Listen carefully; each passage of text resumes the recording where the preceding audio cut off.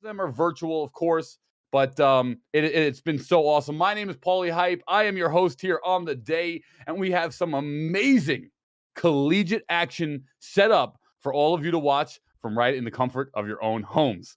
So today we have Valorant, Rocket League, Overwatch, and Super Smash Brothers Ultimate, four of the biggest and best games in esports, and personally, four of my favorites.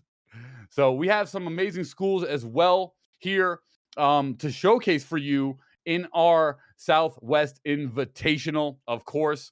So these teams are going to be competing on the day, and there's some exciting stuff planned for that. So without further ado, let's take a look at the teams that will be competing today.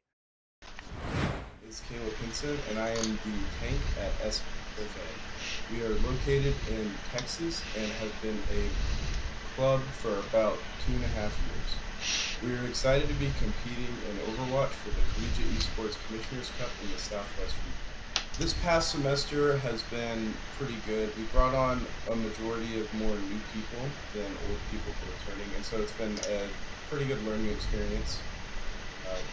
It's been competitive, but it's been fun. Well, I know we have this one DPS player whose name is Ryan, who we have recruited this season, and he's a bit harsh when it comes to some stuff he talks about, but overall, I think he was a good addition to the team, and he brings an element of realness to the team that is kind of needed in this new competitive environment that we're trying to go through. We have this small little side room in our campus's student center. It only has about 12 stations at it, and it's not very roomy, but it gets the job done, and it's better than playing at home, and it allows a lot of players on the Overwatch team especially to actually play on PC, because some of them are unable to play from home or don't have stable internet connections in the house.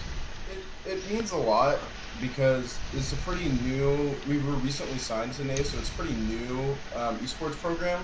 I'm glad that I am able to represent it in the way I can, and I really hope that this can help put esports on the map, not only at our college, but at other colleges in Texas, to help people realize that it's more than just simple games or games they see go mainstream. It's something that can actually go mainstream and be on the verge of other. Specifically this weekend, we're looking forward to go against UT Arlington. They're another school in Texas, and we're looking to try to make SFA known as one of the top esports teams in Texas if we can, and so we're just looking to put our names on the map if it's possible. All right, so we just heard that was actually the interview that we had first. That was with Stefan F. Austin, and that was an amazing interview. He's from the Overwatch team at Austin Overwatch team. But without further ado, let's update everybody on what the brackets are going to look like for our Overwatch competition to start off the day. Let's take a look at those brackets now. Okay.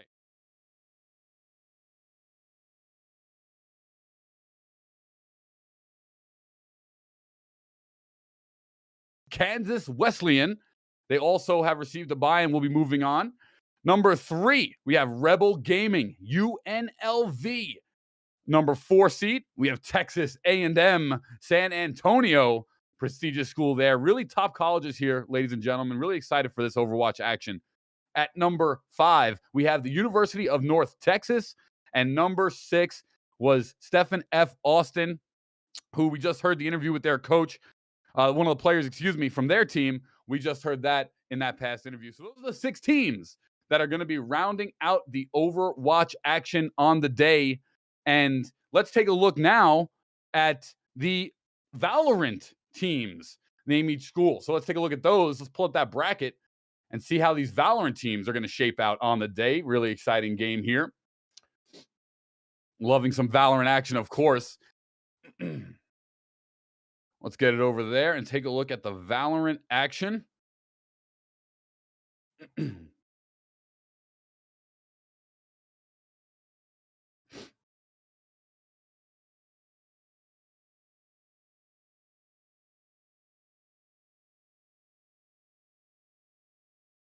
Oh, okay. So sorry.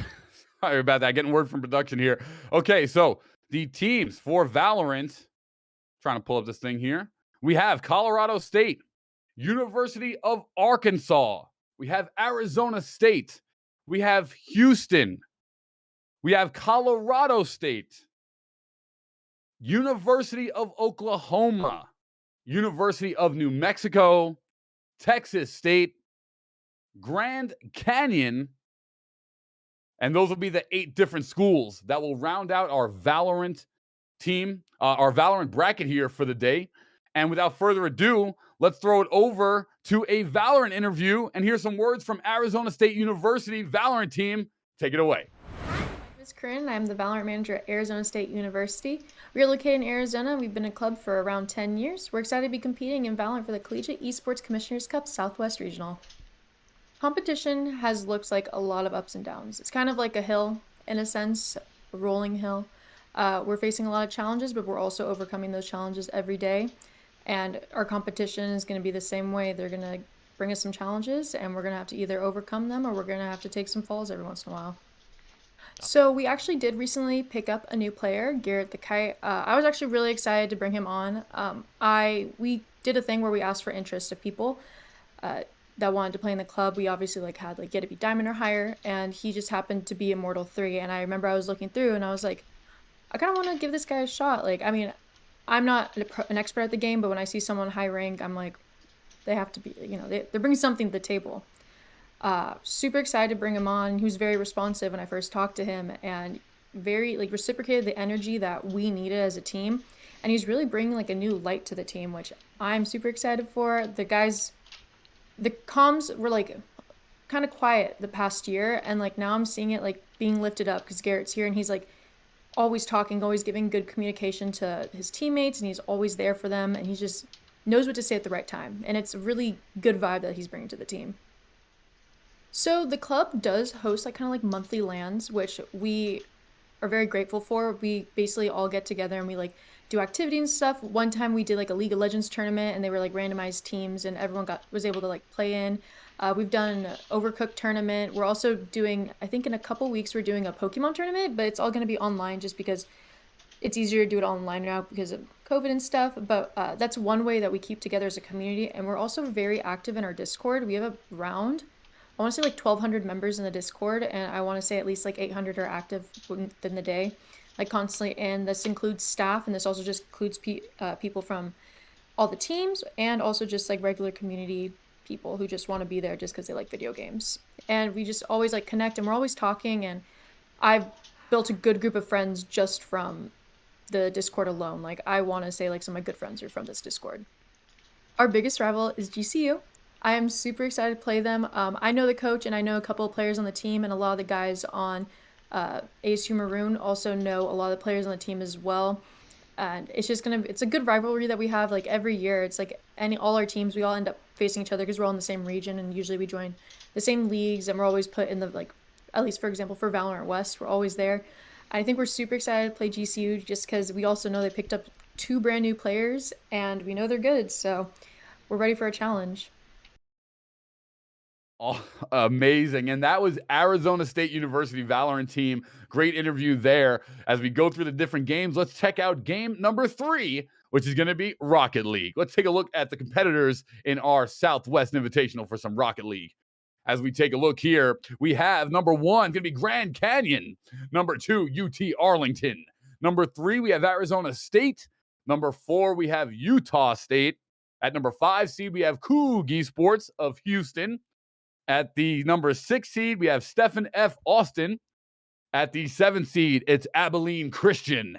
And number 8 seed, we have Missouri Baptiste. That's going to be your 8 different schools, colleges that round out the Rocket League competition. And without further ado, let's take a look at the Rocket League interview with the Stephen F. Austin Rocket League team.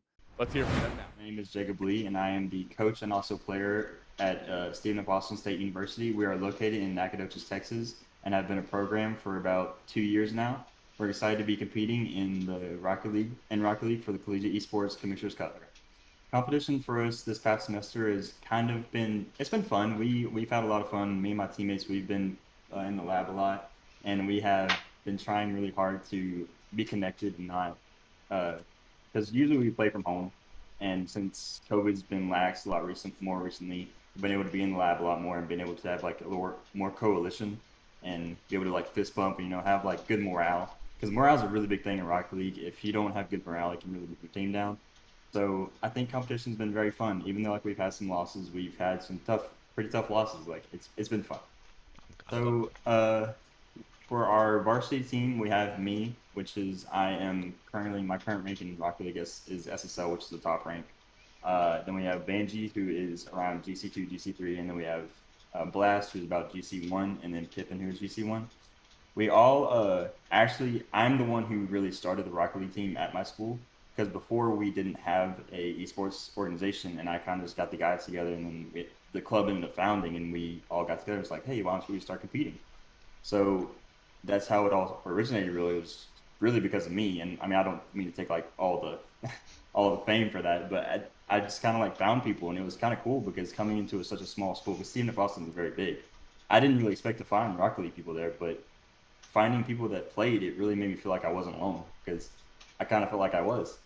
So ironically, we used to be a part of Southwest Conference, Southland Conference, my bad, Southland Conference, before we joined the Western Athletic Conference back in 2020, I think. And there was a tournament held by Mainline that was the Southland Conference Championship for Rocket League and for other esports. And it was between us and Aberdeen Christian, because there wasn't many other schools that really had Rocket League teams in the Southland Conference.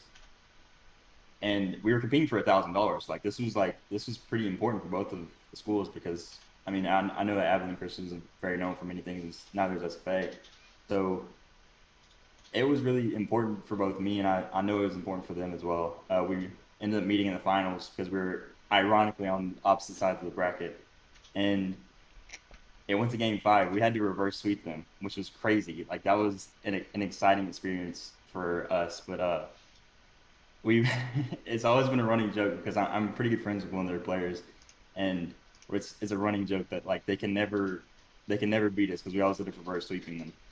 They always end up winning the first 2 games, or the first game, and then we end up sweeping whatever best of series it is. So it's always fun playing. Well, thank you so much. That was Jacob from Stephen F. Austin. That was a great interview. A little bit of rivalry there. I love these interview segments. They really just show a next layer of the players and schools themselves, and hopefully more of those to move forward. But now let's take a look at our 4th and final game, Super Smash Bros. Ultimate. These will be the 8 teams that will be competing in SSBU. As they come up on the screen here, we have number 1, University of Texas, Austin. We have number 2, UT Arlington. Number 3 is Arizona State. Number 4, we have Colorado. Number 5, we have Nevada. Number 6, we have Concordia. Number 7 is Dixie State in the 7th seed. And in the 8th seed, we have Abilene Christian. So without further ado, let's hear from the SSB interview with Colorado State University. Take it away. All right. So, can you give me a brief introduction of yourself, your school, and your program? My name is Brendan, and I am the Super Smash Bros. Ultimate Coordinator at CSU. We are located in Colorado, and we have been club for about a year now, specifically the Smash team. We're excited to be competing in Super Smash Bros. Ultimate for Collegiate Esports National Championship in the Southwest Regional. Last semester, we finally got the local backup, which is essentially an open tournament where anybody can like come and, enter a traditional bracket and play for money. And the esports team specifically has been getting, like, we've been meeting alongside that to try to help each of our players go through their bracket runs each week, break it down, see what they did wrong, improve a lot.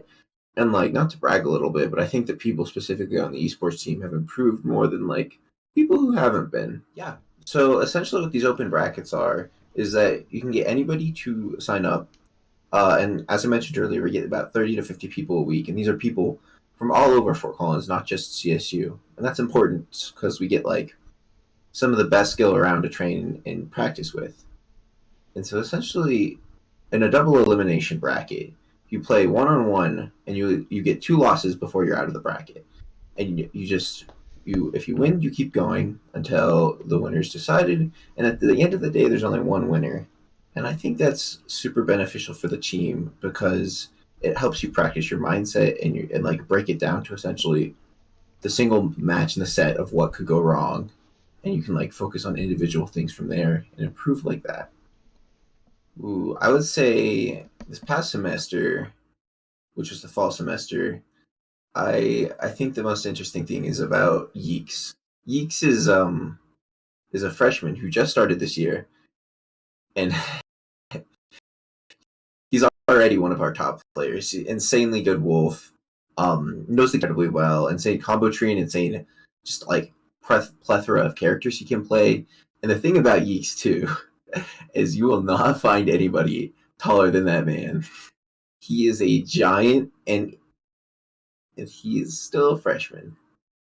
It's kind of insane. So he'll beat you in bracket, and then he'll look down on you as you're walking away. Well, last semester we hosted them in this big biology room on campus, which was super nice because they had tables for everything. You could kind of like go and sit in the middle while you're kind of waiting for your match, and then I would call you up at the front, and then I would tell you where to go, and you go and play your match kind of on the sides. And people would like line up on the sides of the room and watch the matches, kind of walk around as you see that, which is super nice. And then this semester we're in a different room, which like isn't quite as big, isn't quite as nice. But the big thing with that room is that there's a projector, and so normally every week we have a stream setup, which is where everything is streamed. You know, you can watch your matches from the stream later.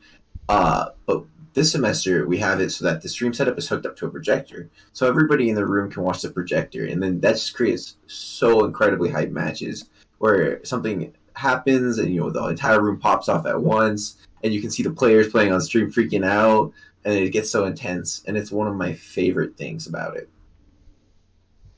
My role in the club is I kind of arrange. I first of all, I organize the tournaments, help run them, call the bracket matches, and then for the esports team specifically, I facilitate practices and decide the tryouts and kind of do all the coordination for all the leagues and things like that. Right. Smash is grassroots, meaning that there isn't really an organization sponsoring it or like funding everything. Everything that like Smash has done has come from within Smash. All the tournaments are created by people who play the game. All the pots for the tournaments, all the facilities, everything is run by somebody who just does it because they love Smash. And I think that creates kind of like an incredibly unique experience because there's so much passion behind it. And I think that passion is kind of self-propagating, and the fact that it's been going on for so many years and it's going to keep on going. And I think that's my favorite thing about Smash. That's a good question. Smash is obviously a one-on-one, 3-stock, that kind of format. And how that has been developed for a team-based kind of competition is something called a crew battle. And essentially, a crew battle is where each team has a set amount of players, and each of those players has a set amount of stocks. And essentially, the two teams fight each other in the traditional 1v1, except you lose stocks, and when a team loses all of their stocks, they lose. But what makes a crew battle different is that you can kind of counterpick players and stocks. So, like, if you have a player that is going to, like, destroy another player, you can kind of choose to send them in against that, or, like, choose to send them in to take this one stock, and hopefully you don't lose your stock. And then, there comes in a whole other meta that develops around that. And I think that's, like, an incredibly hype format that is kind of underutilized in, the traditional Smash scene, actually. Oh, yeah, I'm super excited to be Keaton. This is going to be one of the biggest things of our season as a team. I know everybody on the team's looking forward to it. And honestly, I think that's because we have a shot at taking it. We've been putting in a ton of work last semester. The teams have been getting great results. Haven't heard much about the other teams. So I think we have a very solid shot of taking it. Was SSBU interview with Colorado State University. So that was fantastic stuff. And I am so excited to watch all the games today, all these amazing schools and universities. I just want to say thank you to all of you for competing in today's CECC Commissioner's Cup Southwest Invitational. And let's just take a moment because normally, they have a moment of silence. But when Paulie Hype's on the desk and the host, we got to have a moment of hype. So let's get a little moment of hype going. Let's get the energy flowing, the juices moving, because we're about to kick off day one of the Collegiate Esports Commissioner's Cup. So without further ado, if you're watching on Esports U, it's going to be Overwatch, and you'll be joined by casters Septilence and Dan Dryad. If you're watching over on Esports U2, it's going to be Valorant, and you will be taken care of by the handsome pair of Sparky Gamer Dog and Chad Lantis. So without further ado, take it away, guys. Good luck to everyone and all the participants, and I'll see you on the other side. All right, you guys are. What is going on, everybody, and welcome. Like Paulie said, we have got quite the day in store for you. I hope all you tanks, healers, and damage dealers are having... Okay, sorry about that, everybody. I hope everybody is having an awesome day. All you tanks, healers, and even you DPS players are having an all right day. As Paulie mentioned, I am Septilence, joined by the wonderful Dryad, and we aren't just bringing you guys a couple of teams today. We've got 6 teams at the ready. We're going to get the chance to see every single one. These teams are going to be going toe to toe to toe to toe to toe to toe. But before we jump into all of that, Dryad, how you doing today?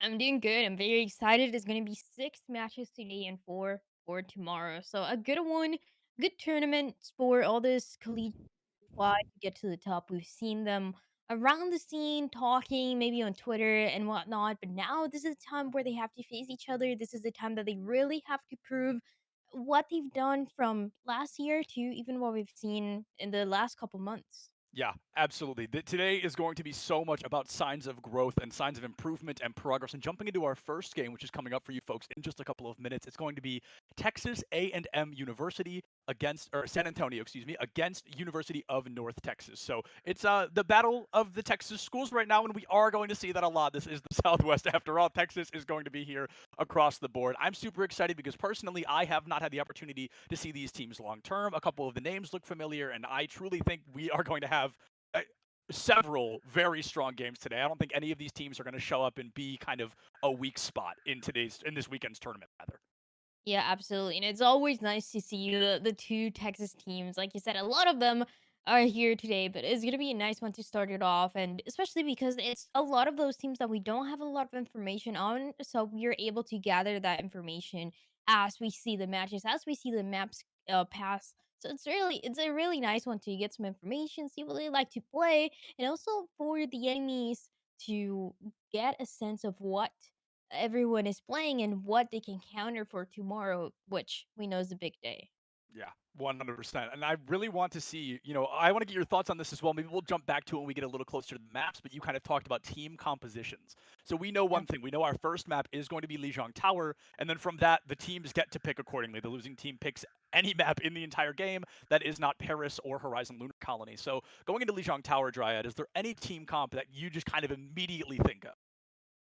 I mean, right, the Legion Tower always depends on what specific submap that we're going into, but the thing that I like about Control is that in specific that we get to see a lot of, at least 2 compositions being played, especially in Lijiang. It's kind of everyone's favorite Control map for a reason, because you get to play Dive, you also get to play that Rush and see what value you can get out of it, and even though throughout the metas we see some variety between, I don't know, maybe a Zarya and a Diva, which one you think it's better, it's still going to be the same sense of a dive or a rush coming in and how much value they can get out of it. So definitely a lot of variety towards the beginning. It's very surprising to see those changes in those control maps, but it's a good indication, right, of what teams like to play, how comfortable they feel for this one.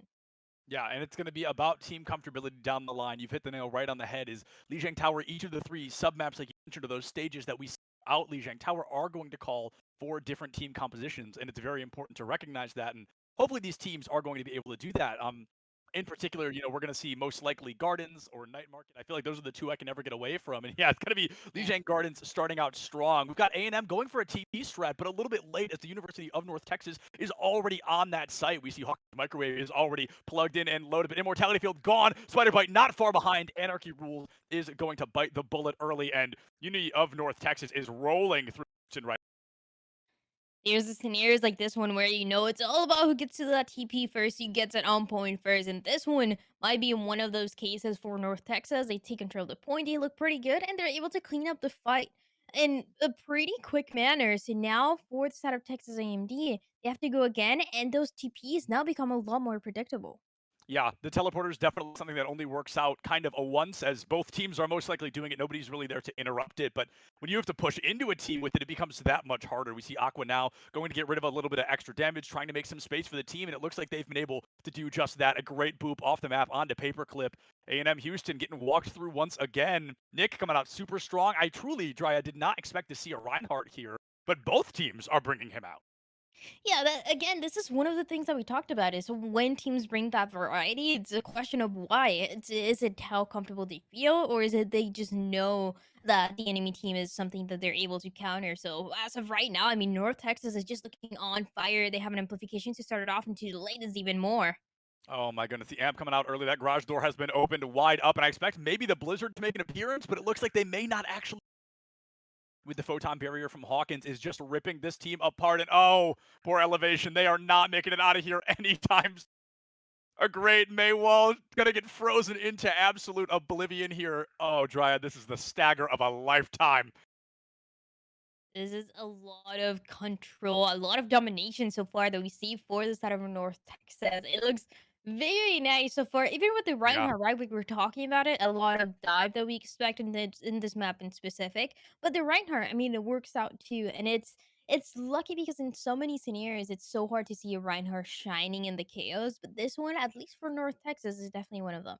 Yeah, without a doubt. And it's interesting because I feel that Gardens is statistically Reinhardt's worst submap of Lijiang Tower, right? We see him on Mecha Base, fantastic. We see him on Night Market, fantastic. It's working. Yeah. That's the weird part, right? Is that it's working and they're doing it well. Obviously working a little bit more for North Texas so far, but the fact that both these teams are playing Reinhardt is going to continue to baffle me. It's really a fascinating choice. I felt personally that Gardens is like Wrecking Ball's territory.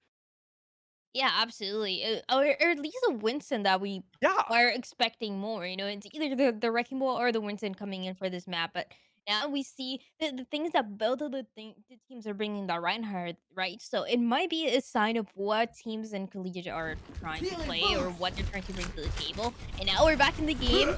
For Texas A&M, they have an amplification to start it off, and you get probably one of those chances. It's already 70%. It's incredible that it's already 70%. I mean, I feel like Houston hasn't touched the point since that very first engagement. Now they've got quite a few minutes to work with, nearly all 6 at the ready, but so does North Texas. This is 100% going to be a battle of the rotations and a battle of the ultimate. Speaking of rotations, it's going to be a bloodbath as Gatsby picks up the double kill of a lifetime, and A&M will crumble. 8 seconds left on the clock. Only 2 ultimates even necessary for North Texas to walk through Houston's final attempt at touching Gardens. North Texas, 100-0, has that in the bag. And you mentioned the fight with all the ultimates, but we only really saw them for the side of North Texas. Texas AMD, they didn't even get the chance to do that. And I was talking about the amplification because it was kind of the last chance to open up the fight for them. And all the other heroes and all the other ultimates that they had were a little bit more dependent on already having that space, so they were relying on that amplification so much they couldn't even let it down. It was just elusive, the 2 kills to start off that last fight, and as North Texas now getting ahead, looking very good, and maybe bringing some changes for this one. I would expect some changes, to be honest. This is going to be Lijiang Tower, control center, and I want to see the Junkrat that AO Green has brought to the table. Aspects Doomfist also does make a lot of sense, but if AO Green plays prepared for a Doomfist, it's going to be really hard to get any value. This Doomfist is going to have to play a hard flank game, and when Junkrat is ripping your front line apart, you're going to need somebody in that back line. A&M getting hyper-aggressive, trying to find an opportunity to strike. Already, the Reinhardt will fall. One Rein dismisses another from the engagement, and that's going to be the first domino that turns into all of Houston being sent back to spawn in the blink of an eye. My goodness, that is a complete and total team kill. I don't remember seeing any kills yet coming in for the Texas AMD. They are struggling so much. Oh, there it is. That is the first one that I was waiting for. It's a good one, but the timing not really going to work out the way Texas AMD's side, as they have to wait for everyone to group up to be ready to go again, and that Luis is going to help everything happen as soon as possible. North Texas, they're always ahead with this ultimate too, but now an opportunity for Texas AMD. They already have a little bit of control of site. A little bit of control. This is probably the best opportunity they've had in ages. Aspect finding a huge elimination, though, onto AO. That opportunity might crumble before our very eyes. Drya Gatsby, the powerhouse support player right now. A bloodthirsty one picks up that kill. Nick dismisses Envy from the engagement, and unfortunately, Houston We swept off the face of this stage once again. That was incredibly close, but close is only going to count in horseshoes and hand grenades. A little bit better, at least on the side of Texas A&M, but a lot more is going to be needed. They need to go into the poke phase for that next fight. You have those ultimates to rely on, because this is what North Texas is doing, and it is working out perfectly. Have to stop, they cannot go in, and it's all about maybe the Cassidy creating space along with the implication here. Yeah, this is the name of the game here on Mecha Base, or not Mecha Base, excuse me, on Control Center, right? Is holding the enemy team in this choke, and North Texas, an incredible job. They force out the beat, but a third of the team has already been taken offline. It's gonna be a double. Oh my God, it's a full total reset. Aspect sends it a little too hard. Gonna join them there in the afterlife, but still the numbers just so in favor of North Texas right now that Houston may get 200 owed here to start our day. It's going to be last fight territory. It's going to be very risky for the side of Texas A&M. 4 ultimates available, almost 5 to get something done, and it's going to be the tire to start it off, trying to get something all the way in the back. Might get it. Immortality, though, making everything so much harder. Another possibly final engagement making an appearance. Immortality Field has been taken offline in Houston. They've got to start pressing that Q button. They find a double. It turns into a triple. This is their time to shine, Dryad. Can they follow through it? No! The total mayhem taking Aqua offline is exactly what Houston's going to need to even try to continue the success and carry it further. Elevation able to find that crucial elim, but Aspect still alive. We know the Juggernaut that Doomfist can be, but that Juggernaut will bite the bullet early, and Houston, for the first time today, is going to be able to break that first point wide open. Aspect definitely putting a fight there at the end, but didn't have the numbers with the rest of the team. So now North Texas is the one that has to group up. They're going to swap into a Cassidy for the side of Hawkins. As on the side of Texas A&M, they have to take as much control as possible, and that is that damage that we see from the Drunkard coming in as he tries to put even a little bit more of those ultimates that they need so bad. That self-destruct might be getting them some space. Oh! Self-destruct may make some space if you get the chance to use it. However, Anarchy going in hot. Oh, but taken out just as quickly. Hawkins finding an incredible dismiss off that Reinhardt. Waffle Iron was flipped for just a moment, but it looks like Texas is trying to flip it right back. What a kill from Aspect deep into the enemy back line, dismissing that DPS, and now a support taken offline as well. I talked about this Doomfist being a bit of a lesser swap, an unusual choice, but my goodness, I think we're seeing why they chose it. Absolutely. Aspect is doing so much into this fight, and it seems like no one was even looking at him. That was the perfect opportunity for this Doomfist to get all the kills. Now the last delay that is going to be needed, and that is going to be the first map for the side of North Texas. A lot of domination and a lot of power that this team has, and it's already showing us, which is going to be an interesting sign for what is next. We've seen a lot of that Reinhardt. Like, we saw a lot of those damage heroes that are creating a lot of space. So that means for Texas A&M, they are a little bit behind in that mirror match. The mirror match is a little bit in favor of North Texas right now. I think you've made a great observation there, and it's going to be looking at these next maps. So the number one reason control maps are my favorite in the game is because they are so unbelievably unique. They are not like any other map type in the world of Overwatch. So perhaps we're going to see a bit of a pace change, right? Maybe San Antonio is going to find the opportunity to clutch out. Maybe they've got better compositions when it's not so head to. It's going to be all about their next map choice to really dictate how the rest of this series goes. And remembering that this is only a best of 3. A team only needs to win 2 maps. Yeah. And with one already in the bag for North Texas, this is San Antonio's basically final moment already.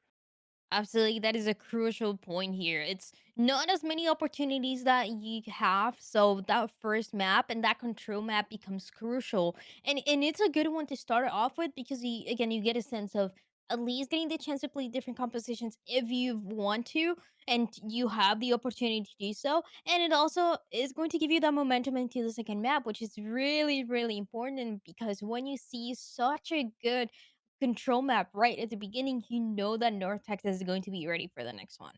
Yeah, and I am going to make a completely off-the-wall, suspicious guess on the map we're going to see, right? My gut tells me there's a decent chance we're going to be running into King's Row here, because that is the map everybody loves to play. I'm pretty sure it is like, if we took a poll, that would be the most favorite map in the entire game. It makes sense because that's the map everybody's also going to know the best. That is the map these teams know they are going to play at their highest possible skill cap, right? So if I had to take a random shot in the dark, I would assume King's Row, but it's also important to remember that San Antonio can choose literally any map in the game except Paris, Yeah. Horizon Lunar Colony, and Lijiang because we just played it. Anything else is on the table right now. So perhaps they could get a little bit of the element of surprise, and maybe they can try to play a little more of a surprise strategy rather than that tried and true. Yeah, absolutely. And the thing about Kings Row is that we see it so often that, like you said, teams already know what they like to play there. They already feel comfortable in this map. If you're not comfortable in Kings Row, it is going to be so difficult to do anything as a team. So Absolutely. it's a definitely a good possibility here. But again, we've seen a lot of the rush. I would like to see something else at this point. I would like to see this team is bringing something else to the table that we haven't seen yet, even if that means the stigma coming in. There's a lot of compositions recently, even including a Roadhog. That it is an interesting one. It is a fun one, at least to get and to see those kills happen in front of you. But yeah, it's the flexibility for me that is a crucial point for all the teams trying to make it to the grand finals. They just have to be able to play as many compositions, as many heroes as possible. And already showing an indication of that, it's a good one for today and for the first match that we have today. Yeah, I will tell you this, Dryad. If we see a successful Roadhog today, this will easily make the top 10 best days of my life because that would be the least expected thing I would even think we'd see today. But you're absolutely right. There are some really wacky team comps right now that teams are running, and it's part of Yeah. the reason I love where Overwatch is right now because we aren't in a GOAT situation. We aren't running the same team comp every single map, every single game. Teams really have the opportunity to spice it up. And as we move into Kings Row, just to prove my brain is gigantic sometimes, it is going to be fascinating to see what is brought to the table from these teams. Envy with an early Echo, and I think that is probably the best possible choice San Antonio can be making right now. And I was a little bit worried because sure, when you go to Kings Row, this is a map that we already talked about. A lot of teams like to play, but when you are starting on attack for the side of AMD, that is when things might become a little bit more difficult though. So that initial composition, it has to either work from the beginning or it has to be a complete swap. And we're already seeing differences, no more of a rush coming in for San Antonio, or as I see that the last couple changes are going to come in. The Reinhardt and at least the Diva to complement it a little bit more, to take the high ground that is going to be crucial for San Antonio to get any space.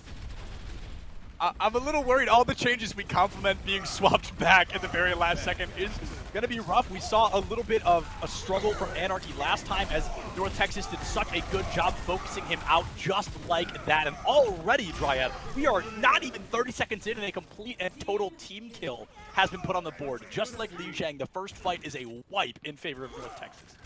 Yeah, this is what I mean. It can be so difficult on the attacking side to get a hang on how things are going, especially if you don't have the momentum from that last map. So now, for San Antonio, is going slow, trying to build those ultimates, trying to go into that pro phase, but they don't have a chance to do that. Oh my goodness, Nick with a very early Earth Shatter, and he's a quarter of a way to another one. I mean, that is just truly, I had the opportunity to look and see he had ult, and I didn't even know. That caught me by surprise, let alone the team after the first fight in Earthshatter already at the ready. This is a risky play right here, Dryad. Hawkins is going to try to go in and get an aggressive pick right onto somebody from San Antonio, but if they get called out, if they get picked early, that's going to be a huge opening for San Antonio. Oh, they don't know. They have no idea. They're not checking up there. He can get anyone that he wanted to. Oh no! Yeah, he is so patient. I can't believe it. Doesn't get anything though. And then they all turn for the flashbang and then the Earth Shatter, and oh, what a great play! Hawkins gets no eliminations, but opened up the entirety of San Antonio's defenses for North Texas to shine. Nick with the second Earth Shatter in 2 minutes. This very well, if this continues, I'm not sure we're going to see much more from today. Hawkins patient, but maybe a little too patient here. Now with Blizzard coming in, even more space that is trying to be created by the side of North Texas, and they're not giving anything for AMD to get anything done, to get any kills the way that they need to. Even the Zarya swap that we saw is just not working out the way that they wanted to, and an amplification to open up to at least make them back up would be ideal, but it didn't really work last time around. Right. This is going to be fascinating. I think the Winston would have gone crazy here, Dryad, personally. I really think that would have been a great swap for San Antonio, but they swap back to the Rhine, which makes sense. Kings Row really is a Rhine Zarya place of existence. This is their place in Purgatory, but right now, the way that Anarchy can never engage because their shield is paper thin is really making San Antonio struggle to find any engagement. And it's just all the teamwork that we see. Jedi coming out now all the way in the back, but it's not going to get anything in the side of San Antonio. They can't even get out of spawn. It is such a difficult situation. They have so many ultimates, but it's about a minute remaining here. A minute left already on the clock, and this all makes sense why North Texas chose to go for defense first. They want to be run and done. They want to any percent speed run this series today, and they're looking great to do it. Nick with his 4th Earth Shatter in 4 minutes. He's got time to charge a 5th if he really feels like it. Now the left shift, and he's gonna just barely miss the elimination. Jaybird picking up a double. That's a seriously bloodthirsty support line from the side of North Texas so far. 40 seconds remaining here for the side of San Antonio. One last chance. The amplification is going to be ready. But look at that. North Texas, they were just able to build another one. And they used it that last fight. It is insane. And Deadeye, not even fear, not even shields are going to be needed here. The shield doesn't even get to exist as Hawkins is rolling right now. Turns the double into a triple. And with Aqua's Eat of the Blizzard in the final 20 seconds of the game, Dryad, things are unfortunately looking quite bleak for San Antonio. They are just not able to make their way out of this spawn. And the wall, everything, the amplification is just a nightmare coming in for the side of San Antonio to get anything done. At last kill into Mystical, but not the time in their favor. And with that is going to be a really good beginning for just a snowball potential here on the second map of North Texas. It's been so much dominance coming in for them. They're not giving any space, any kill for the side of San Antonio, and it's such a good control. We saw it from the beginning when that shatter was ready after 30 seconds, and it's so weird to see that happen. And then it was just a really good use of ultimates, just being able to rotate those ultimates, which to me already leaves me a good indication of the communication that is going on behind the scenes for the side of North Texas, because they're not using too many ultimates at once. I think the most that we've seen is 2 at once, a support ultimate and a DPS ultimate coming in, but everything else seems to be very well timed, and that is all that I can expect for them. I think the best example for me of how strong the communication in the back line of North Texas was that flashbang Earth Shatter combo. That is when I was like, oh, this team knows what's up. Because Hawkins had the opportunity to find several eliminations, but waited. The trigger discipline was incredible. They waited for their proper time to strike, and because of it, it was a complete and total team kill in favor of North Texas. San Antonio now, something very to mention, there is not the opportunity to make even a single mistake. They are going to have to win 6 fights in a row, essentially, in order to walk away with a draw to force a 3rd map.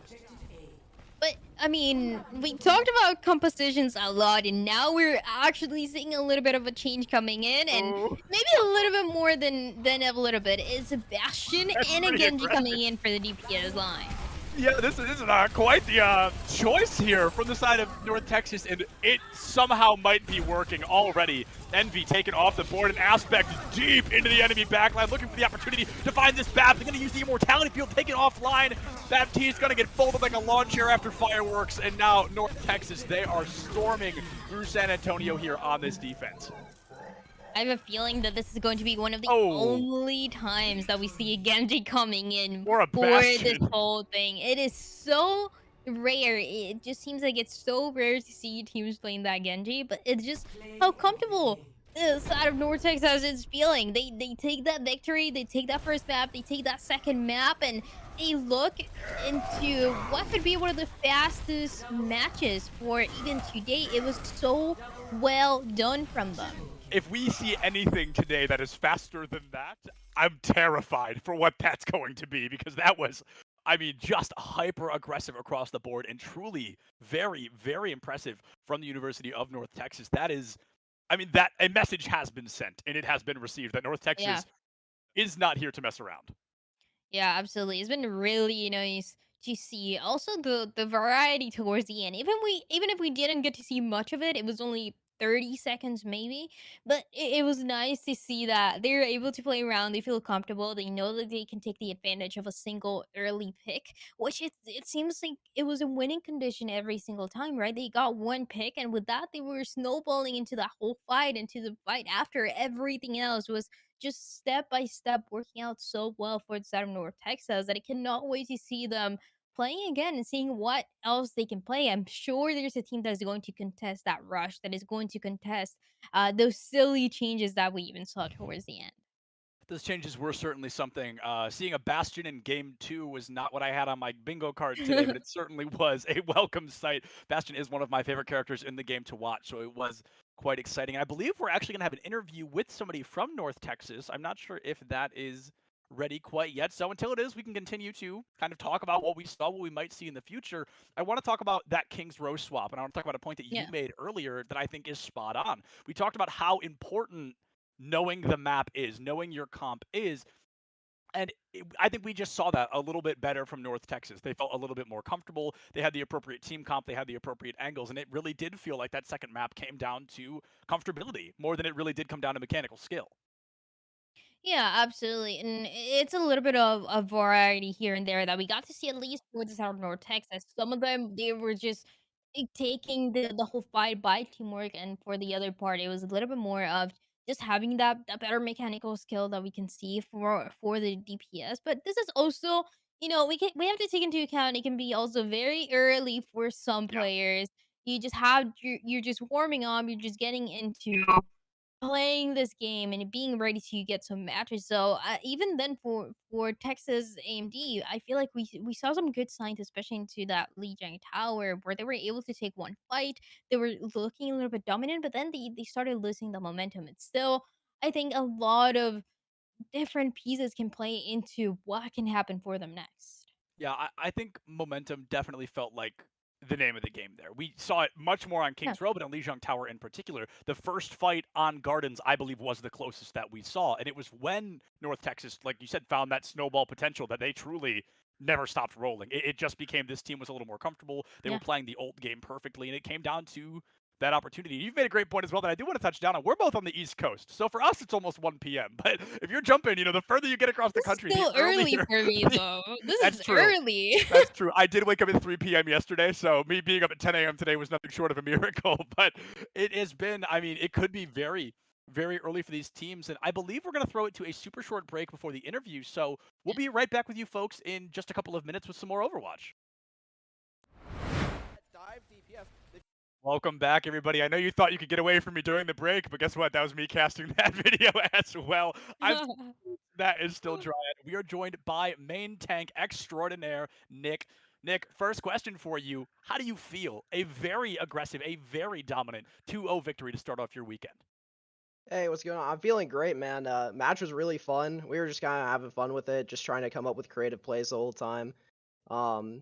Still thinking about the game, still trying. They're good opponents, but we were just being a little too creative today. Yeah, so speaking of that creativity, I want to ask, I want to touch down on that straight away. And you don't have to give away any of your team comps or your strategies, so to speak, but that Genji on King's Row, that was a huge notice from both Dryad and myself. I want to ask, is that something we might see a little bit more of? So I'm just gonna be straight up with you. You should 100% expect to see this comp in the future. We call this the green comp, and it is one of our favorite comps to play in the game right now. Go mean green. Okay, it's an interesting one for sure. And talking about that, obviously no leaks for you guys are gonna for what you guys feel comfortable playing in other maps as well. But how comfortable does your team feel with flexibility? I mean, playing different compositions, playing different heroes when you need to, in specific scenarios when you're maybe not winning those fights. Is it something that you feel like your team is really, really good at? No, I think we're only really good at the green comp, to be Okay. honest. But sometimes our brawl doesn't look too bad either. Yeah, I mean, fair enough. Short, sweet, and to the point. That's something that Whatever works. yeah, whatever works. If it ain't broke, right? I'm very excited to see a little bit more of that, and I know we will be seeing more of you soon. We're gonna keep this interview on a little bit of the quicker side so we can get our other teams ready. But just before we let you go, is there anybody that you would like to give a general shout out or just a thank you to while you're here in the interview? Yeah, shout out to Michael Meter. Michael Meter, he was with us last year, and good guy. Been helping us out. Been looking at the game and talking and stuff. So yeah, shout out to Michael Meter. Awesome. Fantastic. Very nicely said. Well, Nick, we will let you get back to the rest of your team and, celebrate a rather dominant victory. I believe your next opponent is UTA, University of Texas Arlington. So Yep. one more question for you. Is there anything, are you familiar with that team? Is there anything that you might be intentionally focusing on to succeed? You don't have to give away anything specific, but do you have any planned strategies to go up against UTA? No. I Fair don't really enough. know who their players are. That's not a flame. I just don't know who's on the Right. team. Not to say that they're gonna be a good or bad opponent. I just don't know who's on the team. We haven't prepped for them, but we're gonna be coming full force with our general preparation for sure. Absolutely. Well, I believe we'll see you just after this next series. You guys are going to be our third series of the day. So go celebrate with your team. Maybe grab something to eat, but we'll see you soon again, Oh my yeah, friend. for sure, for sure. All right, thank you, man. All right. Thank you. Welcome back, all you tanks, healers, and damage dealers. I am still Sepulence, joined by the talented and wonderful Dryad. We are bringing you our second game of the day. We've still got quite a few left in store, but this is going to be a great one. UNLV Rebel Gaming going up against Stephen F. Austin here in match 2. We had a really interesting match one for sure, but now I think hopefully it'll go back to normal. That's what I'm hoping between these two teams. Everyone again just fighting to get to the top, fighting to get to those grand finals that are going to take place tomorrow. But first, they have to deal with the early matches that are taking place today. So want to see those compositions. Want to see what else these teams that we actually haven't really seen before, haven't really heard much of, what they can bring to the table today. Yeah, it's going to be all about making that statement early, trying to play up to what Yeah. University of North Texas has already shown us is going to be a very high caliber tournament. We know these teams are bringing nothing but the best today, and we're even spicing up the map a little bit. We're starting on Ilios this time around, which I'm super excited to see, Dredd, because a very special tank that we talked about earlier, I feel like if we're going to see him today, it's going to be here on Ilios. It might be. I mean, if we go too well, we can definitely expect a Roadhog is one of the better possibilities out there for tanks. But obviously, nothing set in Right. stone yet, and I'm very interesting for this variety that we can bring to the table with these two teams that we have. We haven't really seen them before. This is the first match where they can prove themselves. And even though all the teams before their matches are scrimming or getting ready or maybe doing a quick VOD review, whatever it's going to be needed, I do hope that everyone is kind of watching all the other matches like we saw for the Center North Texas a little bit early, because that is going to be information that you can gather. You know what teams are going to look stronger, what teams are playing specific compositions, and all that is going to add up to your confidence and to how to prepare for a specific match. So that is kind of what I'm hoping for between these two teams as well. Everyone kind of watching, trying to learn for them, and also just learning what compositions they're bringing to the table and how to counter them here. Yeah, and if you listen super closely, you can hear my heart shattering into a million pieces, as nobody has brought out Roadhog quite yet. To be fair, this stage isn't, his best, and I'm keeping my eyes, Dryad, entirely on the Sacklar there, because that is going to be Wrecking Ball's domain. This stage in particular, Wrecking Ball should have nothing short of a field day, and on the side of Stephen F. Austin, I'm looking at Ire there, because this Echo, in the same vein, should have nothing short of an absolute just field day, going through, ripping this team apart. But the first elimination is actually going to be the Sacklar. That Wrecking Ball goes down, and all of a sudden, it's a 6v5 in favor of Stephen F. Austin. They get that first cap, things looking great already. Getting the first cap, there's about a 60% chance that you walk away with this stage victory. And it's an interesting one here because the one win condition that Stephen Austin had was just taking control of the point. They have a double shield composition that they're bringing, which is amazing to hold and take control of spaces. And they are able to do just that. On the other side, for the side of the Wrecking Ball, you just have to be disruptive. You just have to be on the backline trying to poke on the supports of the enemy team to get any value for this composition, and they haven't been able to do that just yet. It's around 30% already.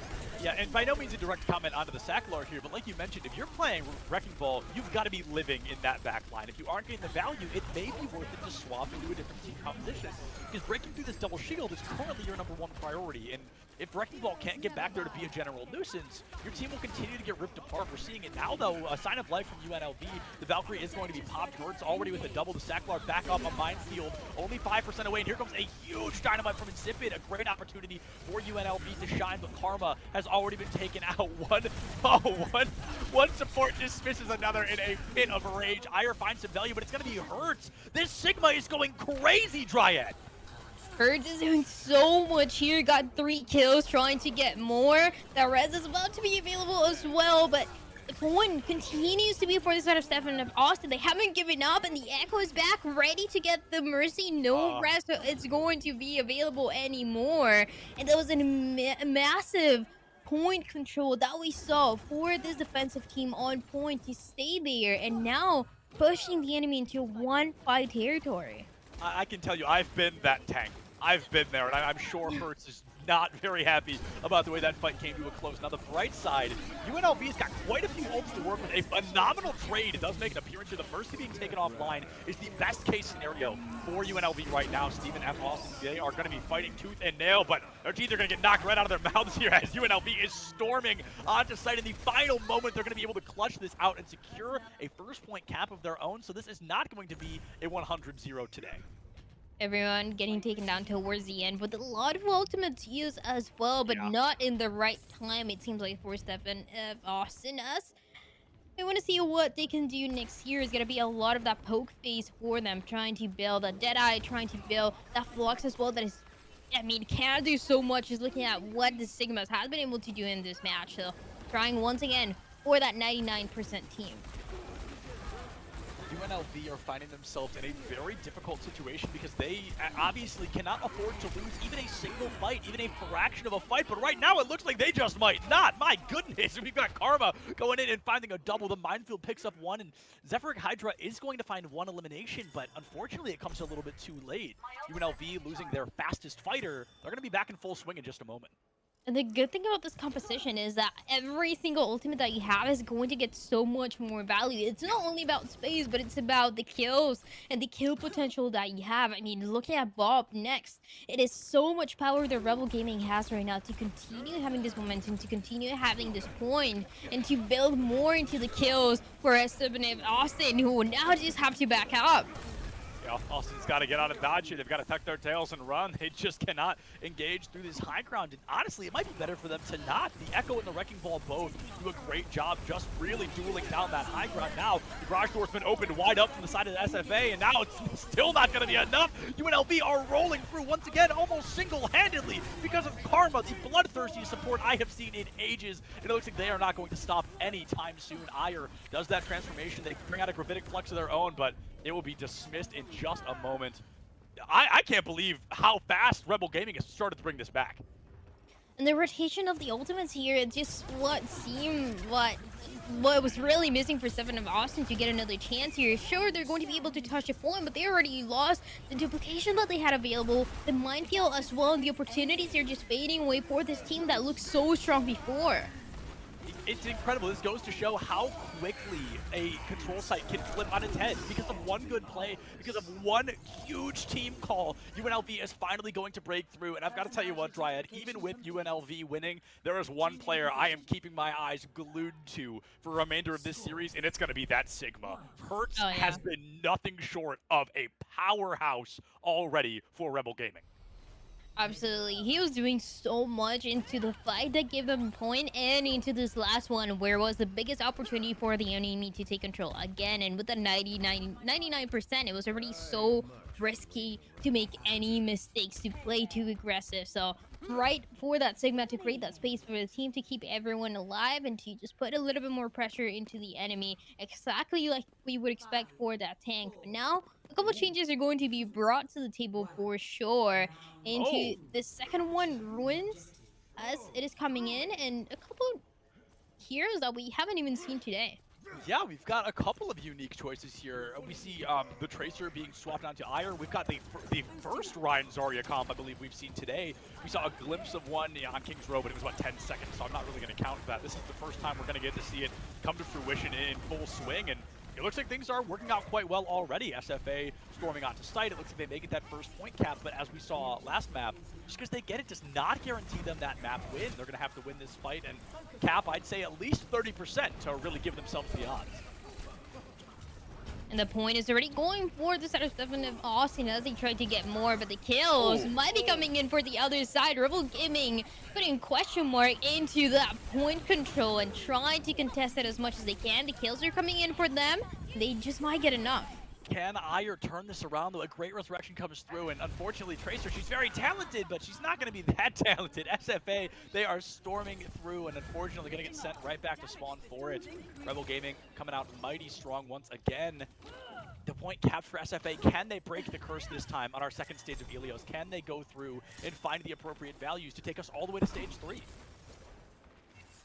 Is definitely what we're hoping for here. Into the last couple changes that can be brought to the table, and also those ultimates that we talked about before are going to be crucial into this fight. But already that first kill coming in.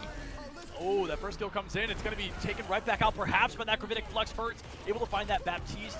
Things looking bleak, but as I say, a great trade comes through once again. SFA starting mighty strong, bringing some great progress through. We hear Robert making an appearance. The aim bob we know and love. The minefield coming out as well from Rebel Gaming.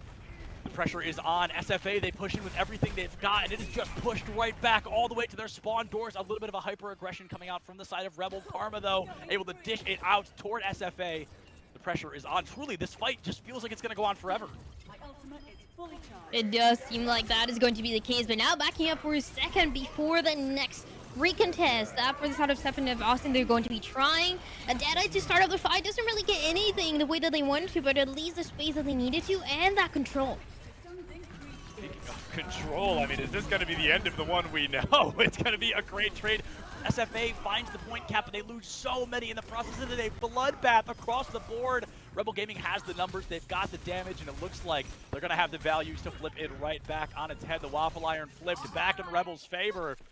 SFA, they're running out of time to make the magic happen.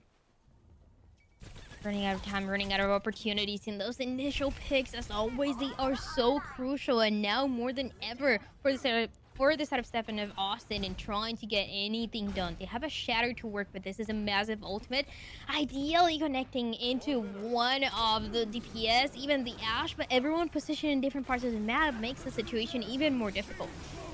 Speaking of difficulties, here comes another one. The Cowboy taken out. He is not rootin', tootin', or ready for shooting as he is dismissed from the fight before it can even begin. Rebel Gaming storming onto site, using every ultimate they had in their holster, but it's going to confirm a point cap nonetheless. Insipid with a phenomenal shot onto Lassum there, trying to keep this team in its top swing. Ire, wow, going in deep here. 40 HP in a dream. They will make it to that Mega, trying to get onto the point, but the timer is ticking, and Dryad, we are going all the way. That is going to be a hyper-aggressive win for Rebel Gaming.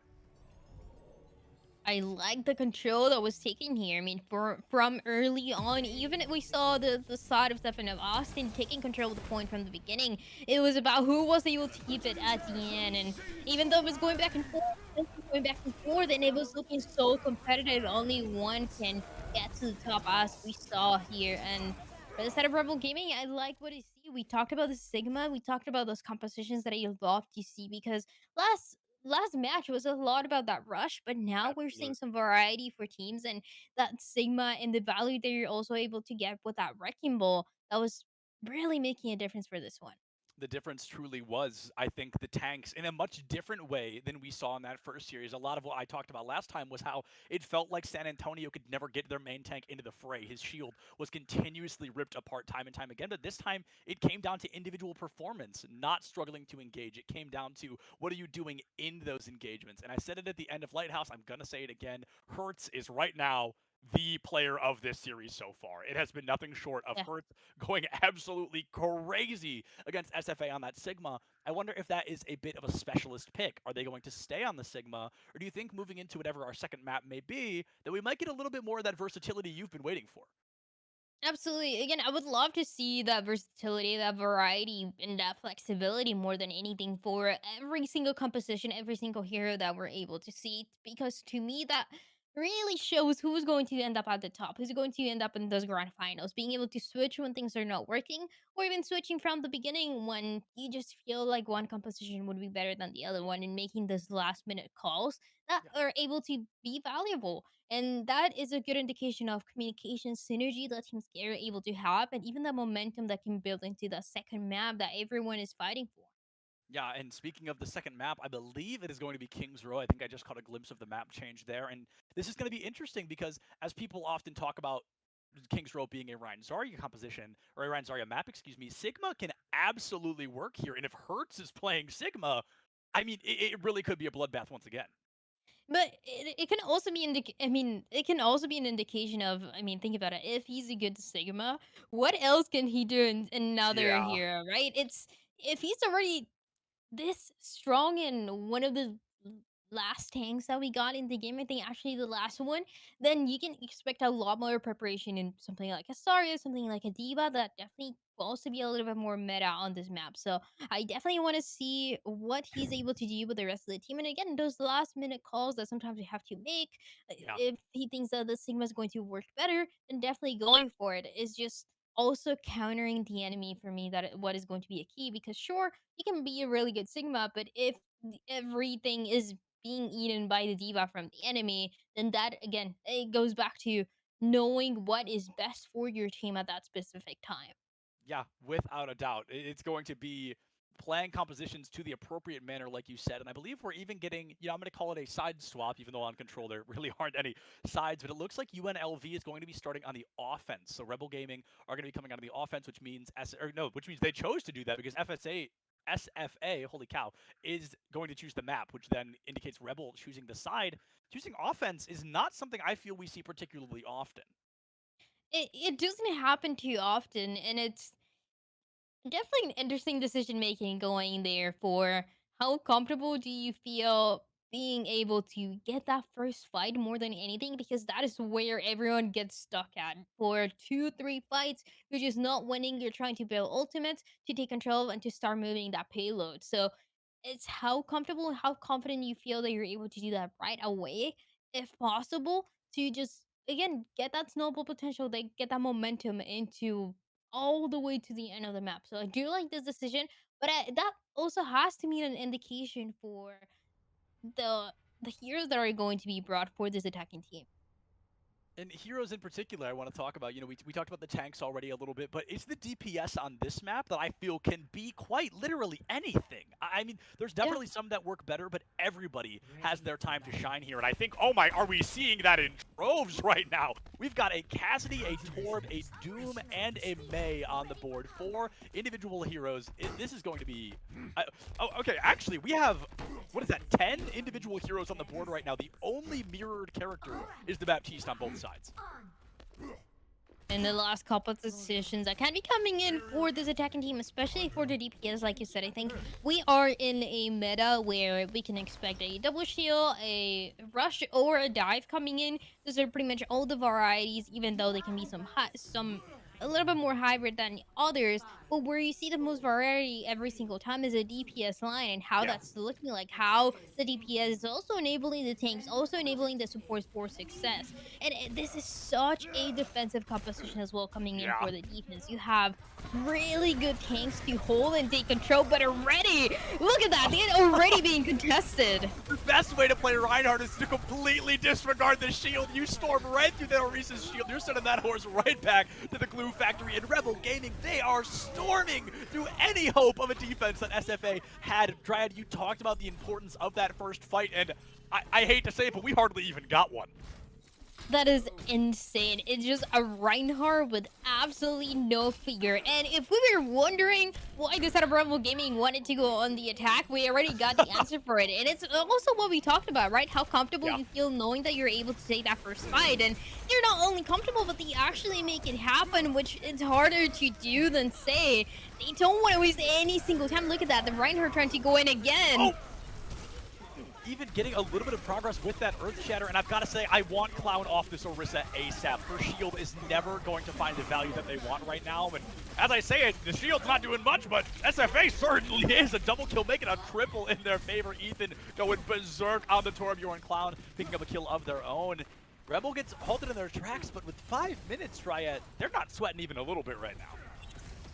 The payload gets to stop a little bit before starting to move again, but that all depends on this defense line and what they're able to do here. A supercharger coming in should be a good one to put a little bit more damage, and yeah, that is going to open up the fight. That'll be a fight opener if I've ever seen one. Holy cow. Dusty gets taken offline before they can even complete the punch. A huge blizzard from Insipid, though, making up that loss. The damage dealer. Hertz is going to be the one to find the damage. My goodness, I'm not the least bit surprised to see Hertz lighting up that kill feed like a Christmas tree once again. Rebel Gaming, they have got this cart stalled in just a moment. Hertz trying to do it, but can they do enough? The answer will be yes. Sesame and Hertz coming in strong off the back of that blizzard. And I don't know how he's doing it, but Ethan is getting so many kills into Torbjorn that don't even make sense. He is just popping up. It seems like he's playing another hero, but no, it is Torbjorn. It is working out. Has a Molten Core next, and that is going to be amazing to delay the second point to go for this side of the attacking team. So just a matter of time before using here. It is the Torbjorn tried and true, and oh, Zephyr gets caught on the corner of the wall, then it moves the location of the Gravitic Flux. It's going to miss the entirety of the team, but Rebel popping every ult they've got and more. Diva Bomb only going to be able to find the turret, but a huge Space Maker is going to be that beat coming out from Karma, trying to dish out some additional damage onto SFA's defensive line. Lansam pops the rally, but my friend, I think it is too little, too late. This is going to have to be an insane turnaround. A 3v6 right now. They get a 3v4 as Ire is starting to rip Rebel Gaming apart. Rootin', tootin', and ready for shooting. Rebel Gaming, they actually fall to SFA in this fight. There it is, and because of that, there's going to be a change. Is going to be Sesvi now going into the Cassidy, trying to bring some changes, but the Cassidy that is being highlighted right now is on the other side for SFA.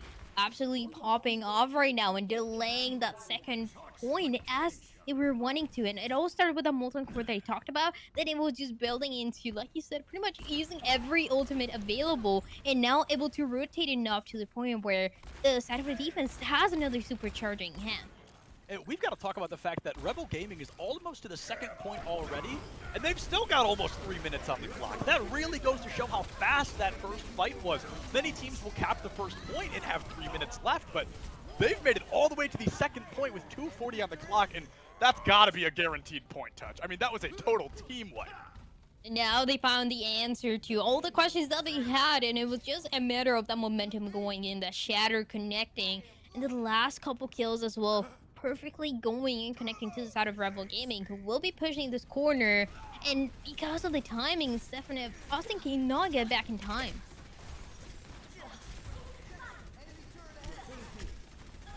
This is an incredibly difficult corner to make it around. If Insipid can use this Blizzard and actually find some value with it, which should be easy considering the only thing to eat it is that Sigma Absorb, that could be a huge opener for them, but Rebel Gaming instead, they go for a slower approach. The Sacklar gets a little bit greedy, gonna pay the price of their life for it. That Bongo deals a lot more damage than people often give it credit for.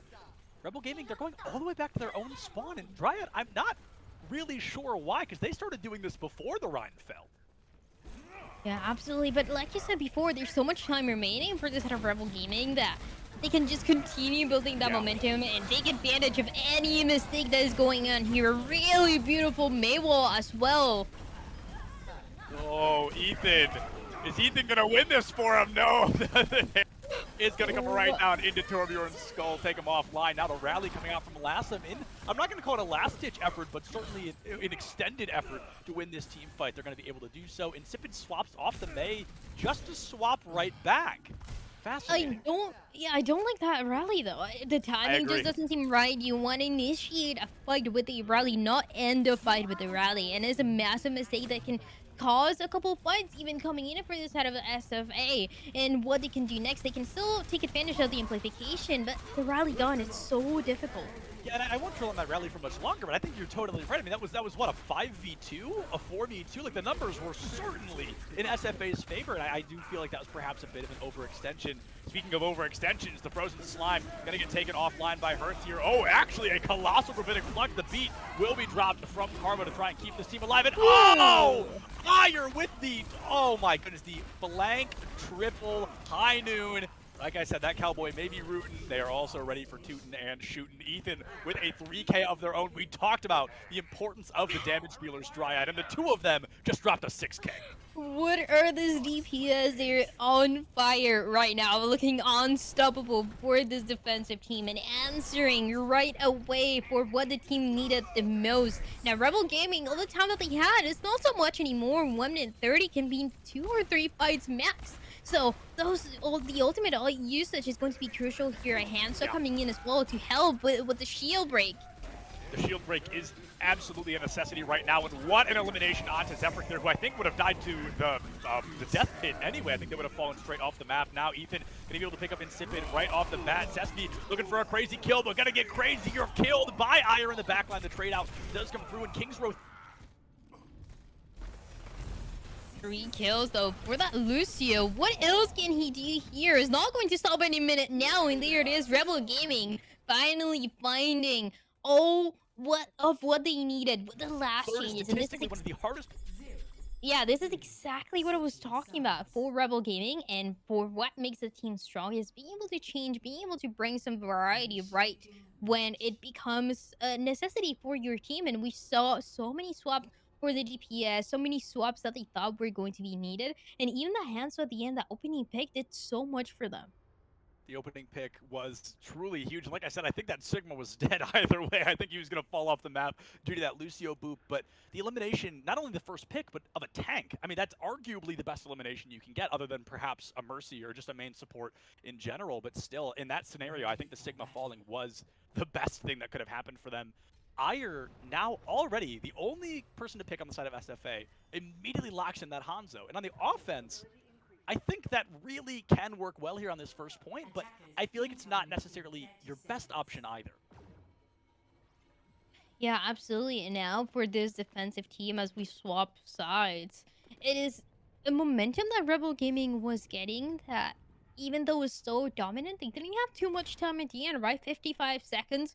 Not the best, not the worst, just kind of in the middle. So it's a good opportunity, though. I would say that Stefan of Austin would feel pretty comfortable about their defensive side and what they were able to do and what they can do next. But to me, it is going to be crucial now seeing the changes coming for them, whether it is that break, whether it is that Torbjorn. We know these are not always the most attacking heroes, I want to say. Right. So what they can do right away is going to be the most important thing. And I didn't even get time to talk about the Orisa. Certainly a fascinating pick, but who cares about the Orisa? It's the damage dealers that are coming in insanely hot. A double headshot from the both of them, but it's going to be Rebel Gaming. That simple high ground advantage goes such a long way. Makes it so easy for a defensive team to really hone down and deal a lot of damage to the attackers. SFA, a great opening. A lot of great ult charge, but unfortunately, it's not going to be enough to win that first fight. Everyone trying to backhand, but I don't think the side of Rebel Gaming are going to even allow that to happen. And Widowmaker trying to get a pick and does do that. But again, the timing not really working out. Everyone having to go up for this attacking team is going to cost them a couple more seconds to wait, to be patient, as already a minute has passed. Yeah, a minute off the clock. We've got to remember that Rebel capped this in like 31 seconds, I think. Like very, very quickly. The first fight was hardly a fight. They came through. They just stormed the castle and won it all. And right now they're looking to full hold SFA here on this first point cap. Ire going for that sniper duel. And it's important to remember that a damage boosted Ashe is just as, if not more dangerous than your traditional Widowmaker. So Ire really playing against the cards there. There's going to be a Valkyrie already available, a good opening for the next fight coming in for Rebel Gaming. Even if they are defending, even if they're playing all the way up, it could create a lot more fear coming in for the enemy team, who's trying so hard to pass, to touch the point, but they have no space to work with. Not even the double shield is going to be enough for them to get close, and a Reaper trying to get something done this time around. Yeah, Ethan, I think trying to fill kind of a pseudo wrecking ball role for the time being, trying to pull focus, trying to be a nuisance in the back line, because, I mean, you're obviously not going to win a 1v1 against an Echo, right, on the Reaper, so it's important to just pull that focus, give your team the space they need to engage.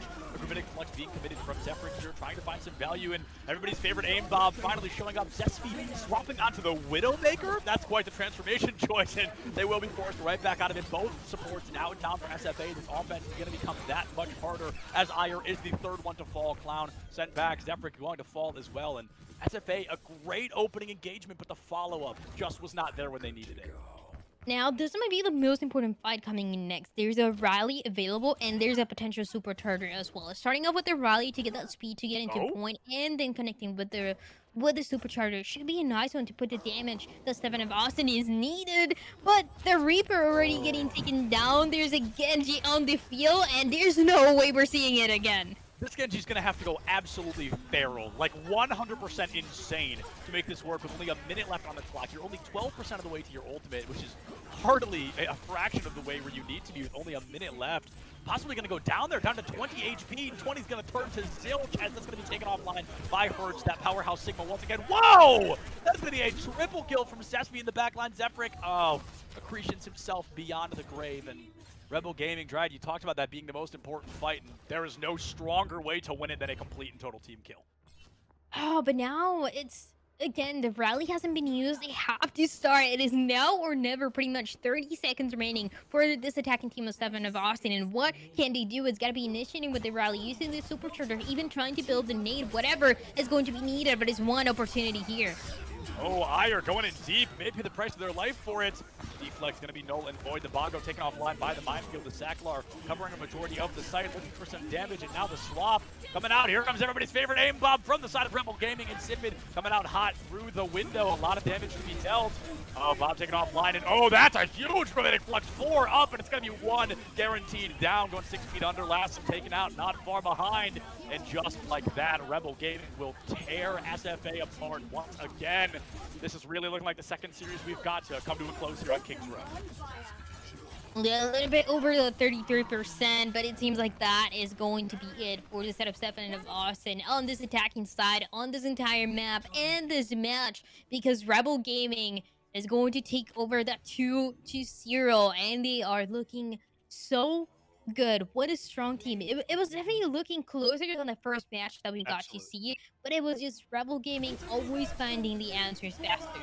Yeah, Rebel Gaming, I think a lot of what they did was adaptability. They didn't particularly change their team comps a lot, but it was the play styles that really started to change. We saw those characters when they mattered most. We saw some very unique choices, some Hanzos and some Torbjorns, much more unique than the Hanzos, but some unique team swaps nonetheless. And I've got to say, I'm very impressed by Rebel Gaming. I think they've brought a lot to the table in terms of competitive matchups. Yeah, absolutely. There was so much variety, even more than we saw for the side of North Texas on the first match, where something wasn't working, something didn't get as much value as they wanted to for Rebel Gaming. They were immediately making those changes. We saw Hansa coming in at Cassidy, any swaps that they thought were needed, even any swaps that they thought were going to be the more valuable. We saw them. On this map, especially in King's Row, where you need them the most, because the more that you hold into a hero, even if you think you're going to get the ultimate, even if you think you're going to get value, you just gotta make that swap right away. You gotta make that call, and you gotta know what is best for the team. So Rebel Gaming definitely knowing what was going to be best for them to take that 2-0. Yeah, no doubt about that. And SFA in particular, I want to talk about as well. If they move, or when they move into the lower bracket, excuse me, it's going to be important to see if they can swap off that Orisa. I think that was something that kind of bit them in the butt a couple of times as we moved further into the series. They stuck to it a little bit longer than I would have liked. And I don't think an offensive Orisa is ever the answer, to be honest, on anything except maybe control maps. But even there, it's a little bit wonky. That double shield comp has fallen to the wayside a little bit. So now they're caught between, do we play more into the meta or do we stick with what we're comfortable with? Yeah. That becomes a very aggressive battle of choices. Yeah, for sure. Because when you are arguing whether you want to play the Orisa or not, the question that is always out there is that Orisa is going to be really good at holding and controlling space. But if you are the one who's going to take control, and there's not going to be a Lucio, there's not going to be a Reinhardt, you don't have pretty much any speed to work with. The Orisa has a very difficult task to get kills from so far away, to get pulls that are going to complement what the DPS is needing, and there's so much to take care of that the whole composition kind of falls apart in a way that we didn't really want for the side of Stefan of Austin, but it just ended up happening. Yeah, absolutely. It's gonna fall a little bit short, but luckily enough, the stories of these teams do not come to a close quite yet. There is a lower bracket for the teams who have lost so far today: San Antonio and SFA, Stephen F. Austin. So we will be seeing a little bit more of them later. I believe we're gonna throw it to a super short break. We're gonna try to get an interview with somebody from Rebel Gaming, and we'll be back in just a couple of minutes. Back, still Septilence and Dryad this time, but I mean, we are joined by main tank extraordinaire, or tank player rather, extraordinaire, Hertz. Hertz, my first question for you is, how does that feel? You guys start off a little bit rough on Ilios, and then all of a sudden, something switches. You flip a switch somewhere in the middle, and you just go berserk in this series. How does it feel to walk away with a 2-0 victory? No, it feels really good, and that first map was it's a very interesting map. Because we were kind of caught off guard by that going their bunker comp, and then our Karma is kind of like our shot caller a little bit, and he kind of told me to swap Sigma, and then it kind of went from there. The kind of the reverse sweep on the first map. Yeah, and your Sigma in particular, I mean, if you go back and watch the VOD, I couldn't say enough about it. It was incredible. You dropped a 4K in one of the fights, and then you guys lost anyway, and I, as a tank player, felt the pain for you so immensely. But you were able to turn that series around, so I want to ask, do you think it was your versatility? Do you think it was your team's ability to change composition so quickly that gave you guys the leg up there in that series? I do think that, and it's also just understanding how their comp works, because a bunker comp, especially since like it's a Baptiste and Brigida, they really just want to stay on point and bunker. They can't really shoot us that much. Right. So as long as we can just initiate on them and go on them, it is once we get that going, it's very easy to take care of them. Yeah, and I have a question in regards to the street phase of Kings Road. We saw a lot of changes coming in for the DPS line, which were really nice. It seems like you guys always knew what was going to work out best and what was going to work out for each specific part of the map. How does that work? Do you already have a plan before the map that maybe in the first part you're going to play something and second part maybe the DPS are going to change, or is it, do you think that the versatility of the DPS that are really allowing that to happen and they just know when it's time to swap? It's part it's more on the fly adaptation. It is part thanks Yeah. to our it's part thanks to the flexibility that we have in our DPS line, as well as just like, like just knowing when to swap, like we're struggling on this, maybe we should swap and try to poke them out more, stuff Yeah. like that. Absolutely. So you guys have lived to the second round of the bracket in the upper bracket, no less. Are you familiar with Kansas Wesleyan at all? Uh I no, I'm not. So this is going to be you going into another matchup that you're not particularly familiar with the team. Do you think you're going to be, and you don't have to give away any strategies or specifics here, but do you think you're going to be running some similar team comps to what we saw, or do you think you're going to continue to spice it up depending on the map? We do a lot of on the fly adaptations and everything, so it'll probably be more tailored to that, but we'll just have to wait and see. Yeah, absolutely. Well, we'll find out later today. But Hertz, before we let you go celebrate with the team, I'd love to just ask one more question. Is there anybody you'd like to give a general shout out or just thank you to while we've got you here? I I like to thank I like to thank my team at UNLV. They're putting in the work. We're getting scrim time and everything. Everyone's able to attend. It's very nice. Everyone's also very nice as well. Yeah. It's all fun. They're all very fun to be around. Well, I'm sure as you've heard the voice line spammed before, hard work pays off. And we're certainly seeing that here today, my friend. So thank you so much for joining us. And in just, I think, just a little while here. So best of luck to you further on in the bracket. All right, thank you, thank you. Thank you. And I am an off tank at the University of Texas at Arlington. We are located in Texas and have been a program for 5+ years. We are excited to compete in Overwatch for the Collegiate Esports Commissioner's Cup. Competition at UTA has been off and on. We've had a lot of really good dominant seasons, and then sometimes we get knocked out a little bit early, but we're constantly getting better, and we're very excited to show what we can do. Well, this year, it is actually my first year here at UTA. Same with Julian, one of our DPS players. And we also, this semester, added in Soap Taste Okay, also known as Sam.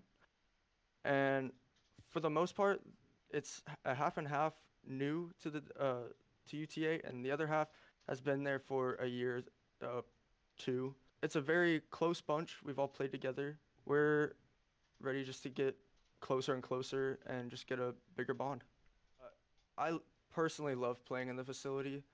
Currently, right now, I have a part that is broken on my PC, so I end up here every single day to play. And I remember our first game playing in here the first map that we played, it was probably the best map of Overwatch we've played as a team together, just because of how much energy there was of us all being in the same room at the exact same time. It took some time for us to actually get the facility with a bunch of COVID like shipping issues, but we finally got it, and I'm so excited to actually have it here on campus. I personally don't really know about very many. There's always the in-state rivals like UTD or just those, especially I kind of want to play against UTD just to do it because they do have our old esports manager who went over there. But there's really no hard feelings there. We still keep up and we love Drew over there. So. What is going on, everybody, and welcome back for some more top-tier, high-caliber Overwatch action. I am Seven, talented and wonderful Dryad, and we are bringing you UT Arlington up against University of North Texas for our first game of the second round of bracket. Let's see what the teams have to bring to the table. Again, if you missed the first match of the day, we already saw North Texas and a pretty dominant victory that they were able to take. But can they do it again? They like that rush a lot. They're going to bring it right away. Yeah, an aspect on this Doom. We saw what this Doomfist can do if he goes unchecked, but it's going to be Nick opening the gates. Hawkins has that Sim Beam full charge already off those shields, and that is a great top-tier opener for North Texas. Aspect may go down in the flip, but the main wall of the opponent, it's going to be Dez's wall that actually allows Aspect to live another day, and just like that, Dryad, I'm getting a mad sense of deja vu. It's going to be that control already going for the side of North Texas, but what can UT Arlington do? They already just regroup again, so they want to contest the next fight as soon as possible, but that poke phase, once again, is going to be crucial for them to get that amplification. That is going to allow them to make that space that we need so bad, and ideally as soon as possible. So it's okay, not only with probably the best name we're going to see today, but with the first death there of the team fight as well. UTA's main tank goes down the blink of an eye, and it's Aspect. What did we talk about when this Doom goes unchecked? The fight ends before it even begins. And there he is, he's in spawn right now. On the kills, they continue to go for the side of North Texas. They are on fire. The Shatter is going to be used, and they're not planning to stop any minute now. I don't even think all those ultimates were necessary, but they just don't want to give any space for UT Arlington. Amplification even used at the end, and with that 40%, we'll be going for this side of North Texas. UT Arlington, after regroup, they have a Proto Mayor to use on the side of Symmetra, but besides that, it's going to be very difficult. They only have space ultimates, nothing to guarantee the kills that they need right now. Yeah, like you said, I think you hit the nail right on the head. It's only these space-making ultimates. None of them are going to be known for their high amounts of damage being output, except for Super Juice's Garage Door, which that amplification matrix will open right away. But look at that great cancellation. Oh my goodness, we've got the full cross-up right now. Both Sim barriers up and running, but it looks like it's going to be North Texas's that goes down much earlier than it was supposed to. 5,000 damage must have been done from the side of UT Arlington to bring that shield down early. And now Super Juice with the first elimination. Aspect finally going down. Is this UTA's time to shine? We've seen this team at their greatest, and Soap Taste It's Okay is trying to make them look even greater. The four-man Earth Shatter comes through, and UTA are going to crack this point open for the first time today.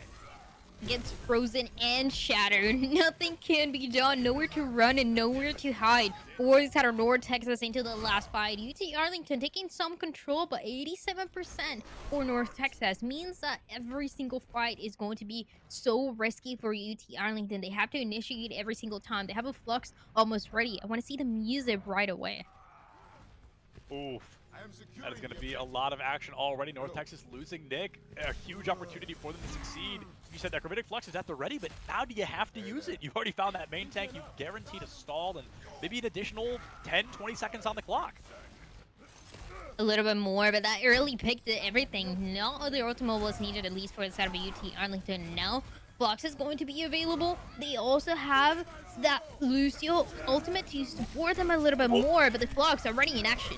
Aspect goes down to hit Tiki, and Tiki goes right up past him. The elevator is going to be missed out there. Every ultimate on the side of UTA being brought to fruition too, up and loading as well. But Dez goes down right out of that cryo freeze. It's not going to save them from that Diva mech. Now a hyper aggressive Earth Shatter coming out from Soap Taste It's Okay. Jaybird, Tiki not far behind, and Tiki with a shatter of their, excuse me, not Tiki, Nick with a shatter of their own. Some great value there, just enough for North Texas to flip this point back. 70% online for UTA, but North Texas, they win this first stage in 10 seconds.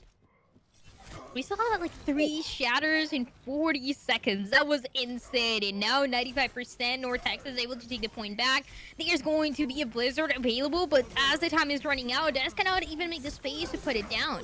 Dez has to take the risk, just has to chuck it onto site. The Diva's not going to catch it in the main tank. Gonna fall early. Nick taken offline, but here comes the beat in an attempt to keep the team alive. Both Rhines have fallen. Julian taken out in the blink of an eye. One Doom is not going to hold up against the other. The immortality from the side of North Texas has disappeared. Aqua gets an elimination. Tiki loses that mech, and North Texas Dryad, it looks like they may have done it. They're going to take that first point, probably the closest we've seen a control point today, 100-66 against UTA.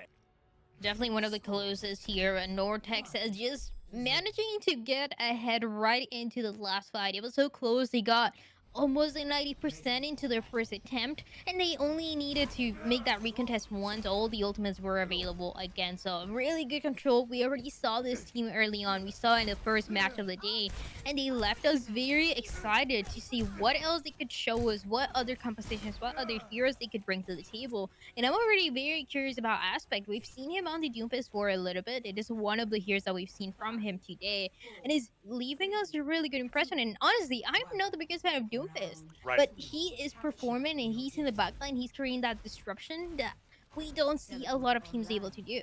Yeah, I think you made a spot-on analysis there. This Doomfist is a little bit funky, but there it is. There's Aspect simply making it work. And we're going to see Aspect with another one. On to Dez. One Doomfist takes out another, and it is the Aspect show right now. He has created a new Aspect for UTA to look at in this game. This is going to become incredibly difficult. I'm not sure what that was, but that's going to be North Texas still winning the fight in a pretty aggressive fashion.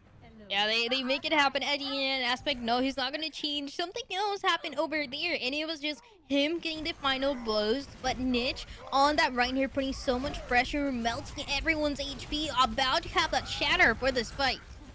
The shatter can be huge. We've seen probably the fifth or sixth shatter we've seen on Lijiang Tower so far.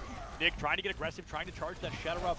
Has Soap caught out by about 10% here, but that is very easy to catch up on Ryan. That's one or two decent swings. And just like that, Soap was caught up with one half decent fire strike. Now the shatter actually going to be able to find quite a few. The charge comes through, picks up Dez as well, but Nick is going to get countercharged there. Soap is able to find that. Reinhardt, the mortality goes down. It's going to be, what is that, a 4v5 right now in favor of North Texas, 30% and counting.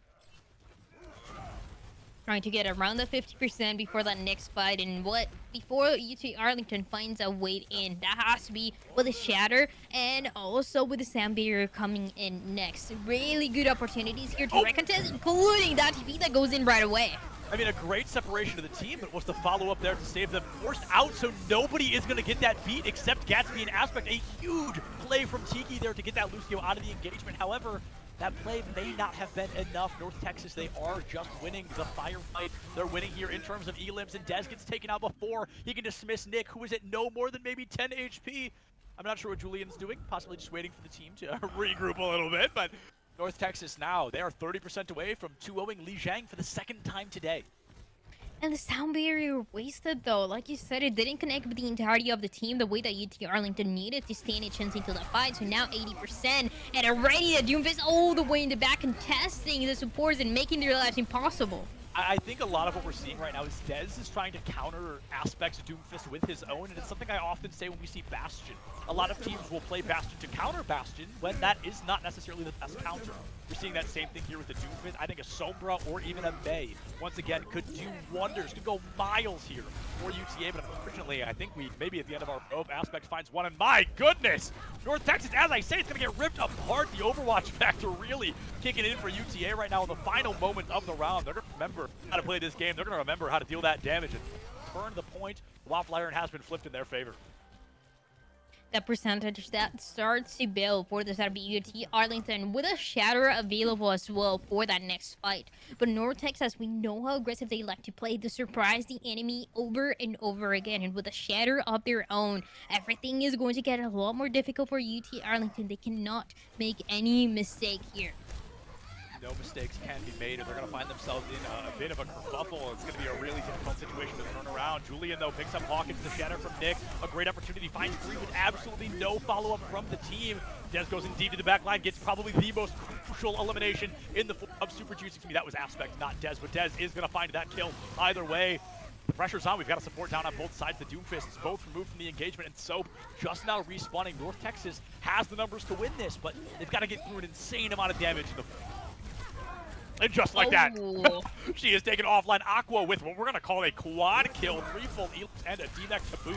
Gatsby going to be taken out by Soap, but this is one of those situations where I think we're seeing this too little too late. North Texas may have this one in the bag. UT Arlington here just trying to stall for as long as they can, but it seems like nothing else can be done here in this last opportunity.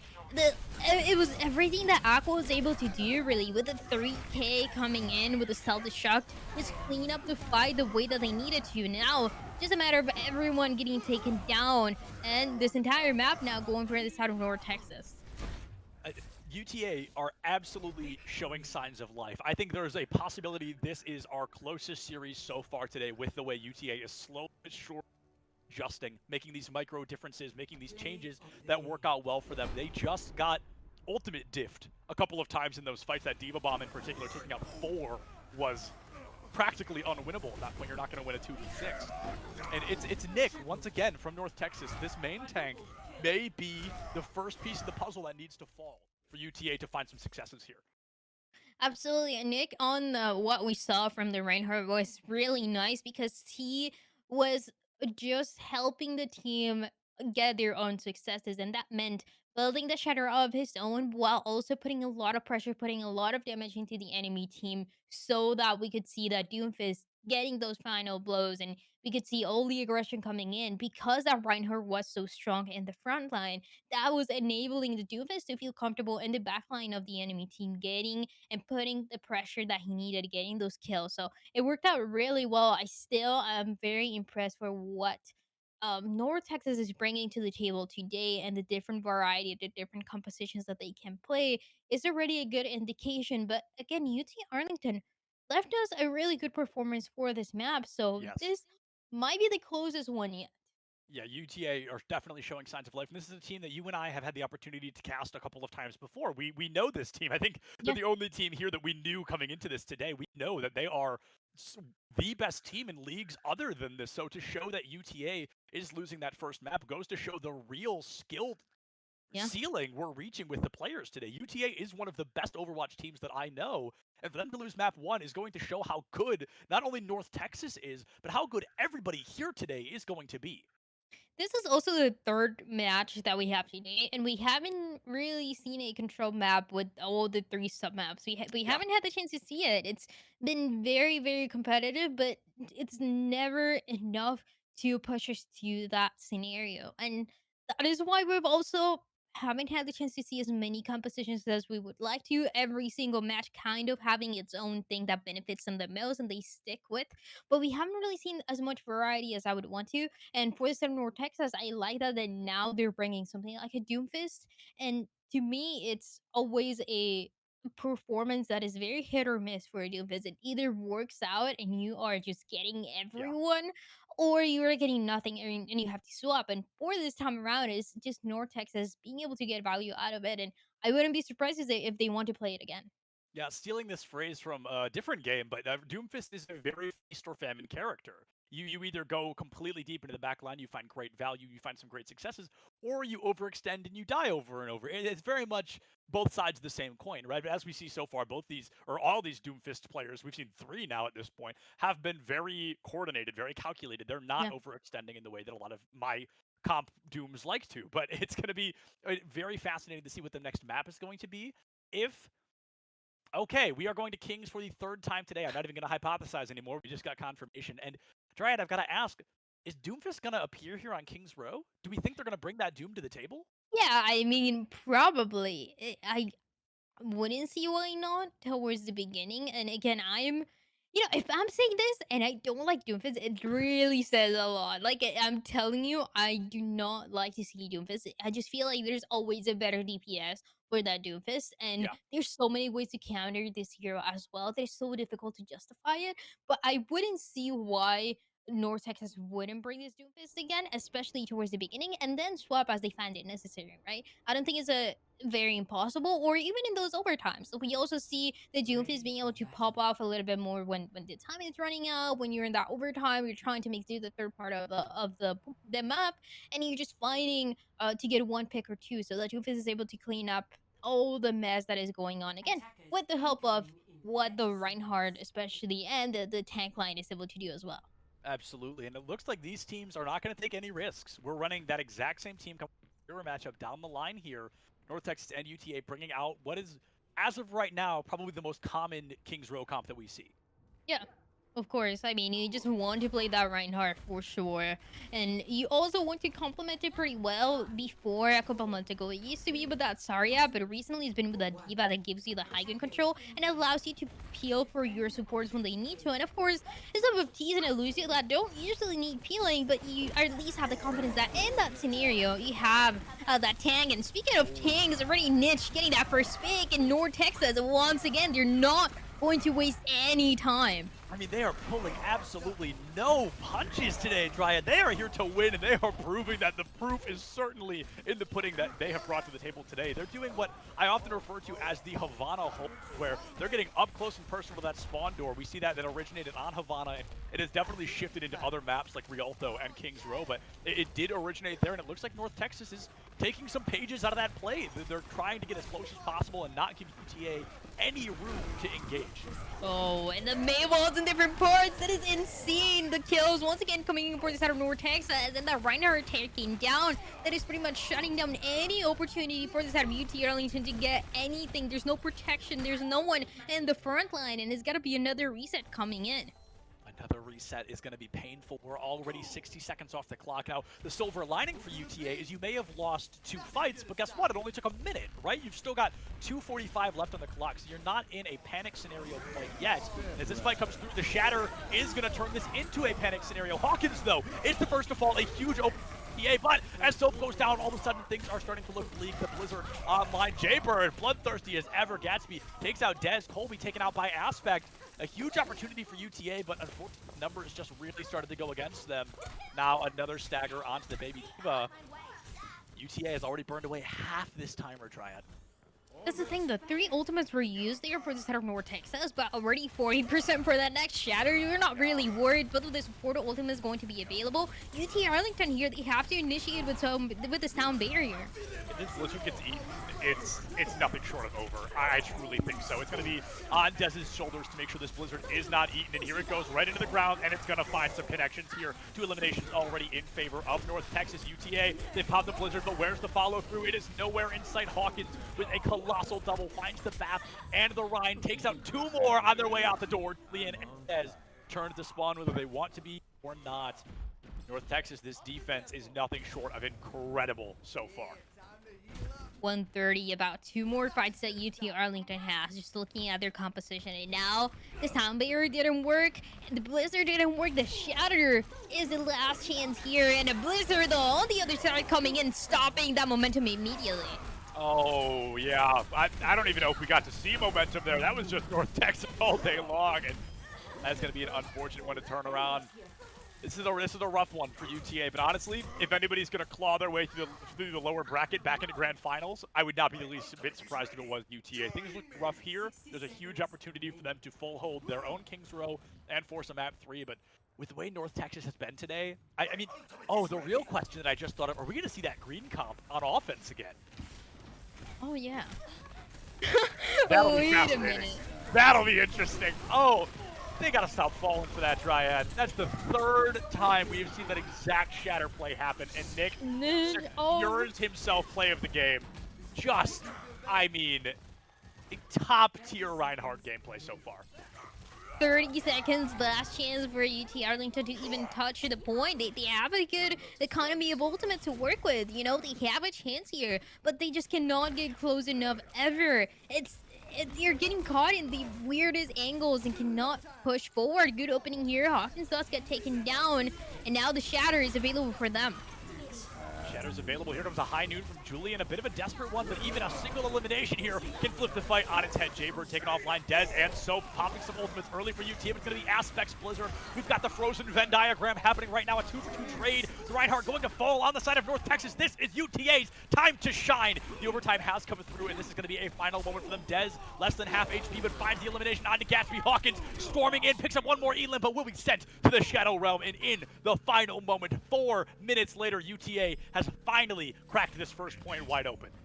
It was, you know, sometimes it's really just a matter of using all the ultimates that you have for the last fight. And sometimes just like this one, it's going to work the way that UT Arlington needed to for so long, but they wasted so much time. It went to that overtime just to get that payload moving. So they're still running and they're still playing against that time that Nortex has wasted from them. And Nortex, if they plan to do it again, they're going to contest this corner for as long as they can. This is something that I will often refer to as King's Row point 1.5. We've seen the card stalled here so many times because it's so easy to do things just like that. The classic flashbang over shield into 6-man Earth is going something short of devastating to UT Arlington and any hope they had of carrying this cart much further. North Texas uses one ult, and guess what? He is already 30% of the way to another one. Once again, the time is going to run out by the time that we start to see that next fight. Might be about a minute, close to a minute to start it off. Then that Maywall, look at how aggressive they're playing right into the spawn of the enemy. All the way to the spawn. We've seen this so many times before. This truly more of a Havana hope than I was talking about earlier. Hawkins with the double elimination. It's working flawlessly. Walking into this room against a comp like North Texas is, I've got to be honest, nothing short of a death sentence. It is unbelievably easy to get juggled into oblivion in that room. You've got to be taking the wider fights, the things that don't have you boxed in like that. Yeah, that's why they're making that rotation into the other door just to get out with an implication maybe that North Texas is also going to have available, so that counter immediately is going to be there. Some great action. Oh my goodness, Julian going in deep for that. Elin finds a second one on his way out. The two already down. It's going to be a 2-for-2 trade. The Cassidy down on both sides. The Rhine now beating them as well in North Texas. One by one, slowly but truly, they are all going to fall, and UTA can push their win condition just a little bit further. 30 seconds remaining here, and the side of UT Arlington, they're just going to fight to go as far as they can. 3 members on the payload, everyone else pushing forward. That is just an ideal situation for them because North Texas, they have so much to work with, and you gotta deny it from right before they get to the payload, before they try to contest it. I think you tossed the bomb here if you're Tiki. I think you make as much space as possible. The Blizzard, though. Oh, true. Oh, speaking of bombs, it looks like it's going to be North Texas tossing one. A phenomenal Maywall Shatter and Blizzard are down now as well. UTA, they're bringing everything to the table. The beat dropped from Gatsby Aspect with that first and possibly final fight elimination. It's going to be Dez going down early. Another elimination comes through onto Soap. One by one, Tiki has to commit the bomb in a desperate attempt to get back in net. Can they find anything? Unfortunately, the answer is going to be no. Gatsby was taken offline, but Dryad, I hate to say it, the damage may already be done. Nick gets a little overzealous, going to fall try there, but numbers are just so in favor of Texas right now. Yeah, the last kills here are going to go for the side of North Texas, just cleaning up the fight towards the end. The payload will stop moving there for UT Arlington on the attacking side, and that is as far as they get. And yeah, like you said, one of the last points that we had is you have to make decisions. Like, you want to play aggressive, you want to use a self-destruct to throw it all the way in the backline and create that disruption for the enemy team, or do you want to play a little bit more defensive, even try to eat that Blizzard? But nothing else really worked out towards the end on the side of UT Arlington. It was so much pressure that they had, and when you're running out of time, you're just trying to think of as many things as fast as you can, and this time around for UT Arlington, it doesn't really work out. North Texas, you know, they have a tough fight, but they are still coming up on top. Yeah, that felt... Oh, there it is. There it is, Dryad. With actually, I think a bit of a change-up. I don't think Aqua was on Roadhog last time, was he? No. Certainly not. I would have talked about it. Yeah, we haven't seen a Roadhog. This is that green comp they talked about on the offense. We saw it work very well for North Texas last time. However, and by no means an insult to San Antonio earlier today, I feel like UTA has been a little bit more of a challenge for North Texas. So a comp like this one may be a little bit harder to pull off. Absolutely. The early picks, though, North Texas has an insane amount of damage that they put early on, and they catch an enemy off guard, so... Not the heads up in team chat. Yeah. The green comp incoming. But I doubt UTA knows what that means, so that is quite funny, I've got to say. Aspect on the... Oh, never mind. Aspect eating a fire strike there, taking half that HP. I always forget that thing is so strong. My goodness. It's going to be a lot of damage already online for UTA. We see Soap, 13% to that Earth Shatter. No Earth Shatter from the side of North Texas. They're bringing in that Orisa. Aspect doing a great job getting this off angle, getting a huge approach. They're pushing in. What? Even a single tick here What? could go miles. Wait, no No, way. no, no. Oh, he's gonna have to lose. Oh my goodness, just a moment short of finding that first tick. That would have been insane. He just left that Genji alone on the point and they run away. What did I just see? I mean, they're lucky that didn't work for this out of North Texas. And finally, they find some control for UT Arlington into that first fight. That was very messy. It was all about information, but it finally gets shot down right when they needed to. And it was a long fight. Again, about over a minute that was wasted into it. So right. You can see North Texas trying to regroup. I want to see that Blade Storm because there's nothing to complement it. There's absolutely nothing to work with it. Yeah, I want to talk about it as well. No offense to North Texas. I kind of hope they lose here. I'm going to be honest. I want to see a map 3. We have had none of them today. And I would love for these teams to go to map 3 because they are so neck in play styles. And now that Genji Blade, that Dragon Blade is going to be making an appearance. Super Juice goes down. Oh my goodness! Aspect just with the triple! Oh, I forget how strong that ultimate is. Even without a Nano Blade, that Dragon Blade can take you miles. And now poor Dez is going to be taken out in the blink of an eye. That is practically a guaranteed point cap for North Texas. Their win condition is set, Dryad. They know just how far they've got to move this card to win. Sure, there's no Ana for the Nano Blade, or there's no Mercy for the boost, but it doesn't matter because Aspect plays so aggressive. He still gets support for the team, and he's ready for the next fight. North Texas, they're pushing forward, but the payload is not moving. Yeah, and Jaybird popping the Transcendence there. That had to be a misclick. That had to be a misinput because there was no reason for it. And now Hawkins trying to make up for that lost ultimate isn't going to be enough. Beat was dropped by Colby, trying to keep the team alive. Aqua, though, has already fallen not far behind. The silver lining for North Texas is even if they lose this fight, they've got a lot of ultimates coming into the next one. And it looks like somehow they're going to win this fight. So they don't even have to make it till the end. That is right. Just so much confidence that you have so much momentum going for the side of North Texas to build even more Aspect, taking Julian down, who is trying to stay alive, trying to wait for the rest of his team. And now it's even more of a delay. UT Arlington, they cannot touch a point together here. Oh, I'm not sure they can touch point at all, Dryad. They've got, what, 2 on site right now? The Ryan's already used his charge. You've got an Earth Shatter and a bomb, and by golly, you've got to make them count, UTA. There goes the bomb. It's going to be able to pick up absolutely nothing. The Shatter now makes it, and no one is on site! Oh, nobody is on the cart to stall it in a moment that was so unbelievably crucial for UTA. I truly think they could have won that fight if there was a fight at all. It was a summoning blade. It was really just that.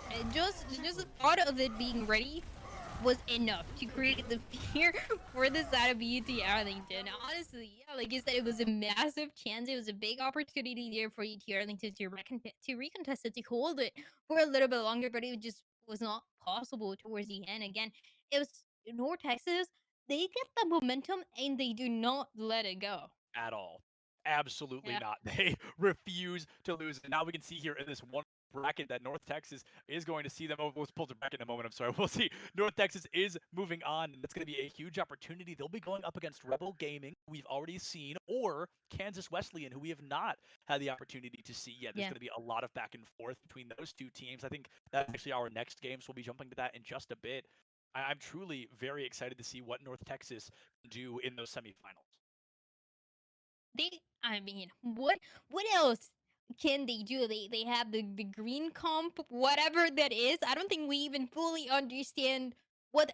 I think it's more than just the hero selection. I think it's a little bit of the mental game as well that plays into it, and that is amazing that they're able to do something like that. Again, the Blade Storm to me was a massive highlight, and it's just leaving us with so many expectations for them to get to those semifinals, to get to those grand finals, to make it as far as they can, because now it is twice that we've seen this side of North Texas be so dominant, have all the power, and always know when to start a fight. And the worst thing about it is North Texas did not choose Kings Row either time. Their opponent chose Kings Row both times. They're just ready, yeah. They're just ready. They're just that good. The green comp makes an appearance, and it is nothing short of absolutely breathtaking. It's such a weird comp. I love every part of it, and I love Bastion, so I'm just excited to see Bastion gameplay. I think we're now going to throw it to a short break. I think we're going to try to get another with somebody from North Texas, and If we don't, we'll be back with another game in the near future. Anyway, use this time, get up, get some water, go use the restroom, do what you got to do. But come right back here because believe it or not, we've got 4 series of Overwatch today. We'll see you in just a bit.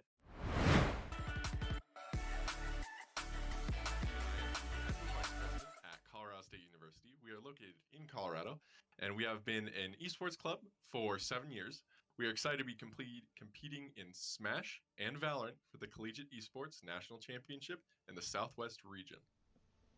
So, competition for the Smash Bros team at our school has been practices every week, and then every week additionally, we have an open tournament for anyone up in Fort Collins to come and play Smash with our team members and with anyone in the community that comes and brings their Switch.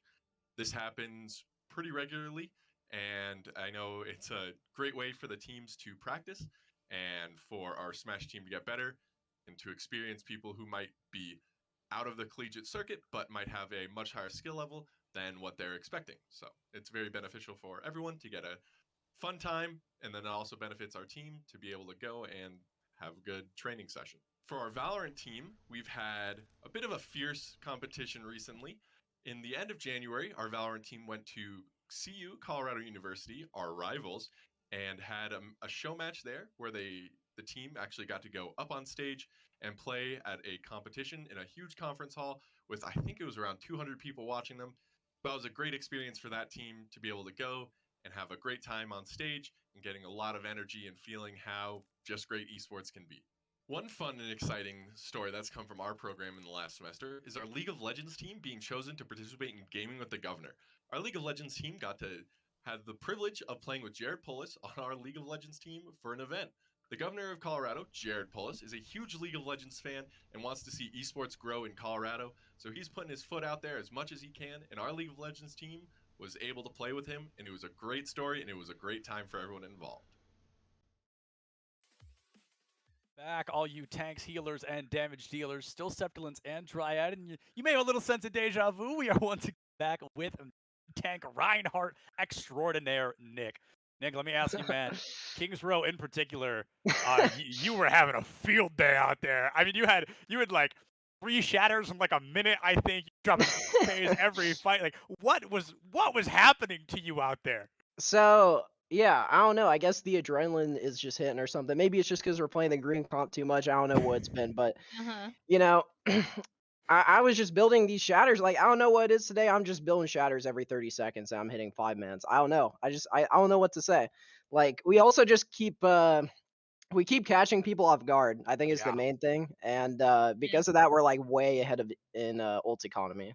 Yeah. So I think that's what keeps happening. There was that moment on Li Zhang as well where you got 2 shatters and I think like 35 seconds. Like, it was absurd. It was incredible. Your Reinhardt really, I think, was like a powerhouse player. Not your whole team is fantastic, but I think your tank aggression was just unparalleled so far. Thank you. Yeah, absolutely. It's been honestly insane to watch you guys, and we don't have a lot of matches for you remaining today, and even just looking at the future for tomorrow. But do you think is there a specific team you're looking forward to? Do you think it'll be like a very very close match, or do you think you're just on top? To our current understanding, we faced the team that we would have been the most worried about just now. Like UT Arlington, I think is who we probably would have worried about. Again, we haven't really just like scouted the players enough, so who knows? There's probably dark horses like plotted throughout the whole tournament, but we just haven't run into them yet, you know.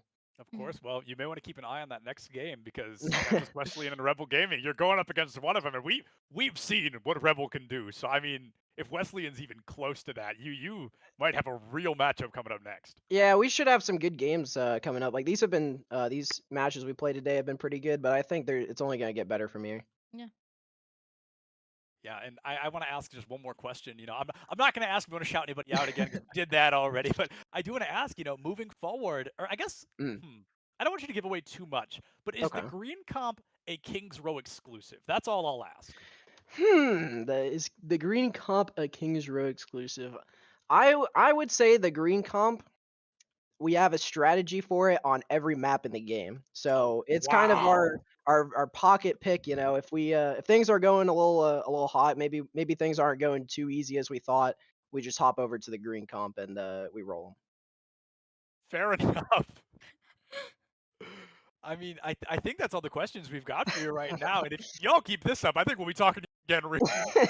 I mean, Yeah, we might be seeing a lot of each other in the next couple y'all days. y'all are definitely becoming a caster favorite. That much I'll say. As a main tank player myself, to see you so successful, very entertaining. Of So, course, thank you I so appreciate much, that, man. And yeah, of course, and good luck in the next one. We'll be watching. I appreciate it, man. All right, yeah. Take it easy, my friend. We'll see you soon.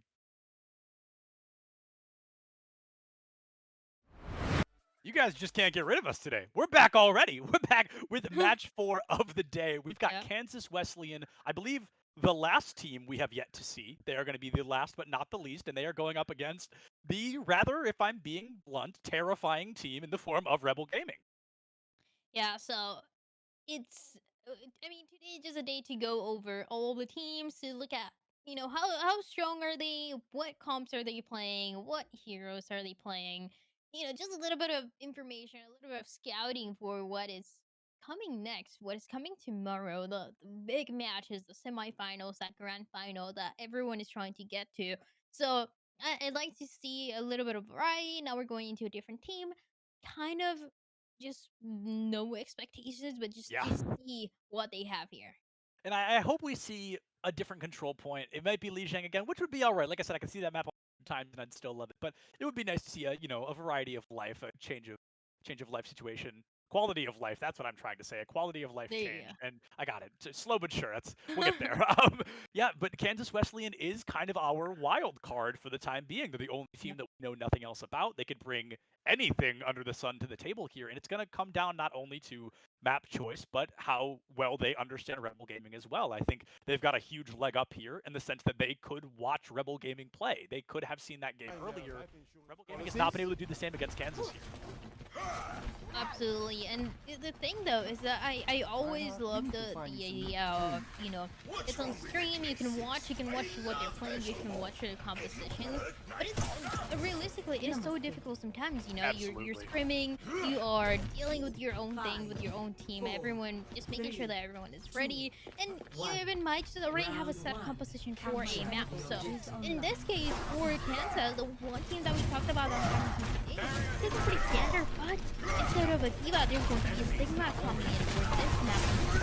On both sides, actually. We've got the Ryan Sigma making a move. We've got a full hero match across the board, and we've got another Nick in the loop on the side of Kansas Wesleyan. Another main tank player named Nick making an appearance here, and it's going to be Insipid coming in really with a lot of damage out the gate. This is how you're supposed to play that jump rat. You want to burn down that Ryan as quickly as humanly possible, and there we go. The Stacklord giving us their best Nick impression, just storming through the entirety of Kansas Wesleyan's first attempt on site.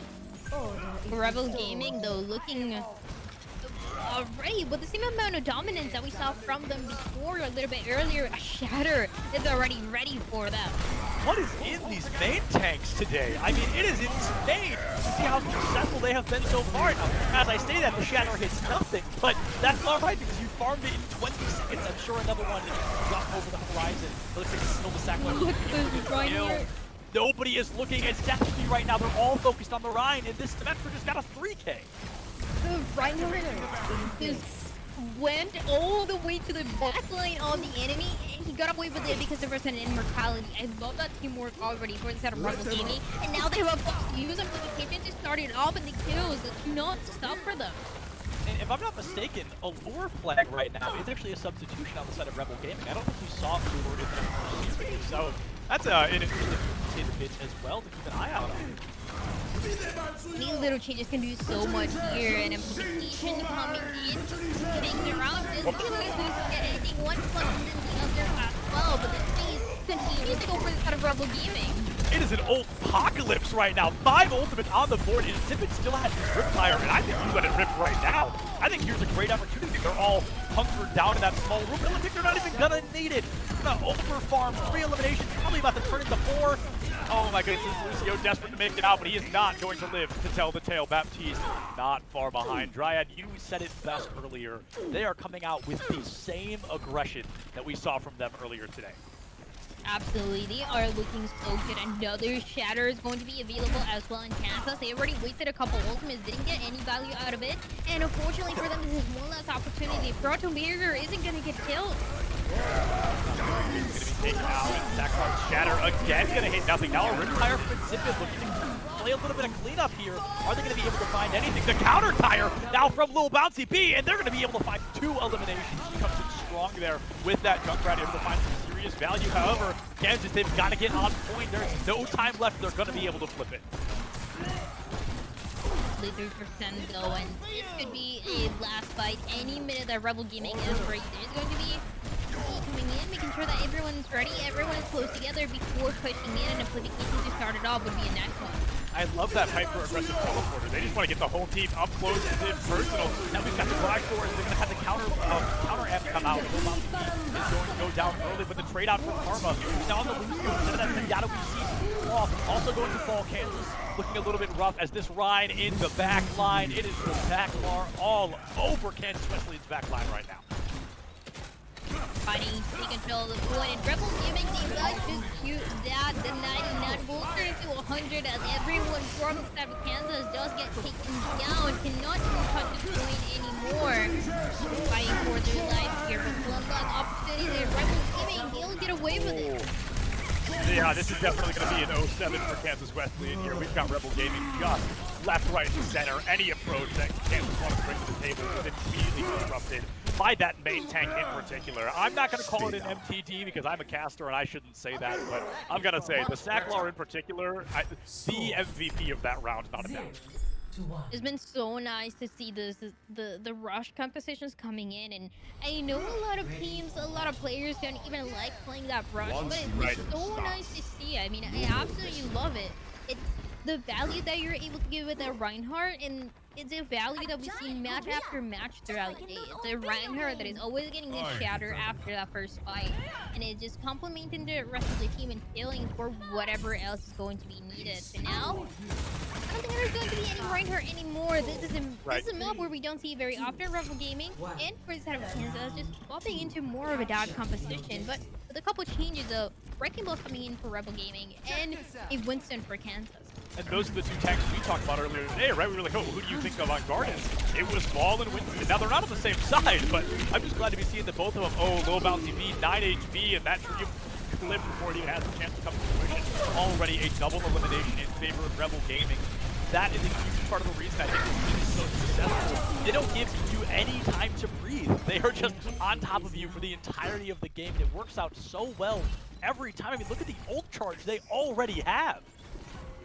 Yeah, this is what I mean, and we saw it with the Reinhardt before for Rebel Gaming, and now we get to see it again about the 50%, or even a Minefield, and I think a Minefield can do so much to delay a fight. It just creates a fear for the enemy to get close to it, and to destroy it, we aren't given the opportunity, so Kansas, a pretty difficult task here. Oh my goodness, the Sacklar getting just absolutely juggled around. Thank God for the adaptive shields there, but as I say it, it's a jump trap that takes them down at the end of the day. Talk about unfortunate. That's a timing tip. The HP was not there to keep you alive. Pressure's on now, though, for Rebel Gaming. Is that Wrecking Ball not return to the fight quite yet? They're in a 65 disadvantage right now, and that's the coming out of the D.Va. I love that. That buys the Wrecking Ball time to get back. You probably will get a D.Va bomb out of it if you're lucky.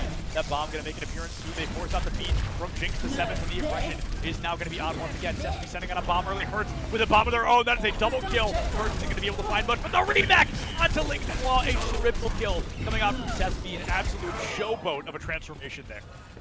What can Sesame do? Yeah, he gets taken out at the end, but he holds control of all the points like he has to support the set of Rebel Gaming. No. Just transforming into the D.Va, hitting into the D.Va, and just doing more than enough here. Kansas, they need to go for a reset. They have a good chance for that next fight. They have a Moira now in their hands. You start off with the coalescence and then see what can be built just by creating that space. And in the meantime, it's just Rebel Gaming fighting because the coalescence can do so much here, and it might be the best shot for Kansas. Yeah, the Coalescence, I think, is a very underrated ultimate across the board. I think it's a great space taker. However, the minefield separating Link's Claw for even a moment could be devastating for the team. Also, Link's getting booped off the map is going to hurt even more. That's what I was afraid of, and then it came to fruition. I was afraid I was going to cast the curse, and then it happened anyway. I don't know. Either way, it is bad news bears for Kansas Wesleyan. If that's going to be a 200% a total victory for Rebel Gaming. Kansas, they showed much more signs of life there on Control Center, but Rebel, they started and finished Gardens large and in charge. It was a bad timing as well for the last fight, right? There was a lot of opportunities. We talked about the Coalescence to start it off, but they couldn't get to the point the way that they wanted to because that mine still was on the way. And just everyone getting taken down, couldn't even, push for that overtime, push for any chances here. So a little bit unfortunate for the team just trying and knowing that that was the best chance that they had. Yeah, the best chance, unfortunately, is just not going to be where they need it to be. That Moira getting booped in particular was just one of those devastating, painful moments, truly. It's going to be moving into the next map, which I truly hope is not King's Row. I'm going to say it. I'm a little sick. Surely. Absolutely not. 0% chance they're going to pick King's Row. And honestly, realistically, see King's Row, but I hope that we don't, because I would love to see different compositions. I would love to see what these teams can do outside of Kings. I feel like we've seen what a lot of them can do in it, and it's become a bit of a telltale story.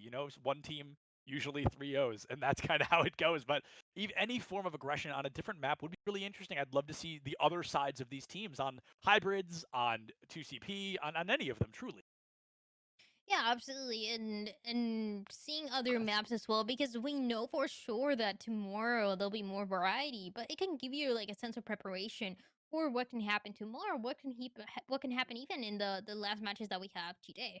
So it'll be a nice one to bring, but it's just what teams like to play, and at the stage of the tournament that we have right now, when you're feeling strong, when you know that this is a map that you prepare the most, you just want to play it safe.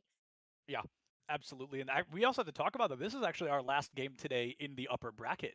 After this, we'll move down to the lower bracket. We'll see Texas San Antonio going up against, I believe, whoever loses this matchup, and then we'll see UTA up against Stephen F. Austin. So there's going to be a lot to look forward to later today. We've actually got the semifinals, I believe, or the quarterfinals rather, of the lower bracket today as well. So there's a lot more left to be done. We're going to have no new wild cards, no new teams. Everybody that we've seen today, we continue to see, and already Rebel Gaming is one map away from securing their spot in quarterfinals.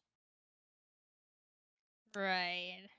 So it seems, I know. Okay, don't get too surprised, but it is going to be a King's Row coming in next. So Yes. like we talked about, I think everyone at this stage of the tournament, you just want to play it safe. You want to play what you feel comfortable with. So it just definitely makes sense that at the end of the day, it's going to be a King's Row, a King's Row that everyone plays. They call it Scrims Row for a reason. So Yeah, if you ask Overwatch players to name a Overwatch map, you're probably going to hear Kings Row 99 out of 1 times. This is the map I always refer to as the face of Overwatch because we literally see it all the time. I cannot remember the last time I cast an Overwatch series and Kings Row was not in there somewhere. It's going to be the same old coming out from these teams right now.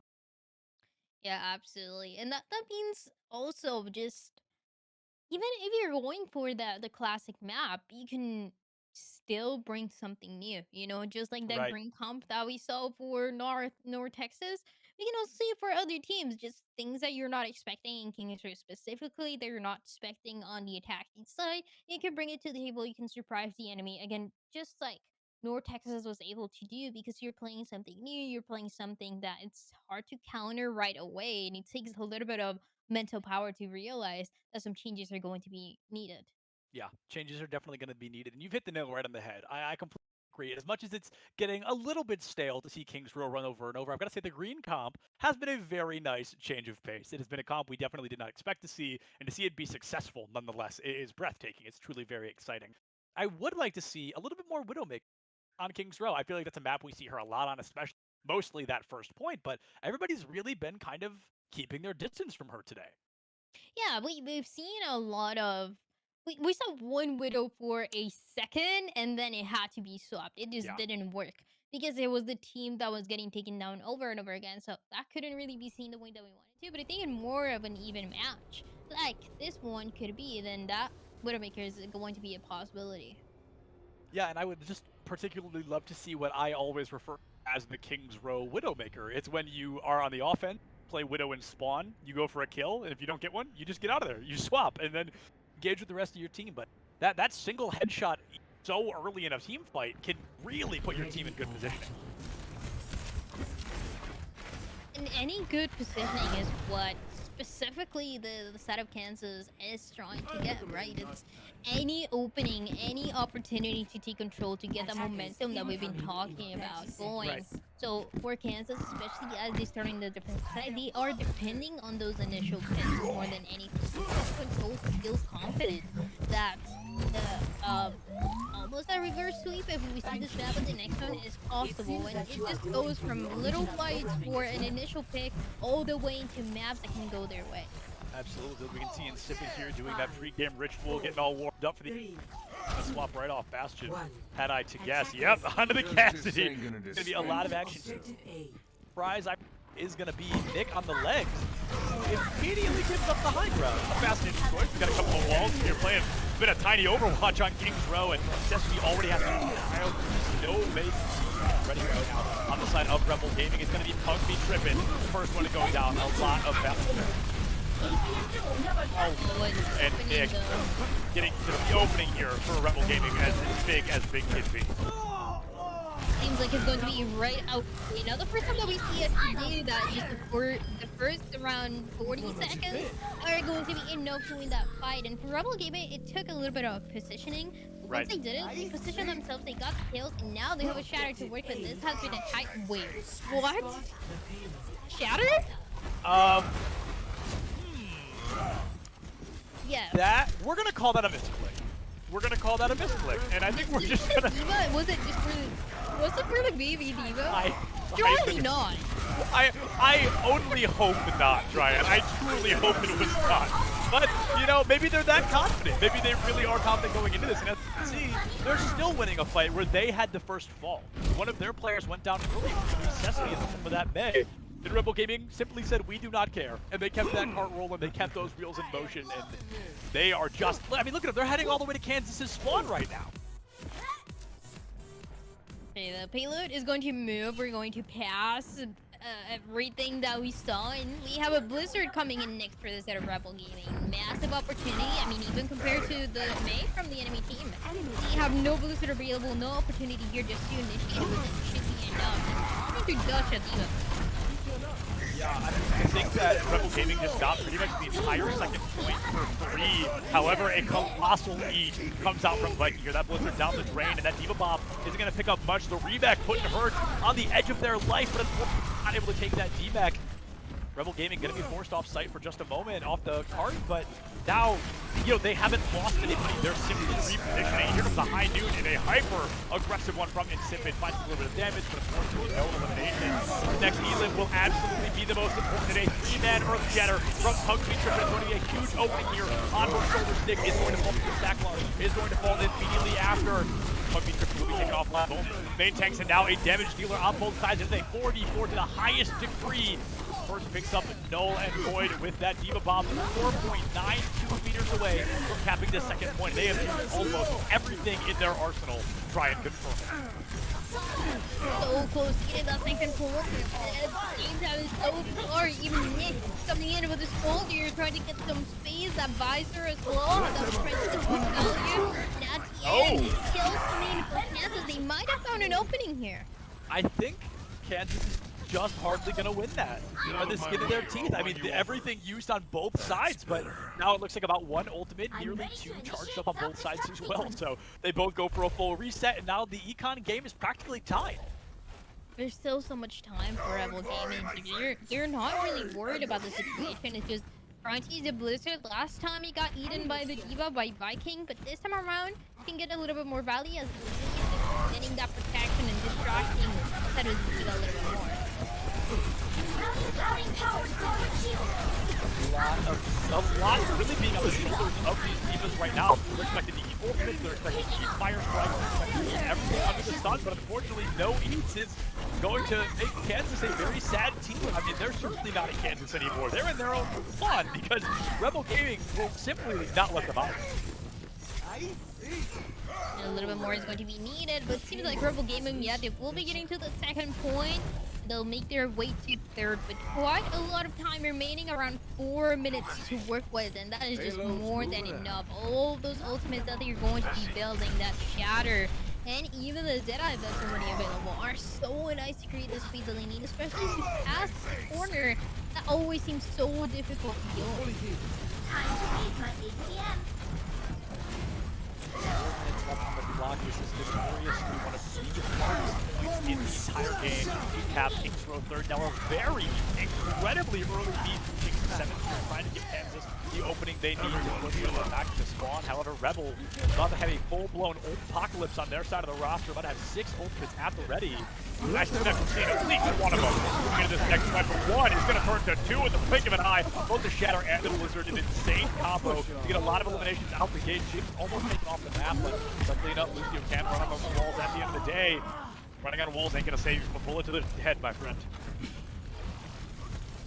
The last couple kills here, and so many ultimates to go right to their spawn as we see Rebel Gaming trying to do it, trying to deny any space that Kansas is trying to take into the last opportunity, but a Shatter available might make things even more difficult. Visor as well, just connecting that is the real question. Every ultimate under the sun being used right now in Rebel Gaming, they are going to be able to, it seems, walk it right into that third and final point. Viking can lose that mech and lose their life not soon after. 2:26 on the clock, a complete and total team kill to secure Rebel Gaming all 3 points of Kings Row. Score. It is now the second time, I believe, even more, that we've seen the side that seems most dominant going into the attacking side first. Yeah. And this time around, coming up on top with even more time that we've seen before. It is so nice for Rebel Gaming to get so much time to know how to clean up those fights as soon as possible, because that is when the stall starts to happen, when Kansas keeps 1-2 alive like we saw in that second point. But Rebel Gaming, they only made that mistake once right after, and especially into this third point, the payload, it just seems like it never stopped moving. They had 2 members on the payload, and they had everyone else just contesting that spawn, not letting anyone for the side of Kansas get out. And with that, I mean, 2:26 is such a nice time that Rebel Gaming has in case we go to a third, into a third round where there's much more possibilities here. Lil Bouncy B, bring out Junkrat here. Now, as a Junkrat stan, I am very excited to see him. As a caster and an analyst, I think this is going to be really hard to pull off, especially on the offense. On the defense, I think it could work, but Junkrat's all about angles in tight areas where the defense is not going to be playing those on first point Kings Row. Defend objective A. What Kansas is trying to do here with the Junkrat is trying to create as much space as possible before the fight really starts with the Reinhardt. But yeah, like you said, it's not ideal, it's not the best. It can work out though, but when you see the performance out of Rebel Gaming, it's so much more difficult, and we already see Rebel Gaming is not gonna fall for it. Yeah, Rebel Gaming, they are not going to overextend. They're not going to play any angles and risks that they don't have to. However, as I say that, the Sackbar is simply walking into all 6 of them, able to farm quite a bit of damage off that Fire Strike. And now you simply play the long game. You let them sit up there as long as they want, and when they fall, you collapse on top of them. Hold them like Oregon. They're going to jump right in, wait, get this done. Huge opportunity here. Honestly, the wall is not going to hold on that angle. 27 HP to Dream gets caught out by the far end of the hammer. And I was going to say, Kansas had a great opportunity there. Unfortunately, the collapse Rebel worked a little too well, but now Lil Bouncy B, it's up to her to cap this point. Oh, and the solo shatter! I get it. Truly, I think that was necessary. What is Rebel Gaming? How are they making this work? Only 33 so far. Oh. Now the sun immortality doesn't matter. It's going to keep them alive. Immortality is going to keep them alive, and now to find a kill after the turn it into 2. 27 HP from the Sackbar to keep them alive. Some great team communication location is going to be the exact reason that they're able to walk away from this fight, not only with all 6 of their heroes alive, but with a serious hold on Kansas right now. 2.5 minutes left. Wow, that was so nice from Rebel Gaming. They lost so many members after that tire, but you knew that the Reiner was alive. Yeah. The Shatter was truly a necessity to make that comeback, to wait for the rest of the team to be ready, and with that, they're able to hold the point for even longer. That was a massive opportunity for Kansas that just faded away. Yeah, that shatter was absolutely necessary. With that much space, Junkrat wins that 1v1 almost 100% of the time. You needed to immobilize to guarantee you had that elimination, or they could have capped one player left alive.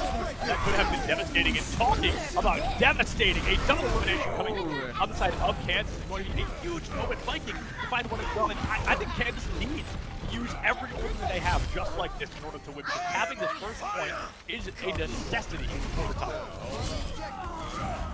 And they're going to be able to do it. Happen, yeah. Is this the first Kings Row where both teams have actually capped first point? Yeah. I mean, we did see before, but it didn't go too far. It stopped at the second point. Right. So let's see if they can both cap second, because that will definitely be. Yeah, exactly. That would be the first time that we see a TJ. And Rebel Gaming, of course, they went to put up a fight. They wasted a lot of ultimates into the last time, but they can build a blizzard pretty quickly. Yeah, Rebel Gaming is kind of up in the econ game right now. The ultimates are definitely nearby at the ready. And Pug's going down early. That's essentially a free Earth Shatter for the Sacklar. They're going to clean up all of remaining members of Kansas. Viking does find necessity in that matchup, so the Blizzard taken offline. May certainly not known for her speed. That's going to be a huge opportunity if Kansas can re-engage fast enough. Everyone getting ready for the set of Kansas to fight again. And to pass this corner, like we talked about, it's so difficult to make it happen. There's a Deadeye that might create some space, though, for the set of Rebel Gaming here. I think that maybe a pick or two as well, especially with the amplification that we see now. Yeah, could be sure to find even one kill on the side of Rebel Gaming should be enough to stop Kansas in their tracks. And Kansas, a couple of ultimate death already. Low bounce in particular. We've seen what she can do, but instead it's going to be Nick with a high heel trying to make some straight sets. Brings out a bit of an emergency blizzard, and it looks like it's all going to be worth it at the end of the day. Low bounce to be pulling the rip tire, but I think it's too late. You've lost the fight already. If it isn't, let the tire be pulled. It's going to be able to take that tire offline. Still 2 minutes on the clock, so Kansas isn't particularly worried yet, but we're starting to get there. We're starting together. This is a point where you either make changes right away, or you know that they're going to stick with this composition all the way until the end. It doesn't seem like you have any sign of changing. They almost have a Soundbeater to utilize, so it doesn't make sense to change out Lucio. And for the DPS line, they also feel pretty strong about what they can do next.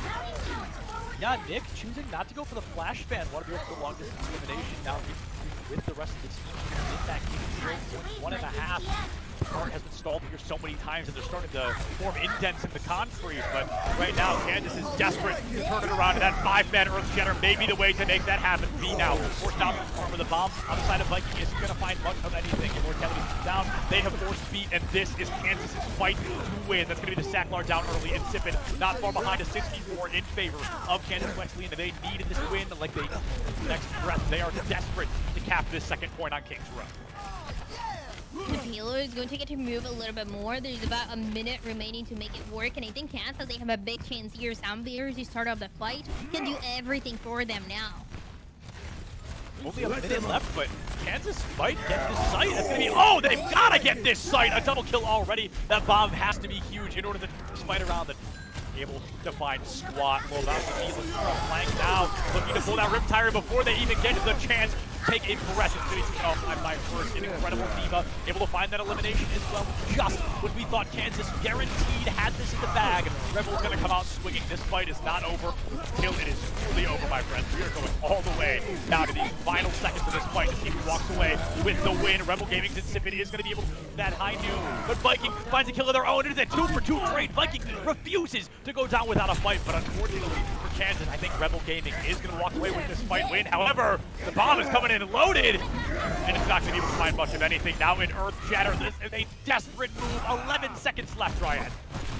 Rebel Gaming, how are they holding this? They do not want to give Kansas a second point no matter what. They come back one by one and they get the kills that they need to shatter. Still They've done it. available for them is what they try to connect. And this is it, Kansas. They can't do anything else. There's the four there, Lucio got taken down. The last member Clive Wolf is shot down by the start of Rebel Gaming. That was absolutely insane of what they were able to do. Rebel Gaming, they didn't want to make things closer than they already were. That is without a doubt probably the craziest hold I have seen from a team in a very long time. The fact that Rebel Gaming, at one point, it was just the Cassidy.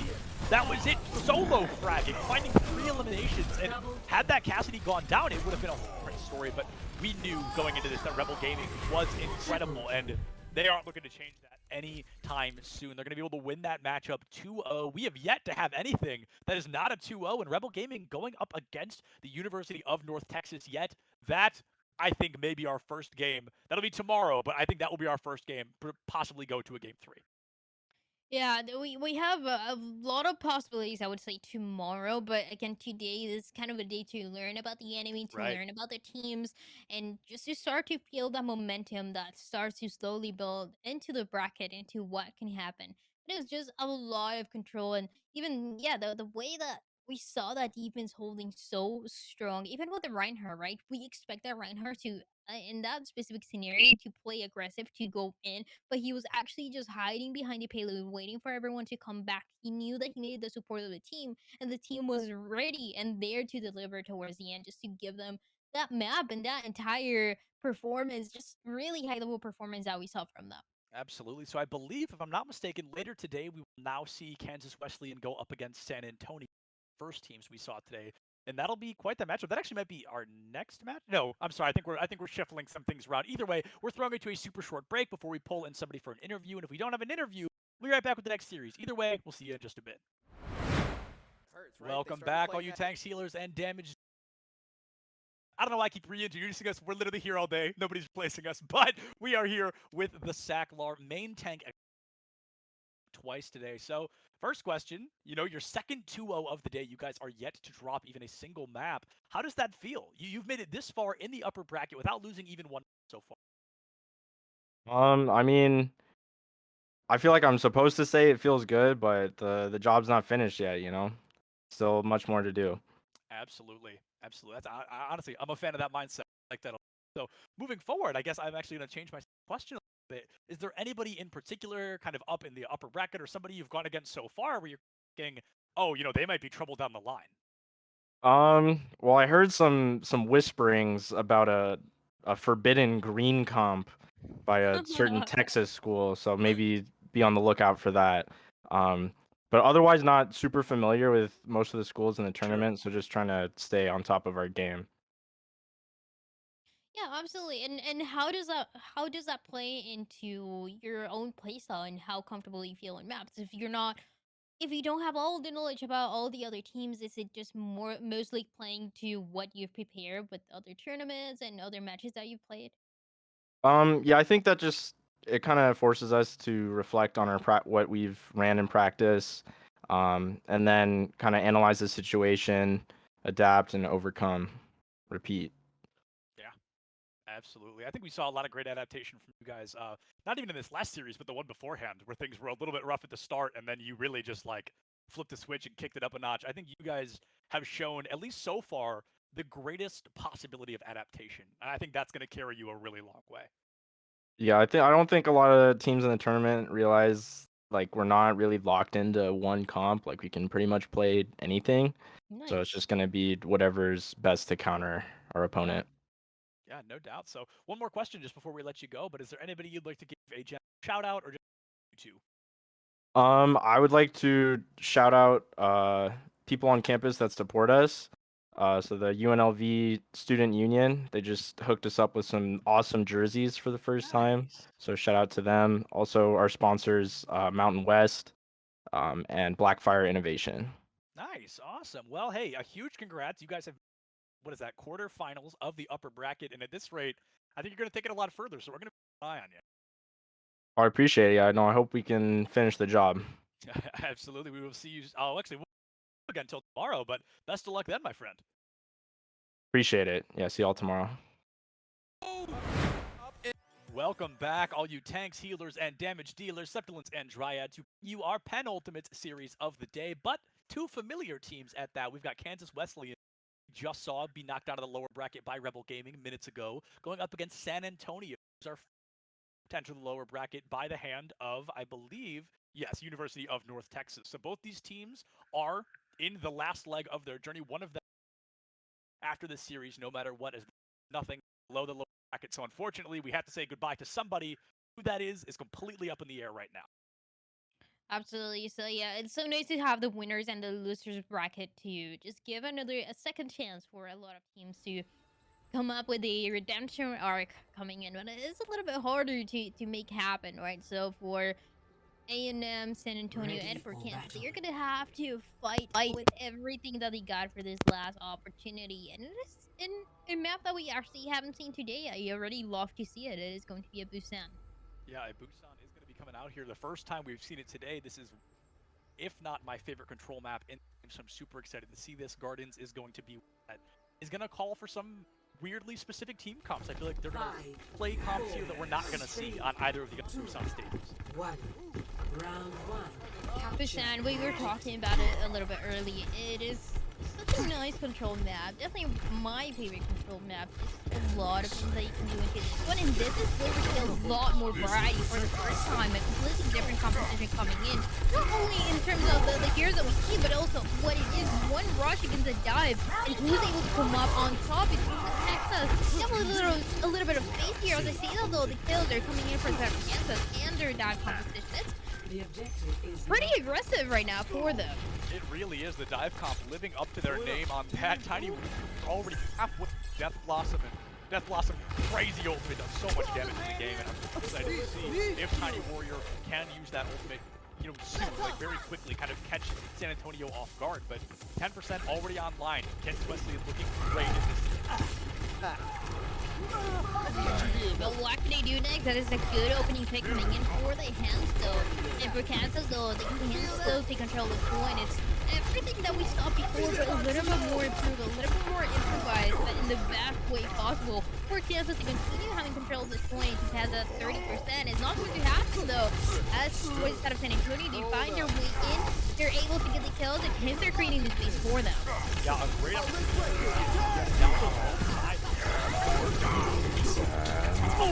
And it looks like on the shoulders of Nick alone, Wesley double kill. Tiny Warrior picks up Anarchy and gets the point. It looks like they're going to be looking right back. It's kind of going back and forth right now, but Kansas, they have ultimate advantage coming in next. The last kill is going to connect very nicely with his baby Eva. And Kansas seems to be on top. It's pretty much just the expand composition that they're playing, and they're making it work in the best way possible. The next combination of ultimates is going to be insane for them. Just knowing that the primary rate is going to be available to initiate this fight, to go all the way in the back and contest that Reinhardt who is holding it so strong. Strong enough. Yeah, that's a lot of however, Anarchy sends Tiny Warrior right beyond the grave, takes that Death Blossom and takes that Reaper off the table. A huge opportunity for both sides. I think we're looking at a Kansas fight win. They're already going to be 70% of the way there. Only 30 left. Right, turn this one around. It's all going to depend on this next fight, right? We look at Texas, and we look at San Antonio specifically. We look at the ultimates that they have. They have a Dragon to create space, and they have a Shatter. If these two ultimates are able to connect the way that they're expecting to create space and to get a little bit of those kills, that is a potential takeover once again for San Antonio. Is a little more likely of an element to both tanks with that Diva Bomb able to take them offline. Anarchy picks up that Reaper, and a lot of damage on the side of Kansas being sent right back to that spawn room. Rocket Ship is the only one to survive that fight, and as I say it, they are also going to be taken offline. There can be no more mistakes from here on out, Dryad. San Antonio has to do everything perfect. The good thing is that they didn't use too many ultimates though into that fight, so there's a good potential coming in here to use the ultimates, to rotate these ultimates one by one, including the Dragon Strike that he talked about before. It is so nice to see how much space it is able to create. Nicely some targets one by one, and that is also another way to deal with the Deadeye. Yeah, the Deadeye side, a lot of space. They win this fight, and rather convincingly, that Deadeye was the change here is going to be Envy now going for the captain kick. And as everything passes, that 60%, things become more and more risky for both of the teams. Kansas have been waiting for a chance to use a tire, and it might be this time. This will protect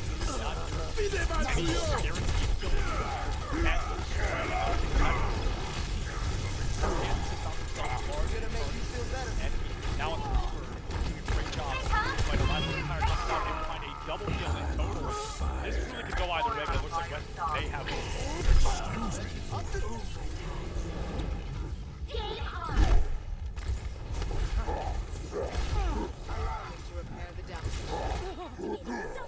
That come to a close on the side of Kansas Wesleyan. So actively Havoc, but it's going to be Kansas Wesleyan winning that first stage of Busan. 0-1. This is a good way to take control here for the start of Kansas. A 6-man composition that is absolutely one of my favorites here. It is very rare as well to see teams play it, so it goes back to how comfortable teams feel with specific composition into this one as well. And the fact that Kansas is able to find the answer to it, it is a good indication that they have for them as they take control of the first map and understand a little bit more from them is going to be needed. And that means that you can still use the same composition. 3, 2, Same composition could definitely work downtown. It looks like San Antonio is going to be spicing up quite a bit, honestly. Swapping both the supports, bringing out a Junkrat of their own. I mean, this is like a basically a dive comp, right? I'm keeping an eye on that Vegeta to see how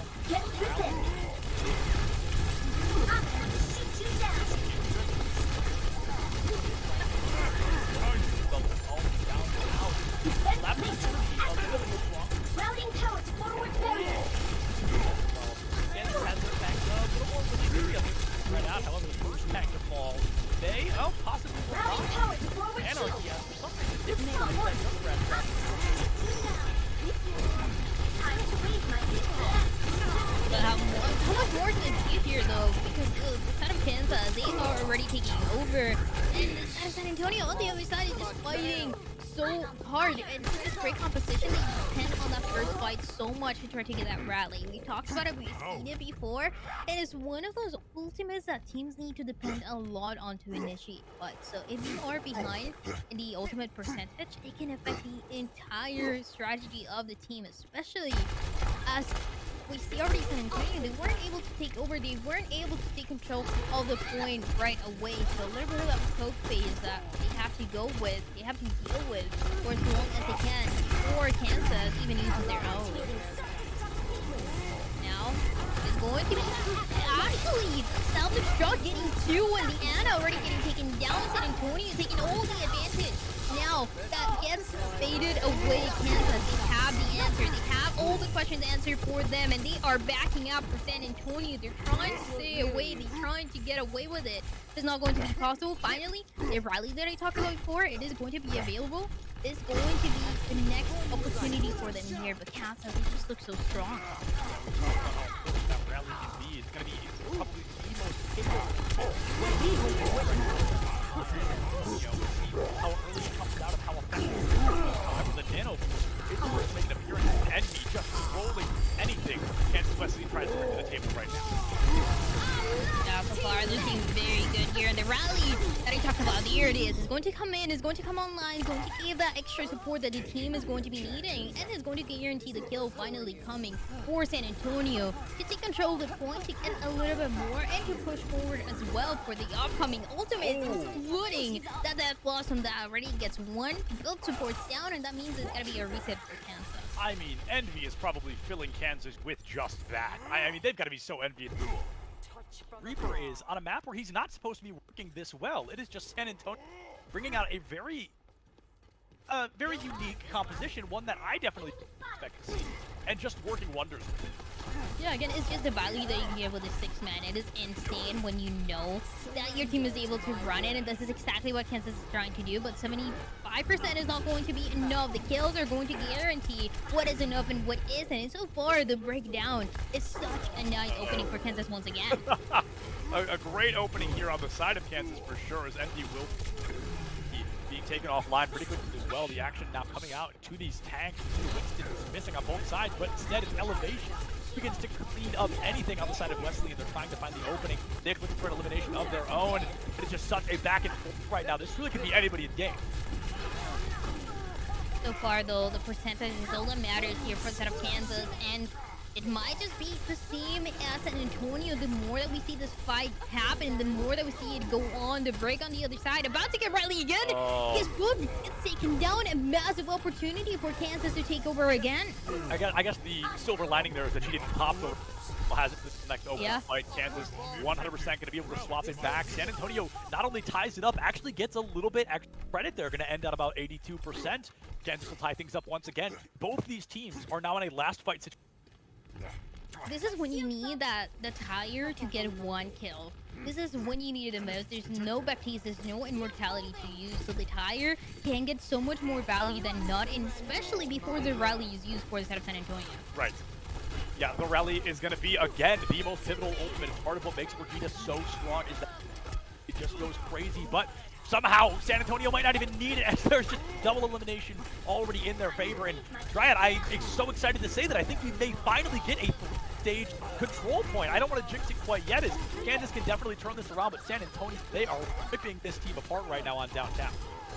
Everyone getting taken down here, and this is one of the nicest things about Busan is the many opportunities that you have to fight in different ways and different compositions. The tire that he talked about before is going to come in, but this time around for the side of San Antonio to get one hit is not going to connect. The Junkrat on the other side is going to deny that opportunity, and now it's now or never for the side of San Antonio.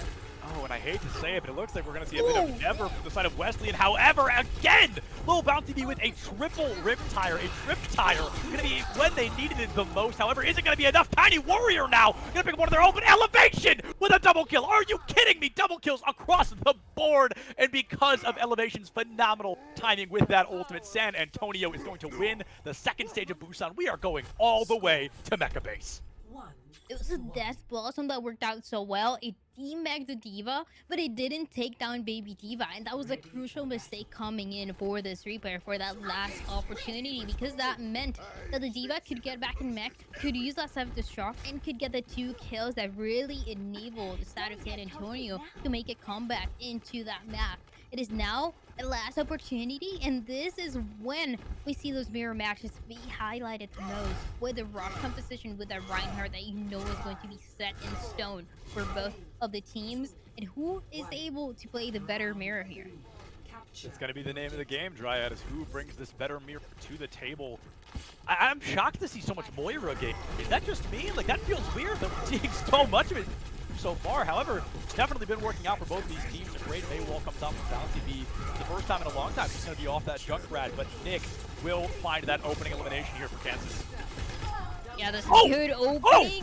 Maywall as well, going to disable any opportunity to run away. Nick just on fire right now to make that happen, along with the May, and Kansas, just like that, is going to take control of the point. Oh my goodness, Nick just gets a 4K and full, sends it down mid. What a way to fight. Somehow Kansas still going to be able to cap that point without their Reinhardt. Should be returned to this fight in just a moment, and Nick has that shatter. Oh, speak of the devil, it's not going to be able to pick up much, but it's definitely going to be able to make some space. Low Bounty B taken out by NB, full charge microwave. Pressure is on. It's going to be a 5v4, excuse me, 6v4 as Kansas loses Nick. Oh, and one by one, they're going to fall. They need at least 25% to really make that first point cap worth it, and they're going to be able to get it. 30% already.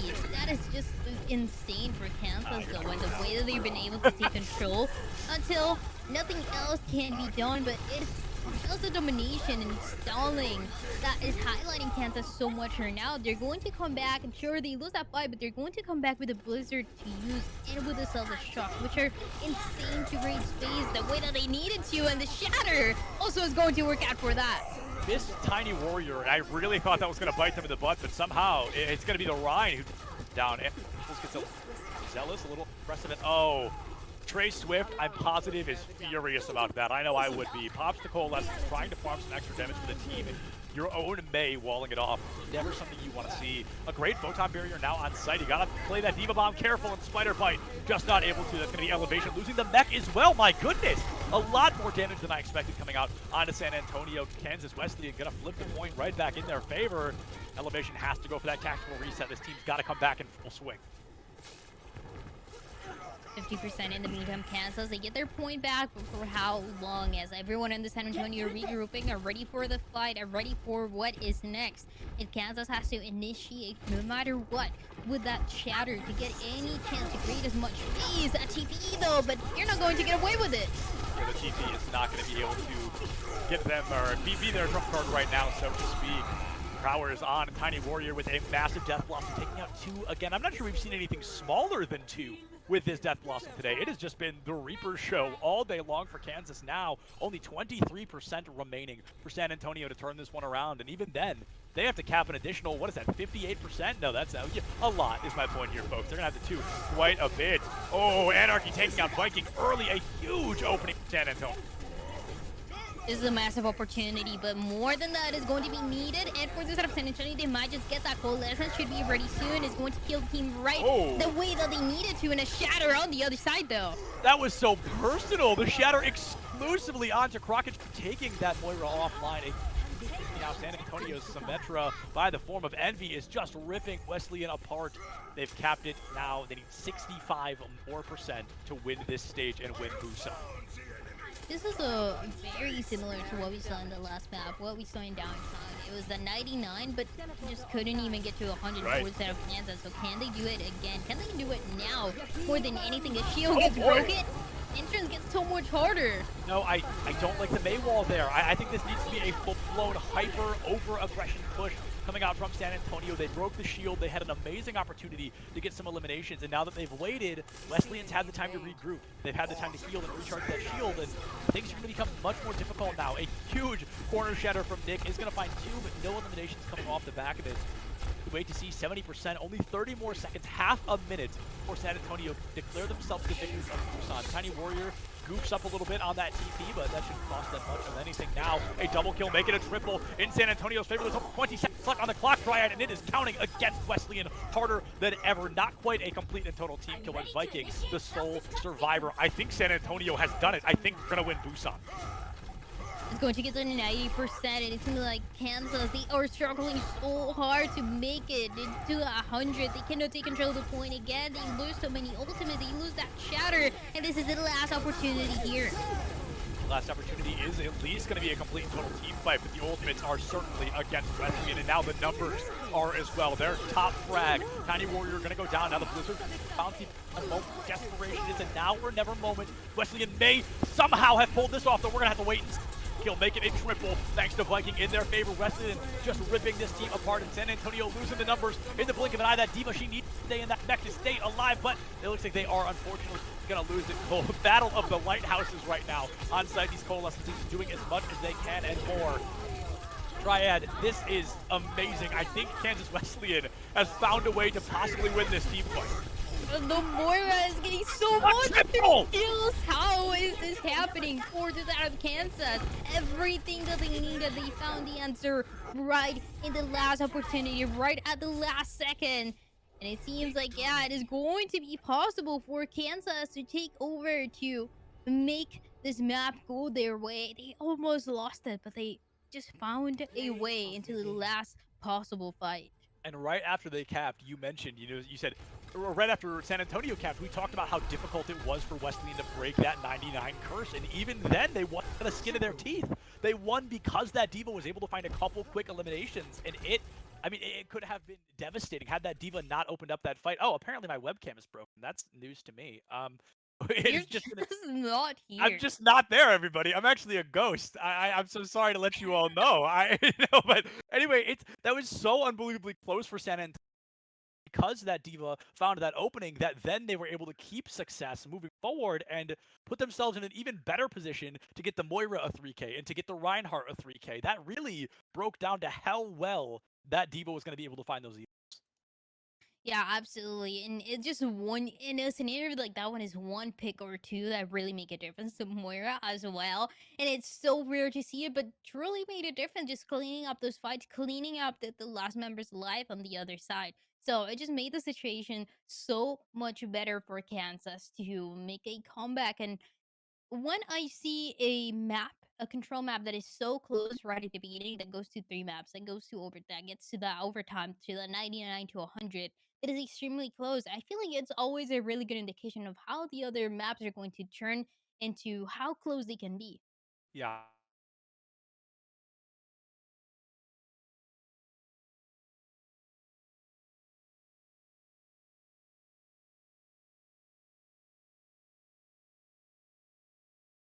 That's such a good observation, honestly, and it's well because I said for game one earlier, and I really want to see what these teams are going to be bringing out, not only on different maps, but just in general. Of are we going to see something that isn't Kings Row for once? That'd be super exciting. But no, I mean probably not, right? But on Kings Row, is it going to be the same comps we know and love? Are we going to see a so to speak, from one of these teams? Yeah, the are many possibilities, and that is one of the beautiful things about Overwatch, right? The many possibilities that we have, not only in the maps, but also the different compositions that you can bring to the table with them.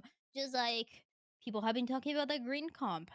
There's so many others that you can bring. The six man that we saw in downtown, especially, it is the first time that we see it today, and it left us with a really good impression for the side of Kansas. The six man with the Reaper that usually doesn't get a lot of value, but he knew that it was a good way to counter the enemy team. And Yeah. even though things can get difficult, it worked out at the end. So there it is, just a little bit more that we keep seeing, and we keep expanding the possibilities for what teams can play in this specific tournament.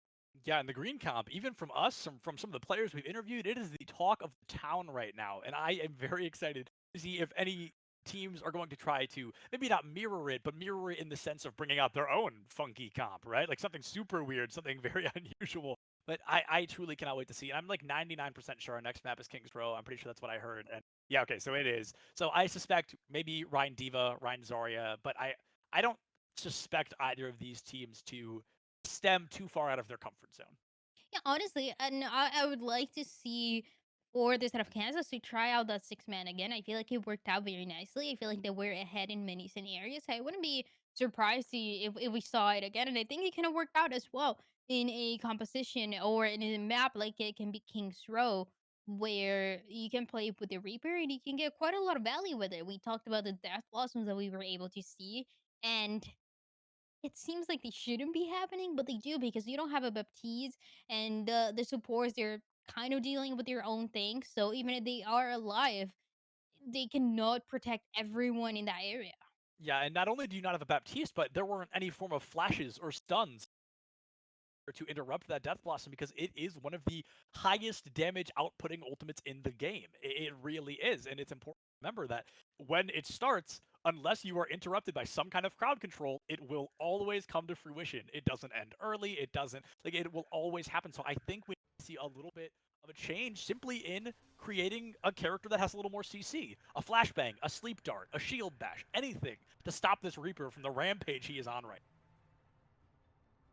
now. Absolutely. And we've seen Genji now twice today, and this is one of those maps where, like, Ready for battle. like if you really wanted to bring one of those DPS, you could, but Right. it's a situation where you really need to know how it's going to work out. So in the meantime, you gotta rely a little bit more on those Cassidy's. I think Cassidy, out of every DPS right now, it is the most reliable one, Yep. right? You know they can hit those headshots. You know that you can rely on a good player to hit those headshots to get a couple kills. And you can also have the stun that you talked about, and that it can do so much against especially the tanks that sometimes like to play aggressive, but also even some supports. Some Lucius that like to play aggressive, they like to go in the backline, they like to be destructive. So you always have the Cassidy that can at least deal with the situation for a little bit longer while everyone else tries to help him out. And you brought up headshots a moment ago. I want to talk about how Viking rocking the Widowmaker. I made a early. We saw one that was a little more wonky, a little less successful. Like Viking is going to try to play it for more than 10 seconds, so that's exciting. Please don't swap. I just said it. Okay. Viking, it looks like they're actually waiting. They're going for one of those, you know, one of those, I believe it was the Dallas Fuel that did that. They're going for one of those slower plays where you keep the Widow and Spawn a little bit long. Where's the Gladiators? Gladiators, yeah, they went all the way out. Oh no! Oh no! Envy knew! Envy was counting! Oh, they knew 5 had to be in that spawn, and now things are looking rough for Wesleyan. That's early. Tank may not be too far behind, has to get out just barely with his life to the 6v5 as Jinx the 7th is dismissed from the fight. And the last kills that are going to come in about a minute that is going to be wasted before trying to get any value out of it. And yeah, like you said, it is going to be a very long play, but also one that can be predicted by the side of San Antonio. They are waiting for it, they're expecting it, and they can all play together as well, especially with the D.Va. To guarantee that this opportunity at least is going to be the 9. And a really unique issue that's happening right now is I believe Viking is still in spawn. I think Viking is kind of isolated in a fight of their own. It looks like they're finally going to get the roll up into the rest of the team. Being separated for so long burned probably 20-30 seconds off the clock that Wesleyan may really need down the line. Oh! Well, maybe they're going to cap first point a little earlier than we expected. Nick with a double kill in that back line, and now Envy going to fall. Nick turns it into a triple. I don't know what it is, but main tanks and popping off today, but my goodness, they are just so crazy. I like the way that San Antonio played that though, because they respected, they gave the space for Kansas that was fighting so hard to take it, and you have to back up, you have to give them the space because you don't want to deal with that Reinhardt. But they were just caught off guard by the chatter that it seems like they were not expecting a situation like that when after they took control, and so nothing else that San Antonio could have done for that one, and it's going to be the payload as it starts to move, and Kansas as they try to get the momentum once again. Kansas needs to find the momentum, they need to keep it, because I believe Kansas... Oh, Blizzard did get it. Thank you, Blizzard. Getting eaten up, and you absolutely... Nick takes out Envy. This is the epitome of what I was just talking about. It's crucial Kansas gets this card moving and keeps it moving, because I believe they were the team that actually capped first point. Last time, they got stalled right about here. They barely made it through the arch, and then just got the crap kicked out of them, honestly. So it's important that they get this cart a little bit further. They keep it moving. They cap at least that second point. It's a good chance for them as well, as everyone is grouping together around that payload for that next fight, that it can be a now or never into if they're going to get that second point or not. And it's very difficult to make it happen with San Antonio. They are coming back, and they are trying to get as much value as they can from that Silver Shock coming in soon. Yeah, Wow opening that garage door early is going to help them take out not only Envy as well. The High Noon is at the ready. Viking trying to find Bay wall from AO3 is going to interrupt anything that High Noon tried to bring to the table. However, that wall simply not enough. Elevation there. Count Jinx the 7. I think the numbers are just so Wesleyan's favor right now. We'd need a miracle for San Antonio to stop this second cap. Yeah, for Elevation, I would have liked to see the Silver Star coming in early, because you already know the Blizzard is not going to be available, so you don't have to keep your mech on, and you can use it just to create space to delay that next push. And it came a little too late. It got one kill, but it was a little bit more that was needed. In the meantime, though, Kansas, they're on a roll right now. 4 minutes to work into the last part of the map, and we've seen a lot of very, very dominant teams, but Kansas, this might be their map, and this might be where we see them being dominant. Yeah, this is certainly their time to shine, and I've got to talk about it as well. Envy, first one down, 3 maps, 3 times we have seen Envy fall, and it has been disastrous. Hopefully they're going to be able to keep the whole team alive this time. The Pug bringing out the bomb, not able to find anything but that immortality field. Now a 2-0 trade in favor of San Antonio. They are desperate to find some eliminations here, but Jinx able to find Envy with a boot. Kansas may be able to turn this one around if they play their cards right. There's a chance here. They have to respect that space, especially in this corner. So finally, the defense will be pushing forward, will be denying that corner advantage for the side of Kansas as they're trying to go in again. Cassidy trying to use the Deadeye, but the May wall is going to deny that for a couple seconds. No kills coming in just from that one. Oh my goodness, the shatter into Blizzard. Nobody is making it out of that one. My goodness. Flashback taken out by 8. And San Antonio has finally come back to life. And it was a really nice one to clean up that fight, but you gotta question if they're all shattered, was a Blizzard really necessary? Very because true. It makes it end a lot faster, but you also want to delay as much as you can. So it's pretty much a conflict here for the timing and for what you think is best to rotate those ultimates here. And this time around, I mean, San Antonio, they're just fighting to get on top again. They're going to deny that corner over and over again. This time around is going to be only the amplification doing it off. And Envy finally making up for those lost fights with the first one to go down 3 times in a row. Pressure coming out now. Elevation takes out Tiny Warrior, but the Blizzard was used. It looks like it's not going to find much of anything. Perhaps a panic ult. I've got to say, San Antonio, they have really begun to flip this around. This is not called one of the hardest points to cap as a joke. It truly becomes difficult when the defense gets like this. It's very difficult. Again, it goes back to this corner. It's so hard to deal with, and you can use one amplification, then it gets countered by the other amplification, and it just becomes a nightmare that is so hard to get out of. Now, the attacking team is going to try something else. In those 4 minutes, you turn into less than 2. I'm not sure what Nick was doing there, but if that Maple wall hadn't come out, that would have been at least a 4K in favor of San Antonio because Nick was facing the roll. That could have been beyond disastrous, and now Kansas Wesleyan is going to be getting some action. We see some Dragons coming out, but they get 4-man Earth Shattered in the process. The Dragons making space when they need it most. Spider Bite going to be taken offline. Jinx, excuse me, traded out. Anarchy is going to fall. The Reinhardt and the Lucio are both down, but here comes a Ryan of their own. Nick left shifting far too early for my liking, but with Elevation falling off the map, this is Kansas in time to get back into this fight. Nick is going to be able to find that Fire Strike kill with 80 seconds left on the clock, Dryad. It is so unbelievably possible for them to turn this one around. Oh, it's looking very difficult, but a minute remaining. Blizzard is going to come in against Eden. That was the last chance. That was a big opportunity there, but it doesn't even matter. Kansas, they are slowly finding the answers in that last part. We saw them having so much difficulty. It went for 4 minutes to around a minute that they got towards the end, but they find the answers that they needed to just to create that space, just to get the kills one by one, and it was rough. But at least they make it till the end, and they know that they have some time remaining as well. There's time remaining on the clock, and quite a bit indeed. I believe over a minute, which is, of course, the most crucial amount of time to get. Even 1-0 is going to be enough there.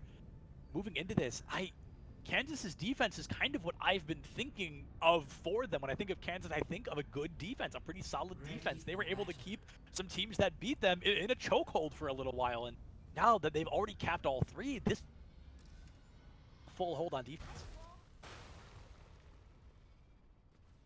For San Antonio, it is not the worst, it's not the best. It's pretty much right in the middle where they stand. And also their hopes are just right in the middle. They have and they can have a pretty good attacking side. But the timing is what can matter to them the most. Getting that payload to move from that first and maybe even second fight can give so much momentum to teams like this one, like San Antonio, like everyone here that we have in the losers bracket. They know this is their last chance, and for San Antonio, it is a situation where this second round, it is a now or never for them to make a comeback. It is a now or never indeed. There is nothing beyond the losers bracket. You've got to stay all the way to the bitter end to fight your way back into that second place, into those grand finals, but the pressure is on Kansas Wesleyan. They are 4 minutes away from moving. Lead is going to be let's take a look. If they win this one, they move into the quarterfinals of this lower bracket. They are desperate for it. Elevation finds one, Envy finds another, and a defense that I complimented just minutes ago is being ripped apart by San Antonio. A couple members alive still, opportunity, but San Antonio is finding the answers slowly but surely to get control of this point, and in a single fight, they're going to make it happen. Kansas wants to recontest, is hungry for the kills, but they cannot get close enough here. Oh, and with Trey Swift taking out Viking, that is going to be the beginning of the end. There was a great opportunity there for Wesleyan to keep themselves engaged in that fight, but San Antonio, they chased it, and it was all worth it at the end of the day. They found some great, phenomenal value.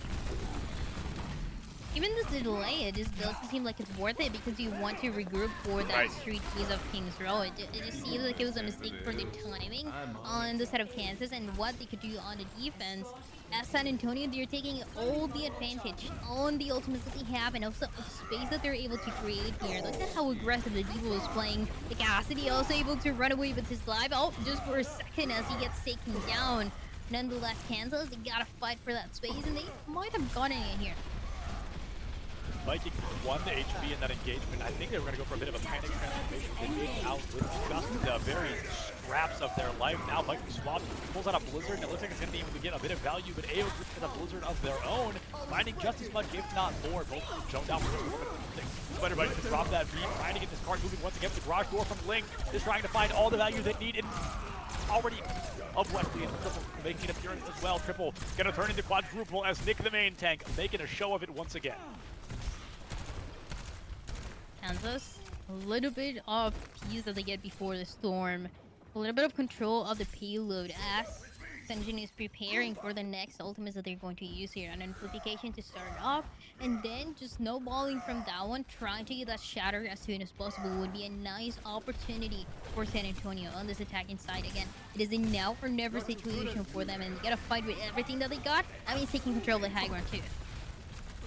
Taking control of the high ground is quite often the name of the game, but can't forget about the part either. You want to have somebody at least spirit to engage on the floor level. Now Trace Green probably going to pop that window pretty soon here, and as I say, it's going to make it to Furence. The high noon coming out from Cassidy as well. Might be able to find something, but null and void. By that D.Va Matrix just a little bit. No bodies there to catch that bomb coming out. Immortality Field has to be committed. Keep the team alive, and Trey is still not going to live to tell the tale. 2 eliminations, going to trade it out. 2 more. It's going to be a 4v4 on site. It's massive spawn advantage for our attacking team right now, but it looks like they aren't even to need it.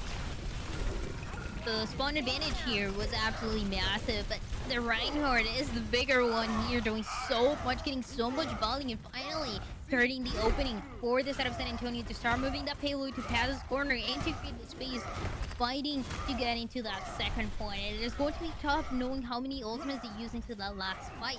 But they are being patient, they are taking control, and they're able to get a little bit more just with neutral abilities that can do everything for them. As Kansas also just setting up. Kansas is setting up for a time to strike. A great Maywald is going to be able to catch that deep bomb. We have to wait to see who wins this. We've seen this work stalled so many times right in this particular Viking. Takes out AO Green, removes the Maywall, removes the Blizzard. Possibly any hope San Antonio had of winning that fight. However, Vikings back out of that transform. San Antonio, they're pushed back, but they've still got 2.5 minutes on the clock, Triad. They've got more than enough time to make the magic happen. It's quite a lot of time, but just looking at how long those fights are lasting, it gets a little bit concerning. There it is going to be a Deadeye coming in for both of the sides, trying to get something, but the space is the only thing that is going to be created here. Is certainly being made. Tiny Warrior with a funky Blizzard, but one that works out pretty well. Viking is going to be able to find the melee on Swift. That, again, just forces San Antonio back in their own spawn. Anarchy finds a kill, but trades his life for it, dies for the cause, and right now Kansas is doing a phenomenal job stopping San Antonio. It's a good control for Kansas, and they already won that last map. They only need one more. They have the momentum going in for them, but they recognize it's a tough fight. It's a long fight for them, but for Kansas, they can make it happen. Nick is coming back with a shatter. The question is, can he get it back in time? Especially because they're not expecting a swap into a Thara. Yeah, I think this is a great map for Thara, and I'm honestly surprised it's taken us so long to see her. I think she would have had some fists running around and whatnot, but now not only a Far Mercy, so San Antonio, they're definitely spiking things up. It's going to be a battle of the Valkyries here. They're both flying in the sky. We've got the wings alive on both sides. The question is, their wings flip first. Oh, Envy getting so much free damage here. Yeah, the Pharah always poking you damage and always making everything so much more difficult. Yeah, but the reload here, it's not even going to matter. And just that swap did so much at least to create the space that San Antonio was needing. Even if he didn't get the most amount of kills, it was more than enough for them. San Antonio now finding an opening, but Kansas wanting to contest it. And the contest, you see a transformation from Viking doesn't even really come to fruition. And now with a kill of their own, gonna make it 2, cleaning up the entirety of the support line. Riot, I hate to say it, but with only 25 seconds left on the clock, I think San Antonio can stop right now. Might be the last chance. Only 15 seconds remaining, like you said, and everyone getting taken down at the worst timing possible. Getting back is the most difficult task here. The shatter might connect just in time, but then again, someone having to touch, and he does get taken down, and Kansas, he might just get away with it. Oh! Again, oh, no way. The Blizzard slowed the Diva just enough to stop her from Wow. contesting. Oh, that hurts. That's devastating, truly. And It once is. again, Yeah, it is the second time that we're expecting an overtime to coming, a last opportunity, a big opportunity, but it just gets denied by the most frustrating circumstances, I would say, coming in for the team that gets taken down. And I mean, this time around is going to be Kansas moving forward. He don't get taken down just yet. They at the end of the day, they found the answers. Even when they were attacking, they were always fighting. They were always getting some time remaining, and they just ended up making it a little bit farther, at least for now. yeah, that a little bit further, they live to tell the tale. They'll be going up against either UT Arlington or Stephen F. Austin, and that'll be coming up in just a minute. I believe we're going to throw it to a super short break. I think we're going to try to get an interview with a Kansas Wesleyan player in just a couple of minutes. So everybody, use this time. Get up, go grab a bottle of water, and then come right back here. We'll see you in just a minute. Hello, everybody, and welcome back. We are here with Viking powerhouse players coming out from that last game on the side of Kansas Wesleyan, the, of course, winning team. So, Viking, my first question for you is, you're 1-1 on the day. Moving forward, how far do you think you're going to be able to do this? I think we'll be able to go as far as we can go, like ourselves can see. Kind of a weird wording of that, but I believe we can go all the way. I believe this team has the capability um, to go as far as they want to, and I hope they do, as this is basically my last full year with this team. Yeah, absolutely. And we saw a first map that was very close, and you guys almost made it a little bit faster than it should have been.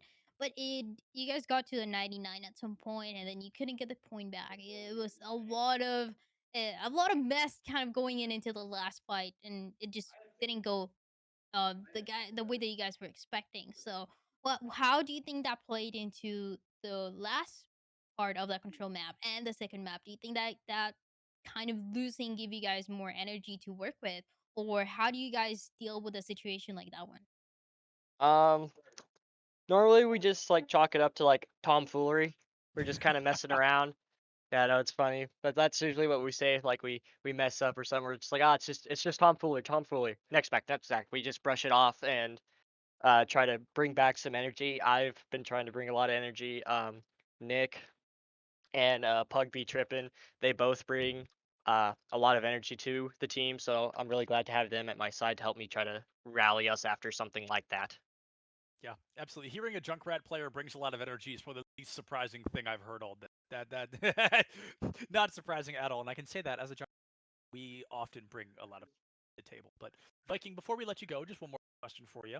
Is there anybody that you'd like to give a general shout out or just a thank you to while you're here in the I'd like to thank my mom actually for actually like letting me continue with this because freshman year she really had a lot of doubts. So 2 years ago I was on the verge of being forced to quit. So I'd like to thank her for letting me continue this opportunity and getting a chance to show what I'm made of and what this team can do. Absolutely. Very nicely said, my friend. And you have proven what you can do. You've made it to the semifinals, or excuse me, quarterfinals of the lower bracket. You've got to only get through two more teams to secure another fight in that upper bracket. So a great job from you. Please tell your whole team, a massive congratulations. You guys are really stepping it up here. All right, thank you. Thank you. Good. Oh my goodness, I'm a ghost again.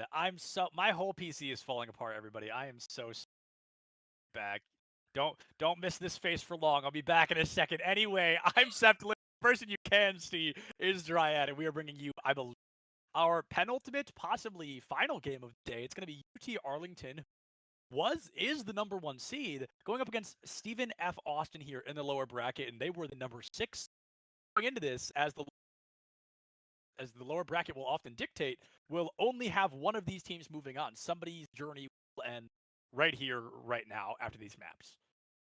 Yeah, absolutely. So for ZWT Arlington, I think especially you have been talking a lot about them because it is one of the most out there collegiate teams, especially when it comes to Overwatch, and they have a really good performance. They are always out there for a good reason. So even if they are in the losers bracket, whatever circumstances push them here that we got to see, It is a matter of what they can do right after, and those are redemption arcs that are the most important in this stage of the tournament as well, because everyone is fighting to get to those grand finals. Yeah, everybody fighting tooth and nail to get to those grand finals is going to be super important to see what these teams bring to the table early, what team comps they're going to be bringing out, and already we're seeing a team comp from UTA that I recognize much than what they were running earlier. I want to see what can be brought to the table for a now or never situation for the two teams, ZT Arlington and Stefan F. Austin. They haven't had the best performance today, but they can make it up into what this match is going to be, and that means a Farah and a Sombra are going to be brought to the table, something that we haven't really seen for this team today. Yeah, Dez's Sombra is actually what I kind of have him marked in my brain as, is a Sombra player, so this makes a lot more sense to me. I know this Sombra is very strong, and I'd love to see if it's going to be something hyper-aggressive. How fast out? How fast are we going to be seeing a lot more action from UTA based off these Sombra and Oh, and the Fire too, right? It can get so much value in a situation like this one, and it's actually just going to do that, right? 2 kills to start it off, and also all the momentum going on for the side of UT Arlington. They control the point. They get 70% as well already for that EMP. What else can you ask from your DPS? Honestly, I mean, not only did Julian drop a 4K, but Dez picking up, 70% to an EMP. That's how fast you need to be charging to make Sombra successful. Absolutely. It's so nice to see the Nano as well going to be available. All the momentum going on for Super G's as well to get something done to help out the team a little bit more. As Stefan of Austin, they're just fighting to find a way in. And even with a Widowmaker, I don't think it's been able to spot the Farah at all. Look at Julian with the slowest flank I've ever seen in my entire life, but it's about to do numbers. We got the Nano win appearing on the side of UTA. They can commit that boost pretty early on, and a damage-boosted Winston does some of, if not the most damage in the game per second. So now the Barrage making an appearance. My golly, is it a big one? The EMP not even necessary as Julian is rolling through Stephen F. Austin right now. EMP going to be available already as there's 50% coming in for the side of UT Arlington. That is such a nice performance so far coming on for this team. Definitely looking like the most dominant as of right now, and a couple of changes that have to be brought to the table by Stephen of Austin if they want to stand a chance here. That means the D.Va is going to come in the Tracer as well, and coming into the flank and getting even the support from the D.Va should be a nice one here. And it's important to remember that UTA is our technical first seed, so them being in the lower bracket is an upset. It truly is, by the 5th seed of University of North Texas. And right now, I mean, they're playing very much like a first, right? They are coming out super strong with some great value early on, and I suspect they're going to keep this energy moving forward. Absolutely, but the EMP though only got one and couldn't even connect it with the way that they needed to. It was the Sigma actually that was EMP'd, and even him he's still alive, he's still in the fight, but it doesn't matter because 99% are already going for the side of UT Arlington, and the kills are going to be enough. Oh my goodness, the kills are going to be all they need. We've got just a bloodbath across the board, and I've got to say, I like the change from oh my goodness, I said I wanted to see Clown off the Orisa, and now that they have swapped, I think that can take this team a lot further. UT Arlington, they had such a nice sub-map, if we can call it that, but I mean, there was a little bit of an opportunity, like you said, when we see the changes coming in for Stephen of Austin, they can look so much better. This is a test, I want to say. This is a test that they have for them and what they can do with Clown as he is on the Reinhardt. We already know when we see Mecha Base is a Reinhardt for sure that is going to be brought to the table. So if they're able to perform here, he still can stand a chance. He still have a big opportunity, and it just means that they're also flexible enough to play it. Yeah, and we got to talk about as well how there's no Junkrat this time. I think this is the first time today we've seen Control Center, and there's been no Junkrat. It's been the Doomfist in that slot instead. Also, Steven not bringing out any Symmetra is surprising. I can't remember the last time I saw this stage without a Symmetra. A double Doomfist kill going to be sides a little more impactful against UTA, as now their main tank is gone.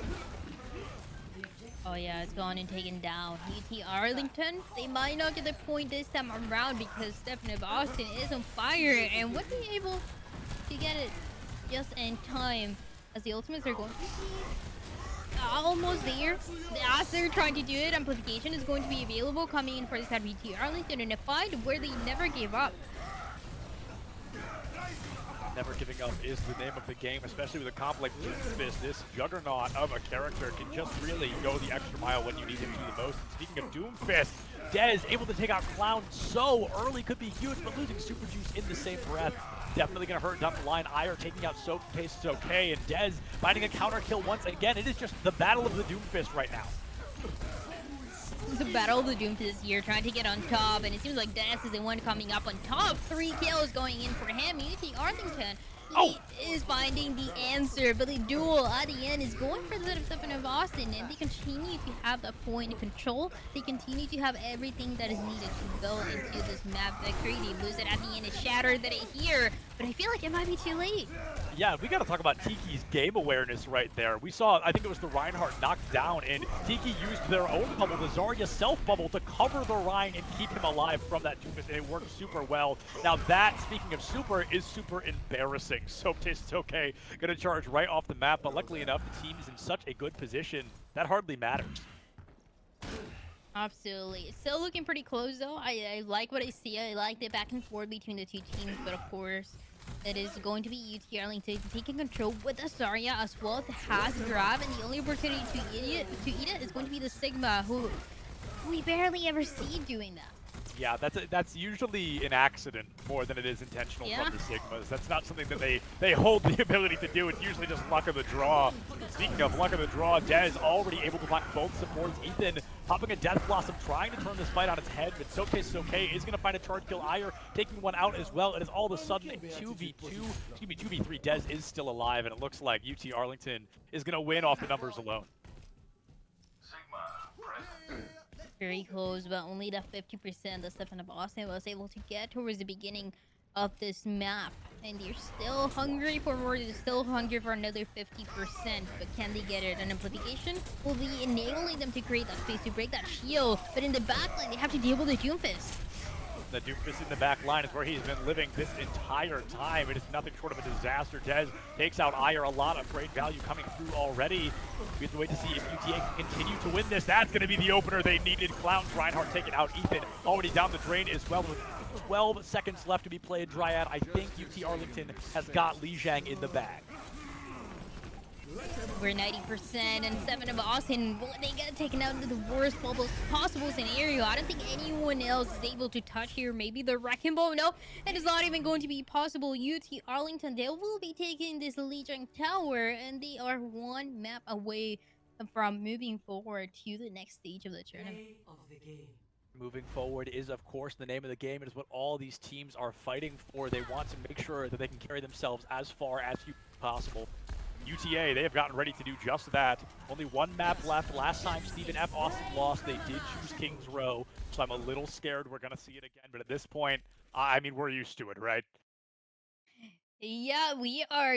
We had I want to say it's a long day, but for teams and for the matches, it seems very short. The closest that we've gotten is a control map where we got to see the 3 points. That was the last match, but everything else has been so quick, so fast. There's always one team that is on top of their game, that is always getting the first kills, that is always getting the initiation that they need, and it continues, and it always snowballs into so much more, into a greater victory that they get towards the end. But I mean, it might be a good time to change the narrative, right? UT Right. Arlington, even though they did and they had a pretty good performance here, they had some difficulty. They gave some percentage to the enemy for quite some time. So anything like that, any small victory, any small percentage you can grab on, and that is a good indication that if fight 1 for the enemy is definitely possible. Yeah, and like you said, on Control Center in particular, things were looking a bit more rough for them. They were really struggling to keep that point engagement, that point presence, and it was probably the closest Control Center I think we've seen today. A lot of the time, it was a team getting point cap and then spawn camping for 99 more seconds, but there was a lot more back and forth than that we expected, almost entirely because of those Doomfists. I mean, both sides, the Ire and Dez were just dominating. But Dez was always, it seems like, 1 step ahead. We only saw him getting taken down by the enemy Doomfist a couple times, literally a couple times. And even if he got taken down, right? He already did so much more damage into the enemy Right. that it didn't even matter. He already took down one of the supports, one of the tanks, and what else can you ask from your DPS player? What else can you ask from your doofus? It was such a nice performance that is why after I see something like this, I don't really mind if we see it again. Right. And it is being able to adapt on the fly, being able to make those changes as you go, and realizing sometimes it can work, sometimes it can't work, and sometimes you just have to be one step ahead. Yeah, and being one step ahead could be the make or break moment for these teams. Like you mentioned, Dez really liked to stay one step ahead for a majority of the game. Moving into our next map, though, which I don't believe has been confirmed yet, and I pray it's not King's Row, but my gut tells me that it's probably going to be. I want to see, do the Doomfists come out once again? Is it going to be that Doomfist matchup, or is it going to be something a little more expected on King's Row? Is it just going to be the May Cassidy again? And we haven't seen a lot of Doomfist in King's Row. Even though all we've seen has been King's Row, we haven't seen a lot of the Doomfist being played. Specifically, we've even seen Genji, but not Doomfist as much. And it is an Right. interesting one because, again, when you perform to that level, for example, that Des was bringing to the table, it is why not? But because everyone has their set compositions that they like to play into King's Row, that is when it might not be as viable. You always want to play into, you always want to have a May in your team, right? So it is, do I want to play the May with maybe a Cassidy, maybe a Tracer, or do I want to rely on my individual performance as a Doomfist player to get more value? And it's those small questions that everyone tries to figure out as they go, but they also have a general idea towards the beginning. Absolutely. That general idea can take a team the extra mile. And if you could visually see my heart explode into a million pieces, it's because we did get confirmation that King's Row is the next map. So that's a little bit of a bummer. We are seeing it sixth time today as map 2. So definitely not a lot of change up, but as we've mentioned every time, Scrims Row, it is not that as a joke. It is not something that we expect to not be chosen. It's a map that we truly expect to see 100 times over. And it looks like this weekend we're getting to do just that. Yeah, today we're just all about King's Row, all about, I want to say Legion Tower, but even for those control maps, we've seen some more variety. But for the second map, King's Row every single time. We'll make it into another one. We'll go into King's Row once again. We just really like it. We just really like England. Very cool. We're big fans, obviously. I mean, as a community, clearly, right? I mean, in UTA, Julian, oh, never mind. I'm not going to talk about it anymore.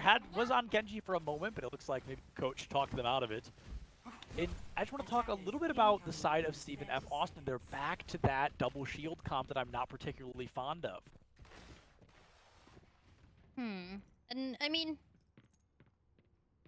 it can be couple changes here, but you take Arlington, they are for sure bringing that Reinhardt coming in, and it is back to the rush. It is back to the Ryan Diva, the Diva being able to take control of the Hegon and to peel a little bit for the supports, even though they can handle this stuff, they can take care of themselves just fine. As we've seen from UT Arlington, as we've seen support Super Juice, who has been one of the better supports that we've seen throughout the day. Yeah, without a doubt. A very good combination of healing and damage. You know, Baptiste's role is to kind of fill both spots. Oh my goodness, that's certainly a dope taste. It's okay. Able to deal a lot of damage and somehow lives to tell the tale. The first elimination with the Ire on that May. Steven is going to have to back out just a little bit. SFA needs all 6 to engage, but instead Zephyric may be caught out as well. Sigma should live long enough. Yeah, he's not going to fall to a May in a 1v1, but pressure certainly on. A shatter already from Sote Soke. Now, unfortunately, find anything, but the ultimate coming out that early really goes to show how much damage EA is dishing out right now. Oh, and what else can be done here? About a minute that has already been wasted, and it's a tough one to deal with. UT Arlington, so far, they're staying on top of their game. They have an amplification to use, and they're going to use it right away, not even wasting a single time. The Orisa, it's so low, has to run away. Seems like was just able to do that thanks to the shield towards the end, but nothing else.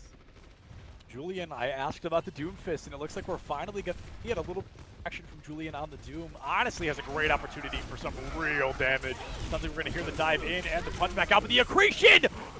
The accretion into Blizzard. Talk about perfect timing, and all of a sudden SFA is charged. They know how to get this lineup, they know how to break through this choke, and Super Juice, no matter how bad you try, my friend, you are going down. SFA is going to cap this first point. Super Juice was the last one alive, trying to keep everyone without getting taken down, but not really possible that time around. It was a nice opening coming in for the set of Stefan of Austin. They found their way, they found a kill, and they just snowball it into so much more. Where now they have a nano to use to initiate a fight, and they have so much more. You can even see the nano and also the death blossom. I would love to see that combination, but UT Arlington has another story to tell.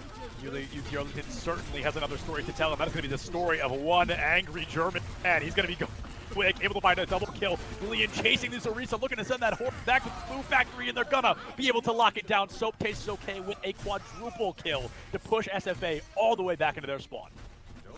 And look at the way that you're all playing together for this kind of UT Arlington. Even if the spawn does not matter, it just this Reinhardt absolutely on fire. No one able to take him down. No one able to get out of spawn, and even this Orisa is having a difficult task to deal with. UT Arlington, look at that, even an amplification that is going to be committed into this. Yeah, this is a lot of overcommitment here happening. It's just going to be UT Arlington and spawn for as long as humanly possible, and that's exactly what they want to do, right? That's what they're looking for, to find themselves large and in charge. And Soap Tastes Okay really working to show us 100% German power. It is just going to be Reinhardt. The name of the game today has been main tanks. I like that UT Arlington, even when they were playing so aggressive, they had at least one person keeping an eye on the payload, making sure that no one was going to try to push it when they were looking away. So any opportunity that we saw for a second coming in for Stefan of Austin, it gets shot down.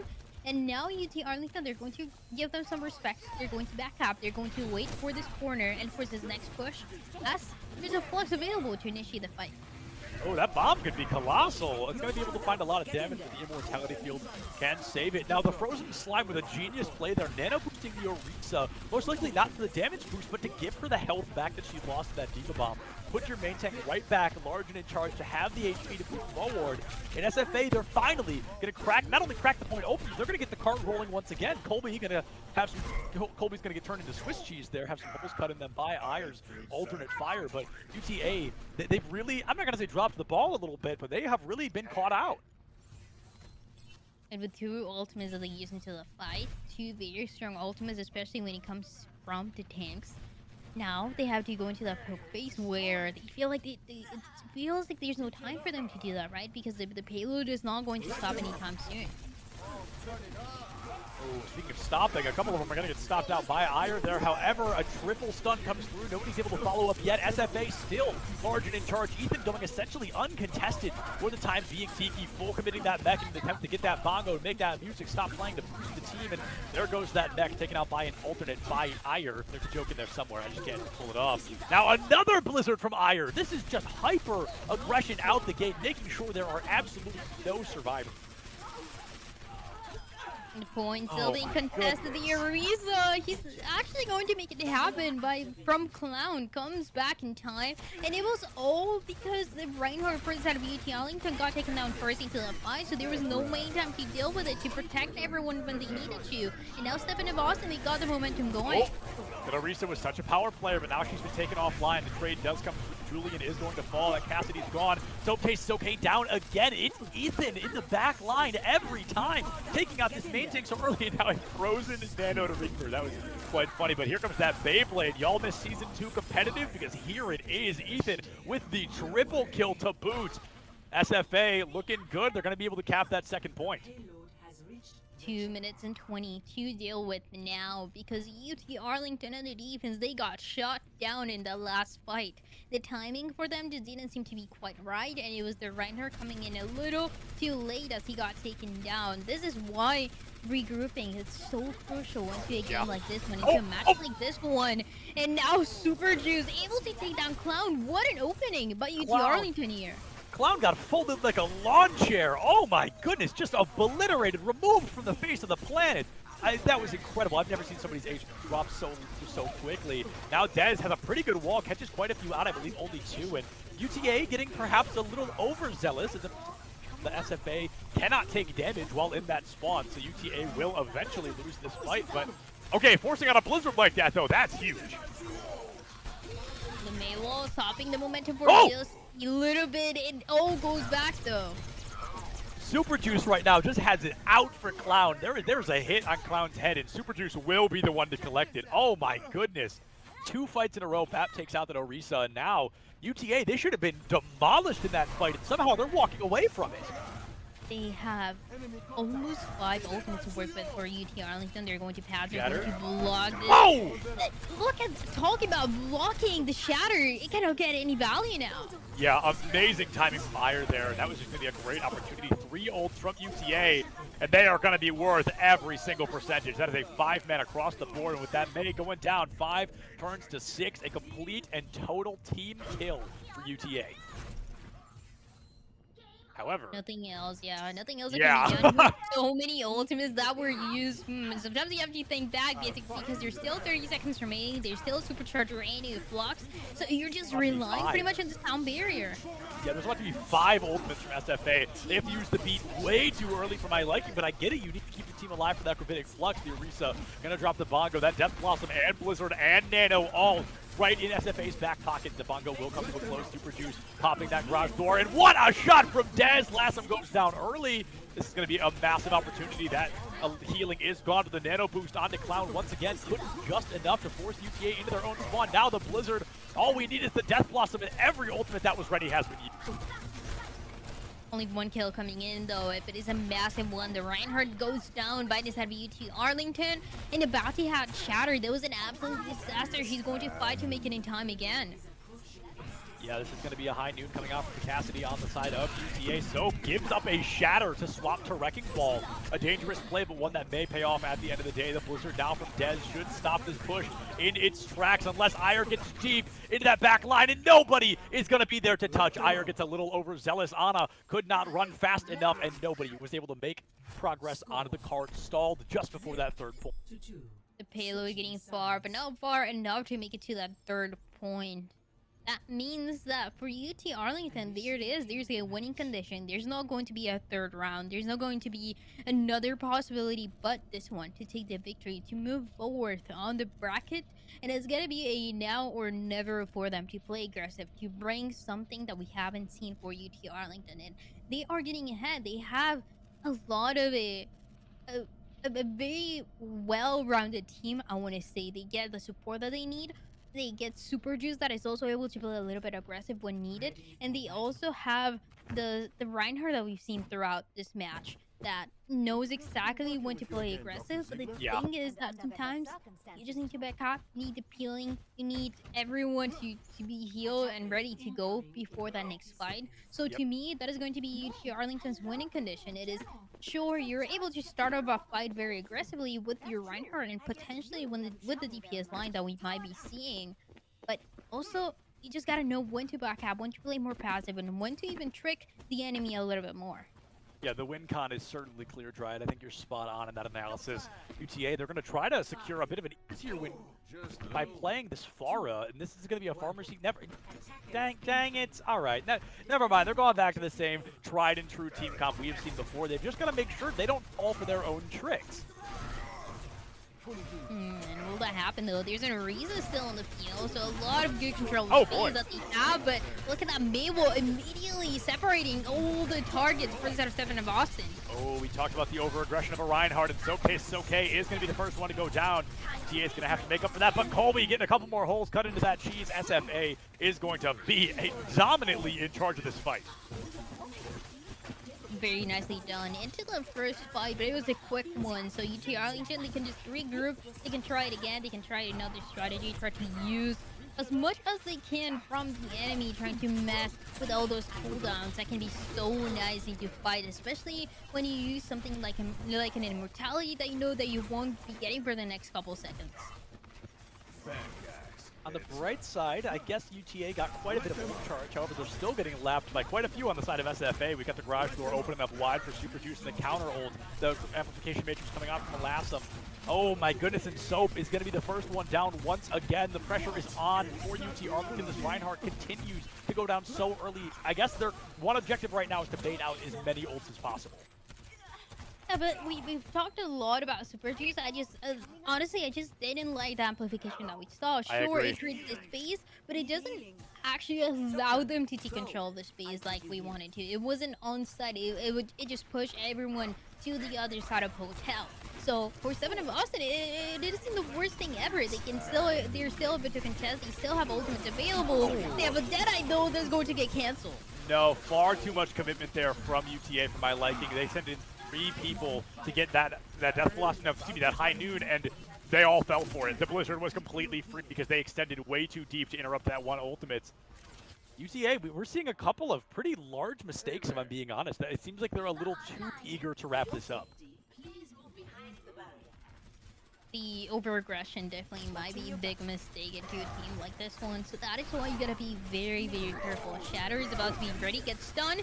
K can get away with it, but an Immortality is already invested, and they have to get value out of this push.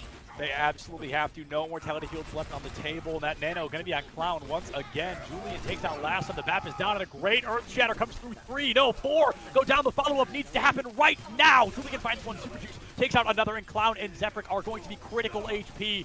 This is going to be a fight that UT Arlington will be able to win. It took a lot longer than they wanted it to, but they're going to be able to crack that point open.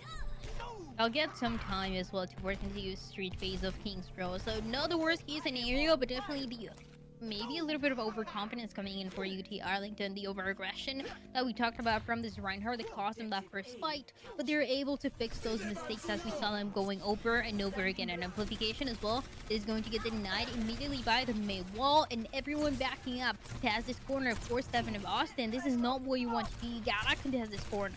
Yeah, this corner, you've said it every time we've been on King's Row, this corner is so unbelievably important, and Super Juice, again, just has Clown's number today. So many times that Orisa has died to that BAP, and as soon as that Orisa goes down, SFA's got to tuck tail and get out of dodge.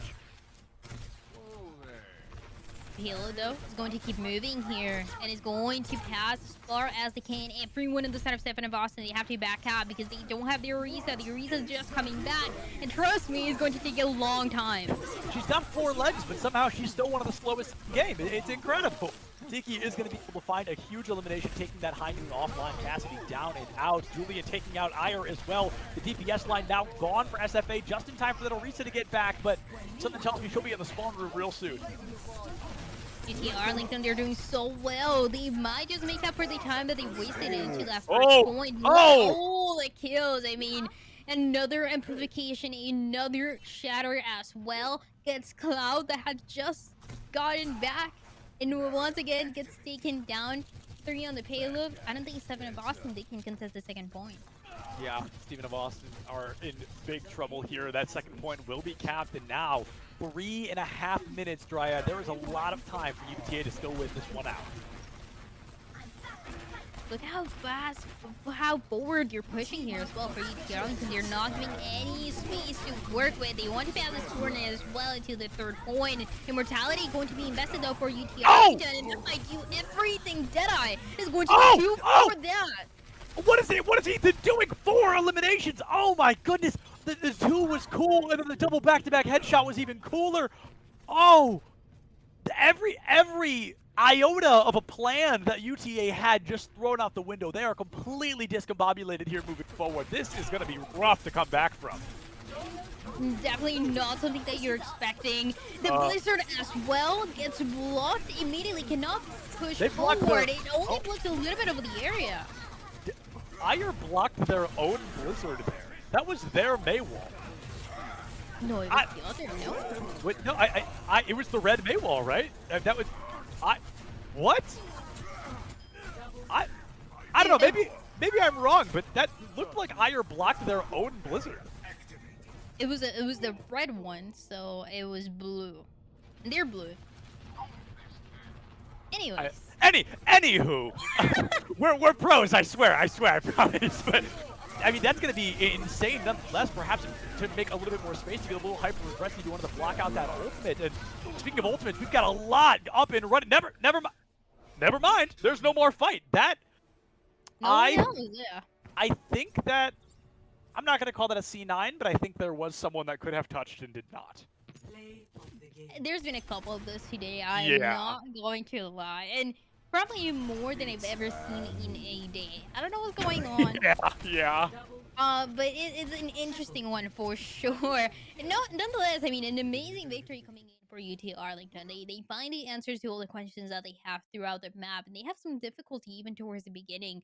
It was looking risky. I'm not gonna lie. It was looking very difficult for them to get that payload moving, but they finally found a way in. They were able to complement the aggression of the Reinhardt with everyone else as well playing together. With the Lucy especially complemented that Reinhardt, complementing that speed. And with that is going to be UT Arlington, a team that we talked a lot about coming in with the victory today.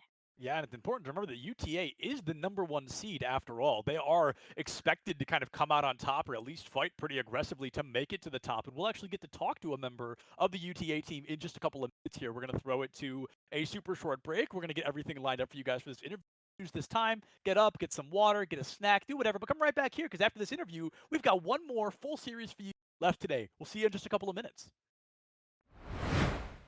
Good afternoon / early evening, everybody. Still Subtilance and Dryad. This time we are joined by tank extraordinaire Tiki. So Tiki, tell me, falling into the lower bracket, things start a little bit rough today, a little bit of an upset, but then you come out super strong here in the lower bracket. You 2-0. How does that kind of boost your confidence moving forward? We're definitely feeling a lot better. A lot of us literally just got on just in time to play our first match, and so we also went in and played a different map, like a match somewhere else. So we're feeling a lot better, a lot more warmed up. We're ready to make a run for it. Yeah, that is nice to hear. And tell me, how are you feeling about more than anything what is remaining for the tournament, right? So you made it up to here as of right now, but looking at the teams that are still all the way at the top in the winners bracket and all that, is there how are you feeling? Do you feel comfortable that you can make it all the way to the grand finals, or do you think there's going to be a difficult one along the way? I think we'll do pretty good. I honestly don't really know really who's ahead of us besides the team that we're playing next. So I feel confident that we can make it pretty far. Yeah, so I actually wanted to ask that as well. Going into this, you're kind of living a little bit of a vengeance story, right? You were knocked out in the first round. You're going up against the #2 seed. Up next, Kansas Wesleyan. And I wanted to ask, are you a little bit worried about player fatigue? You're going to have to play 2 series immediately back to back. No, I think honestly this last match we're pretty high energy. And honestly it's gonna be nice to keep the momentum. Yeah, absolutely. Well, before we let you go, just a general question. I think my webcam just died. That's all right. Is there anybody you'd like to give kind of a general shout out to or just a thank you to while you're here in the Honestly, just my my teammates and my family who is currently watching. So All right, perfect. Well, we'll let you get back to your team and get ready for this next series. So best of luck, my friend, and great job on making it this far. thank you. Thank you. Welcome back, everybody. I'm no longer a ghost again. Hope eventually, but I am Septilance, that much I'm sure of, joined once again by Dryad for our final series of the evening. We've got 2, at this point, very familiar teams. Kansas Wesleyan up against UT Arlington. Now, Arlington, we just saw win a 2-0 series. Lijiang into Kings Row. They win both those maps. And coming into this one, as Tiki told us, they are looking to keep that momentum moving forward, Dryad. So we've seen these 2 teams here. And moving into our first map, Lijiang, what do you expect to see from these teams in terms of composition? Yeah, absolutely. We already saw them multiple times throughout the day because they are in the losers bracket. That means that we get at least a chance to see them a little bit more, which is a nice one. So we've seen a lot of UT Arlington's aggression. We've seen a lot of that Reinhardt coming in. So definitely one of those that are going to be more than expected for this one. And yeah, there it is. The Reinhardt on both sides of the symmetric. Well, with this time, I'm watching that Junkrat versus French character. That's the only real standout change. Sorry, right now, it is Lil Bouncy B doing her thing out there, getting a triple kill to boot in UTA. They don't even get to blink. They hardly touch the point before the fight is over. The point is going to go for the set of Kansas. Very nicely done here. With the Reinhardt and the D.Va, it's just a matter of timing. Who gets to that TP faster and who's able to get ahead faster. It's interesting here. A lot of changes coming in. Once that composition doesn't work, once that TP doesn't work, you gotta bring something else to the table. And that is going to be a dive coming in. A Sombra as well. And a Pharah. This is already coming up with some results. This is the composition that I fully expected UTA to bring to the table early, and when they came in with the other one, I was quite surprised. This is the comp that I think of when I think of them, is this Sombra Pharah, and it's so unbelievable. Tiki already able to find that first elimination. Things looking really good here. Dez picks up another one. The pressure is on UTA. They're going to flip this coin in the blink of an eye. 40% already coming in for Kansas, but nothing else that can be done. They have to back up. They have to be ready again because Julian is putting up a fight against them only with the Pharah, but that is enough to put damage in the air. And the Diva for this side of Kansas, it has such a difficult task because she has to be playing with the Reinhardt. She has to be allowing the Reinhardt to be protected, but she also has to try to get the Pharah, and it seems like this time around it's not even going to be possible. Everyone's getting taken down. The mech is down as well, and it's just a tragedy coming in for this side of UT Arlington. It does not work at all, and only a barrage does it. That's one way to tie up a map. Oh my goodness! I mean, that is just an immediate barrage. We see Julian already 12% to another one. I highly suspect Arlington's gonna pop that EMP this round. Kansas has 4 ultimates at the ready, Dryad. I mean, I'll be shocked if they don't win this first fight. Kansas has a big opportunity here. A tire would be nice, but how do you deal with the Pharah, though? That is the question. An EMP maybe to connect, but it's on the other side that is going to get it. I knew that EMP was going to make an appearance, and I did not suspect it to pick up 5 of the 6 players. Kansas Wesleyan just ripped off the face of the earth there. UTA, a great map win. Now they are 20% in the lead and counting. How much more can they get, though? There is going to be a primary to start off the fight for UT Arlington, and that is all that you can need. Kansas, it seems like they're trying to initiate fights. It seems like they're trying to find a solution, but the timing doesn't seem to be right. And speaking of timing, really bad one here for the soldiers to get taken down. Well, not only did Viking get staggered into oblivion, so they died first, and then the died immediately after. All of a sudden, we're looking at a huge issue there in terms of this elimination. Just 1 turning into 2, and it looks like it's about to turn into a few more as Julian is nano high in the sky looking for a couple of easy. Elans has that barrage in just a matter of seconds, but unfortunately really not able to find as much value. Oh, what a shot, though. What a way to start it off. 99% that is going to turn into 100 because all the picks are coming in, and Kansas cannot find anything else for them. The Lucio, the last opportunity, the last chance here to delay this, to go on the side of UT Arlington, but that is everything that you can hope for. UT Arlington will be taking control of the first opportunity here in Lijiang Tower, and they take a good momentum, even looking at what they did in the last match. Yeah, Kansas Wesleyan starting strong, but UTA finishing stronger. A great opportunity there moving forward. We're moving into control center, so the Pharah is definitely what I'm going to be keeping an eye on. I don't expect the Pharah to work particularly well here if there's a hit scan duelist DPS on the other side. I'm going to see this compositions and for how long they're going to be kept. On this side of UT Arlington, they've taken such a massive advantage coming in. And just looking at the momentum for me, that can do anything for that can do so much for the synergy of this team. UT Arlington, one of the stronger teams that we have on this entire tournament.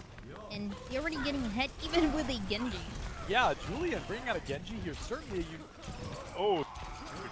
Super Juice does not even get to play the game. It's going to be Viking coming in super strong, able to find some great up some eliminations, but Julian making that Genji worth it at the end of the day. It's going to be all about that pressure and what Julian table. Now UTA loses their tank pretty early on. Soap going to fall. I think Kansas Wesleyan once again is going to get that first point cap.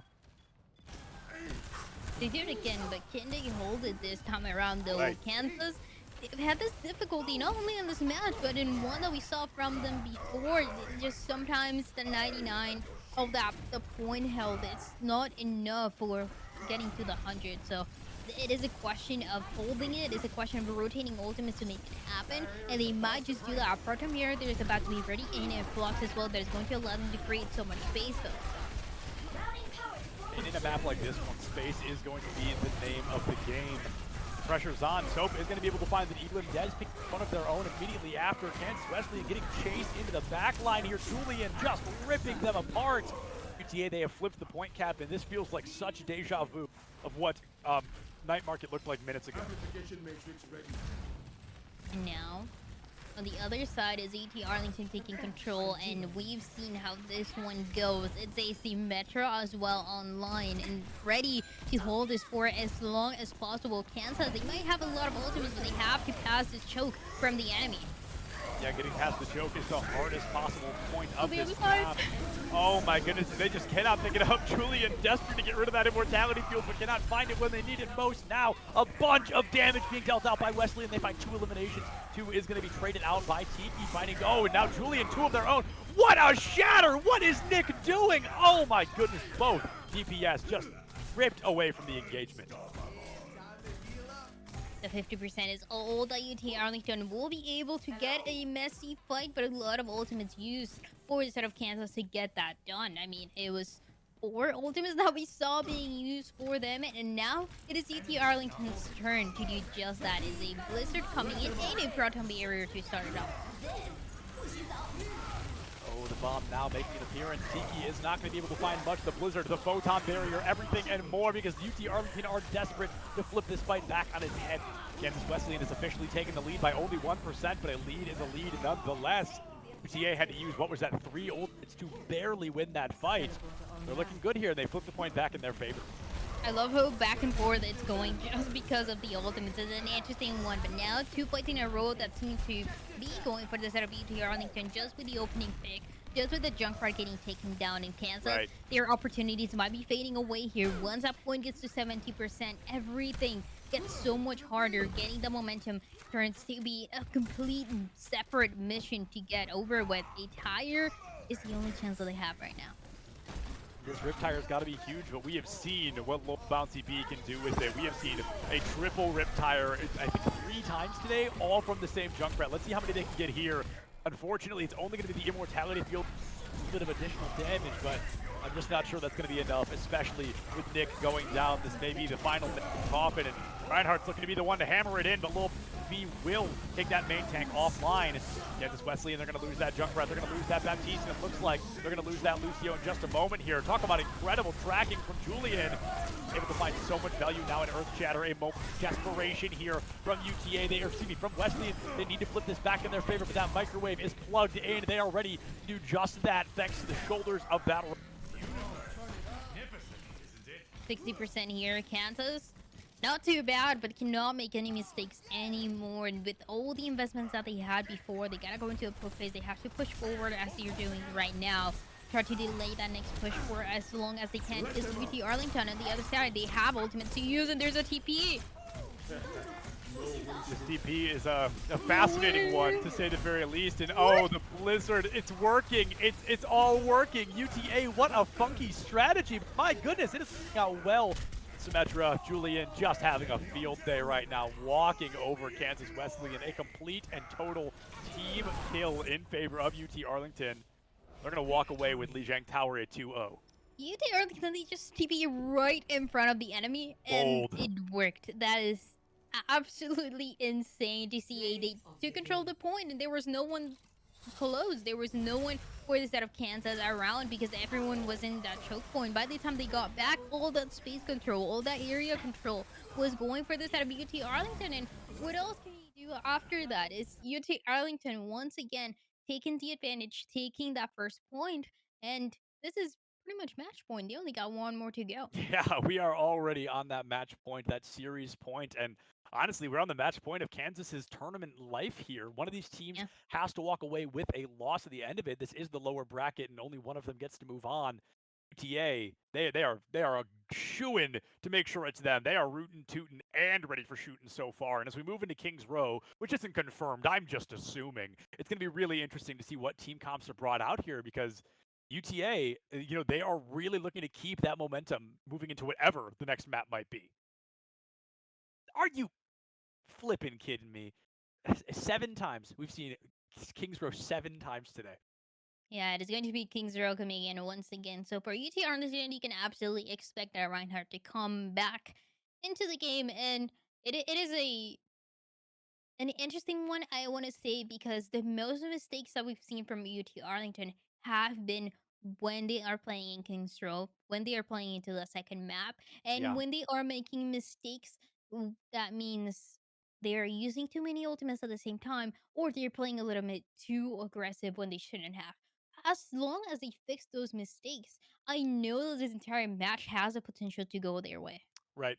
Absolutely. UTA, they've got a couple of, like you said, micro issues, a couple of small errors that they made that cost them. But as Tiki informed us, a lot of them had just hopped on computers. That was game one today for a lot of them. They had not had time to warm up or coordinate or anything of the sort. But now UTA, on their third series of the UT day, are really going to be warmed up now. There's no warm up excuses here.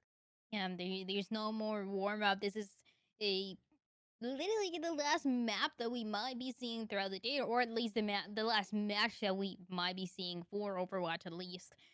So it's at a point where you already know the enemy, you already know who you are facing, and a little bit of what you were able to gather from that Legion map that we just saw. After that, it is working with playing with your strengths, playing what you're best at for UT Arlington, and just trying to make it as far as possible. Yeah, making it as far as possible. That's the name of the game. Living another day is what it's all about for these lower bracket teams. And remember, this is number 1 and number 2 seed. So either way, this is a massive upset due to the fact they're both in the lower bracket already. That's something statistically that we would never expect to be happening. But with how Rebel and North Texas have been playing, it all makes sense. It really does. Now, moving into Kings Row, if nobody's familiar with this map, it's a hybrid. No, I'm just kidding. I think we all know this map pretty well by now. This is going to be the final time we see it today, no matter what. But something tells me, Dryad, we might be seeing it tomorrow. Yeah, there is a big chance to see it tomorrow, and just at least gathering from what we've been talking about throughout the day, today is a day to learn about all the teams, to learn about where they stand, how strong they look, and then tomorrow it is where, throughout the night, throughout tonight, teams get to study what compositions the enemy was playing, what compositions you can counter that with. So I definitely believe that even if this is the last Kings Row that we see today, tomorrow is going to be a whole other level for the teams that are going to be remaining.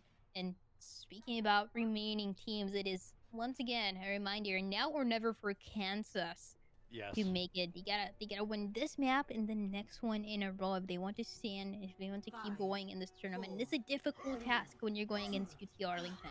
No doubt about it. UT Arlington, they are not the number 1 seed as a joke. Like I mentioned earlier, they are expected to really be running and gunning, shooing for that first place victory. And as I said when they lost, I said if I expect any team to climb through that lower ring, that lower bracket, I expect it to be UT Arlington, and they are trying to show us that right here, right now. Viking giving up on the Widowmaker early, swapping to a May, and getting a massive elimination there in the room of Dez.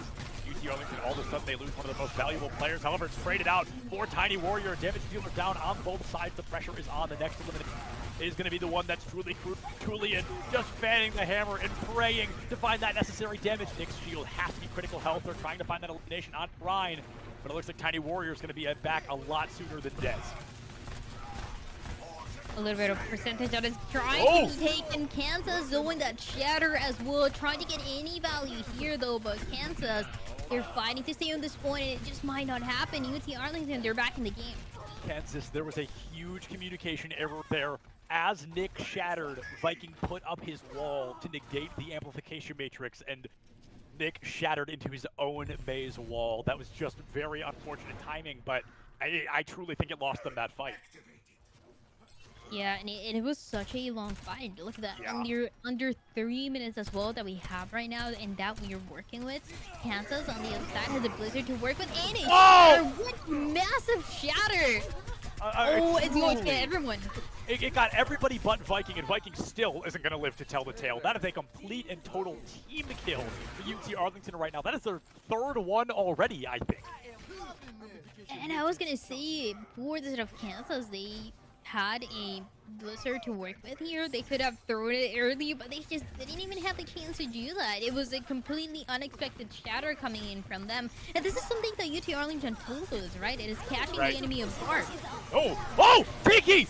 Tiki with a huge eat there. Going to be able to catch out Vikings Blizzard and out Ant Major. Air Immortality Field down. That's going to be Nick down the main tank. Missing. It's up to the rest of Kansas to try and win the fight. But now Kansas Wesleyan is not going to find that opportunity quite yet. We are all of a sudden, Dryad, the blink of an eye, less than 2 minutes on the clock. UT Arlington is looking for that full hold. 1 minute.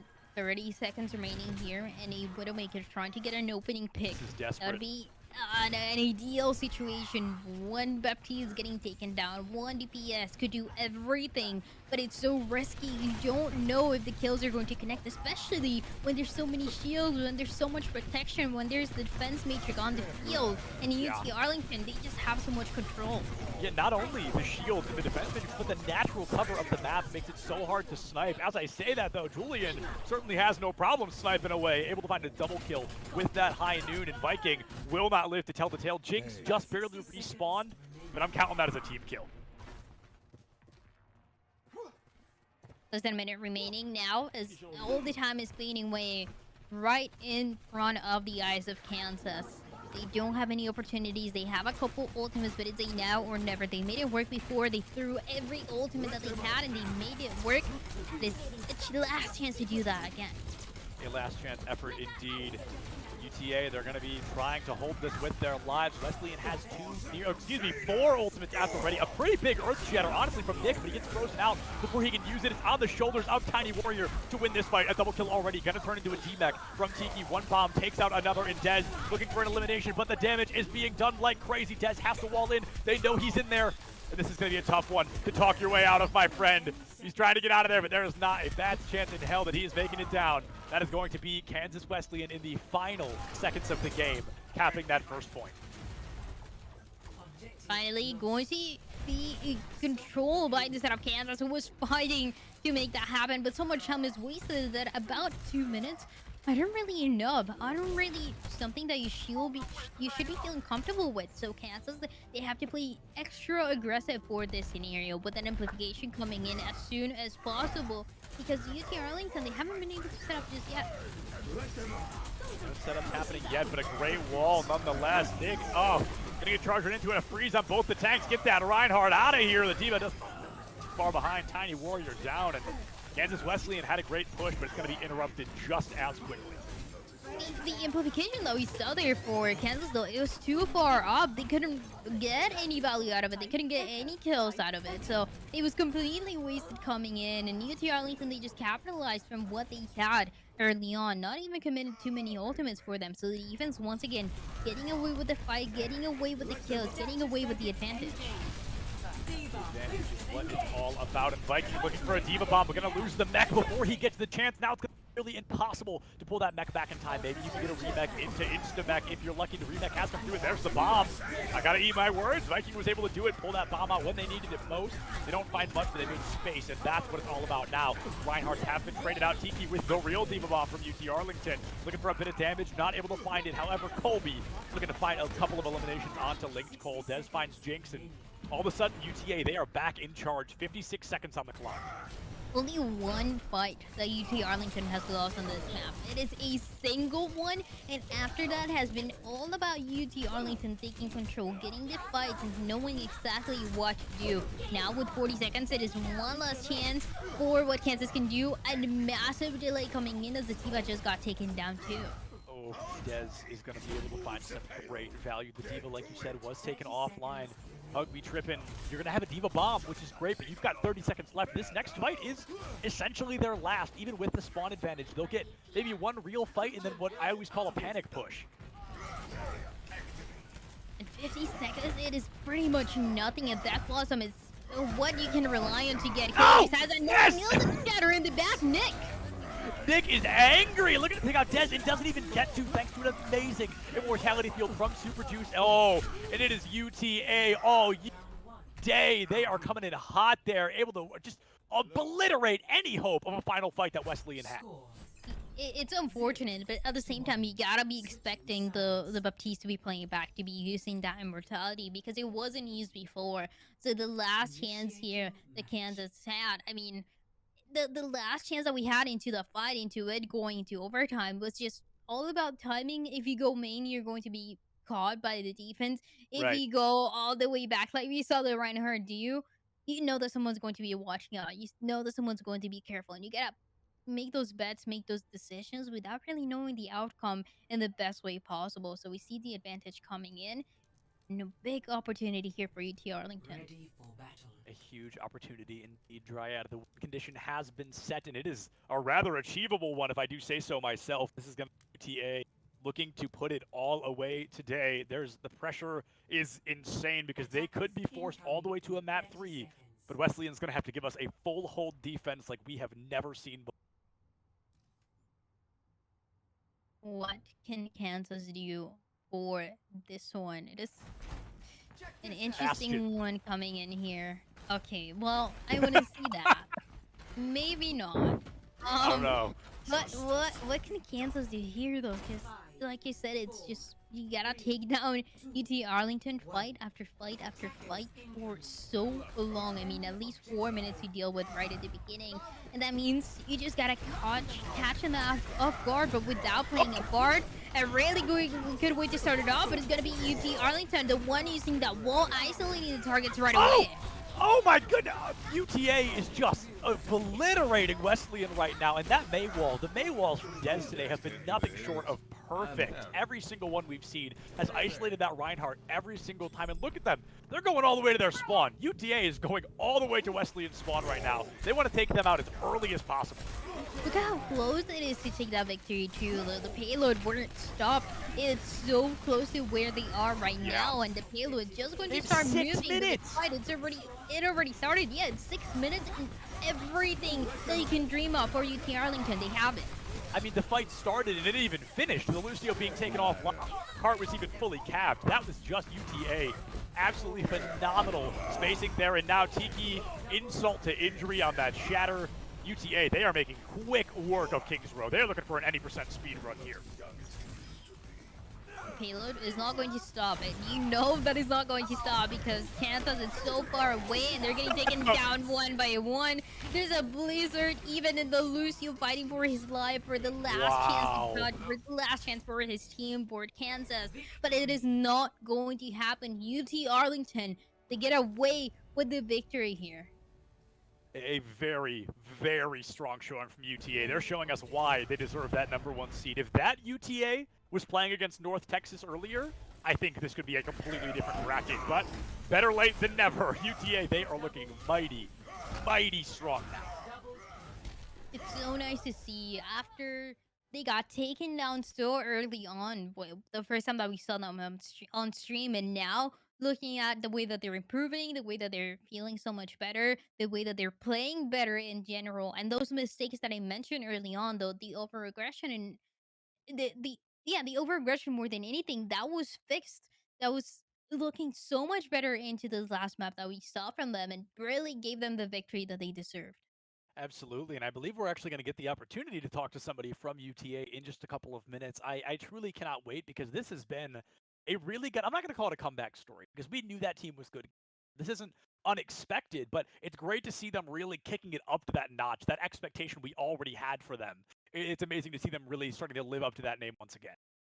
Yeah, it's so nice to see from them. It's so nice to see the adaptation and kind of the synergy building as we see map after map, match after match coming in, for specifically here for UT Arlington, who had a very long day. And that is just the best way to deal with it, getting as much energy as possible, even if you lose the first one, because it can sometimes shut down the energy and the momentum for teams. They just reset that mentality and they know they can have the potential to win, and they just did that. Yeah, 100%. They are living up to the name, the expectation that we had, and we're actually going to get to talk to one of them in just a couple of minutes. We're going to throw it to a super short break, so everybody uses time, get some water. We got our last Overwatch interview of the day in just a couple of minutes.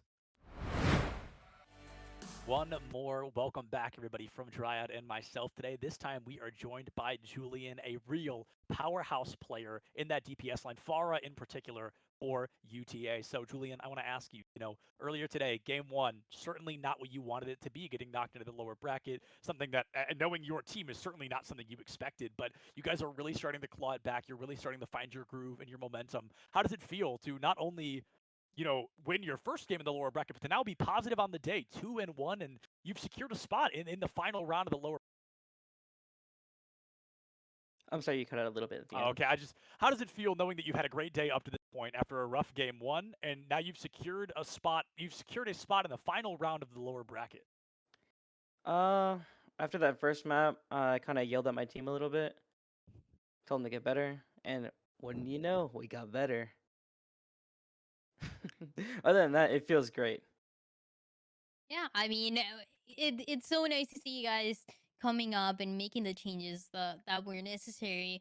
I still saw, even if how do we word this? So for the first map that you guys couldn't, or for the first match, you guys couldn't take advantage of it. You guys couldn't win. We saw a little bit more of mistakes coming into the second match that we got to see. But for this one, it was so much better. It definitely seemed a lot cleaner for you guys. It was just kind of like you want to get this over with, you want to clean up, you want to get this whole mess over with.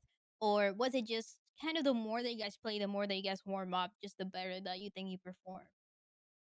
I think we're still trying to like learn from our first map. After the first map, uh, I feel like, especially like on our like tank end, we improved a lot compared to the first map. And I feel like we're still learning this like in a more aggressive style of like, some could say feeding, as you could say. But I really think that just like being really aggressive allows me in particular to just like get a lot more picks and like do a lot of things for the team at least. Yeah, no doubt about that. And your aggression, especially on Li Zhang, was breathtaking. I mean, you were in there. It was quite impressive. I think it's a huge part of the reason you guys were able to win that map, let alone the whole series. So I do want to ask one more question before we let you go. Is there anybody you'd like to give just a general thank you or a shout out to while you're here in the interview? I want to shout out our old esports coordinator and director, Drew. Although he isn't with us anymore, he moved on to another college. But I still want to thank him for allowing us to have like this opportunity and like just like this atmosphere that we have. It's very nice. Absolutely. Very nicely said, my friend. Well, thank you so much for joining us, and we'll be watching you tomorrow. We're wishing you best of luck. You all are really stepping it up. Thank you, thank you, thank you. Thank you. And with that, folks, we are going to call Overwatch a day. I'm just going to give you a spiel, and if I cut out, I'm so sorry. But we are done with Overwatch for the day. We've got Rocket League, I believe, a little shy of an hour and a half. But before we go, I'd just like to say, from Dryad and myself, thank you, everybody, so much for having us. It is a pleasure getting to cast all these teams and be here all day long. So a huge shout-out to everybody for making that happen. Huge shout-out to not just Monica and oh my goodness, and Geet in the back line for everything they made happen today, the observing, production, and of course, big shout out to my man Chris for having us. That is nothing short of a pleasure to be here. Thank you, everybody, so much for watching. Check your posture, drink some water, don't love each other, and we'll see you guys tomorrow. But for now, enjoy some Rocket League.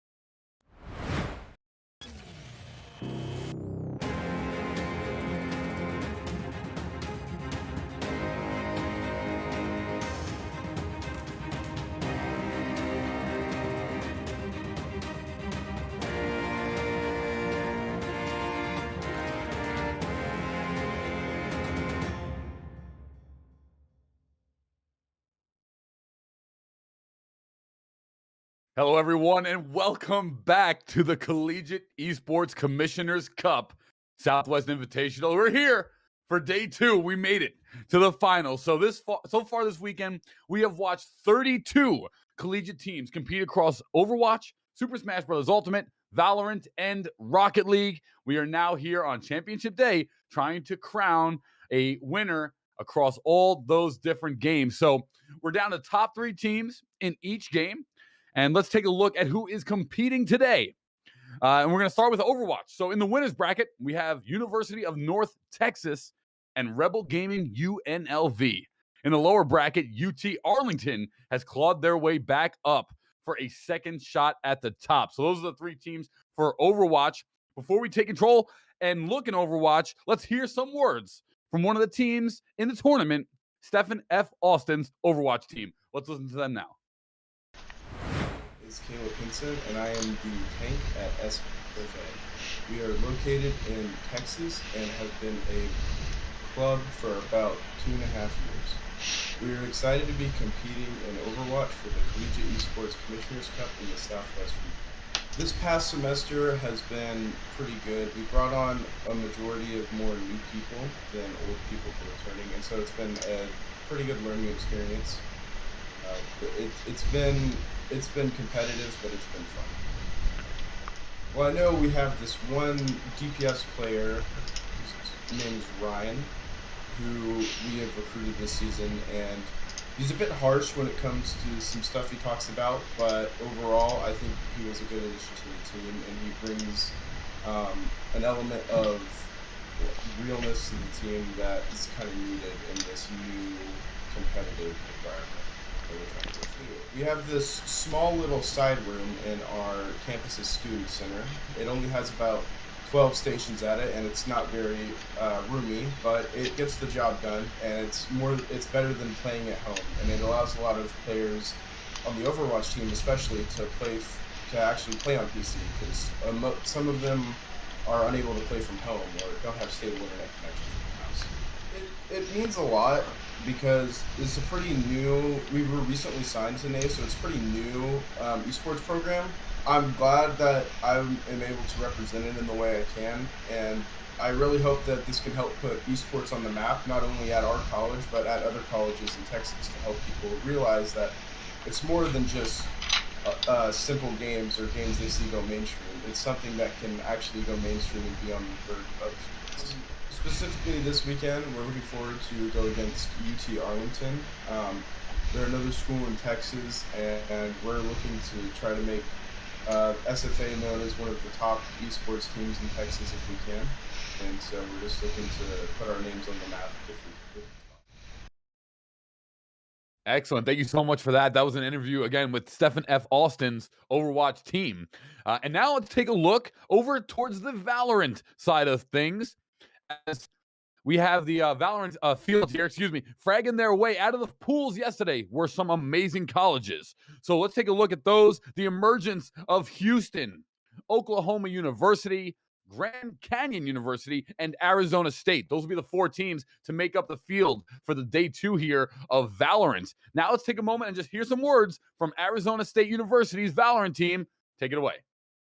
My name is Corinne. I'm the Valorant Manager at Arizona State University. We are located in Arizona. We've been a club for around 10 years. We're excited to be competing in Valorant for the Collegiate Esports Commissioners Cup Southwest Regional. Competition has looked like a lot of ups and downs. It's kind of like a hill, in a sense, a rolling hill.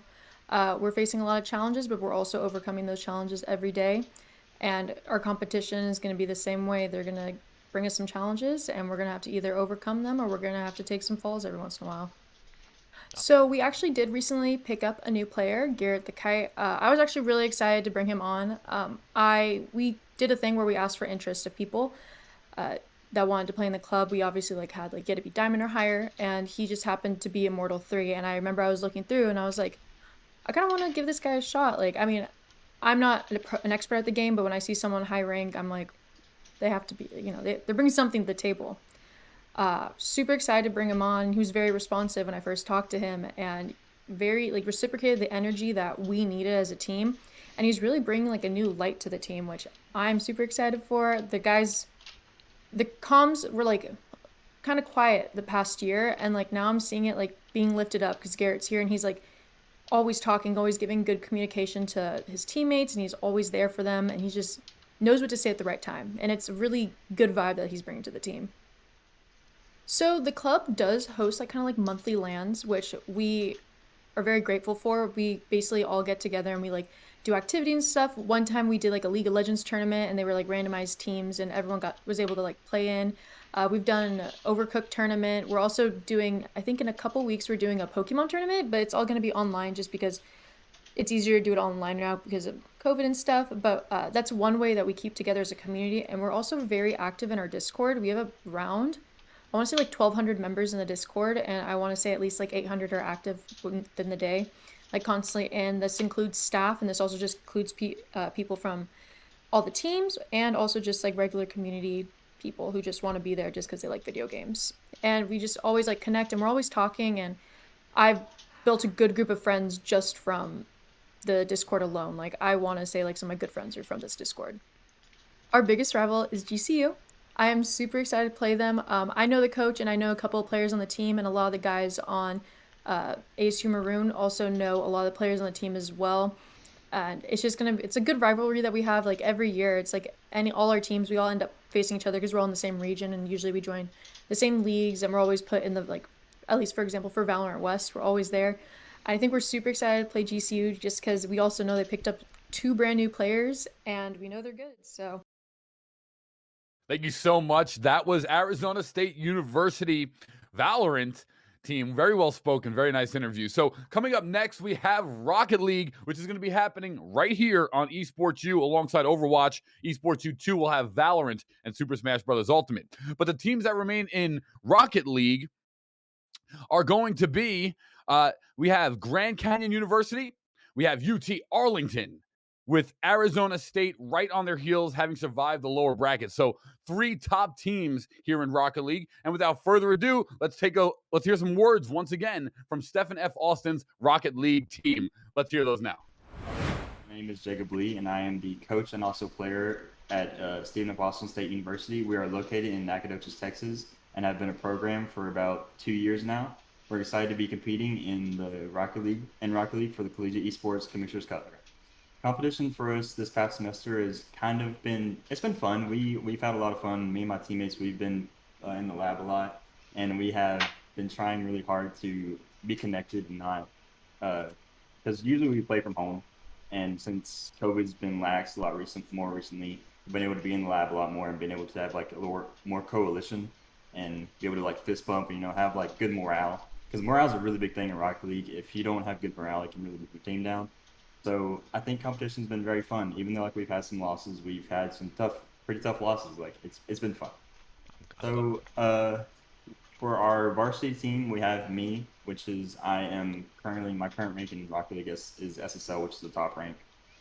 Then we have Banji, who is around GC2, GC3, and then we have Blast, who's about GC1, and then Pippin, who's GC1. We all actually, I'm the one who really started the Rocket League team at my school. Because before we didn't have a esports organization, and I kind of just got the guys together, and then the club ended up founding, and we all got together. It's like, hey, why don't we start competing? So that's how it all originated. Really, it was really because of me. And I mean, I don't mean to take like all the fame for that, but I just kind of like found people, and it was kind of cool because coming into such a small school, because Stephen F. Austin is very big, I didn't really expect to find Rocket League people there, but finding people that played, it really made me feel like I wasn't alone, because I kind of felt like I was. So ironically, we used to be a part of Southwest Conference, Southland Conference, Southland Conference, before we joined the Western Athletic Conference back in 2020, I think. And there was a tournament held by Mainline that was the Southland Conference Championship for Rocket League and for other esports. And it was between us and Abilene Christian, because there wasn't many other schools that really had Rocket League teams in the Southland Conference.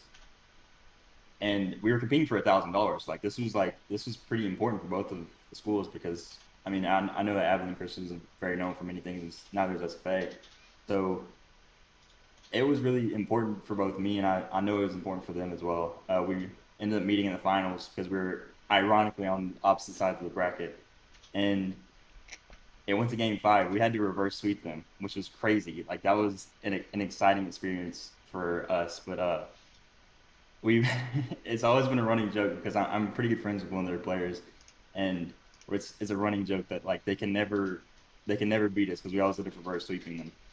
They always end up winning the first 2 games, or the first game, and then we end up sweeping whatever best of. Thank you. That was Stephen F. Austin's Rocket League team.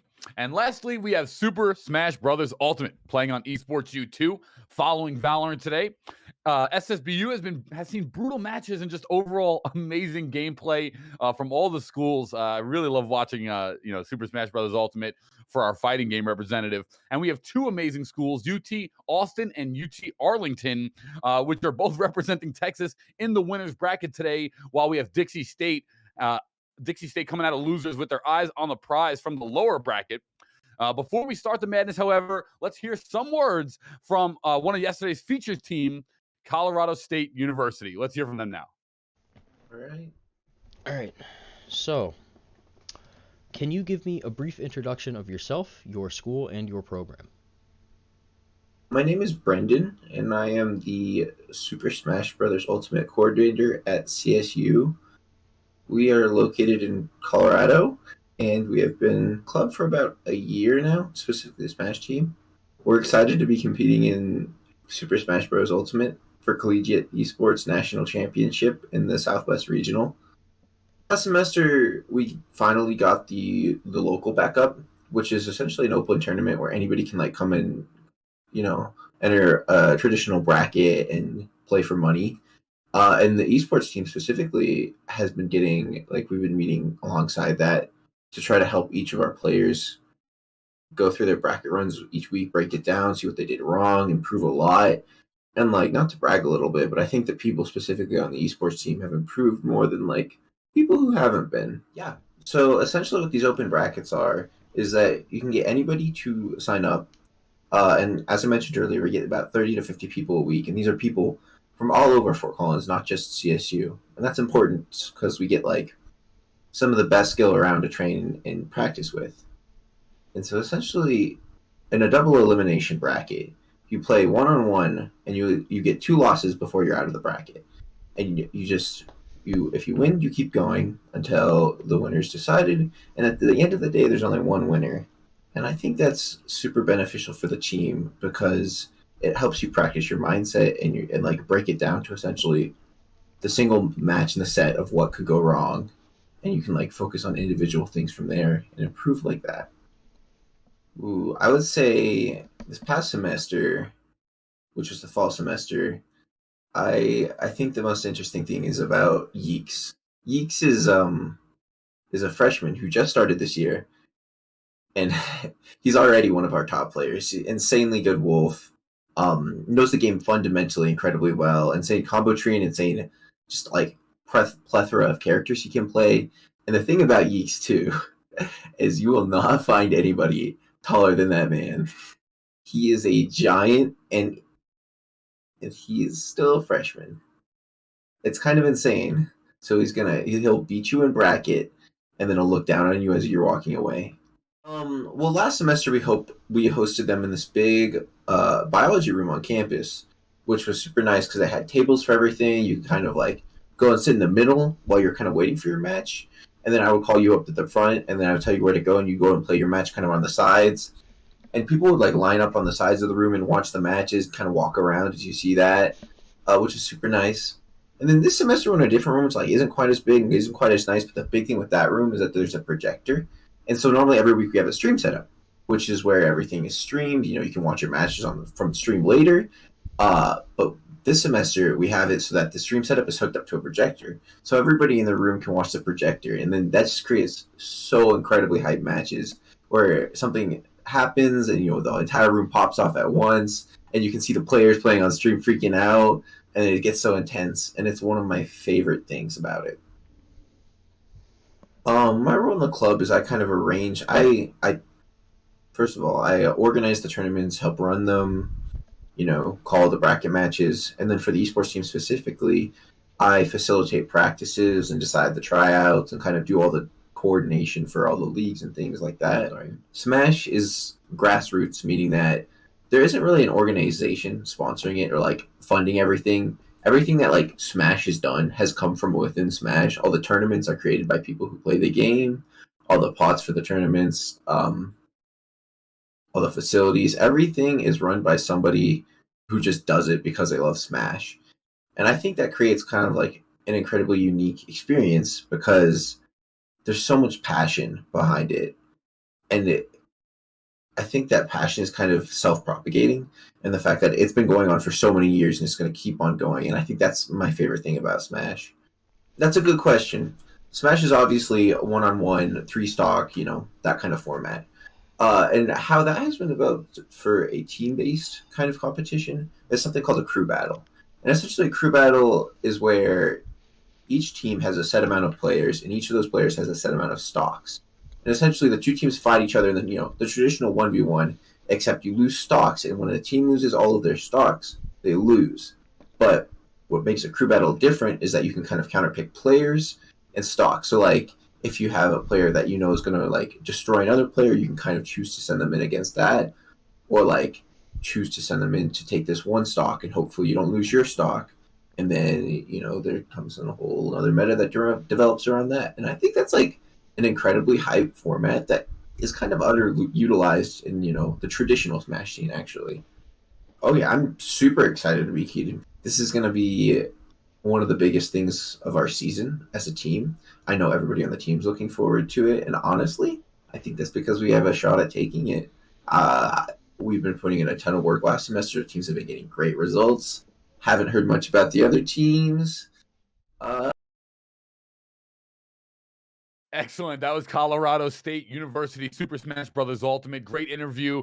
And you know the deal. It's Sunday here, championship day, and it's time for that moment of hype because we're getting ready to get into the action. So let's take a quick second. Let's get into it because if you're watching today, we're going to start with Overwatch on Esports U. We're going to start with Valorant on Esports U 2. Those will transition to Rocket League and Super Smash Brothers Ultimate, respectively, around 4:45 or so. And we have Septilins and Dryad for the call on Esports U, as well as Sparky Gamer Dog and Chad Lantis for the Valorant call on Esports U 2. So without further ado, enough of my babbling face. Let's hear from our amazing casters right now. Take it away, guys, and let's kick off day 2 for the CECC Southwest Invitational.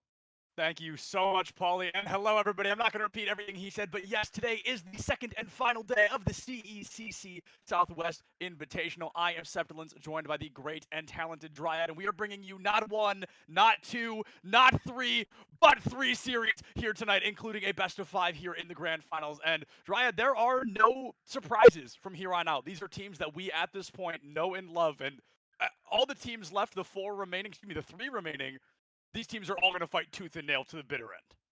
And we are also starting with such a good match, right? We have North Texas and Rebel Gaming. These are the teams that we saw yesterday, upsetting so many teams, taking down so many teams, and really looking the strongest out there. This is why they are in the winners brackets. They're fighting to get to the grand finals. But first, they have to go against each other first to make sure that only one of them is going to get there, and the other one is going to have to deal with one more match, losers bracket, where they have to face UT Arlington. So the top 3 teams that are going to be here facing each other. I wonder what happened last night after all the matches, if they got time to VOD review, to talk, to decide if there's another secret composition that is going to be brought to the table, a secret map, because we haven't really seen too many maps, anything here just to get to the number 1 spot.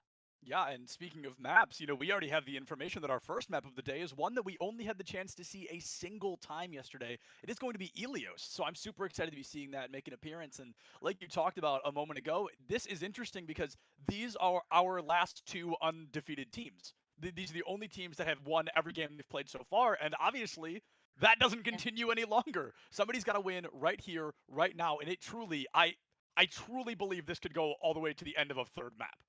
Yeah, it really seems like it has been building to getting to those 3 maps that we want to see so bad, especially because it would also be nice for the preparation that plays into getting to the grand finals, right? It's going to be a long day, nonetheless. The grand finals is going to be a first to 3 as well. So a small preparation that you can get right away would be a nice one, just to see the teams kind of getting better, playing other maps that we haven't seen, playing other type of maps as well, because we've only seen hybrid and control. So anything else is going to be great. Yeah, this is going to be a fascinating matchup, and we jumped into the map for just a moment. I'm really excited to see. I believe we're starting on Ilios Lighthouse, unless there was some kind of tech issue and we have to rerun it. I am eager because University of North Texas has been telling us the whole time, oh, the green comp, the green team, whatever they were calling it, and then they played the same 2 maps every time. So I really would like to see that kind of come to fruition on other maps, whether it be this Ilios or whether it be a different hybrid map that isn't Kings Row, hopefully. And as we jump into this, we're going to be seeing Lighthouse is kicking off early. Rebel Gaming already losing Cordy Toomer. A huge opportunity here for North Texas on the opener. And they will be getting just that. North Texas starting to get that percentage and getting the last couple kills. We see Doomfist as well in this side of Rebel Gaming, and we've seen a lot of Doomfist and a really good performance from them every single time. But this is a very difficult map as well, though. So I want to see what else he's able to complement, because yeah, the kills are going to just come right and left. Yeah, the rollouts on this stage in particular of Ilios are super easy. They're super effective to get into point, but so many of them require most of your cooldowns that by the time you get there, you're simply standing still. And I think we just kind of saw that a little bit with Cordy, as he unfortunately was not able to follow up on that elimination. Speaking of eliminations, Aqua looking to burn down Hertz, and Hertz is probably the #1 player that North Texas needs to be looking out for right now. I'm not going to say carried their team to victory yesterday, but by golly, did they have a large hand in the success of UNLV yesterday. As I'm talking about it now, Hertz is still somehow alive, getting frozen for the 3rd time, and it is that longevity of life that is going to give UNLV the fight win and the opportunity to flip point in their favor. Only 50% that North Texas is able to get it. It seems like this is a pretty good stage where we see that swap of that 50% and the other team being able to take over, but it's a difficult one as well for this side of North Texas. Just looking at Rebel Gaming, having a rally to use and having that Transcendence as well to block the damage that is going to come next for the side of North Texas. Rebel Gaming has all the chances to win this next fight too. A huge opportunity here on the side of North Texas if Nick can land this Shatter. The only thing to block it is going to be that shield from a Brig, and that's certainly not going to save everybody. Now, the TP to the high ground, Nick is the only one to fall. The main tank missing, has to re-engage, but the mines have been planted by the Sacklar. Luckily enough, University of North Texas tucks into that high ground. They're going to have to wait it out, though, because Reinhardt cannot do anything until he gets a little bit closer. Oh, and yeah. there it is. That's going to be a huge opening. The Shatter makes an appearance. It's only going to be able to find 2. Will those 2 be enough? Sesame down, already down the Sackler, taken out by Nick in a blaze of glory charge right off the map, and North Texas has the numbers. Hertz losing that mech is pretty much the nail in the coffin unless Allure can perform out of their absolute mind. The Brig goes down to Aspect, and North Texas flipping things. It's just about tied up across the board. Taking 4 ultimates for Rebel Gaming, that's just a tragedy for this team who was trying to hold the point for as long as they could. Their rally, it seems like the timing was just a little bit off, and it just didn't allow them to stay on point. It didn't allow them to keep going for that fight. Their Wrecking Ball is not going to have a great time here, gets stunned, but is able to run away with his life just for a little bit longer.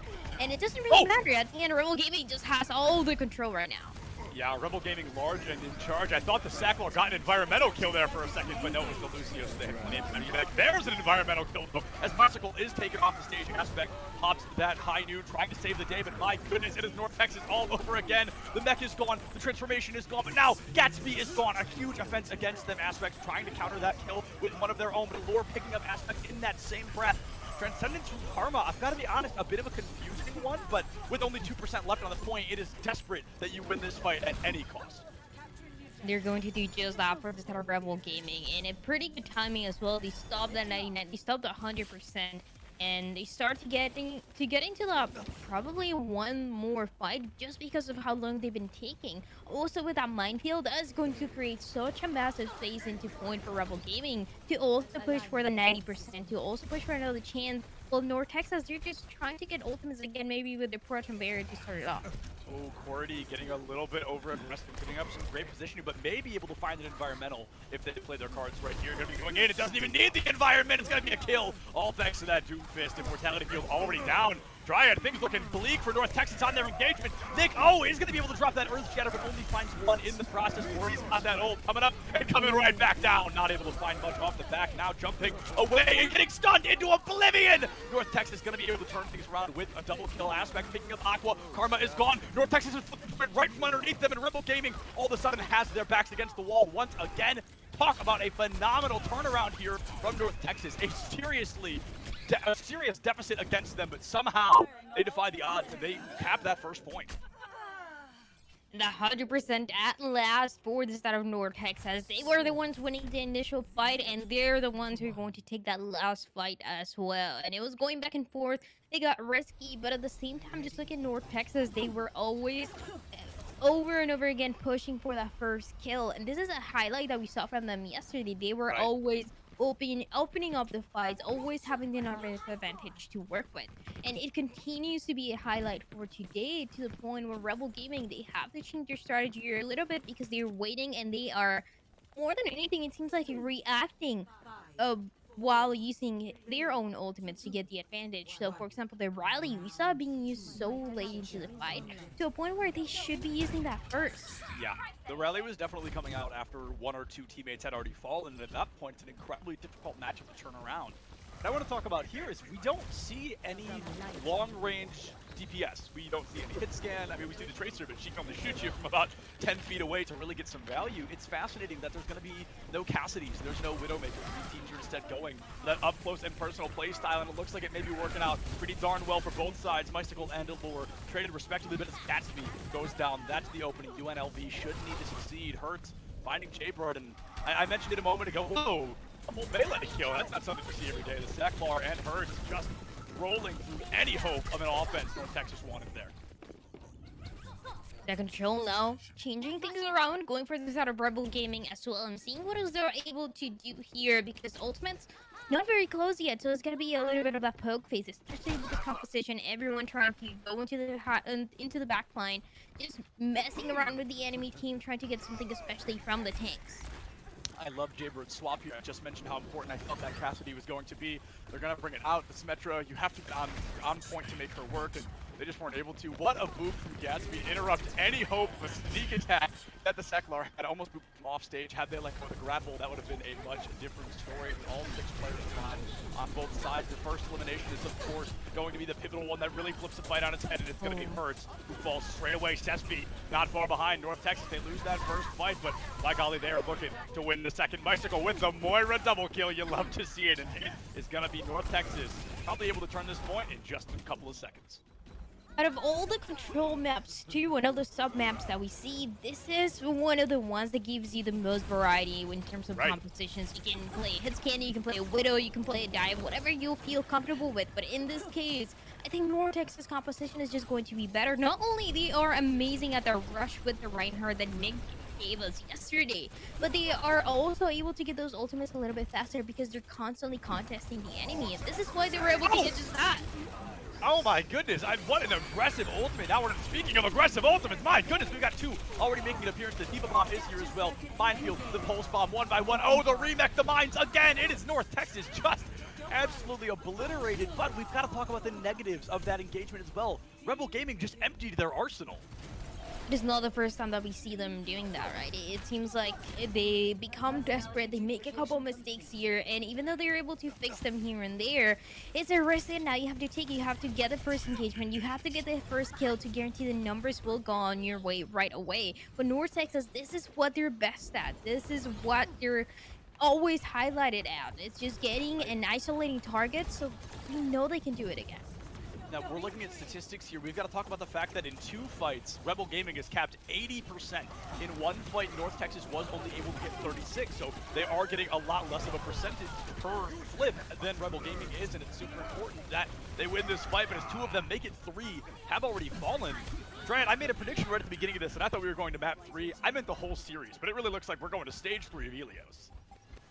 It does seem like that's going to be a chance, and that engagement didn't really work out for the side of North Texas. They can engage once again, though. The Lucio immediately taken down. That's massive. Yeah, this is it.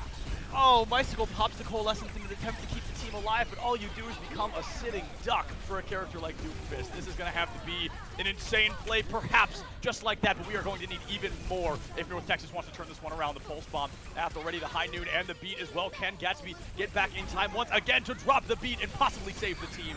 Aspect going in deep for the Pulse Bomb. Knows they are running out of time to use it, but they've got to watch out for that Diva. If she eats that, it is guaranteed all over onto the back. A lot of damage to be dealt. The Diva Bomb comes out in an attempt to clear points, and it does. Oh, it does not do it. My goodness, the Wick was practically gone, but somehow Rebel Gaming is going to not quite win this fight yet. Allure goes down. A huge opening for North Texas, but Jaybird going to be traded out in the blink of an eye. Gatsby again, not far behind. It is 40 Tumor doing all the work this team needs and more, dismissing the backline, taking out the tanks, and as Aspect falls, that will bring stage 2 of Helios to a close. We're going to Helios well. You can tell all the stress that North Texas has had there, just losing that fight, losing that Lucio 2 right for the last chance, and then being able to get back in the fight, but it was just a little too late. They were getting picked 1 by 1, and in a chaos scenario like that, I want to say, the communication is when it becomes the most crucial, but when it becomes also the hardest. Because there's so many things going on at the same time. You want to get the kills as soon as possible, and everything becomes a risk. So this time around for North Texas, they didn't really get the results that they wanted, but we have one more chance here in Ilios to see who is going to take the first map. And this is also the one Ilios map that we actually haven't seen before. We didn't Yes. see Wells yesterday. My personal favorite, and it was the one we didn't get to see, so I'm glad Yeah. it's finally making an appearance. This is also super important to note that whichever one of these teams wins this third and final stage of Ilios is on game point for this. This is only a best of 3, so it is super crucial for both of these teams to win this. And as Nick brings out the Reinhardt here, Triad, I'm a little worried about that. This is easily Reinhardt's worst Ilios stage. And the thing is that they have to play so aggressive right to get any value out of it, but they don't even need it, right? The rest of the team already putting all the work to guarantee the kills, and it was an engagement for Rebel Gaming. It's a team kill. What?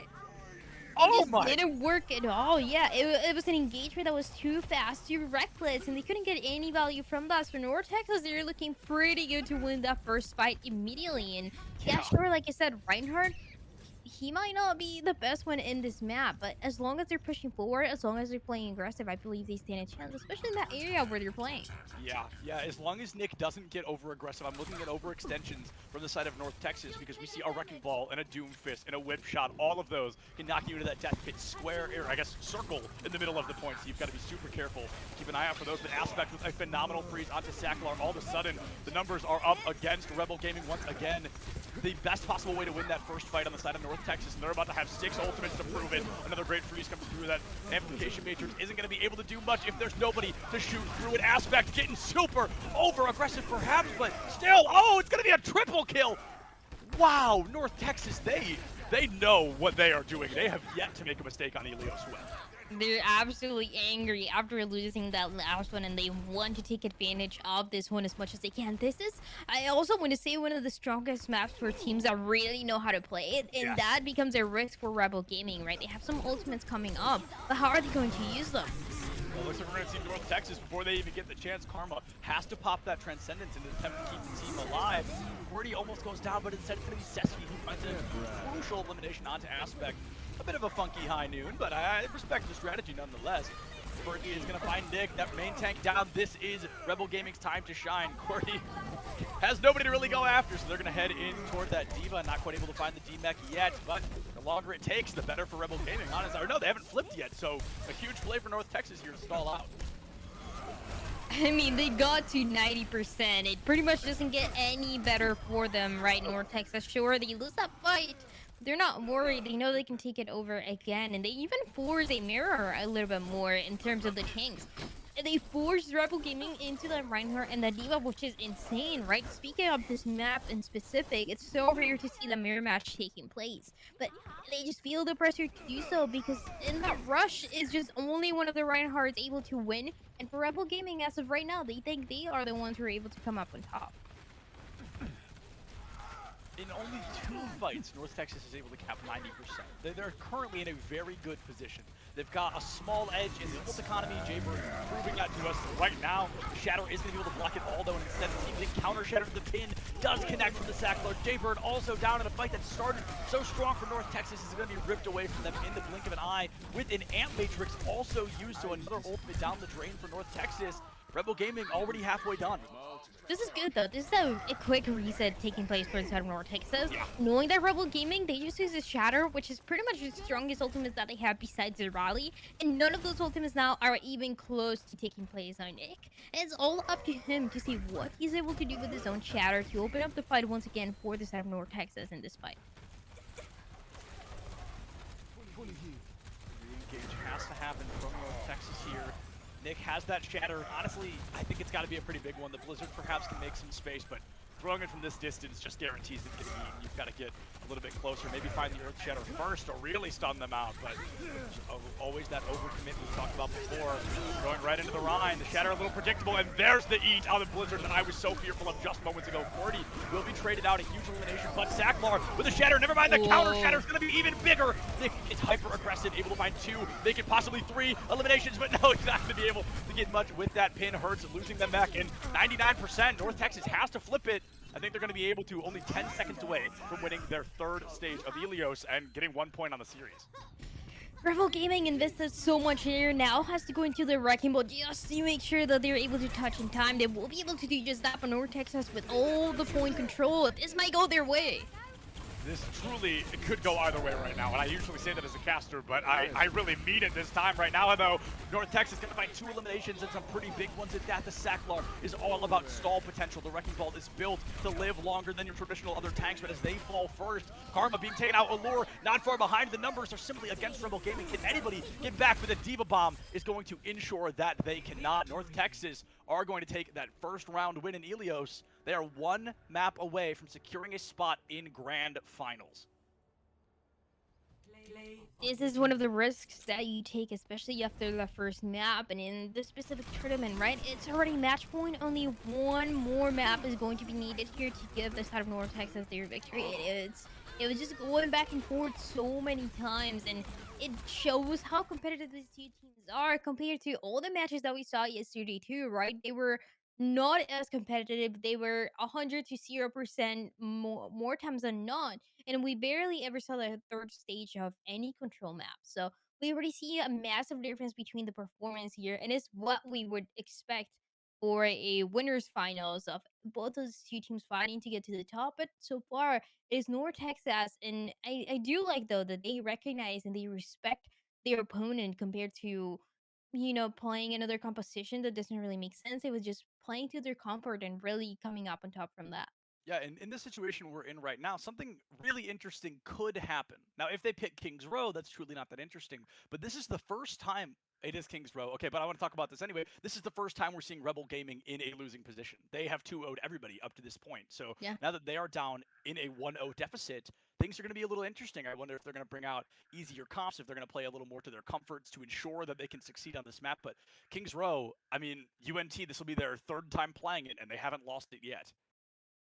Absolutely, but it's also, I mean, on the other side, it's also the same case for North Texas, right? They haven't Right. lost up to right now, and they've been able to stay on top. So they already have the momentum too. It's a difficult thing to think about the momentum and the synergy that you can have with a team that is winning compared to a team that is not winning, a team that think that thinks that they can take the advantage and then it doesn't really go their way. Catching the enemy off guard, this is something that we talked about yesterday from the side of North Texas and also from the side of Rebel Gaming. This is something that both of the teams are amazing at doing, but when both of them are good at reading each other, then it kind of neutralizes, right? To a point where it becomes more mechanical, more about the synergy and the way that the entire team is playing together.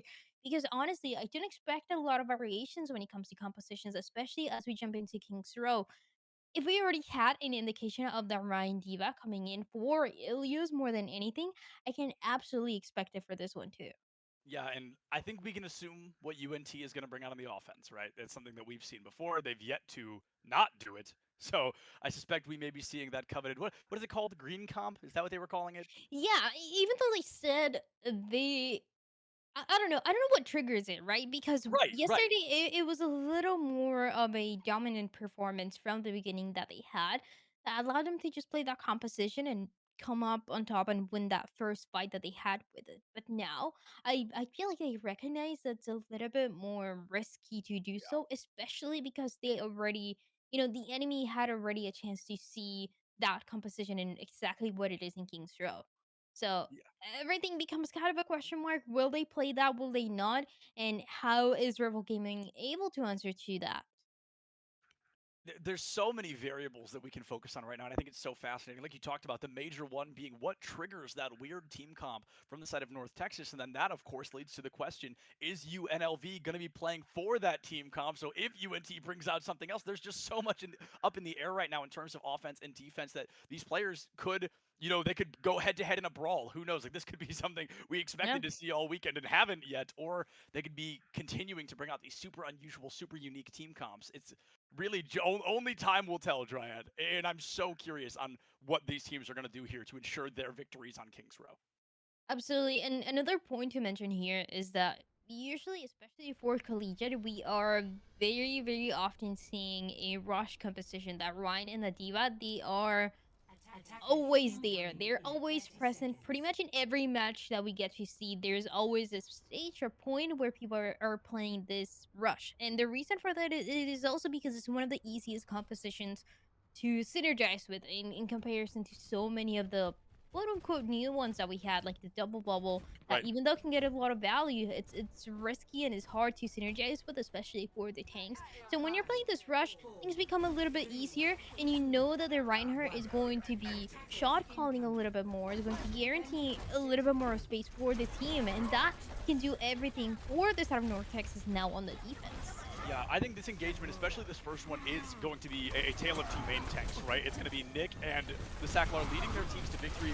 When one of these Reinhardts falls first, that's almost exactly how this goes. That's going to crack this fight wide open for somebody. And as I say that, it's Hurts who's really starting to take the damage. Going to be a lot of catch out, a lot of damage dealt, but yet the scene elimination, both the mortality fields offline.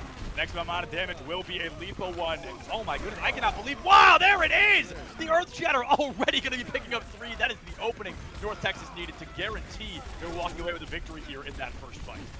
That is insane, and we saw it yesterday, and it will never stop amazing me how fast North Texas is able to build ultimate, is able to build each shatter. I mean, the Sackler are also pretty close, right? Yeah. Also having a pretty good performance, but that first shatter already has an indication of the very high level performance that we're seeing from North Texas, immediately denying any possibility for Rebel Gaming. Yeah, and the comfortability of what used to be the Ryan Zarya comp was using Shatter to farm Grab, using Grab to farm Shatter. Now we can see we can see North Texas do that same thing with the Shatter Blizzard combo. Just like this, they use the Grab to farm Blizzard. Now they're going to use the Blizzard to farm the Grab. Nick already 40% to a new one. Rebel Gaming just getting ripped to shreds on that offense right there. That Blizzard was incredible. That was a really nice one. I mean, it was pretty much a flank coming in through Hotel. No one looking at him, and just able to land that Blizzard amazing with the synergy of the rest of the team. And Rebel Gaming, they stop the momentum that 80% of the Sackler has. Is only 90 in that only single fight. Now it's finally available though. Ooh, the high noon now going to be eaten up by Hurts perhaps. Yeah, none of it is going to come to fruition. Cordy Toomer going up and Cordy Toomer coming down. Not able to secure the elimination quite yet, but oh, thank goodness for Catsby, or Bicycle would be 6 feet under, but it's going to be Cordy who pays the price of their life for the cause. Bicycle down, Nick not far behind. It's going to be that Diva making waves. Catsby getting an elimination, but Aqua finding Hurts in a crucial moment. Jaybird taking out Allure. All of a sudden, North Texas is back and in charge. They lose 2, and they find 4 to hold Rebel Gaming on that offense once again. Oh, that was so close too. Look at Rebel Gaming, they almost had the 33%. It was so close. That was insane. I don't know exactly the percentage, but it had to be around over 30. It is so, yeah, it's so unfortunate. Now Rebel Gaming, they have to try again. They have to rebuild those ultimates, and they are just losing the momentum. Only 1 minute 20 to work with. Minute 20, 80 seconds on the clock right now. UNT, the Blizzard coming out early, Dryad. Oh my goodness, they are just swarming in. Oh, the double shatter, but he dies before he can use it. Oh my goodness, that is a double elimination in favor of North Texas, but losing that main tank could cost them. Karma able to find Gatsby and Rebel. They currently have the numbers. Jaybird gonna have that most likely just eaten. No, finds the D-Mech, are you kidding? Does not get the kill onto Hurts. That baby Diva just always goes the extra mile. Rebel Gaming with less than a minute on the clock. They have finally secured their footing to cap this first point. We're gonna see a little bit more at King's Row. Maybe a little bit more of a regression that we saw towards the end, especially from Nick coming in. Yeah. Just pushing forward, trying to get that shatter, trying to charge you all the way to the back, and this time around not really working out. So the payload's going to start moving, amplification going to be used, and the Sackler has to back off. Oh, the Sackler doesn't get the chance to back up. That Amp Matrix is going to be huge from Bicycle. Yeah, Nick, maybe these left shifts are making me a little nervous. I'm going to be honest. That's just a scary problem to have. It's a Reinhardt who's maybe a little too overzealous with those left shifts. But Nick is clearly doing the job of a main tank, right? Doing a great job keeping the team alive, finding the proper engagements. And oh, the poor Sacklar. That is going to be an immortality field used as well. Still wasn't enough to save that main tank. Nothing else that can be used as of right now, but Rebel Gaming, they're stacking ultimates here, and I like to see that Shatter about to be ready, and it's a matter of who is going to use it first. Yeah, the Shatter makes an appearance. Oh, it's going to be one already coming out. The Sacklar has a Shatter of their own. Honestly, I don't think it would have been a throw to just use it on the Mei there. Get her out of the fight. Nick is going to find Cordy. Cooper takes out Sesame as well, and oh, the Sacklar gets immortality felled, but they are going to fall at the end of the day. Karma finds Aspect, but at the cost of what, all 5 of your teammates. Not exactly the trade you want to look for when you're on the offense. North Texas, they're just doing so much. Look at how confident they feel just pushing forward and playing aggressive, then knowing that when it's time to back up, like you see them do right now, but already with 50 for that next shatter that we're gonna see. And this is all of the story that we've been talking about, the Reinhardts and the way that they're allowing the team to build those ultimates to shape the fight into their advantage. Sure, a little bit of payload of space that is going to be given, but North Texas, they're just getting ready. In North Texas, I think they're predicting a lot of ultimates that perhaps aren't in the fray right now, and I think they're going to find this fight perhaps a little bit easier than they thought it was going to be. Just in terms of using those ults, the Amp Matrix making an appearance early. Let's see if the Blizzard or that bomb shows its face. Yeah, the bomb is going to be the next one out. I doubt it's going to find much, but of course, that great Space Sneaker, that is known for the Blizzard. Now from Aspect, they're using every ult they have. I thought we were going to see one, but we're seeing all of them. 42 will go down. The high noon from Sesame has to be colossal, but unfortunately, it's just not going to find much. One of the hardest ults in the game to really get value with consistently. North Texas, they pushed all the way back. They let Rebel Gaming get that much space, and still they pushed them all the way back into their own spawn. 45 seconds remaining. One last fight territory here just to get to the second point, just to get another chance because the payload is just moving back. North Texas has all the control. And the ball continues to do that mid-wall just to delay that even more. Oh, and the Shatter's going to be blocked. The Sackler will be able to find a kill. Nick still goes down off the back of it, but losing that ult is definitely going to cost you in the next fight. Hell, this one's not over yet already. Only a third of the team gone, but it's Bicycle. Okay, now, all right, it's over. It's over. I take it back. It's going to be North Texas, all 6 of them going down. Rebel Gaming should get this pretty close to that second point, and then they only have to win one more fight to put some more time on the clock. It's going to be a risky one as well, only 5 seconds, and you know that payload won't be getting there in time. North Texas, they're able to regroup, they're able to go again in that overtime, but the shatter available that the Sackler just used a massive advantage here, and indeed just to create space. This is a massive opportunity for them to stop the payload once again. The Shatter, the Deadeye, the support ult's right around the corner. The Blizzard is going to be staring you in the face, and Necessity is already taken down. That's got to be all she wrote here in Dryad. We see the bomb from Hertz, not able to do much. 40 takes out one. Hertz is going to find an elimination as well. This is huge. The main tank and the BAP are both gone. I said Rebel Gaming had already lost this, but my goodness, they're going to be able to turn it around. They're 1 kill away from capping the second point. A massive sound barrier there, but it seems like it came not at the best time, especially because everyone was positioned in different parts and they didn't really allow the sound barrier to get the value that North Texas was waiting for. So Rebel Gaming, yes, they will be getting away with that second point, moving that payload forward, and knowing that this can also go to overtime. They are going to have this quarter to work with, they are going to have the high ground as well to work with, and they can do everything for them to get to all the way to the end. In 80 seconds is not a lot of time, but on the statistically hardest third point of the entire game, it is even less than you want it to be. You need to win every single fight without a single fraction, an iota of a doubt, but as 40 already goes down, the beat has to be forced out to save the team. Here's a Blizzard, here's a bomb. The bomb already able to take out Sesame. The Blizzard gonna get a couple of freezes in the line as well. And like I said, Rebel Gaming needs to win every single fight to finish with even 1 second on the clock, but now that is already impossible.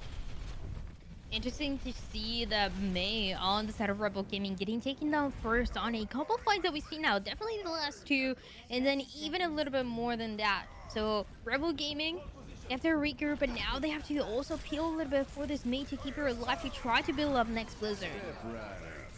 No Blizzards quite yet, but the high noon is going to be here, and oh, that fight's over. Main tank down. There's absolutely nothing Rebel Gaming can do, and only with 10 seconds left, they're going to have to re-engage without that Reinhardt. However, there's only one way to get in there, and it's not going to be easy. Rebel Gaming's 40 is in the back line. The Lucio already down, but arguably the best player for North Texas to lose is Lucio's not going to be able to do much damage anyway. And with the way North Texas is winning this, it's not like they need much healing so far. It has just been a dominant play style. But as I talk about that healing, Rebel Gaming is making sure they wish they had some. North Texas going to lose 3, make it 4 on the back of Hertz. I cannot praise this Diva player enough. They have been nothing but a game changer and a leader for Rebel Gaming every time they need it the most.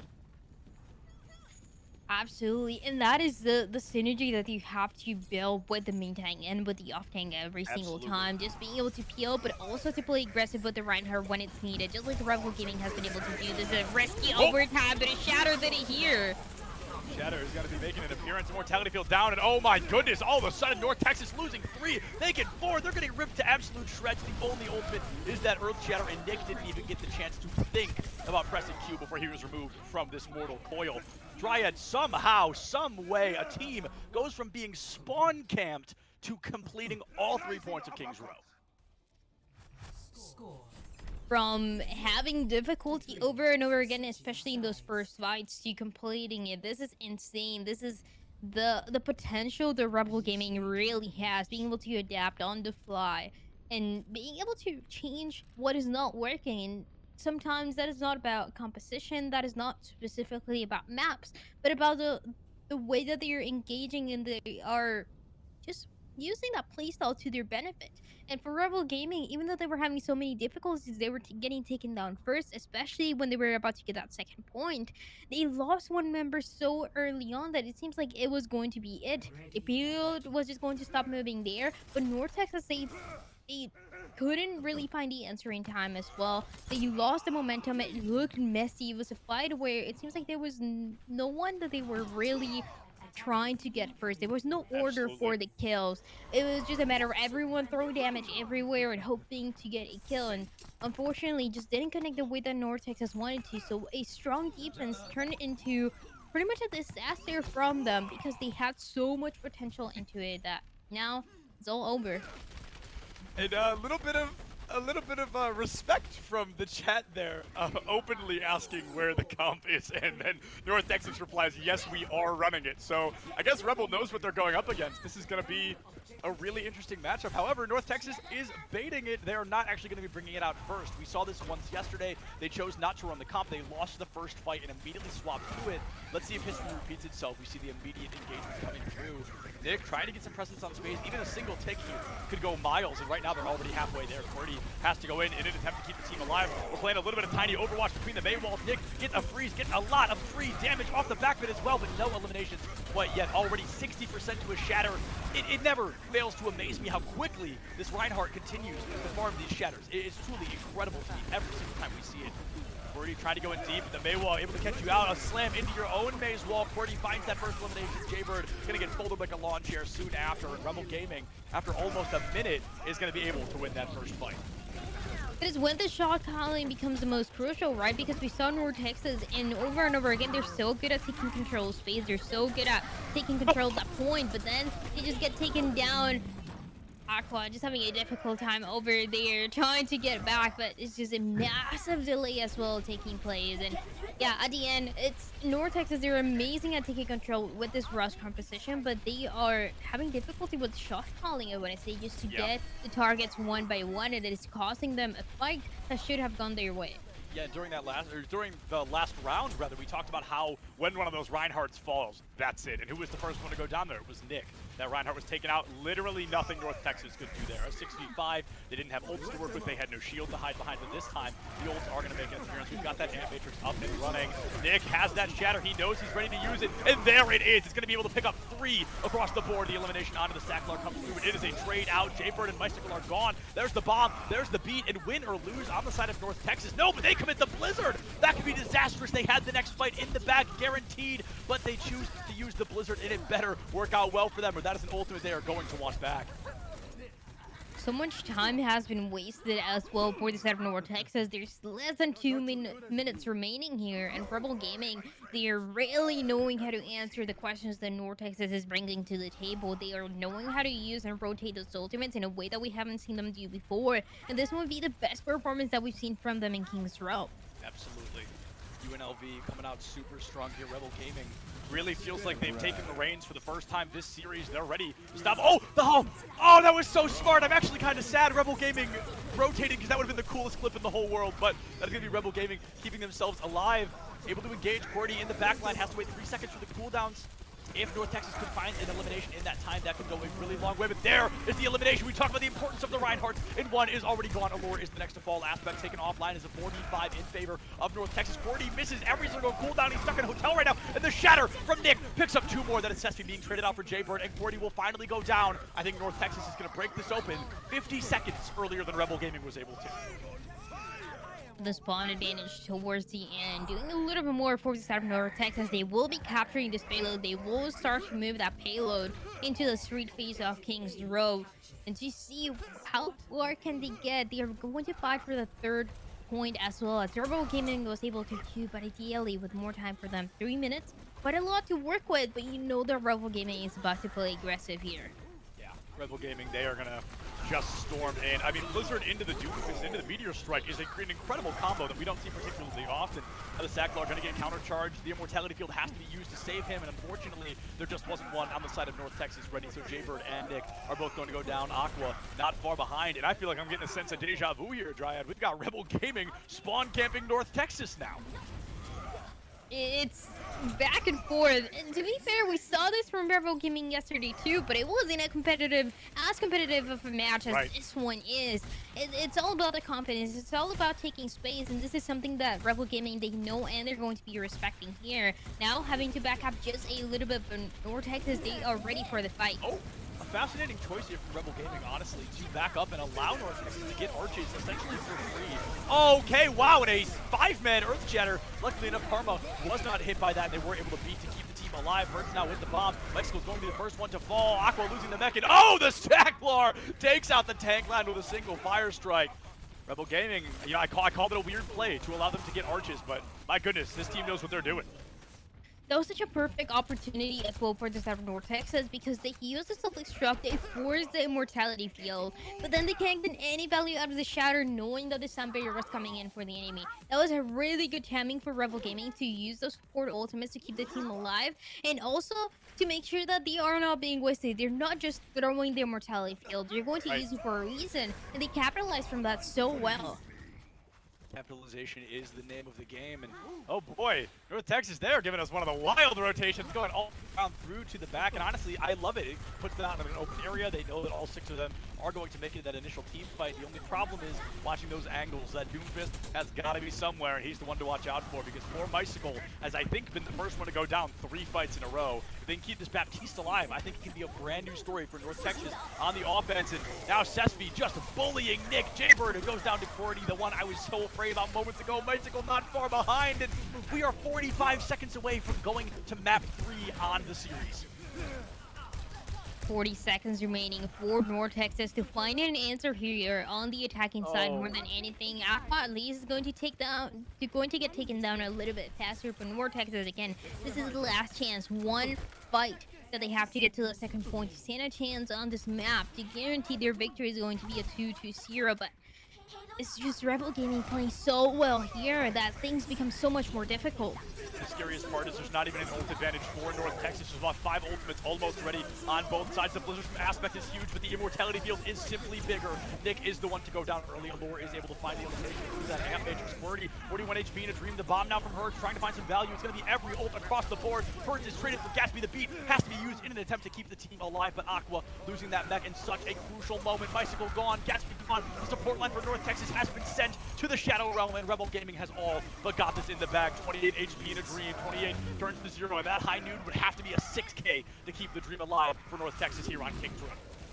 They couldn't even use the Shatter that he had. It was all the shield that had to be up, or the entirety of the team was going to get taken down. So no Shatter opportunity, no victory opportunity here, and it is going to be Rebel Gaming taking us to a 1-1. It is the first time on this entire tournament that we see a match going to 3 maps, and it's so fun. This is what we expected between these 2 teams. We talked about it at the beginning. There's high expectations just based on what we saw from them yesterday, and they are absolutely delivering their results. Yeah, the results are clear so far from these teams. And honestly, I'm getting a little bit afraid for UTA because I think UTA can hold up against these 2, but whoever goes against them is going to have a vengeance, and that unlocks a whole brand new type of player when it comes to these competitive players. So it's going to be a very interesting 3rd map coming up in just a minute. And Dryad, I think the most exciting thing is we're going to get a map we probably have not seen up to this point, and that is a very exciting consideration. Maybe it's going to be a different map type. We may get an escort for the first time. We may get a 2CP, although you cannot choose Horizon Lunar Colony or Paris. I believe the rest are legal in tournaments, so this is going to be super interesting. University of North Texas now in the same shoes Rebel Gaming was in moments ago. For the first time in the entire tournament, they have to pick the map. And I wonder what that's going to look like because the narrative for this entire day has been the Reinhardts and the Divas and what they're able to do with the rest of the team. So, in some way, I want to keep forcing the narrative into what we're seeing from the teams and what they're able to play because it's such a high level of gameplay that they're showing us just with that Reinhardt and the Diva, along with the way that is complemented. But at the same time, I would love to see something else. I would love to see another composition that also slows things down a little bit in terms of the way that they're making mistakes. They're playing too aggressive. We're not seeing a lot of the shot calling right in front of our eyes. And of course, there's a lot of really good communication for the two teams to make it all the way to the winners finals. But it definitely does seem like just targeting one of the DPS, one of the supports, can do so much of a bigger difference, especially for what we saw in North Texas on that Kings Row map. But also for Rebel Gaming, we've seen from them kind of the same. Right, absolutely. I think Rebel Gaming in particular, it felt like that Doomfist would not leave poor Mystical alone. It felt like University of North Texas was in a 5v6 almost every fight on their offense because Mystical was eliminated in seconds almost every single time. Just QWERTY was always in that back line, and that made a colossal difference. I'm curious to see if we're going to get something in the support line changed up a little bit from North Texas, maybe just for a little more peel potential. Perhaps a Brigida makes a lot of sense, or maybe they're going to be changing up the DPS line in an attempt to keep those supports alive. A lot of changes can come from both sides here. I think Kings Row was a little bit more one-sided than we expected. Things were looking really great. You know, we saw a Rebel Gaming cap with no time left on the clock. I highly expected the same of North Texas, but at the end of the day, I think North Texas was trying to send a message that it wasn't all about that green comp. I think they were trying to show us they could run something else. And at the end of the day, we're only going to be left to wonder if it was that comp, that composition change that maybe cost them the map.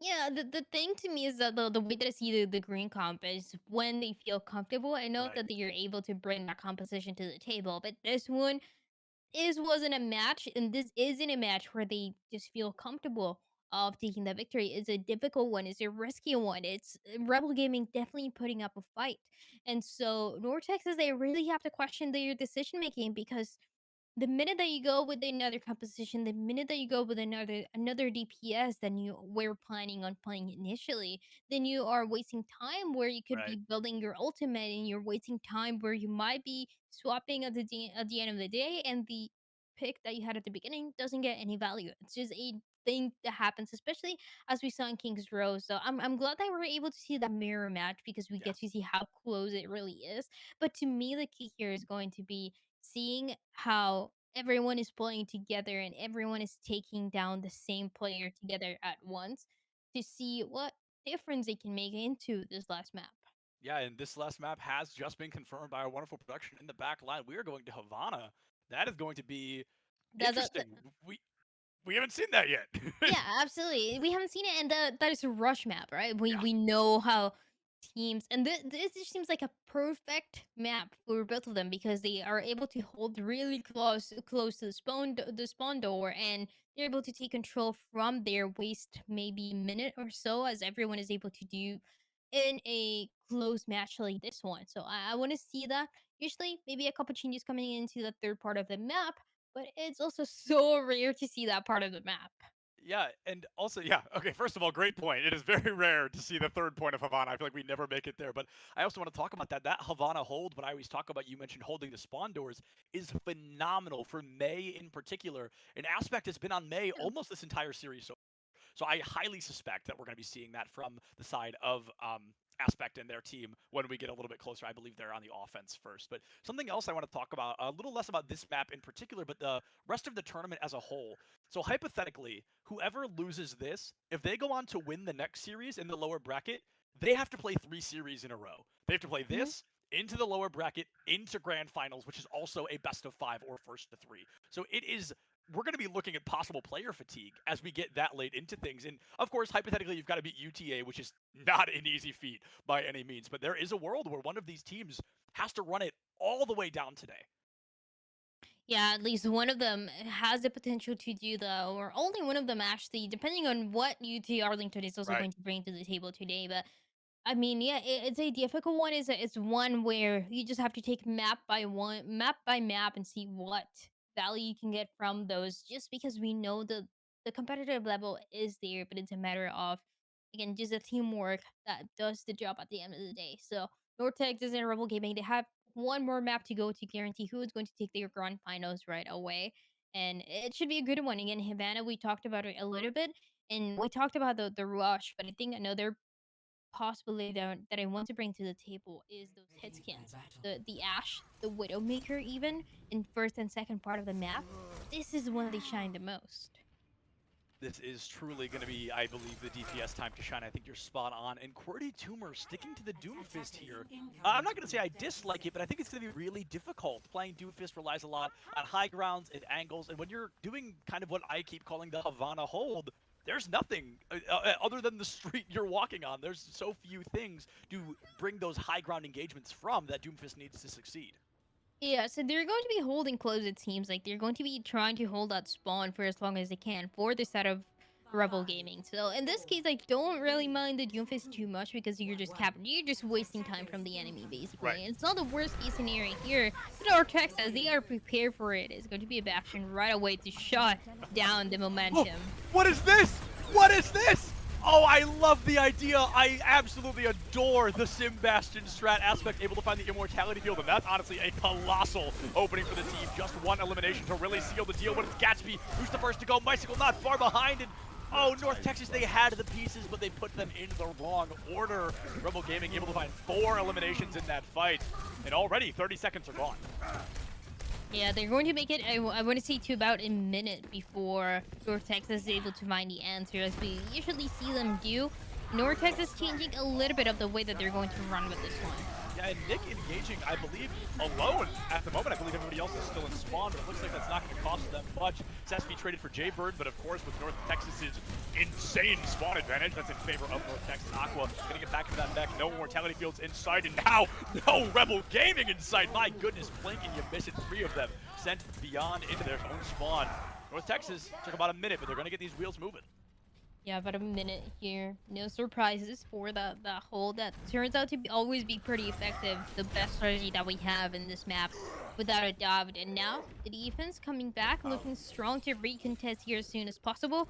What it's looking like a Shatter combined with even an Amplification. I would love to see the Fire Strike as well. One of my favorite combinations in the entire game. Yeah, I believe we saw one of those on King's Row with that double kill from the Sacklar, actually. That was quite absurd to see when you took out the entirety of the tank line. Hertz now has the bomb. There's the Ant Matrix. Where's the Fire Strike? Instead it's going to be a Maywall. Bomb going high. The Blizzard could be big, but the Immortality Field will be bigger. Bicycle and Nick are going to fall. Oh my goodness, in Rebel Gaming, we're seeing that issue that we saw all the way back on Ilios. Less or so on King's Row, but Rebel Gaming just used every ultimate they had at that moment. And now, at least they're able to rotate with ones that they are able to build next. With a payload is going to start moving back. Just for a second, as North Texas, they also find a way in. We haven't seen the Shatter just yet, so a good potential here. The thing is that this map is so open that connecting that Shatter can be so difficult, especially when you have a Mei on the other side. Yeah, not only is it so open, but the good spots to Shatter have so much natural cover. There's so many corners and cars and things that you could really hide behind even if you get shattered. So it's like, it's open, but when it is, even your shatters might miss because of the natural existence of the map itself. And now, I mean, a bomb going in early to Shatter to boot. Gonna be able to pick up 2, but only 1 elimination. Aqua finds CECC with the Mei falling. Honestly, should be a huge opening for North Texas here. There's no risk of Nick getting frozen. And speaking of frozen, here comes Aspect with a hyper-aggressive Blizzard. I love the defense matrix from Hertz trying to absorb as much damage as possible, but unfortunately, it's just not going to be enough. QWERTY Tumor taken offline. That D.Va mech not far behind. Only a minute left on the clock, Triad.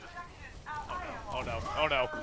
Yeah, that's going to connect right into Lure, who's going to get taken down in 50 seconds remaining for this first point, but should be going for the side of North Texas, so you're not really worried about the situation yet. Recontest though for Rebel Gaming that's about to be ready. I was a little concerned Rebel was going to give that up for free. Only a one-man Earth Shatter does come through. The beat will be dropped, and Jaybird already able to find that first elimination. The Sacklar is going to fall, but the Blizzard from CECC, unfortunately, not big enough. QWERTY trying to make up for it, but a one-for-one trade does no Mortality Field in sight, but there certainly is a Death Blossom. Allure will fall. QWERTY Tumor not far behind, and Hertz desperate to make that space, commits that D.Va bomb, gets back into the mech, but it immediately loses it again. Karma taken offline, and very similar to what we saw on King's Row earlier today. With just any time on the clock, they are going to get that point catch. it was a good stall, I want to say, for Rebel Gaming, but using and risking those ultimates Yeah. becomes a difficult decision there because we saw the shatter coming in from the top, from the sector right away, and then we saw the self-destruct, and sure, you're able to get a couple of trades, but that is not enough to guarantee the fight, and I'd rather see those ultimates coming in for this one because Rebel Gaming, they need to set up well. Yeah, Rebel Gaming, this first attempt has to be their best one because this is a really easy point to fall. We see full holds and then we see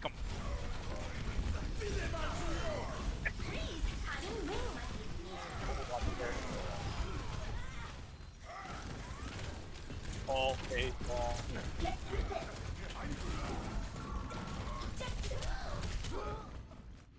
Hurts is going to fall. Could have gone better. Vortex says they are getting a couple kills and just guaranteeing a lot more. There's a mess going on all the way back, just trying to trade, trying to get as much as possible. And now, on the side of North Texas, because they were able to win that fight, they look so comfortable to get the second point in. Literally one single fight to guarantee if it was going to go their way or not. And with a sound barrier, all the conditions are built for them to take it as well. All the conditions are built, absolutely. A great opportunity there, Rebel Gaming. They are going to be in that positive defensive advantage. North Texas is going to find the opportunity to strike, but does freeze. Oh, the shatter, the charge! It's going to be able to pick up Mitesful, but the beat was dropped. That map may be able to make it out if he's lucky. Wow, the Sacklar definitely going to be a little upset they weren't able to confirm that elimination. Yeah, not the best thing here, but also not the worst. Only one kill, and it's taking a long time to get that second one. The Reaper just teleporting all the way up. And now the Blizzard as well trying to get from Valley. Here the Shatter as well. This is a combination that we've seen before, but it's not working out this time around for Rebel Gaming. Yeah, a combination that I'm particularly fond of as well, but like you said, it simply is not working out. North Texas absolutely adapting, making all the space, making all the changes, and the Death Blossom, perhaps a bit of an overcommitment, but I think that was more of a speed thing than an elimination thing. They wanted to clear the point as quickly as possible. Not the worst thing here, but this is when you start to question the entire composition, right? We said getting to this part of the map, it's so rare to see is one of the hardest maps to complete in the entirety of Overwatch.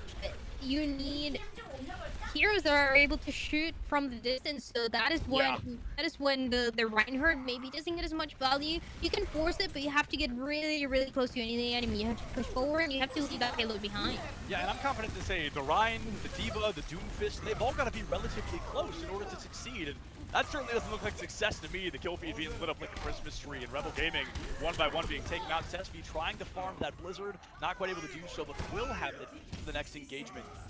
I mean, 60 seconds, but a team kill here is giving North Texas so much space.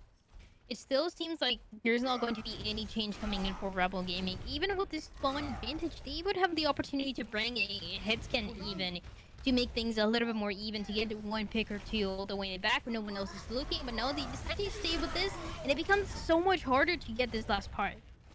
Yeah, this is an incredibly difficult point to approach, especially because everyone...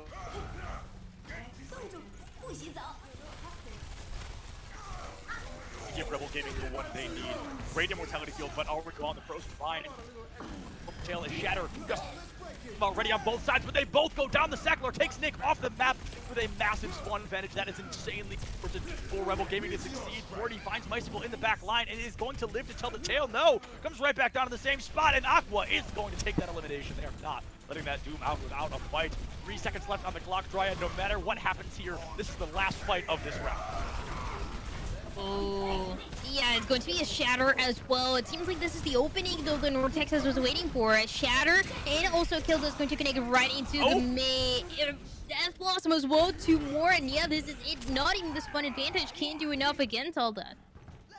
Now, the Sacklar's definitely got one more touch. Yeah, absolutely going to get it one more time. If they can just burn this Wrecking Ball down, they can win right here, right now. But if they give it enough time for somebody else to recontest 0.08 meters, that is going to be hyper unfortunate. It's going to be already, though, Steffi falling the bomb coming in.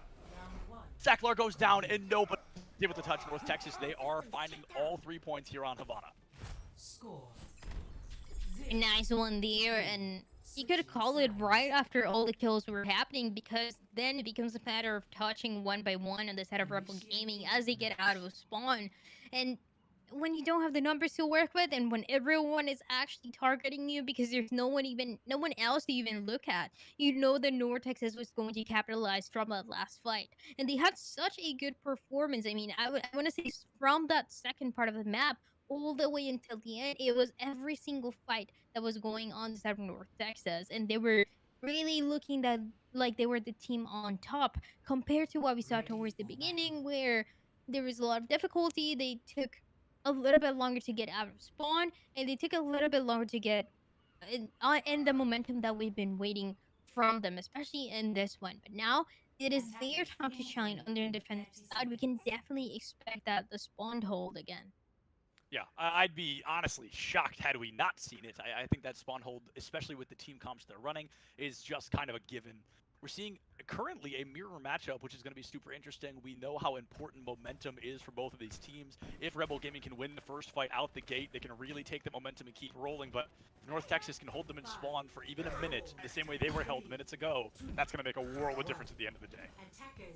And it's usually how that goes, right? It's always about a minute that everyone is able to get before the fight is lost. It's so rare to see more or less than that, but Rebel Gaming, they're starting this off strong.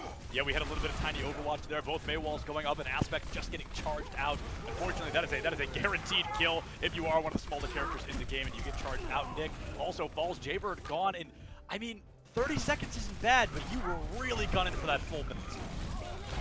Yeah, it's not the worst, but it's also not the best that you're able to get at the end of the day. It ends up being about, let's say, 45 seconds-ish, or 40 seconds, if anything, before that payload starts to fully move, as we see on the side of Rebel Gaming. And the thing now is it's a fight where, again, everyone has to get really close to each other before being able to connect the shatters, before being able to connect those kills with the Mei as well, that's able to freeze a couple targets. So it's a matter of getting close. And the high ground that I see in the side of Rebel Gaming, I like it because that is how you take advantage and you can catch the enemy off guard. Yeah, and Sacklar definitely just tried to do that. They were looking for the Earth Shatter, just not able to find it. Now we got some tiny Overwatch happening once again in the other half of the map. And oh, the counter Shatter into a counter pin!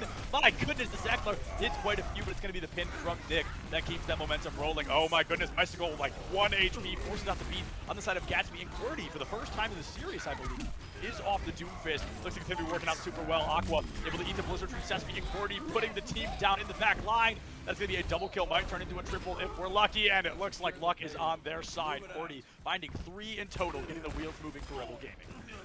A nice one as well. All the targets, or most of the targets, they are being so low that this Cassidy is able to just clean up the fight for the rest of the team, get half of the members of the enemy team, and with that, Rebel Gaming already looking so much better than what we saw for the side of North Texas into their attacking side. So I'd like to see this. I'd like to see a fast performance for them. They're not wasting any second. They're just going in. They're building ultimates, and they're using them one by one. Like you said, you want to shuffle out these ultimates, you want to use them appropriately. There was a great opportunity for the high noon, but nothing came out. Instead, we're going to get a massive 4-man Earth Shatter from Nick, and all of a sudden, Rebel Gaming going to get ripped apart. A huge play from Nick, who's already 1/5 of the way to his next Shatter. North Texas stalling Rebel Gaming here on the second point, something that Rebel was only able to do once. If North Texas can do it again a second time, they can make up for that 30-second hold at the beginning. Yeah, absolutely. But even then, it's just always playing against time more than anything for this attacking team. It's always just risking time, always wasting time, what it feels like, until one ultimate or two really can make a difference. And for the last fight for Rebel Gaming, that wasn't it. They have a big opportunity and amplification that is going to come in for North Texas to deny the space right away, but it just gets neutralized with the wall.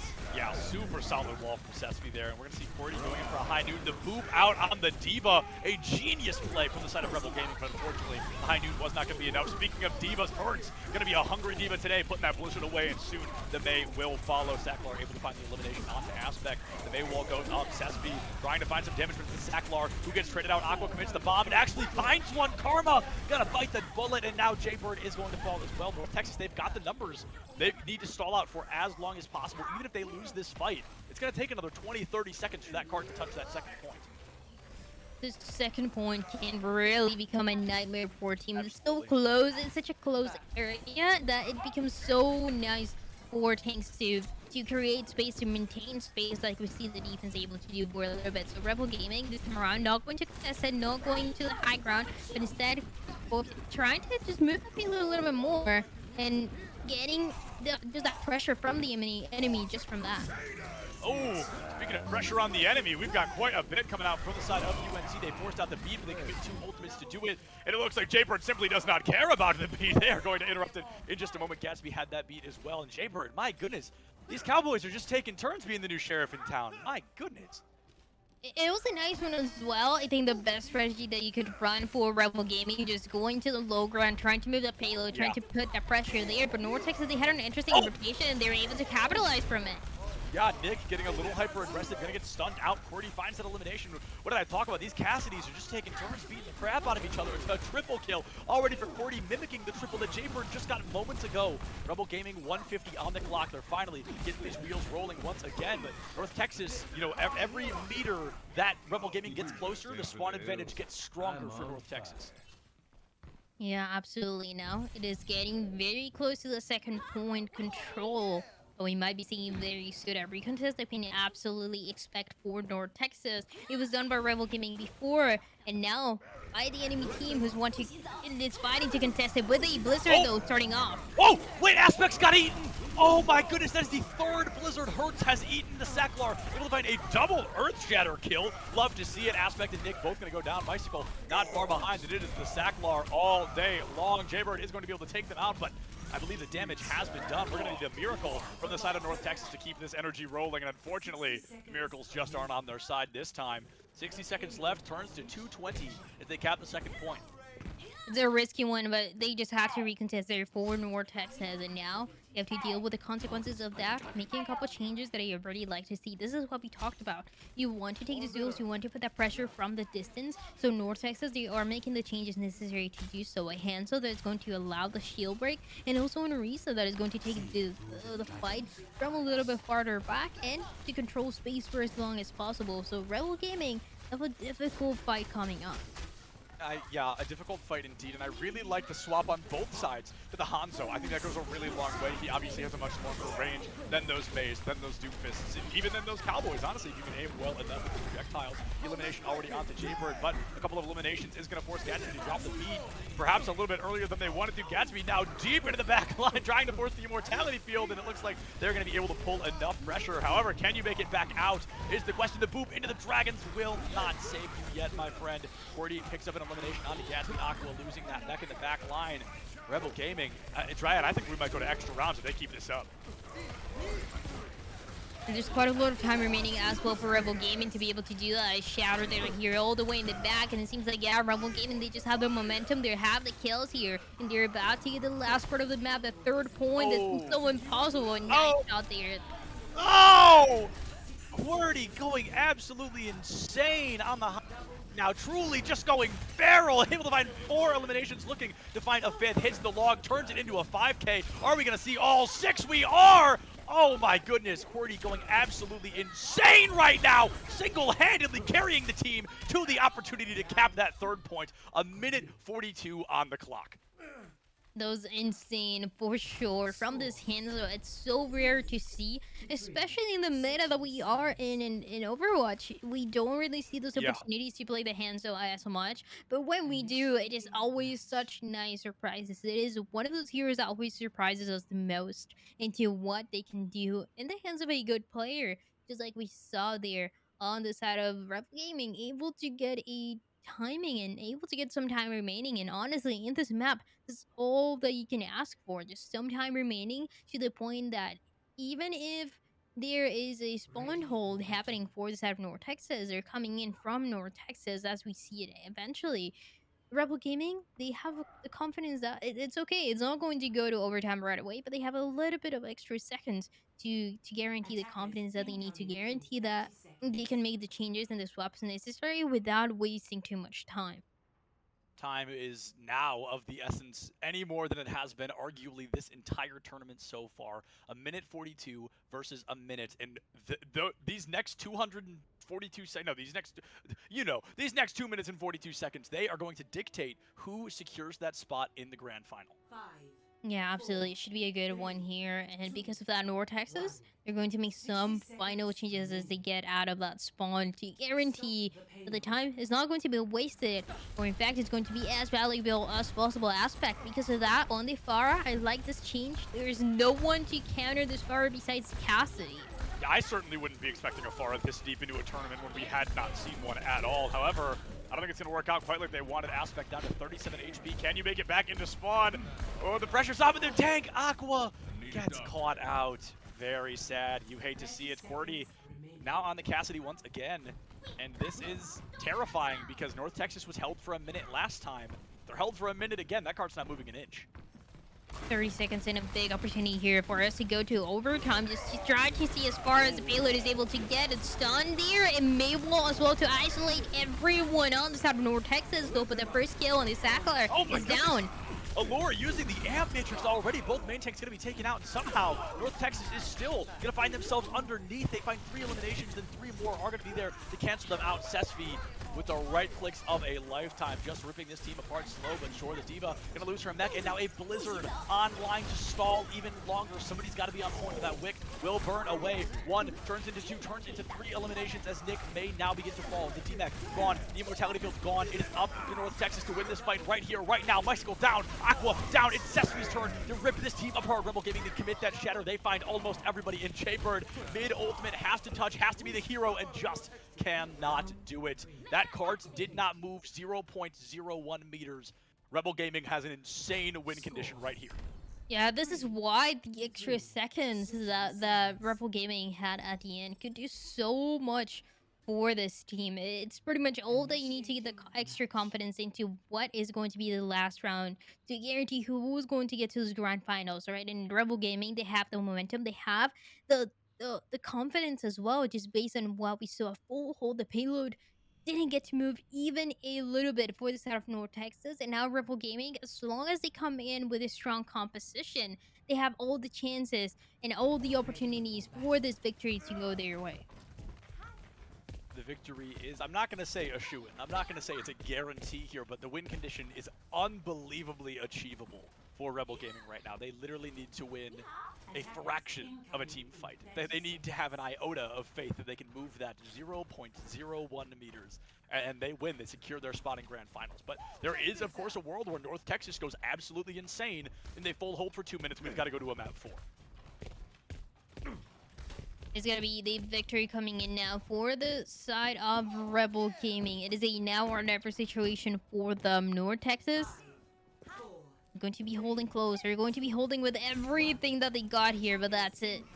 Yeah, this is truly a now or never movement. North Texas, they want to stay in this winner's bracket, but Rebel Gaming are going to do everything they can to make sure it does not happen. Bicycle down, Nick already gone, and that's gotta be all she wrote here on Havana. The main tank and your Baptiste are missing.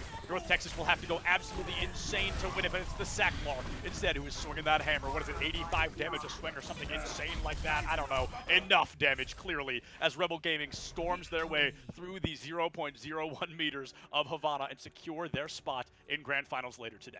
It was 0-30. That is all they had to do. Even like a small, tiny little C9 would have been enough. No fight was going to be necessary. But yeah, there it is. It's Rebel Gaming having the advantage, having the timing. This is why a map like this one, even though it allows us to see such a nice mirror match between their Reinhardts, it can become very, very difficult to and complete the entire map and to get to the end, to get some time remaining. It's a very difficult task, but it's nice to see that one of the teams is able to make it, is able to have the confidence, is able to have 40 extra seconds, and only that is already enough.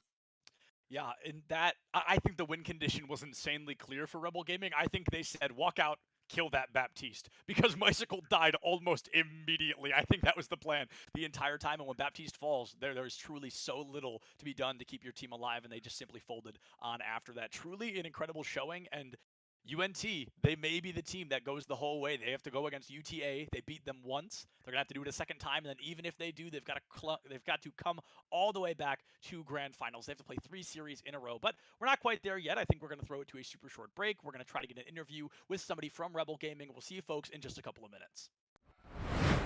What is going on, everybody, and welcome back. I am still Septilence, that is still Dryad, and this time we are joined by the Doomfist Demon, the Hanzo something that begins with an H. I don't know what to call him. We're here with Cordy Toomer. My friend, you win in a very, very close 2-1 series. So my first question is, how does that feel? You have secured a spot in Grand Finals after a danger close series. Okay. Honestly, it was nerve-wracking. It's been a minute. Our team is not like the most we're very newly formed. So having anyone with these guys is honestly phenomenal. I think a lot of the players really showed that they were ready to clutch up whenever we needed it.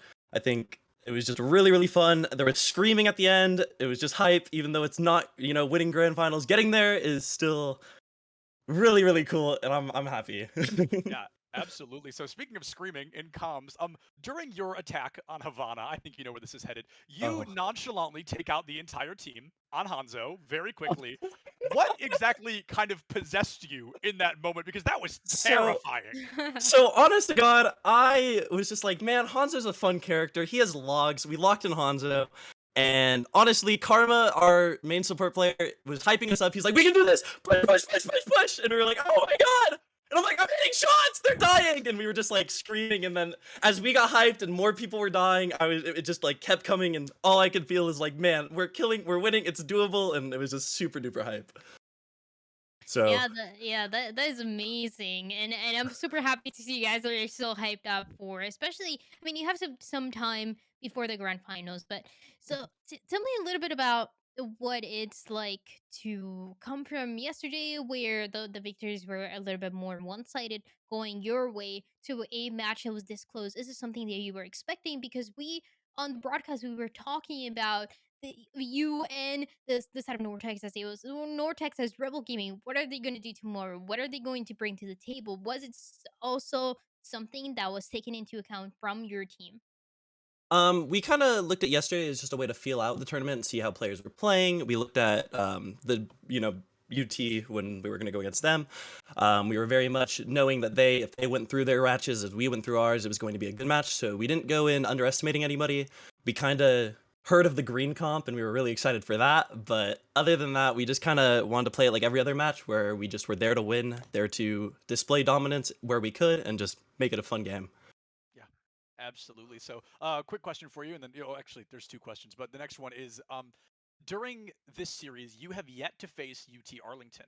Now, there is hypothetically a 50% chance that you go up against them in just a little bit. So, are you slightly concerned that this is one of few teams you haven't really seen yet, or do you think you've got the confidence to really secure this grand finals? One of the things that we saw in our match, like this one, we were gonna try and run a different comp, but depending on the team, we figured out what they were doing. We wanted to adapt. We could overcome, and I'm sure we can do that with any team. Absolutely. So I'm not too worried, but a little cautious still, nonetheless. And then the last question: is there anybody you'd like to give a general thank you or just a shout out to while you're here? All right, this is gonna be super generic and basic, but I think our entire team, I'd like to shout out every single person on there.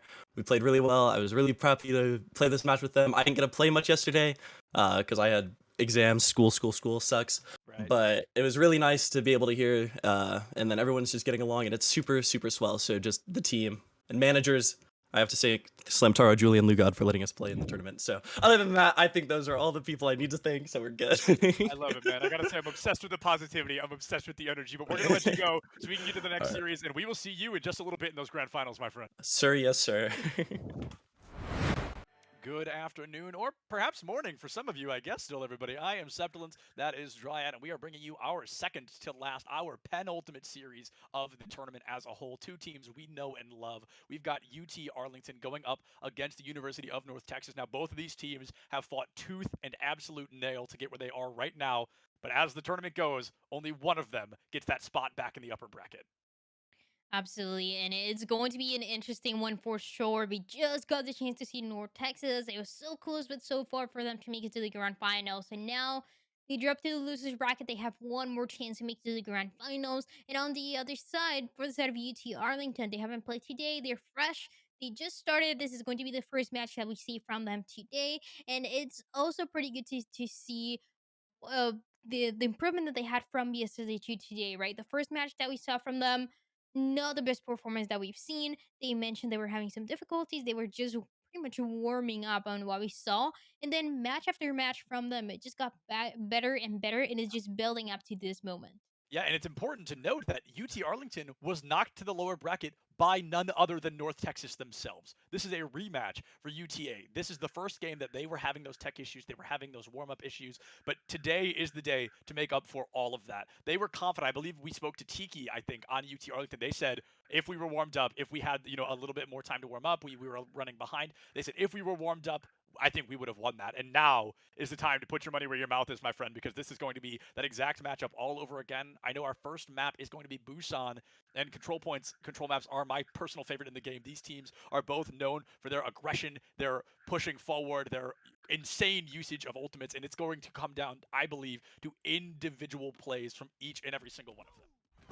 Absolutely. It should be a nice one for sure. Again, a rematch that we get to see between these two, North Texas and UT Arlington. Who will be coming up on top? Who will be going to those grand finals to face Rebel Gaming? We're about to find out, and it all starts from that first fight, from that first map that we're about to see. It is going to be a Busan to start it off, and a dive composition from both sides.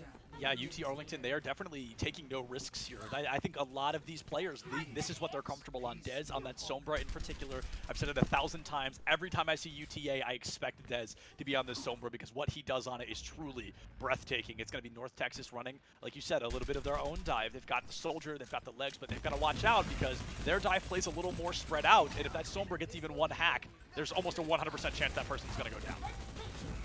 Yeah, we gotta see how much value the Sombra can get, though, in a position like this one. Things can become very difficult, and already a trade coming in. It's a 5 versus 5 to start it off in North Texas. He might be getting the point. North Texas may be getting the point indeed, Dryan. I think you've hit the nail right on the head. UTA losing both supports and now the Winston as well. North Texas, they are coming in strong. They have what I'm going to call the vengeance buff. They want to fight hard, but UTA's got a vengeance buff of their own. This is the very that sent them to the lower bracket to begin with, 12% and counting. North Texas, I really am impressed with the way they won that fight. It's interesting, too, because there were so many members live from UT Arlington, but they were contesting the enemy in another part of the map, so things become so much more difficult. Now, UT Arlington will be regrouping, will be waiting for everyone to be ready again, and they have to wait a little bit extra for the Diva before starting off the next fight. And again, Dez only 40%, not the best, not the worst to start off the next fight. Yeah, not the best, not the worst, but one way to start off the fight pretty poorly is to lose your damage dealer out the gate. That leg's going to fall. Aspect even a bit surprised himself by it. Nick is going to be hacked out. Wrecking Ball is essentially useless when they get hacked. I'm going to say it, and there's the proof in the pudding for you. Nick going to be the next to fall. Super Juice down. North Texas, they've still got control of the point here, even though UTA has the numbers. North Texas is stalling to secure as much as possible. Aspect already back into the swing of things. Takes out Julian, a huge elimination for things. But Dez is going to find Bicycle in that trade. Wait a minute, Bicycle on the Tracer? Yeah, and this is one of the characteristics of this map, right? Everyone's swapping to stay on point, to hold control of the point. This is exactly what North Texas is going to continue doing, guaranteeing even more of a strong hold as we see them. With the self-destruct, getting 2 more, cleaning up the fight, making UT Arlington regroup and prepare for the next fight as everything is going to hit that 80%. North Texas on the advantage in power, and UT Arlington, their biggest chance here is gonna be that EMP connecting with the tanks. I can't believe I didn't notice earlier. Bicycle and Jaybird have swapped roles entirely. That's incredibly fascinating. I wonder if North Texas kind of noticed that Baptiste went down first very often. They wanted to clean things up, and what a risky EMP from Dez, but technically, the shield bash was gone. You kind of get stunned out of it, and clearly there was some prizes. The risk was worth the reward. Now it's going to be Nick falling early. It's going to put UT Arlington in, I believe, a 6v3 for the time being. They have found a great opportunity to flip this point, which is great because they were out of time. Definitely needed it there, but a little bit more recontest. At least Bicycle tried to make there for the set of North Texas, but only the 99 is what they get right now. UT Arlington pretty stacked for the upcoming ultimates, but North Texas, they are the ones who always highlight themselves for catching the enemy off guard, for taking 1 kill or 2 and really making a difference for this one. Yeah, the difference is going to be that first elimination once again. And like you said, UTA, they've got 4 ultimates at the ready. I think if North Texas lost this fight dry, there'd be no problem to it. But instead, they are going to commit some ultimates early. That minefield already taking presence on point. And the stick is going to be huge, but unfortunately not big enough. Bicycle down. Soap just barely catches that Tracer on her, blink out of there. What a shot from Gatsby to get rid of that mech. It's going to be that rally now, keeping the team alive. The aggression has to be unbelievable here in order to succeed, but instead, the mech being lost on the side of North Texas is gonna possibly spell disaster. They've used so many ultimates, but somehow Nick has another one? Oh yeah, all the ultimates at the end of the day are going to shine a little bit brighter for the start of UT Arlington, as that Sound Barrier kept the team alive when they needed to, and also the Death Blossom gave the kills that they needed to. So 60% already going for this team. North Texas struggling so much. It seems like the timing for what we saw in the rally wasn't right, wasn't really the way that they wanted to. And so now another regroup, another try again. Oh, Aspect. Ooh, real close to death there, but luckily enough the team was there to peel. 76% and counting. I mean, several times this entire tournament, Ryan, we have seen teams get to 99 and then unfortunately not get much further. They have not really been able to find the successes off the back of that. With Jaybird falling, your D.Va loses her mech, and Aspect clearly not far behind. The point flip does come through, which is honestly kind of huge because it stalls UT Arlington, but it's just not going to be viable, or sustainable is the word I'm looking for. It's not going to be something to hold long term, but it does give your team the opportunity to regroup. Yeah, it's going to give them a little bit more momentum on this side of North Texas. Guarantee that UT Arlington will not be getting to the 99 just yet. So North Texas, they can regroup, they can try again instead of touching the point one by one. But because they use so much before, this is a risky one. It seems like UT Arlington, they might just get away with it. UTA, like you said, they may just get away with it here. It's going to be a real risk. The first elimination of this fight is obviously going to be the most crucial. The minefield could be colossal if you live long enough to use it, my friend, but the hack does come through, and Nick down to half HP. Going to get healed up. That Transcendence from Jaybird had to be used to keep that Wrecking Ball alive, and here comes that minefield in the blink of an eye. The site is untouchable. He gets hacked out, but the minefield will still come out. Transcendence, EMP, Primal, Beat, Bomb, every ultimate under the sun, and more. Tiki picks up 2, and that's got to be a guaranteed fight win for UTA. Half the team on the side of North Texas already gone, and they lose one to be knocked into the lower bracket, and things already starting to look bleak for them here in the lower bracket as well. The 99 to 99 is such a risky situation, but yes, it's UT Arlington at the end getting away with it, getting away with that first victory on this point here in Busan. And it's a risky one. It is one where we see so many different compositions being played, and whoever's able to hold the point the most, it's just about who's able to stall the best, and UT Arlington was just able to do that a little bit better compared to North Texas. So good advantage, definitely changing the narrative from what we saw yesterday, definitely looking stronger to start it off. But we know how angry North Texas likes to get after they start to lose.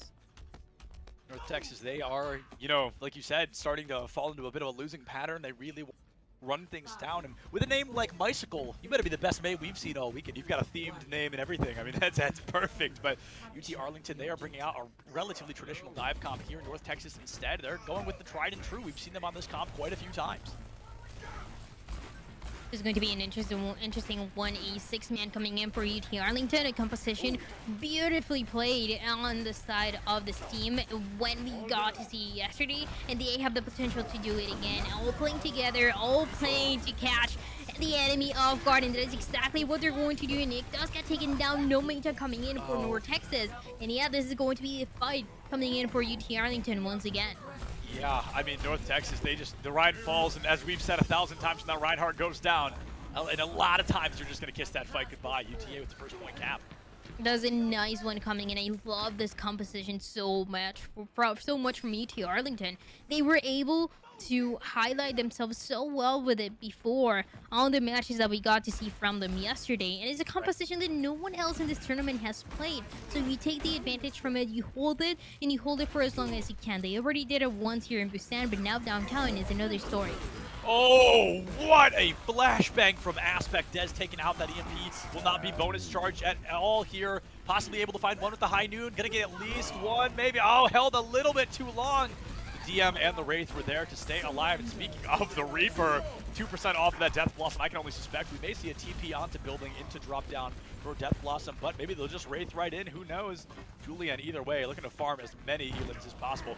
Teleporting directly into the enemy line. Gonna get flashed out, but they're going to wish they held on to that flash a little bit longer as the Death Blossom comes through, picks up one. One is actually a lot less than I expected, but still one can be huge at the end of the day. Now, a 2-man Earth Shatter from Nick. Super Juice has been taken offline. The beat being dropped by Colby in an attempt to keep UTA alive. They're already only 40 seconds away from capping both points of Busan and putting themselves in a match point scenario. all the Sambir again that we saw early on, but at the same time, the Lucio does get taken down. Is a massive pick coming in. Nortex says you're just fighting with everything that they got, but wasting so much time for what could have been another fight. We essentially have only seen 2 fights coming in, and it's already an 80% coming from UT Arlington. Nortex is losing their momentum, losing their confidence, and more that we see them, and it's a now or never situation for them once again with the Blizzard coming up. Yeah, at UTA, they talked about if they played this team again, they'd win it. And by golly, Dez is trying to make sure that that happens. Bicycle is going to be the first to fall to Blizzard offline. 5 seconds left on the clock. Aspect, the next to go. Soap, case is okay. I've got to be honest, this player is playing completely unlike they did yesterday. The improvement we have seen in less than 24 hours is a huge leading cause on why this team is being so successful right now. Soap just arming the backline. He will unfortunately go down, and this may be North Texas's first and possibly only opportunity to flip downtown. That's the only chance, and the Blizzard is able to come back in. Bicycle still being able to stay alive, and yeah, at the last second, North Texas is securing that the point control will be going their way, but they have a long way to go before actually securing the victory here. UT Arlington, this is the only fight that they've lost, and it was just a matter of timing that didn't seem quite right in terms of the positioning of everyone there. So now, everyone regrouping is going to give them a massive advantage. They have a primal reach to use, and they are able to just farm a next EMP. Yeah, this next EMP is going to be the win condition for UTA. If they win off of anything else, that's great. But right now, all they've got to do is play the long game until Dez gets that EMP. However, dying when you only got 4% on your ult, it's going to make this really difficult. Every second that that EMP is not charging is another second North Texas could possibly rip this round win out from under you. This has a lot of pressure right now, that EMP and Death Blossom. Very interesting and definitely one of the most effective combinations that I would say for the composition that UT Arlington is playing. One of the biggest highlights that we can see from them next. But North Texas, they're playing kind of different areas, so the situation there becomes so much more difficult. Yeah, the bomb gonna come out. Unfortunately, doesn't find much, but Nick with the cleanup. Julian drops the Death Blossom without an EMP, and it makes a colossal impact. Both supports already down. Julian finds a third, making a fourth. Julian single-handedly ripping North Texas apart. It's gonna be 2 left, the Tracer and the D.Va, but the D.Va loses the mech. The Tracer does find a stick, and Colby goes down, but I think that's just kind of for the morale. Unfortunately, I think UTA is gonna walk away with Busan in a 2-0 fashion. Oh, unless, but I doubt there's gonna be much of a follow-up here. It's gonna be the solo beat, the triple EMP there to interrupt any hope or dream that North Texas had of turning this one around. The Shatter's online, but I'm not sure you're going to live long enough to use it. Has to peek the corner, but Julian waiting for you to get a little bit over-aggressive. Oh my goodness, the fact that North Texas has kept it this long is amazing. The triple Shatter, will it be enough? Bicycle finds Toast. Toast, I don't know who that is. So, Tiki does find one, but oh, unfortunately, just like Domino's, North Texas will fall. Nobody is able to live long enough, and even that final incredible attempt, honestly, just was not enough. This is amazing from UT Arlington. They look like a completely different team from what we saw yesterday and from what we saw in the first match of yesterday. I just feel like the improvement has been so progressive that it's so nice to see from them. One of the strongest teams that we have, of course. This is why they are in the top 3. This is why they are fighting to get to those grand finals. So yeah, a little bit more that is going to be needed for North Texas, and it just seems like Busan, it wasn't their map. They couldn't really play the compositions the way that they wanted to. It never really felt comfortable for them. Right. Absolutely. And I've got to say, you know, a lot of teams, very often we will hear from teams, oh, we weren't warmed up. Oh, there were tech issues. And a lot of the times that's kind of to save face, right? But UTA, they are proving it very clearly that maybe they really were not warmed up because, like you said, this feels like the increase in skill and team communication that we've seen from UTA today compared to yesterday is astronomical. It's incredible, truly. And I think if they continue to play like this, they will sweep not only UNT, but I think they'll go up and sweep Rebel Gaming as well. It'll be a nice surprise coming in. A good dark horse story, I want to say, even for UT Arlington, who just went down to the losers bracket so fast, so quick into the tournament. It was pretty much right away the first match that we saw from them. Losers bracket, and it's all been kind of a redemption arc coming in from them match after match, coming into this one, now already in a match point, and knowing that they have one more to go to guarantee that grand final spot. So UTA, they have to feel pretty good. They have to feel pretty hyped about the whole situation right now. But also, just remaining as calm as you can, knowing that anything can happen, especially when the enemy is the one picking the next map. Absolutely. So it's going to be UNT picking the next map, Kings Row, I'm assuming, and then that allows UT Arlington to pick the proper side. Had I to guess, I'm going to say UT Arlington will want to go on the defense first. There's not really a lot of content behind that, but I think that's usually what a lot of these teams do. They try to stall for as long as possible, and playing defense first allows you to set your own win condition. Absolutely. So yeah, a defensive position to start it off as well. That is exactly what we're going to be seeing.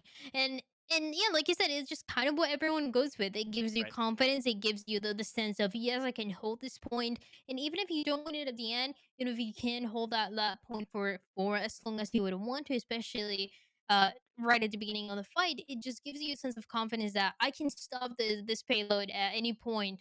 Just building ultimate is just having a little bit of synergy, and compared to the attacking side where it always feels like you're a little bit more dependent on what the enemy team is doing.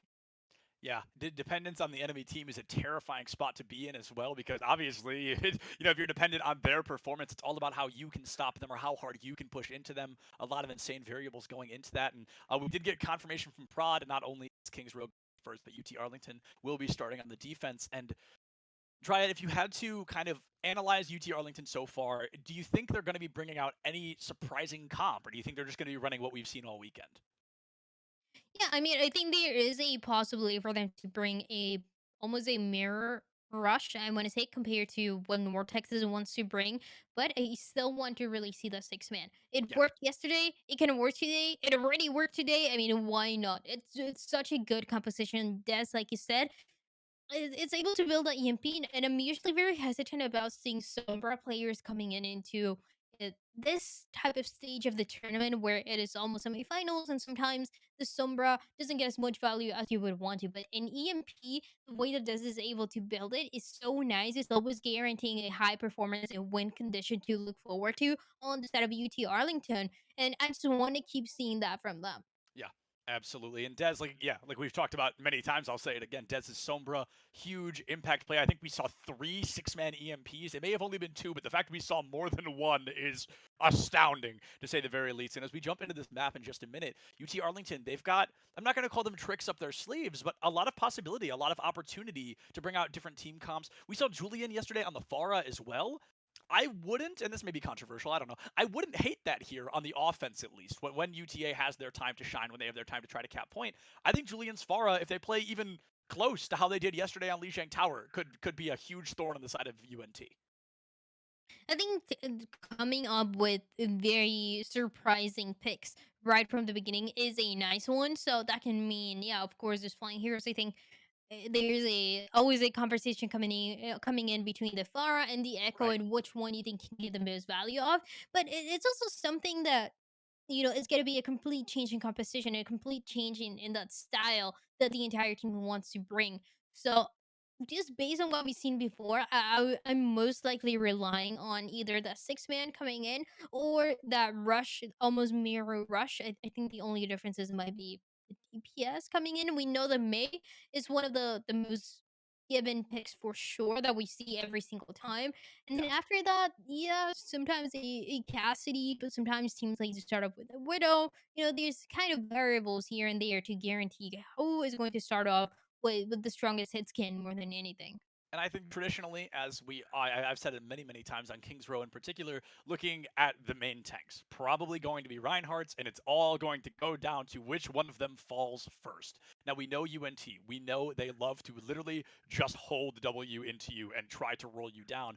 But UTA, they try to do the same thing. So it's almost that these teams are mirroring each other, not only literal team comp, play style as well. So I think we're going to see a really interesting strategy here, or a really interesting version of this, where the real question is how well could these teams play against themselves?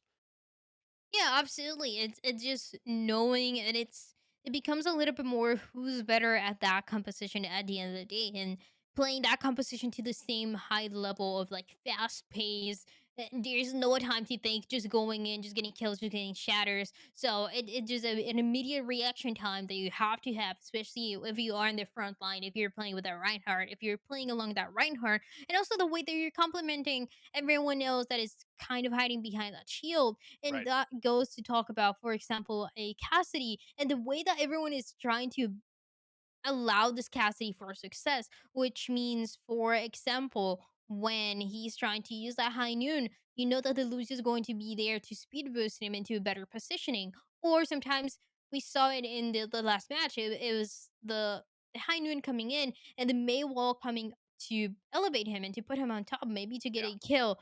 So even though they don't always work, and also high noon is high, it's very difficult to get kills with. It's a nice teamwork that we've seen coming in into place for Zero Texas and UT Arlington, where there's so many layers of teamwork that you can talk about.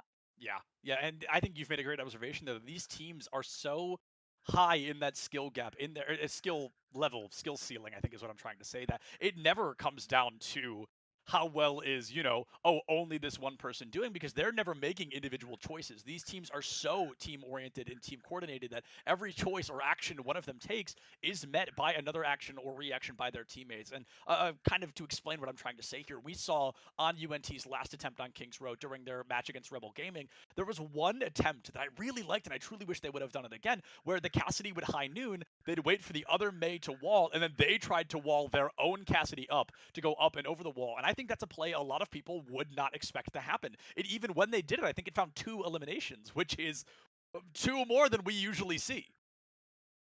Yeah, absolutely. Because the high noon is usually more than anything allowing to create space and just creating space, making everyone hide behind those corners. But seeing one kill or two, I mean, it can do so much for a team, especially for the side of North Texas. They are behind.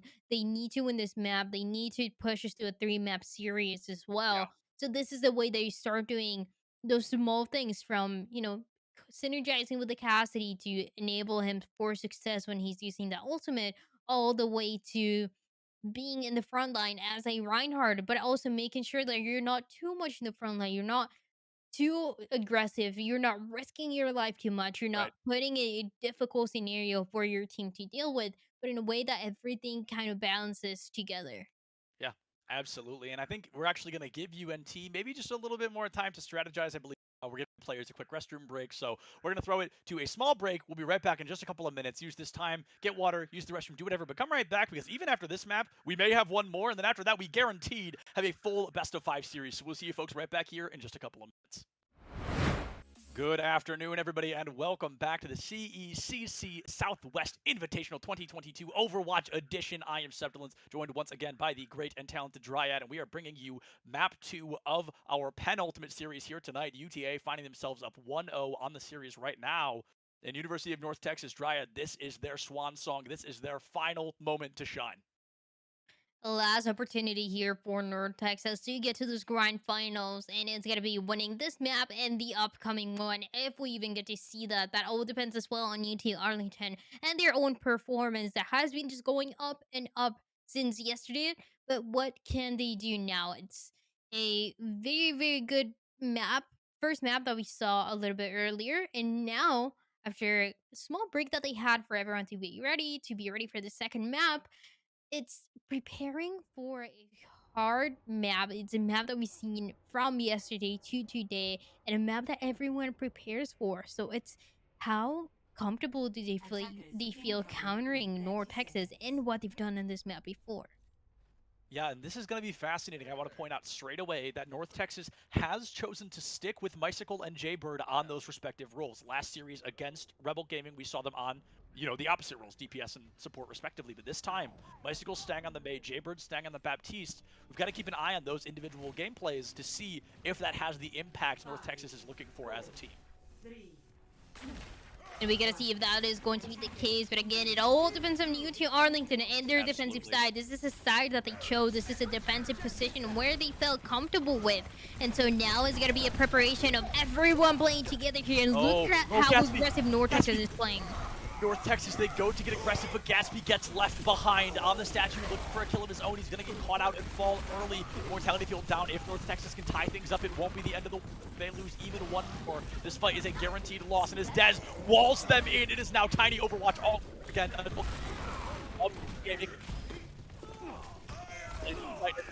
Again, tap headshot. And the last kill comes in. UT Arlington, they're able to get away with the first defense, but it was a quick one, about a minute or so that was wasted. And North Texas, they're ready for the next one. But Aqua, of course, always having a difficult task, always trying to run away, and it's never really the case. So a little bit more about delay. UT Arlington, though, they feel pretty good. So it's going to be an amplification actually coming up next to create more space to delay that push from North Texas even more. And we got to talk about the fact as well that fight from North Texas took about, what, 30, 40 seconds, but that Diva being staggered added another 20 or 30 seconds on the clock, or off the clock rather, now Ant Matrix into high noon. It's going to be Julian looking for a bit of hyper-aggression, but there's so much natural cover on this portion of Kings Row that it is, actually all of Kings Row, that it is quite easy to hide from an ultimate like that, the one that requires line of sight vision. Ant Matrix coming out early, but it's going to be that Tiny Overwatch matchup. Was that a shatter? No, it was. Okay, it's going to be just a bit of a hammer swing. Now the Shatter making an appearance from Soap. In just a moment, I can infer Jaybird's Ant Matrix unsuccessful. Not an immortality field in sight. If they can break this Rhine shield, it'll be a great opportunity, but it's going to be a Shatter stunned out of. That is going to be massive. The Blizzard now into the high noon. They've got a Shatter online in North Texas to take 2 minutes, but they're beginning to roll through UT Arlington, Julian, and Colby, the sole survivors, but something tells me that will not be the case for much longer. Julian and Tiki and Colby, I think, made it out with their life. Yeah, gonna live to tell the tale, but North Texas capping that first point. Taking some time, but not too long at the same time for North Texas. They start to go on that street phase of Kings Row. UT Arlington, they wanted to play aggressive, and a very aggressive push actually coming in for the start of North Texas. They do not want to let the defense set up anywhere close. Not even close. Like you said, they're not giving them even a fraction of hope to have that defense on setup. However, UT Arlington are not going to go down without a fight. One elimination is traded out for 2. Now it's 2 for 2 as Tiki loses that mech, and Diva's basically useless without it. Aqua sends in a bomb just to get that mech back large and in charge. There goes Tiki. Now North Texas not only has a current spawn advantage, but a numbers advantage to boot. That was pretty good from the tanks and for this Reinhardt as well. Just pushing forward, denying that the defense is going to be able to set up the way that they wanted to. But UT Arlington, because of that, they were able to stock so many ultimates. The Blizzard is going to come in first. Amazing reaction time from Julian there to interrupt that high noon. Now the shield to catch it as well. That's going to be massive. Absolutely no value from the side of Aspect. Julian with a high noon of their own. Could be a great opportunity to use it. Oh, the double stun! You love to see it, but Julian wins the flash fan just enough to die to Icicle's ultimate fire headshot. North Texas, they have the numbers, and slow but sure, they're looking to make their way through the fight. The beat drop from Gatsby to keep the team alive. Dez gonna go down that May. Nothing like the Sombra we have seen so far today. The bomb is not gonna catch much. Immortality field's down on both sides. All damage officially permanent once again. Soap caught out on the Maywall and caught out by the hammer. One main tank dismisses another in North Texas. It has taken them quite a while, Triad, but these wheels are moving once again. Taking them a little too long to win that fight, but at least the payload starts to move once again. This is one more fight into the second point to guarantee or to give the confidence that North Texas will be able to take it over, and they have all the chances to do so. A Blizzard is going to create so much space into this area as well to work with. That is a second point cap guaranteed, and not something you often want to see. You want to see a recontest come through there, even if you lose it. Every second is so unbelievably important. 4 minutes on the clock, one of the highest time banks we have seen this weekend from the side of North Texas. Now Bicycle's Blizzard will get eaten, and Julian is going to be there to clean up off the back of it. The risk was worth the reward there for Julian to use that ultimate. Finds Aspect, and now Bicycle as well. A 3K for UT Arlington. They are stopping North Texas in their tracks. We've seen UT Arlington, and Tiki especially has been consistently good at being on top of their game. We see them eating those blisters, we see them pushing forward and also peeling a little bit for the rest of the team. UT Arlington with a very holistic composition to work everything with an amplification. Once again, on both sides actually to start off. Oh! Oh man, the Maywall from Dez. Perfect timing. Nick's shatter completely null and void. Here comes a self-destruct. I love the attempt to charge Soap to make sure they die to the bomb, but it's just not going to be enough. Nick will be the first one to fall. Immortality Field down on the side of North Texas, as well as that main tank. And obviously the main tank's a little more important there, but Soap finding the May. Aspect has already popped to the high noon. That is not an ultimate you can take back after you've pulled it out. Actually, none of them are, but that's going to really hurt North Texas. They've used a lot to not even move the payload an inch.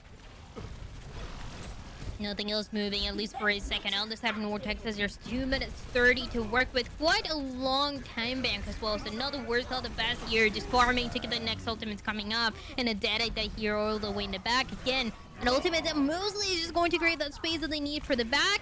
But while Cassie is able to spot the other, trying to stay alive. A good stun there. And the momentum for the Reinhardt gets stopped just for a little bit. I'm not sure if Nick was just trying to peel like super fast, but the charge straight down the middle of the road is not exactly a safe play. So we definitely saw Julian find the opportunity to take advantage of that. North Texas, I mean, they had 4.5 minutes, and now we're already down to 2. UT Arlington's defense, all of a sudden, they've really just kicked it up a notch. What can they do next? So a Blizzard still coming in and available for the set of North Texas to use next. And to try to create the space that they need so badly to this point, they just need to pass this corner. Passing the corner is definitely the name of the game, but what an incredible Blizzard. They lose Jaybird. That forces Gatsby to drop the beat. Super Juice has fallen. Soap Tastes Okay is also down. Tiki about to loosen them back, and here is the first time in a long time North Texas is going to be able to take the reins once again.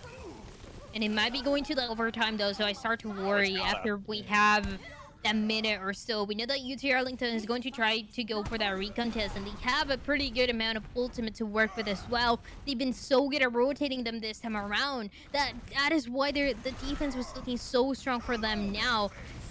90% almost in the shatter that will be coming in.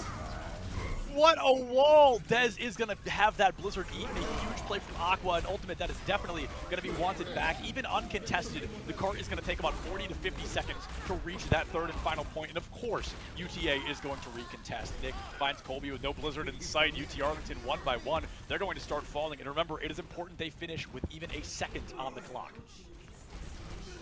And with 35 seconds, it seems like it might just be enough. No one touches the point. No one close enough. There is no way. UT Arlington, they have such a big chance here to recontest, right? They had the cast Eli, they had the May as well. They were just waiting for someone else to touch. I don't know who was supposed to touch next. That is more of a communication issue that they had. But they were expecting a recontest to happen. Not even a second of that we got to see. And an unfortunate one for UT Arlington, who was doing so well on the defense, but they gave quite a lot of time, quite a lot of seconds, I want to say, for North Texas. Yeah, we've been avoiding the phrase C9 for the weekend, but there was definitely some kind of communication error on the side of UTA there, because like you said, there were I don't know, a few people.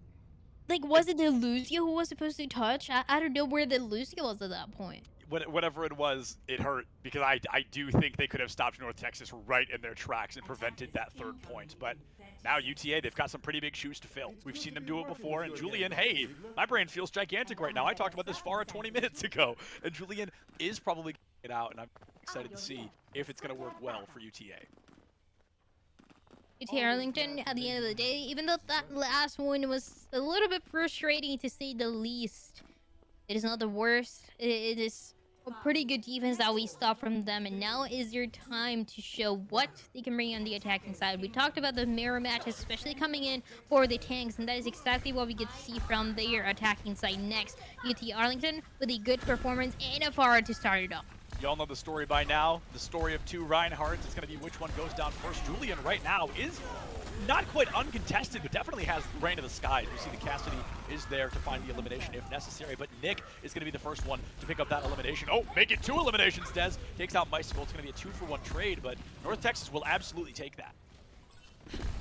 I want to see what Julian is able to do here. He is able to melt those shields in those tanks held so fast. That is why I like to see the Pharah, but it can also become so risky the longer that it goes. It either works from the beginning or it doesn't. So yeah, it's gonna be a swap coming in, the Cassidy back online, and once again a complete mirror match between the two teams. Yeah, I love the attempt at the Pharah, but like you said, it really becomes risky over time. It's better to swap early than to kind of fall into that sunken costs fallacy and start playing a character you shouldn't be on anymore. So let's see if this Cassidy can do the work. Julian already halfway to a high noon. That is absurd. It's been 10 seconds. Super Juice finds one, but it looks like that one is going to be traded out for about 4 or 5 as UTA getting ripped apart. Julian takes out 2 on their way out the door, but I just don't think that's going to be enough, unfortunately. Getting all the kills, taking everyone down here at the start of North Texas with also a pretty strong defense here. Oh, they also want to show what they're able to do on that side, and we also got to see it quite a lot throughout yesterday, but it's not over just yet for them. UT Arlington, quite a lot of time remaining, and around here was when we saw the side of North Texas finding an answer before. Now it is UT Arlington's time. And I think they may have found that answer in the form of a fire strike there onto Aqua. A huge opportunity. Both the tanks are gone. Oh, good trade out though. It's going to be the Reinhardt and the Lucio falling, but I think UTA simply just has the numbers right now. And actually, this is almost the exact same time that North Texas won their fight last time around. So this is going to be really interesting in terms of time banks, but it looks like North Texas, they're going for that stall for as long as possible. You best head for the hills. There is not going to be a recontest coming in for the side of North Texas. They're going to wait on the other side of the corner. I don't think they're going to hold that close, which is a nice decision making from them. It becomes risky, you can get taken down, and then you're giving a lot more space for the attacking team to take over. So UT Arlington, they're going to play aggressive instead for that. Yeah, I love the over-aggression here from North Texas, but I was just about to say the Shatter was online, and then they drop a 4-man before I even get the chance. Nick is still going to somehow come out on top of that engagement, taking out Soap. Dez going to fall as well. Mystical taken out by Julian, but the trade does come through. I've got to say, I wish Mystical would live just a little bit longer. I feel very often they are the first one to go down on the side of North Texas, and May is so important in this team cup that to lose her really starts to hurt. And we see this happening very often as well. The May is the first one that gets taken down from both of the teams. This is so unfortunate as well because of the value, and if you're not building Blizzard, it's so difficult, especially because so many of those get eaten as well. So it just becomes a nightmare for any May to deal with on the enemy team, and a lot of more peeling it seems like is going to be needed, both for the supports and the tanks, to make sure that everyone is staying alive for this one. Oh, speaking of eating Blizzards, Dryad, Aqua going to be able to find one early. Dez pays the price of their life for it soon after. Julian has taken out Nick, so honestly, UTA can absolutely turn this around, but as their main tank goes down, I'm going to have to retract that statement almost right away. It's going to be a lot of aggression from North Texas, and I love every second of it so many times. We have seen teams get stalled right here. I always call it King's Row 1.5, because once you lose a fight, it is so hard to get that momentum back. And because of that, Payload is going to be moving back to Arlington. They lose the momentum. They self-destruct. They hero the way in the back. Doesn't get any value in the meantime. And every contest that UT Arlington wants to make with Dez, they cannot get any value. Once again, the May gets taken down. Dez gets folded like an origami swan. I mean, oh my goodness, just taken out so early. Aspect able to find Soap right away. Tiki has to fall. This is such a good example of how crucial that May is. The second she goes down, you lose the freeze, you lose the wall, you lose the blizzard, and it's just so difficult for this team to succeed once that May is gone. It's so difficult to capitalize from a situation like that one. As we see UT Arlington stopped and stuck in this situation. They cannot get out. They cannot pass this corner. North Texas holding it so strong, holding it so well. And now it all realizing can he eat the next blizzard coming in from Mystical? I think we are in a situation where it is hypothetically impossible for UTA to cap all 3 points with as much time as North Texas. I'm not positive on that statement, but I'm pretty darn tooth sure about it because they're so low in the time bank, less than 100 seconds left. The blizzard comes out early for North Texas, and it looks like it's not going to find any kills. Oh, but it is going to bait out a 5-man Earth Shatter. I don't know if I should say bait out because UTA is really capitalizing off the back of it. Tiki finds one, Super Juice finds another, and I guess we're going to find out, Dryad, if UTA can cap all 3 points with as much time as North Texas because they are winning this fight in droves. It's looking pretty good so far for UT Arlington. They find the answer towards the end, and it's a blizzard on the other side that doesn't really get as much value, and UT Arlington on the other side knows exactly what to do and how to answer to that question. So second point is going to go their way, and everyone pushing forward here. It's exactly what the UT Arlington has to do in the hands of Soap to take advantage of the situation, to take advantage of the timing as well. Yeah, I'll admit it, my timing is way off. They can definitely finish with as much time, if not more. But case in point, it's going to be North Texas really looking large and in charge with that Amp Matrix. However, Super Juice is there to answer it with one of his own straight away. I suspect the next ultimate will be the Earth Shatter. They keep doing it. And Julian, we're not going to talk about it. North Texas now, they have a 6v5 advantage with the beat from Colby. Is going to be a great opportunity for the team to keep moving. The bomb coming out from Aqua, is it going to find anything? It's not going to find much at all. Julian himself even a little upset about that roll off the map, but honestly, it may cost the team the fight, but Super Juice does find the turnaround. Gatsby will be taken out, line the high noon from Aspect.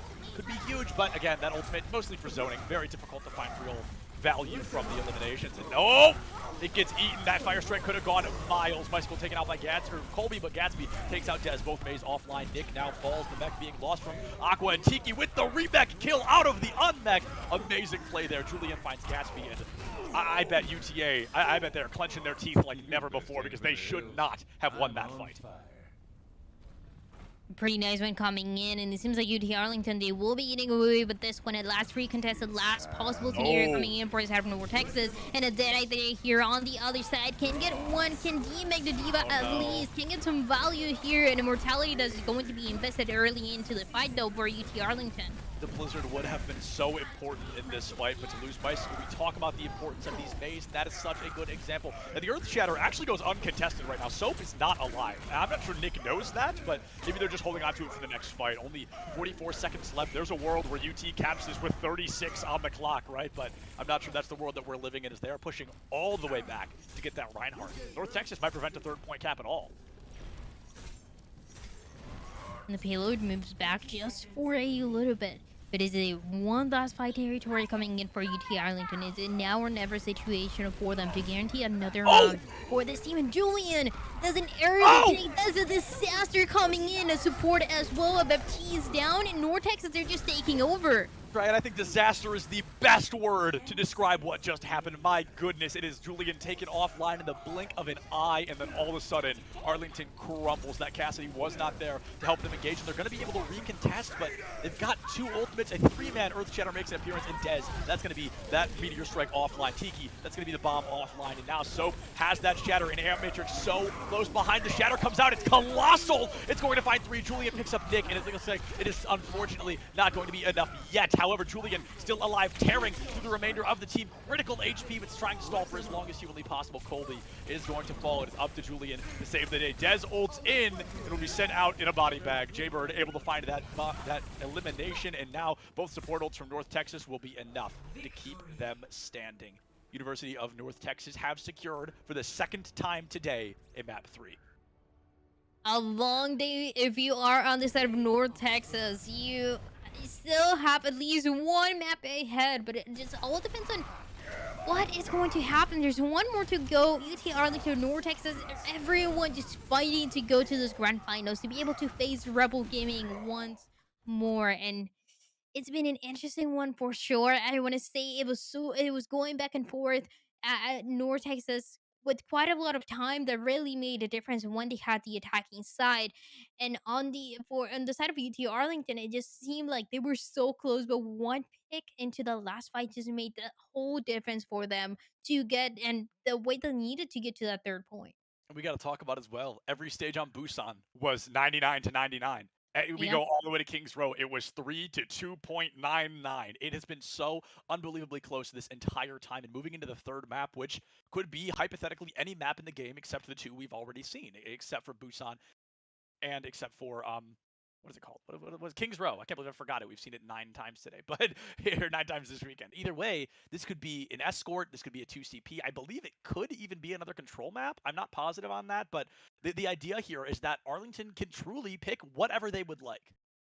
Yeah, absolutely. There are quite a lot of possibilities to go with, and it will be maybe one that we still haven't seen before. And again, Right.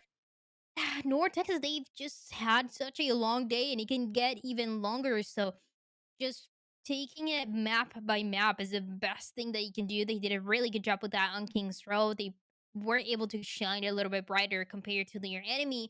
But it is a one last scenario where now they don't have the power to decide what map to go with. Yeah, that's a very scary thing, honestly, because if it's a map that they are uncomfortable with, and we've got to be honest, every team has their kryptonite maps, right? Every team has maps they are not very good at, and if UTA just by sheer coincidence picks one of North Texas's bad, like worst maps, they could be in hot water. But with a team as clean and as professional and impressive as UNT has been so far, I'd be shocked to see if they had any maps they were really, really afraid of. Yeah, it depends more than anything I want to say on.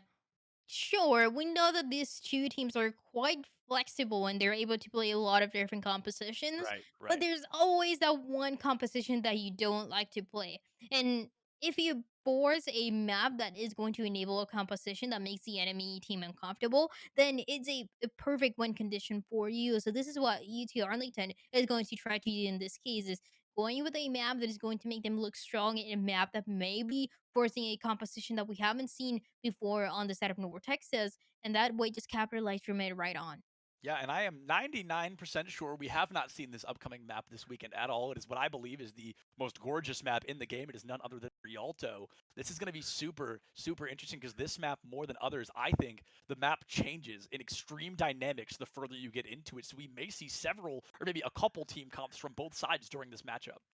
Of course, and it plays a little bit in some aspects. It plays very similar to how Habana can play in Yes. terms of, sure, there's a lot of compositions that you can play, but you're definitely relying and putting a little bit more pressure into the DPS and what the DPS are able to do into this one. And that means, Oh. sure, you can force force a composition and force it and make it work out, just like we've seen a double shield, for example. But on the other side, there's always the possibility of the same, of a little bit of the same that we've seen before, right? That Rush, the Reinhardt, the Diva, they complement each other so well. So it enables a good variety, a good opportunity to change as well if things are not really working out. Yeah, and I'm excited to see Rialto, you know, the only map in the game where Orisa is still viable. We're going to be seeing her on both sides, and it's going to be fascinating to see how different these two in particular play. Both of our Reinhardt players now playing a character with a shield that does not move with them. That's definitely going to change their play style, because when you don't have a shield that moves with you, you definitely cannot get as aggressive. Absolutely, you gotta play back, you gotta play for information as well a little bit. To guarantee that the team's not going to get flanked, there's no one coming in and taking you down from from the position where you're not looking at it. So UT Arlington is going to start off this one strong as well. Julian back in the Farah. Yeah, and I almost wonder if this map was chosen to enable that Pharah. We have seen what Julian can do. We had a great example of it yesterday on Lijiang Tower, and right now Julian's going to have to do a little bit more, as Dez is that first elimination. However, Gatsby being taken out is colossal, and there goes Aspect. We asked Julian to do a bit more, and it looks like we're going to get it. Nick finds Super Juice immediately there. UT in a tough spot, as Arlington has a massive spawn advantage as well for the time being. The truth as well is that throughout yesterday and today, we haven't really seen anyone properly countering a flying hero. No one properly countering a Pharah, or even an Echo if that was a possibility as well. So for Julian, he has a lot of space to work with. And sure, Aspect is going to be online, is going to be ready on the Ash trying to catch him. But I mean, you're also playing the low ground. You're also trying to get the supports from the back. There's a lot that this Ash has to take care of, to the point that UT Arlington is pretty well enabled with this composition. And enabling is what I think this composition is truly all about, right? It's going to be finding those opportunities, finding those openings, and finding great spaces to use your ultimates. Now, those are a bit of zoning dragons. All right. Those are the most successful zoning dragons I've probably ever seen. And it looks like Arlington is nowhere near done yet. Julian gonna run out of boost. And that's honestly kind of okay, because you've already won the fight. I mean, it's okay, but it's not okay, TC. It's embarrassing. That was just not ideal. Like, sure, he'll be back in time, but I didn't want to. Okay. Yeah, so UT Arlington, I mean, they get through the payload. Nonetheless, they get to pass this bridge that sometimes teams can get stuck in, but so far, UT Arlington, they look like they are the team on top. This composition really helping them shine. Yeah, it is their time to shine indeed, which is arguably the most important time to shine, right? If you win this map, you fight your way finally back into the upper bracket. Oh, and Julian with the quadruple barrage. Absolutely amazing. Aqua going to be able to find a double, but my friend, you are too little too late. Julian has sent the entirety of your team back to their spawn. The bomb as well? I'm going to out loud say I do not think that was a good play at all to use a D.Va bomb there. And that's the thing that I mean, though, about Julian on this Pharah. Sure, there is an Ashe coming in on the other side, but the Ashe is not really countering the Pharah at all. Has a lot of other things to take care of, so Julian is just enabled to do whatever he wants and to win those fights for UT Arlington. The payload gets stopped just for a little bit, but look at him. I mean, he's just putting so much pressure to D.Va can C-Mech too. The pressure is insane. Apparently no one D.Mech'd the D.Va. That's fascinating. Just the Gilpine thinks that was just kind of a random event that happened, but UTA, the D.Va's finally, excuse me, the Pharah is finally down just long enough for her to get rezzed right back up. Aqua going to fall to Tiki, gonna find the D-Mech, and Dryad, I think you're so spot on. I think it's everything to do with this Pharah having absolute reign of the sky, and I think it's forcing North Texas to crumble a little bit. There is essentially, and in terms of playstyle, there is no counter to this Pharah. She is free to do whatever she wants, and she also has, of course, that Mercy to support her. So all the conditions are there for UT Arlington to get this payload all the way until the end. There's another barrage too. There's another dragons coming out. And those ultimates, at least they are going to guarantee some space to work with. Or the Pharah to use it next, yeah. Yeah, I want to keep an eye on this Pharah here until this ultimate comes out, because I think those dragons were intentionally used to zone the team out a little bit. This barrage is going to come from up above, and they know she's there, but she's still going to be able to find one. Oh my, okay. Hats off to Aqua there. That was an incredible defense matrix, incredible reaction time, and it may give North Texas the first opening that we have seen for them here on Rialto. And I want to think that the strategy there was to use the dragons to force immortality, and then to use a barrage guaranteeing that the immortality was not going to be available, as we see that strategy often happening with different compositions. But now UT Arlington, they recognize that things become a lot more difficult in this last part of the map. It becomes a lot more close as well to work with, so the changes is going to be Julian now in the Cassidy. Yeah, which makes sense. We talked about that a lot on King's Row. The Pharah only works for so long, right? Especially because the third point becomes a lot more up close and personal, and it's harder to use the Pharah in the indoor settings of Overwatch. Now, Jaybird and Aqua, they are cleaning up. They're finally coming to life, and this goes to show that maybe Julian's going to need a chiropractor later, because he just deadlifted his entire team all the way to third point. Now that Julian has swapped, things are getting a little bit harder for Arlington. Absolutely, and especially because now it's a little bit less about that individual performance that Julian was having. It's a little bit more of that teamwork. That, of course, it's hard to communicate. It's hard to get everything down in the way that you consider perfect in a competition like this one. There's a lot of things to take into account. So UT Arlington, they have a difficult task here, but they made such a long way already. They have quite a lot of time remaining as well. Time on the clock, and the wall into Blizzard. Not a D.Va in sight to eat it, but we're playing a little bit of tiny Overwatch. Both Maywalls up right now. Oh, and the freeze onto Soap. That's going to be the beginning of the end for UTA's third attempt to attack the third point. North Texas, you can feel it. They're getting warmed up here finally. Oh, what a shot! Yeah, it was an immortality as well, trying to keep the side of UT Arlington alive, but when you are blocked by a Maya wall, you have nowhere to run. The Lucia is also frozen. I mean, there's no chance there for UT Arlington. So again, they're stuck in this one. They cannot get into the high ground. It's getting contested, but now blocked immediately by that May wall. The Deadeye is not going to get anything now. Yeah, huge wall from Dez there. Honestly, great reaction time. Maybe they were predicting it, but they definitely weren't predicting that. A triple shatter coming out from Nick, and Jaybird, I mean, oh my goodness. I know he was DPS earlier, but here in the support role, Jaybird might have the most eliminations on the team. Yeah, doing quite a lot, and that is a nice flexibility to see from all the players, really. But it just highlighting what everyone is able to do and how those individual performances and the confidence as well plays into a part in getting kills and guaranteeing maybe an opening that, as of right now, North Texas it's all about them. Oh, this is truly tiny Overwatch in the small room, blocked in and everything. Bicycle hitting some insane freezes that the team just gets to clean up off the back of Aqua. Going to be able to eat Dez's Blizzard for maybe the 6th time this series. There have been quite a few. Bicycle able to find Soap and able to pick up Dez as well. I mean, North Texas, where was this defense on point one? They are just stalling this team in their tracks. There's a changing composition here that for UT Arlington, it really stopped them, right? And that is when you start to question, was that change really the best thing they could have done? Yeah, was it really worth it as of right now? They get to move the payload a little bit more, but they already lost so much progress. Oh, Aspect gonna get frozen up a little bit, lives to tell the tale. Yo, double Blizzard kill from Bicycle. Exciting, you don't see that very often, but still, a kill is a kill nonetheless. North Texas, not only have they... I was gonna say, not only have they stalled out 4 minutes, they've pushed the cart all the way back to where it caps second point. Yeah, there's no time now. Dez is going to go into Doomfist as well, trying to get some picks, trying to go for the last chance to get that payload at least as far as they can into the last point. But everyone in North Texas all the way up. Oh, everyone playing together makes things so much more difficult for him. Yeah, this cart was so close for a moment, and then all of a sudden UTA really started to struggle a lot on this offense. Tiki gonna be committing the bomb. All they have is a Lucio beat to keep the team alive. North Texas is about to have a shatter that's gonna hit 4. Aspect able to find Super Juice right out the gate. They've still got the amplification matrix. They're gonna have a high noon in just a moment and a bomb and a beat as well. North Texas has everything they need to succeed. They just need to find the eliminations to do it, and Nick is gonna kick it off for us. Julian, the first to go down. Dez and Tiki so close behind, it hardly even happened. UT Arlington getting halted in their tracks. Probably, honestly, the best defense we've seen this weekend is from North Texas on third point Rialto.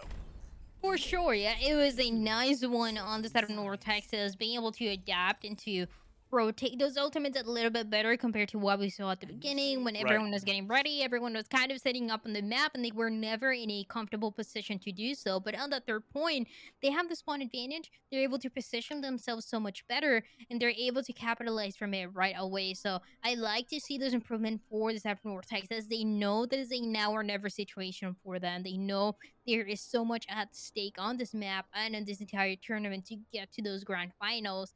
And so a strong defense is the best thing they could have done there to stop any chances that UT Arlington thought they had for a second. But it is UT Arlington's turn now, and just to see what they're able to do as well on the defensive side, I believe it's going to be with the Farah as well. Like Julian, we had such a good performance from him before that, I mean, why wouldn't we see that again? Yeah, and with such the natural cover that this map provides for Afara, there would be no reason not to, honestly. Yeah, it is a nice one to see for sure. For Julian especially, who sometimes it's all about the mental game. You know, you feel okay with the Farah, you feel confident with the Farah, you know that you're going to get peel and you're going to get heal if you need to, and that just does enough sometimes. Yeah, that can absolutely do what you need it to the most, and even just the fear of knowing there's a Farah, right, creates such an aggression that these teams might not be ready for. Absolutely, and now North Texas, they're going to give them a little bit of space to work with. The payload gets to move just a little bit to pass this corner, but UT Arlington will be contesting from the high ground, and that's when things become so much more difficult here. Yeah, UT Arlington not only contesting from the high ground, but contesting from the sky. They've got all these upward angles, and in any shooter game, any FPS, having the high ground is such a competitive advantage. And UTA, they are really trying to take advantage of that opportunity. However, the rotation from North Texas up and through the inside could really take them a long way. Yeah, the payload just gets to move quite more. But UT Arlington with the kills can do everything here. Hands are back online. We already saw what the Hands can do today. And so far for UT Arlington is delivering the results that they are expecting on the defense. The results on the defense are working wonders. We see Julian possibly going back for a swap. I would be surprised to see that with no fight really happening. Also 70% to a barrage would really go a long way. I don't know, I'm curious. They were kind of really far off in the back there. Maybe they're just playing a long game of poke damage. And the poke damage does everything, especially for this Farah though on the side of UT Arlington. This is the one that capitalizes most out of it. And it's Super Juice on the other side using amplification before Jaybird. It's a nice one as well to see. UT Arlington has so much space to work with. Yeah, a lot of space to work with indeed. There's just been some serious impression coming out through these teams, or for these teams. So far, UTA, they are large and in charge, and they are looking for the opportunity to strike, but Julian has their wings clipped, only 10% shy of that barrage. Des, though, with the counter kill onto Mystical, a great opportunity now for North Texas to come through. Aspect finds one, Jaybird finds another, and the bomb from Tiki has to be huge, but no, it's not going to find Squat. Jaybird takes out Soap, and now North Texas are looking to cap that first point. However, Dryad, that is 1/3 of where they need to be. Yeah, there's 1/3. There's a long way to go here. A Jedi. Yeah, we were just expecting a recontest here, which was actually going to take place at Barrage as Oh! well. And the Dragons, a full recontest, actually. Yeah, the Dragons, I mean, make some space, but the capitalization just was not there straight away. And what a boom from Gatsby. One support just rips another apart. And Jaybird, I mean, it's the support story right now. North Texas, Gatsby and Jaybird always finding these eliminations. Between the two of them, they found 5 of the 6 kills that just happened. Yeah, it is so nice to see the way that they're complementing each other as well. It just seems to be working out perfectly. And UT Arlington, I like that recontest. They're just wasting as much time as you can from the side of North Texas, and they're also able to position themselves back up again. So it's not the worst case. It's not the worst thing that we've seen. But North Texas, though, it is now them who are taking the high ground, and this is the win condition for the second part of the map. Taking control of stairs does so much for teams. Immediately shot down, though. Oh, a great trade. You take Julian out of the sky. Gatsby, though, gonna negate that trade entirely now. 2 ultimates, Ant Matrix and Bomb, both committed on the side of North Texas. And those are ultimates they're really gonna want back. Now, bright side, they've got 3 minutes. That is a lot of time. They've got a Shatter, they've got a Blizzard, and they're still moving the cart. They're winning this fight, even with those ultimates not being as successful as they may have wanted. If North Texas caps this next point within the next 10-15 seconds, they're gonna have almost 5 minutes on the clock. 5 minutes as well, not even to complete the entire map, right? Just to get a little bit over halfway. That is insane and is a big potential for them. No recontest that we saw into the second part, and now we face the third one where UT Arlington has to be sweating. It is a risky situation to be in on the defensive side, and because of that, the Orisa has to do everything to create that space for the team. UT Arlington was held for 4 minutes right here by North Texas just minutes ago. Now they have to do the exact same thing. The Supercharger comes out early, but the Blizzard is going to be right on top of it, negating its entirety. Immortality Field already down. Aqua loses the Mactiki as well. Super Juice the first to fall. Kobe and Nick and Miskell. It's going to be a 4-man trade. 2 on both sides. Aqua is going to be taken out. Julian falls as well. It is a bloodbath across the board. Dez finds one. Jaybird finds another. There are so few members left alive. It is the support story. Once again, a 3K from North Texas. Gatsby and Jaybird carrying their team to victory and securing a spot in the grand finals against Rebel Gaming. Absolutely amazing. North Texas, they find a way at the end of the day. They start off on this match looking a little weak, looking a little bit defeated, but they find the answers. And North Texas, of course, it is them who are going to be facing the side of Rebel Gaming at the grand finals. An amazing performance from them. We started to see it especially on this map, on that defensive part, third part of the map, where they were just shining. They were just knowing exactly what to do, how to rotate those ultimates, how to get that opening pick that was doing everything for those numbers.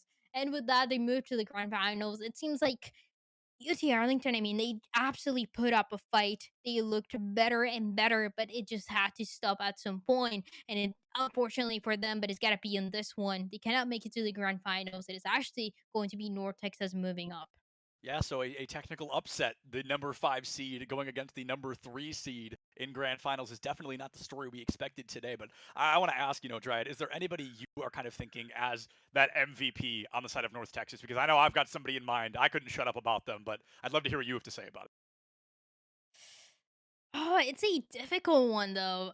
I don't know, because we've highlighted those tanks, we've highlighted that Reinhardt so much over and over again, but I think this one, specifically this match, was one where we got to see. I mean, you highlighted the support so much. We got to see the DPS as well, really popping off. It was much more of a holistic one. I would say I don't know. It's honestly a hard one. Yeah, I wholeheartedly agree. I might be a little bit biased because I love support players. I always want to give them the spotlight they deserve. But Jaybird, I really think they would not have won Rialto if Jaybird wasn't dropping 3 eliminations every single fight. It was honestly kind of terrifying how consistent that Baptiste was. Yeah, absolutely. No, and I totally agree. Like you said, the supports were doing so much into the match as well. The Baptiste into Lucio, and the way that they work together as well is a pretty interesting one. The way that we also saw a lot of variety coming in terms of playstyle, knowing when you have to play back, knowing when you have to go in, when you have to play with their team, and when you have to get those kills that you're talking about. So I absolutely see that, but it was honestly the best map that we've seen from them yet, just because if we got to see a teamwork in a way that was also highlighting each one's individual performance. Yeah, Absolutely. And we'll actually get to talk to one of these players in just a couple of minutes. We're going to throw it to a short break. We're going to get a player from UNT in here in just a minute. And folks, do not go far because Grand Finals is coming up right after that interview. We'll see you right back here in just a minute. What is going on, everybody, and welcome back for our second to last in of the Overwatch portion of the CECC Southwest Invitational 2022 Overwatch. You guys know all those words. I'm Septilent, that's Dryad, and we are here this time with none other than the beautiful Baptiste himself, Jaybird. So Jaybird, tell us, you have fought your way, you were in the lower bracket for just a game, just a series, and you have already fought your way back into the grand final spot against Rebel Gaming, the very team that sent you to the lower bracket in the first place. How does that feel? It feels amazing. I'm so proud of my team. We did so well and brought it back. I know in the first match against UNLV, it didn't start off too well, and you probably saw me playing DPS because we're like missing one of our players. But either way, our sub Mystical, he stepped up really a lot and stuff in this match, and I can't even be any more proud of my team. Yeah, absolutely. And speaking of being proud, you and Gatsby have some serious things to be proud of. Not only were you just top fragging the entire game of Rialto, but that final fight, you were the only two left alive. And because of you two getting 4 eliminations in that fight, you were able to find that victory. So what possessed you in that moment? What happened? Because you two just like were on lock. I think we just believed in ourselves and we got out of our own head with like a bad mentality, and we just knew we could do it. And especially after the fight before that, whenever I don't know if y'all saw, but me and Aspect killed like 4 together. We just knew that we could probably just do it again. And yeah. Yeah, and it's amazing. So I'm gonna ask you 2 questions. One a little bit about what we saw, and one about what is coming next. So talking about what we just saw is it was a really nice series, but it started a little bit slower. So tell me about that. Why do you think it started slower, especially in a control map where we we definitely saw you guys getting really close but struggling to close that? Um, the reason why it started a little slow is that we were switching around who we wanted to play what. Because in our first match against UNLV, we decided to have me play DPS and have Mystical play support or flex support. And Mystical normally doesn't really play like flex support, plays main support and stuff. So we're just trying to figure out what to play like would be better for each spot.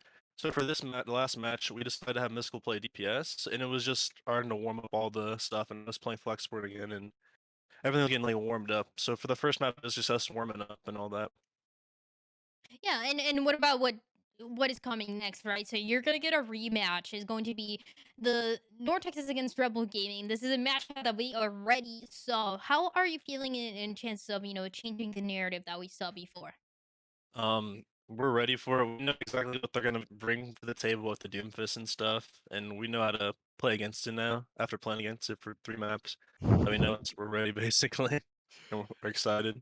Yeah, fair enough. That Doomfist was definitely a thorn in your side, but with the adaptability we have seen from your team, I think this could be a whole different story in these grand finals. So one more question for you, a very simple one. Is there anybody you would like to give a general shout out or just a thank you to while you're here in the interview?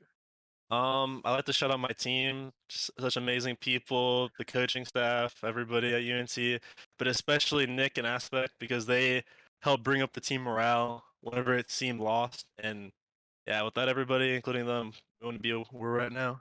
Yeah, absolutely. Well, my friend, we will let you go celebrate that victory for just a moment, and you've also got to get ready for those grand finals. So thank you for joining us, and we will see you in just a couple minutes. Yep, thank you for having me.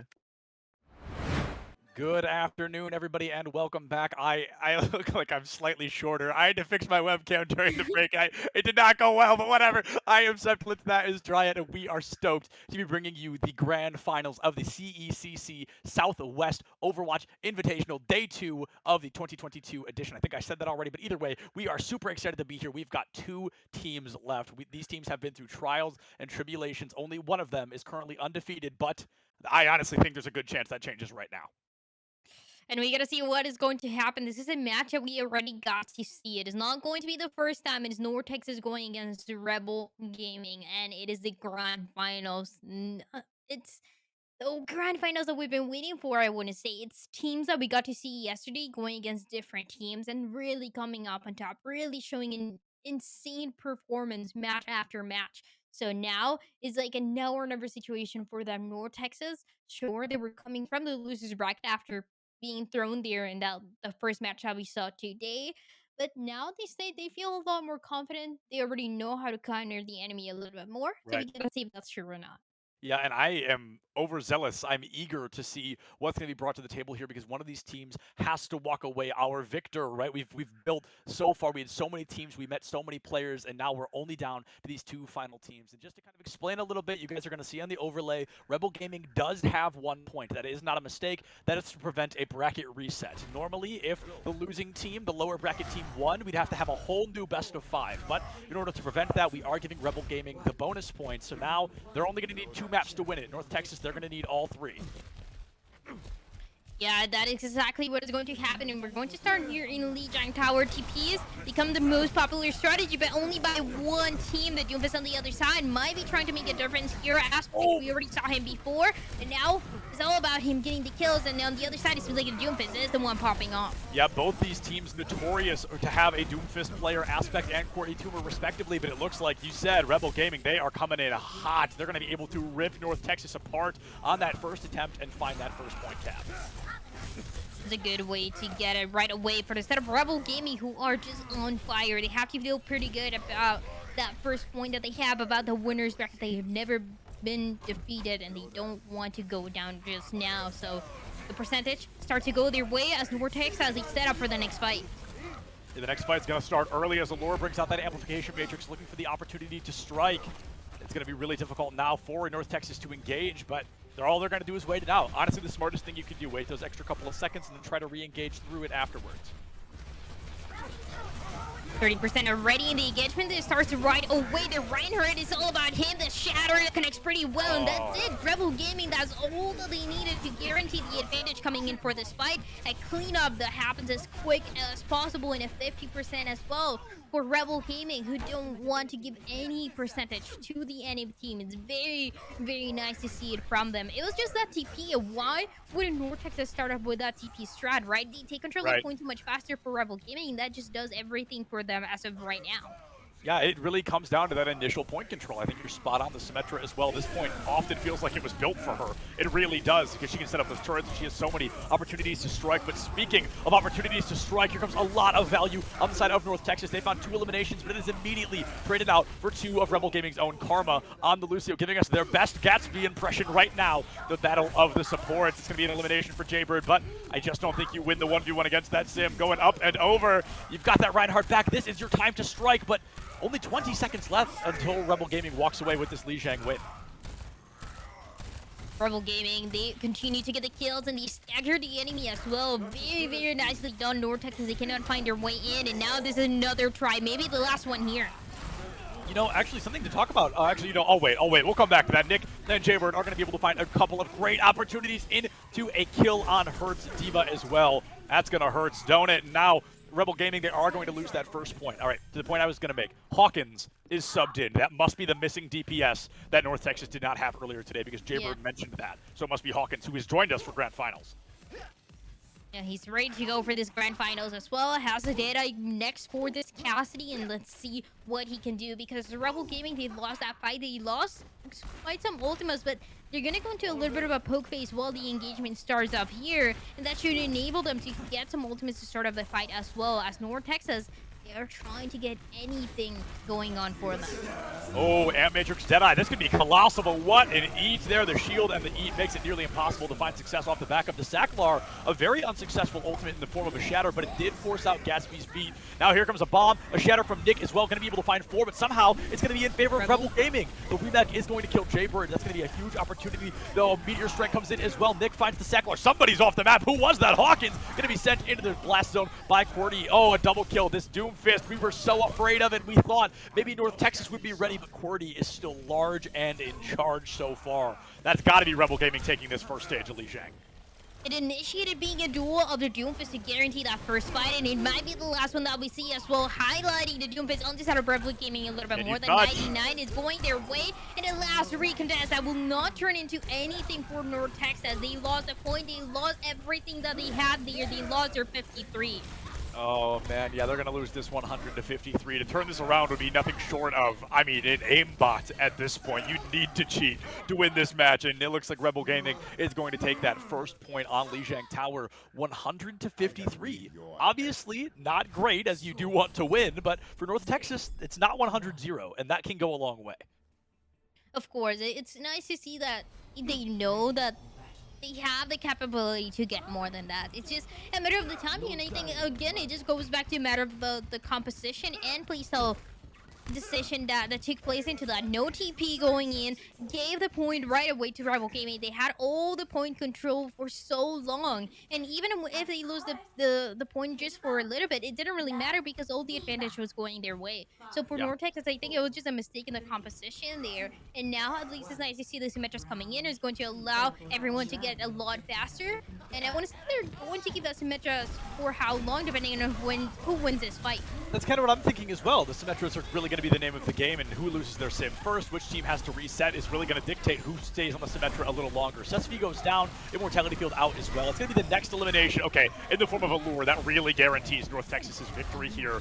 They're going to try to take us already to the third stage of Lijiang, and Wordy getting folded in on a little bit, getting a little collapsed, and that's going to hurt, you know, University of Nevada, Las Vegas. That is Rebel Gaming. I feel like we haven't said their full name yet, so I do want to say it at least one time here on the broadcast. But North Texas, they are really starting strong. Look at the ult difference right now as well. North Texas much closer. Oh, but Cordy though, he got taken down. I wanted to do that swap from Symmetra, but when you already have 84 ultimate, and it's an ultimate that creates so much space, you just gotta question every decision making here. North Texas, they only have 20%. There's a big chance for an upset into this fight here. This may be the best example of the sunken costs fallacy, right? Is do you stick with that ultimate because you know you're going to have it soon, and it can be a big one, but that is such a big can. And speaking of big, oh, just kidding. It didn't get any eliminations. I was trying to be cool there. But Hawkins finds one, Gatsby takes out another, and okay, yeah, one by one, Rebel Gaming, like dominoes, are going to fall. Aspect on the Junkrat. Not only do I just love Junkrat, he's my favorite character in the game, but also Aspect is giving us a really good example of how to play him here on Control Center. The Junkrat is such a strong pick here. Every single time that we get to see it from teams, they just put so much pressure into the shields as well, and they get melted so quick. Now it's all about delaying as long as you can, and a good opening pick though. Nick does get taken down. That is what they've been waiting for. Arguably the best opening pick, and now you've got that photon barrier to get in onto site. Aspect down. Karma is going to find themselves eliminated, but the damage has clearly been done, right? We are seeing some insane value on the side of Rebel Gaming. They only used one ultimate to engage Triad. They're going to have 4 for this upcoming fight.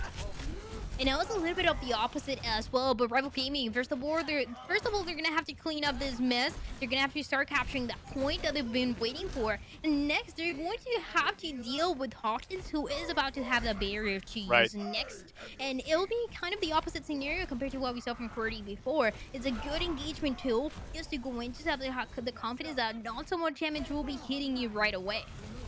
Yeah, the teleporter now from 40 right onto site. And oh, what an eat from Aqua. Aqua's got to be in double digits on Blizzard Eats this weekend. There have been so many. The beat drop, the remake from Hertz, every ultimate and more being used from North Texas. The beat, the photon, and now the Riptire. They are all making an appearance right here, right now, and it's big enough. It's going to be a 1-for-1 trade. CECC is going to fall. Aspect trades their life for the cause, but it looks like North Texas is going to be there to make sure that sacrifice was worth it. 1 by 1, Rebel Gaming is going to bite the dust, and North Texas are going to find themselves 20 seconds away from tying things up on Lijiang and forcing a third stage. But so much extra percent was just farmed by Karma that I'm a little worried about that next fight. Karma, the last one touching there, and the last opportunity here for Rebel Gaming to take over this point before it gets to the 99%. Is a good chance here for Rebel, but the engagement is the most difficult part. The Proton Barrier that they've been waiting for is going to be available in just 8 seconds to use. There it is. The barrier is going to make an appearance. Oh, sorry, that's the amplification matrix, but that barrier. There it is. I was just, sorry guys, predicting the future. Classic Sepulence. It's going to be able to find a kill, turn it into 2. The Shatter elimination finds Karma as well. A great opportunity here. I mean, North Texas, they are seconds away from forcing the third and final stage, which is Lijiang Gardens, and in my opinion, the most entertaining one to watch. So we're going to be jumping there in just a minute. North Texas, we knew this was going to be close, but my goodness, they are going to make it close from the very beginning of the game. Yeah, super interesting to see how the initial playstyle that you bring to the table does so much of a difference coming in.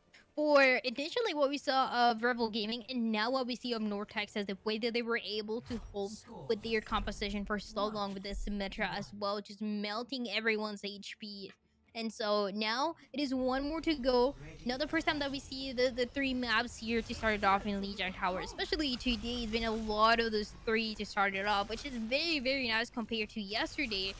It also becomes more risky. Again, this one is where you bring your divas, your Winston's, potentially your Wrecking Balls, when you can bring much more possibilities than the Reinhardt. Right. And it is both teams that feel pretty comfortable with the rush, but you sometimes have to know when it's time to swap them. Yes, absolutely. I think you've made such an incredible point there. Is you've got to know when to swap these heroes. There is definitely, we talked about earlier, that sunken costs fallacy. We don't want to see a lot of that here in these grand finals. We want it to be, I mean, clear cut. They need to know when to swap. They need to know when to adapt. And right now, it looks like Rebel Gaming may have to adapt a little bit sooner. The Sacklar could be no more than 30 HP just a moment ago. Going to get healed back up. Cordy with an incredible flank, but the catch out has to use the punch early. Now has no cooldowns. Has to use every single one to escape. All 12 players still alive right now. Nobody has fallen. And as I say it, Nick will bite the dust. Gatsby and Hawkins, that is an off-stage kill. That is an off-the-map kill. Sesame finds another one and hurts. Puts down Jaybird. The Symmetra is so insanely viable here if you win that first fight, and Rebel Gaming did just that. This is one of the most difficult maps as well to take over after you lose that first fight. It becomes so difficult. The Lucius spinning around, the Wrecking Ball sometimes as well as inside. It gets so difficult to make it. So for Rebel Gaming to take control of the point right away, it is going to be absolutely massive for them. They can initiate into the next fight in a way that they feel pretty comfortable, where they're not going to lose too many members into it. Right, losing members may be the name of the game here for North Texas. What a great fold there. I love that. The barrier on one side, the Ant Matrix on the other. You've cornered them into this small kind of triangle, a choke, where they have to push in or they have to get out. And if they get out, all you've done is buy yourself more time. So honestly, that might be in favor of North Texas to use 2 incredible ultimates like that so early and get absolutely no value out of it. The next elimination will be the most important, and it will be onto Gatsby. The counter shatter comes out and finds a lure, but nobody's there to confirm the kill. Gatsby gone, Nick gone, Hawkins gone. One by one, North Texas being ripped apart in Rebel Gaming. They are honestly 1 or 2 good fights away from winning this Lijiang map 100-0. Yeah, after you lose 2 members on the side of North Texas, it's gotta be a reset, honestly. Absolutely. There's nothing else that can be done because you're just wasting so much time. There's not too many opportunities to touch that point again to get more chances, and the best thing that you can do is just go all together to have a better chance at it, because Rebel Gaming, they are looking pretty strong right now, 70% as of them. 40 HP. Cordy almost dashed right into a Symmetra alternate fire. Aqua going to be able to find a lure early. This is the best opportunity we have seen North Texas have in a long time. The Blizzard comes out as well. The Sacklar bites the dust, and this is the moment we talked about how hard it is for North Texas to cap this back after they lose it. But Cordy has had enough. He's going to find a triple kill. It's going to turn into a quadruple with the help of Sesame. Aqua takes out Cordy, but I'm so afraid. No, in fact, the damage has been done. North Texas tasted victory, but unfortunately it is ripped right out from under them. North Texas, they have one more chance here. It's gonna be that overtime if they want to stand an opportunity into it, and a Porto Mary coming in. Oh. The area is so isolated. The chances, they're fading away for North Texas into this first map. The chances are non-existent now. We are a sub-zero opportunity here for North Texas. They poked out, and Cordy, I believe, punched 2 of them off the map. They just absolutely obliterated. Finds a 3rd punch. It is Cordy. It is Cordy and Rebel Gaming right now. It's hardly Rebel Gaming. That Doomfist carried so unbelievably for a majority of those stages. And Rebel Gaming now, believe it or not, folks, this is only a best of 5 first to 3. Rebel Gaming needs 1 more map, and we're out of here. It's already a match point, which is insane. Just taking into account that we've only seen 1 map, and it's supposed to be a first T3 as well, like you said. So, and it's just saying 1 for sure on this side of North Texas. They absolutely put up a fight there, but Rebel Gaming, to me, and especially in Guardians, as we got to see, they were just playing the better play style, if anything. It was fast, it was always getting ahead, and it was always complemented by that Doomfist. And this is also very, very interesting because North Texas, they told us that they already knew how to counter that Doomfist. But even though they had some signs to do that, it didn't really, it didn't really matter at the end for that entire map, because it ended up going for the side of Rebel Gaming, and it's already a match point. It's already a very difficult situation where you are considering, if anything, a reverse sweep coming in if North Texas is going to take the victory of this grand finals. Yeah, they are 1 map away. I'm going to guess. That is so unbelievably shocking that for the first time this entire weekend, the second map is not Kings Row. That is, and it's a map we haven't seen. It's a map we have not seen 1 time. It's Numbani. I like he just stopped for a whole second. I Like, was there is so more. shocked. My brain shut off. Like I was so unbelievably shocked. Yeah, it is going to be Numbani for our second slash third kind of, if you just consider the score map. So Numbani, it's an interesting one. I like this one for sure because I think we talked about it. You said you don't like Numbani. I'm kind of a Numbani fan because we get to see compositions like it is a double shield towards the beginning, just to hold a very strong defense, and then we swap into a little bit more of the rush style that these two teams we already know they love to play. Yeah, I'm a little worried though because this would be North Texas's map pick, but I've got to say Numbani's a pretty stinking good Doom map. It's also a good Symmetra map, and those are the two Right. that Rebel's been playing. I want to So say it's though, like, yeah, like I want to say though, if you have a good Doomfist, every map can be a Doomfist map. very true, very true. It's just the way that it works. And if you are on the side of Rebel Gaming, it's like, sure, like I can play you Doomfist, and they can do it in such a high level that it's nice to see. But yeah, like you said, I mean, it's a map that might be enabling him just a little bit more to get away with plays that maybe he shouldn't. And so that is so much more pressure into North Texas to counter it. And they said they figure out how to counter it, right? So this is now the chance where it's a now or never for us to see that change. Very, yeah. It is a literal now or never. If they lose this map, the entirety of the CECC Southwest Invitational Overwatch portion is done. This could possibly be our final map, and I'm really excited. I really thought we were going to get another King's Row, but spicing things up, it's another hybrid. It's a very different hybrid than King's Row, so we may see different team comps, we may see more Doomfist, we may see, what we've been seeing the entire time, but there's so much opportunity for new things to happen, and that's what I'm truly most excited about. Yeah, absolutely. And again, it goes back to what I was saying in terms of we can see a double shield coming in for the defense. Right. This is kind of the I want to say the comfort composition if you want to bring in the defense and you want to feel like you can get value out of it. But my favorite composition I want to say in general, but specifically on this map, is a double bubble that can get quite a lot of value. It's very nice to see, but it's so hard to synergize with. So it's a composition that you really gotta question twice if you want to bring it to the table, especially because those Winstons, they can get taken down very quickly. So they need a lot of peeling, a lot of the Annas just making sure that they're staying alive, and they're also they're also in the line of sight. So a lot of things to take into account here. But yeah, I think it's going to be a little bit more of the Winstons coming out for this one, especially in the defense, as everyone is setting up in a Genji that I'm seeing too. Not only a Genji, there was an Ana on the board. They are running Nano Blade.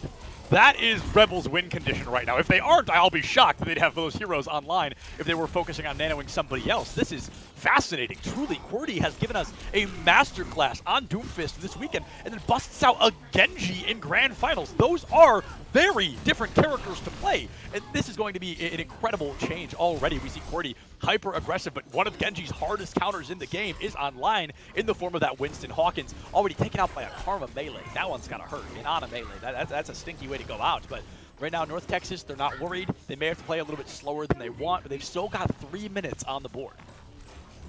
There's still a lot of time, but this one, and this is really the poke composition, I want to say, in terms of you just gotta depend on poking, on that poking phase to get this ultimate, to get value out of whatever you are running, which in this case is going to be the double echo coming in for both of the sides, and just finding to get a duplicate as soon as possible, turning into one of the tanks, turning into the Winston, and already the first pick that we get to see it is going to be Rebel Gaming coming up on top. That Tracer getting taken down. Absolutely a tragedy now as it's turning out for North Texas. Oh my goodness, QWERTY finding the Tracer as soon as she returned. I was like, oh, that stinks. And then the Mercy goes down. I was like, oh, it's over. Like, it was winnable for a second, but it's just unfortunately Aqua finding that elimination far too late to really have any value off the back of it. 2.5 minutes, even a single tick would go miles for them, and oh, poor Aqua getting body blocked till the bitter end.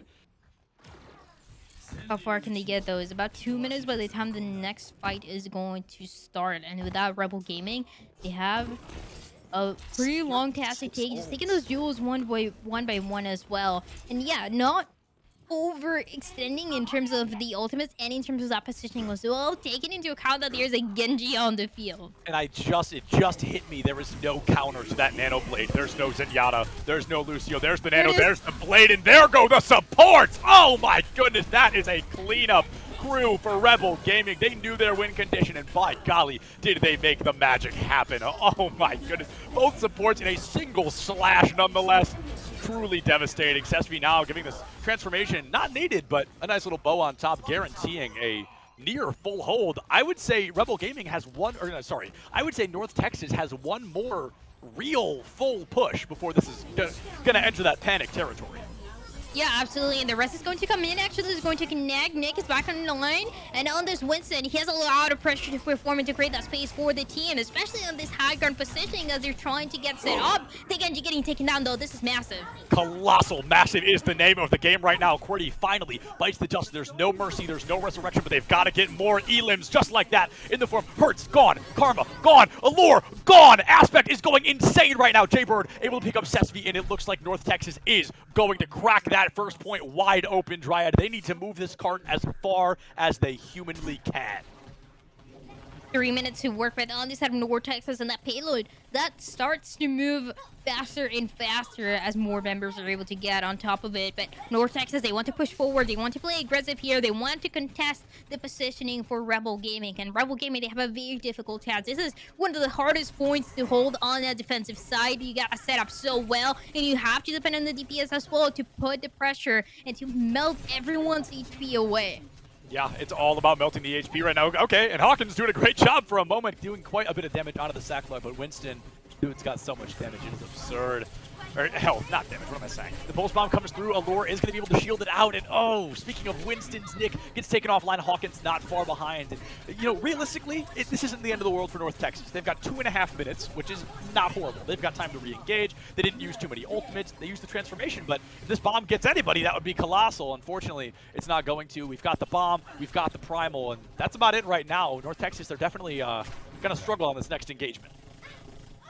I want to see the Primal, though, and what it's able to get, because we usually see the Nano going to the Winston, then the Primal connecting right after, right? So there's no possibility Jaybird doesn't have it just yet, and it's going to take quite a while before they're able to farm for this ultimate again. So an engagement that has to be quick, that has to happen fast for North Texas. They don't want to be wasting any time. Oh! Oh, amazing! QWERTY able to take out Aqua. The DMEC came through at the perfect time, and Aqua jumped right out into that Pulse Bomb. Nick, though, trying to make space for lost time. However, 2 more eliminations are going to counter all of the hard work that Nick just brought to the table. That Mercy, oh, poor Gatsby, just stuck, nowhere to run. Nick finds a 3rd elimination. The Primal comes out. Nick is trying to single-handedly win this team fight, or I guess dual-handedly. He's punching with both of them, but Nick, regardless, is trying to win this for North Texas. Unfortunately, that Winston just cannot do it on his lonesome. Yeah, you need so much support. This is what we talked about at the beginning. It's Winston that has so much pressure to deliver results, but also in a way that he needs the support for the rest of the team, and that is exactly what they're trying to do as long as they come one by one. But now, and duplicate double Winston coming in, this is just a nightmare. That's so scary to see 2 Winstons just diving towards you like that. Honestly, horrifying. And oh, speaking of Winstons, 2 of them technically taken offline. CECC forced on a transformation, and Nick is going to bite the dust. A huge stick onto CECC that immediately opens up the skies for Aspect to get in there like swimwear, get as close as possible. Has a transformation 11% away, but Hawkins is probably will bite the dust. The D-Matrix is not going to catch that Winston Lightning, and now only 35 seconds remain. Dryad, I feel it's not often we see teams get stalled here on the second point like this. It's like I want to say, I don't know, a myth, if anything, to complete or to be able to hold this defense so strong. Yeah. But Rebel Gaming, they just might be getting away with it. There's 20 seconds to determine if that is actually going to be the case or not. Yeah, this is going to be, I mean, the next 20 seconds are unbelievably important. Here comes a Winston, here comes a transformed Diva, but CECC trying to farm as much damage as possible. Honestly, quite close to a transformation of their own. Gatsby obliterates QWERTY, but it's going to be Hawkins who is the next to fall. The Sacklar finding that a DPS down on both sides. They'll both return pretty darn quickly as well. The next elimination is the important one. We've got the Nano alive. We've got the Diva Bomb coming out. CECC finds an elimination onto Gatsby. Nick taking a bunch of damage in that primal form, and Dryad, I hate to say it, but right now it is looking like Rebel Gaming is going to remain large and in charge. I would love to see some more of Noombani, but I do not think that dream is coming true today. CECC able to find 2 hurts, takes out 1 more in North Texas, crumbling. That is going to be an unfortunate way to lose this, but with QWERTY back on the Doom, that will seal their fate here on second point Noombani. It is truly the myth of second hold Numbani. It just never happens. It's so rare just because holding the defense here, there's not many places where you feel safe. It's very open and sure. Sometimes you take the high ground. Sometimes you have to contest. But completing that task, especially when teams usually have a lot of time to work with, it is, it's barely any chances of it. Now, Rebel Gaming, they're breaking those statistics. They're making a narrative like this one take place, and they have set themselves up for success into what is this map and this entire match for the grand finals. They only have to take control of that payload, start moving it, and just pass a little bit of halfway through of that payload to take this victory. It is insane what Rebel Gaming has been able to do, and I want to give a lot of credit as well to not only what we saw towards the beginning from QWERTY and what he was able to do on the Right. Genji, getting support. I mean, it's a Genji's dream to Right, go and to right. use the blade, and that is exactly what you get. But also the way that the rest of the team is complimenting him, was complimenting him for success in a way that where we saw the Sackler jumping in, using that bubble, protecting his team when they needed it the most to keep them alive in a situation like this one. It is absolutely insane. Rebel Gaming really blowing our minds and really showing what they can do and the level of gameplay that they can show and they can bring to the table. Truly. And I am terrified because 4 minutes on the clock and North Texas has no appropriate counter in the form of a support to the Nano Blade right now. 4 minutes is more than enough time to farm a Nano Blade, and that's obviously going to be Rebels' win condition. Right now, it could essentially be free if North Texas does not have an appropriate response, and I don't think they do. Yeah, unless the Genji gets taken down very early on and it kind of shuts down any possibility for this Genji and forces a swap. I don't think there's any counter. It does seem to be, and the Sackler already does get taken down. A little bit of stopping on momentum, yeah, coming in. Rebel Gaming, this is not going to be their fight. Yeah, Hawkins going a little bit crazy on the high ground, where, of course, every good soldier belongs, but able to find a double kill is absolutely crucial. You've burned a minute off the clock, and that's the scary thing about Numbani, as well as every fight takes about 30 to 50 seconds. So realistically, there's situations where offensive teams only get 4 attempts at first point. Yeah, absolutely, and that is why building this ultimates and just making sure that your time is getting any value is the most important thing. Once again, yeah, the Sackler does get taken down, pulling alone, and this time around not really capitalizing from the teamwork that you're able to have. 40. Okay, it's 60 to Nano. This is a point where I would even bring up a change coming in for the Genji, but That's what I'm feels like thinking. he wants to stick with it. Yeah, I think they're going to try to farm the Nano Blade. Best case scenario for North Texas is Karma panics and nanos somebody else in an attempt to keep them alive, and then they shuffle the entire economy off kilter, but I don't think Karma's going to do that. You don't get to grand finals by making mistakes like that, right? So we're going to see the opportunity of North Texas striking once again. The bomb goes out. Hawkins looking for the kill. There's the dash up, and what a shot from Hawkins with the Helix Rockets, no less. Nick is going to be able to find Hurts, and all of a sudden half the time bank is gone. The terrifying thing, though, Dryad, is there is still no proper response for this Nano Blade, and it is a shoo-in to appear in this next fight. You're just praying, literally praying on a halt and maybe a sleep. Like, Maybe that a is sleep. really just, it's so risky, right? Because it's so hard to make it connect. But I think if they're able to waste as much ammo as we've seen for this out of Rebel Gaming, North Texas might have set up themselves for success just using those ultimate spurs, using them before a blade comes in.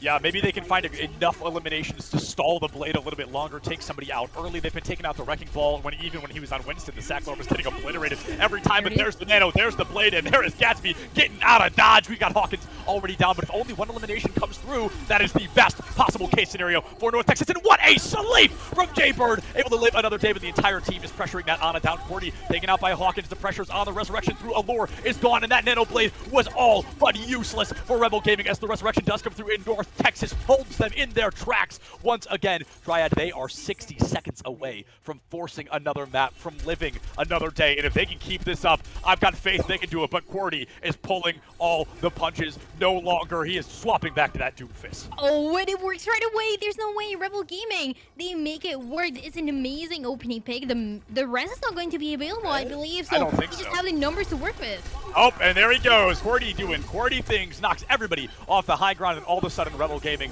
is looking back at a possible victory here. Goes in for another punch, able to find the bongo, but you cannot punch a fortified Orisa anywhere. She will stay in her location aspect with a huge opening onto Hertz, but the tank will be traded out. The Sacklar already gone. The tank line for Rebel Gaming non-existent. The minefield could be huge. They are out, and now the rally. You can tell this is the last fight with every ultimate being used by Rebel Gaming. Aspect, though, completely uncontested, nanoed high in the sky, able to find 2 already, looking for a third. It is basically up to Cordy to save the day, and that is a lot to ask of a single Doomfist. Aspect completely uncontested. 4 eliminations across the fight so far, and can't even find the, oh my god, Aspect is keeping the team alive. That is a 6K in total for Aspect in this elongated fight. Rebel Gaming, they are desperate, but desperate is unfortunately not going to be enough. North Texas has done it. We are going to another map. I cannot believe what we just saw. North Texas on a perfect defense coming in, and there were so many risky situations for them. They almost lost it. They got taken down early so many times, but it didn't really matter. They were always able to work together. They always had a Mercy that was able to either connect a rest or to heal everyone up when they needed it the most. And so Rebel Gaming, this time around, it is not going to be the map that they were expecting, and it was not going to be the results that they were expecting. It's going to be at least one more map for them that is going to be needed to take that. And I want to say that was all because of the Genji. It was a good idea. I would say you want to try it out, and sometimes you can get value from it, especially after we saw them being on the defense and getting value from a blade, which doesn't happen very often. But when you are on the attacking side, your entire win condition is going to be a nano blade coming in. And it took 3 minutes for them to build it. It only got 1 pick, but it just really wasn't enough. The team couldn't really capitalize from that only pick because it was a soldier. They needed a support or maybe a tank to capitalize from. And that wasn't the case. The swap came in a little too late. There was under a minute remaining, and this Doomfist was the last one alive. And trying to get something done, trying to connect the kills, but it was just not really there for them anymore. It was a fighting with everything that you got if you're on the side of Rebel Gaming. And unfortunately for them, they didn't even have the numbers to work with.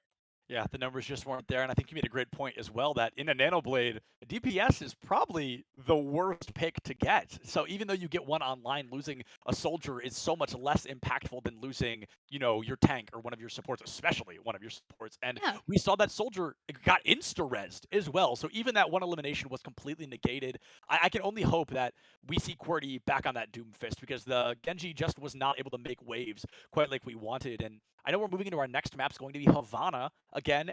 Until the end of the series, we're basically on a match point for UNLV, for Rebel Gaming, and this is going to be fascinating. This calls for team comps unlike what we just saw on Umbani. Yeah, absolutely. This is when we can see something else. But again, even though we can see something else, like we've been talking about, and because we already got the chance to see this map already, I want to say though that I would rely a little bit more on the Doomfist, if anything, or even on a global head skin. I don't think it's the worst thing ever on a map, especially like this one. It can work out, or it may. There's different possibilities out there just to complement it. But the Genji thing, it was a more than anything a confidence that they were feeling at the moment, where they realized that maybe it wasn't really the way that they expected. They didn't get the results, and they wasted too much time on the side of Rebel Gaming. So now, just going back to what they're comfortable with, what they're used to playing on a map like this one.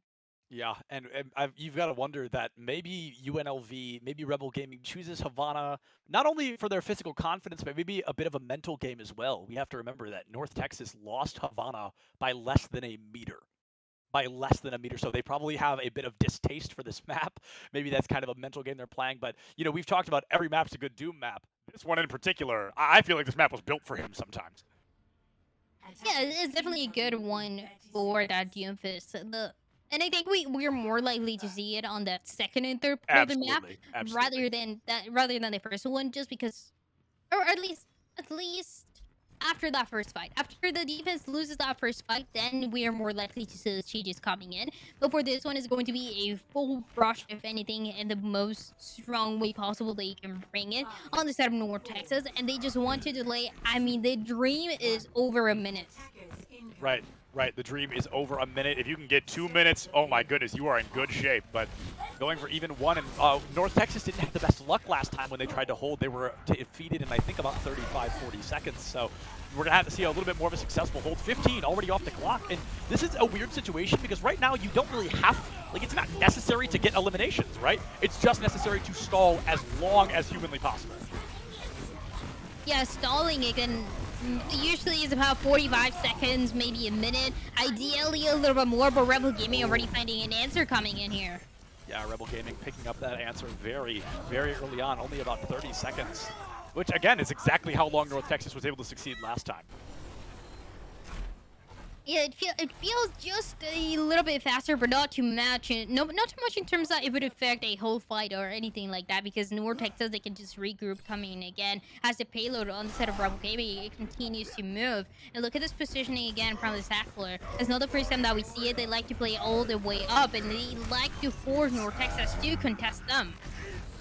Right, absolutely. You want to force that contest, and there may be some great value off the back of it. Speaking of great value, Qwerty able to take out Gatsby so early, and now a massive Earth Shatter coming out from the Sacklar. Hawkins finds an elimination, but I believe the damage has been done. Qwerty, something about this map, like, unlocks his 6th chakra or something, because this kid is a maniac every time we've been on Havana so far.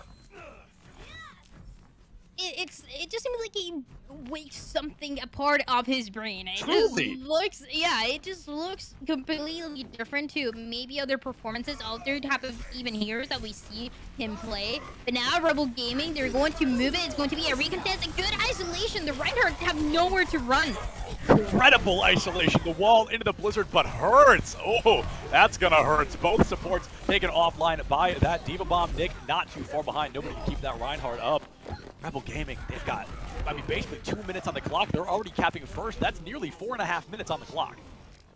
Got a lot of time to work with, and because the last fight has just taken place, that means that North Texas, they cannot position themselves entirely, or at least not all of them. So that means that Rebel Gaming has space to work with, can take the high ground positioning as well, and can put a little bit more pressure into the defensive side. So I'd like to see this on the side of Rebel Gaming as they want to play more and more aggressive. I mean, this is where they shine the most. Yeah, aggression's absolutely the name of the game. And speaking of, we've got a double high noon happening, a blizzard to boot it. Oh, North Texas doing my least favorite thing, using every ultimate they have at the exact same time. But if you win the fight at this point, I say that's worth it. You've got 3:45 on the opposing clock. You need to burn every possible second. That's not a great way to start. Yeah, all the kills are, it seems to be coming in for this side of Rebel Gaming. They're going to take away this fight. And like you said, literally every ultimate used on the side of North Texas. They use everything and all at once in a way that it just didn't really seem to be synergized. It didn't seem like it's something that they talked about. And it's something that you definitely don't want to do for what is going to come next. They get the chance to recontest it one more time. And what value can they get out of it? Oh, talking of value, we've got a great amp matrix and a better wall, to be honest. Great play from Aspect there to block it off for as long as possible. Of course, it doesn't survive the entirety, but blocking every second with an ultimate like that out is so unbelievably crucial. Oh my god. No way. That was the showboatiest thing I've ever seen, and it worked so unbelievably well. That was incredible from the Sackler. He saw his opportunity to strike, and he struck. That is a complete and total team kill off the back of that Reinhardt for Rebel Gaming. I respect it. I mean, the chances of that working are not, are not too high, but they made it just happen. Whoa! Now, a complete change coming in. Hawkins now locking into the Widowmaker and immediately getting value from it. That Cassidy on the other side does get taken down pretty. Has to wait a little bit longer before coming back again.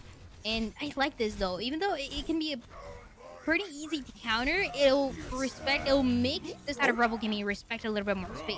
100%. Rebel Gaming cannot just storm in anymore because there's a Widow waiting to give them a haircut that comes a little bit too short, right? It's going to be just that opportunity of knowing the space can be up. About that. Qwerty's going to find an amazing headshot onto Hawkins, dismiss them from the fight, but currently a 2-for-2 trade. A little more in favor of Rebel. They've got a spawn advantage. They didn't lose the support, so it's a better opportunity. Aqua on the Sigma as well. This is the first Sigma we've seen today.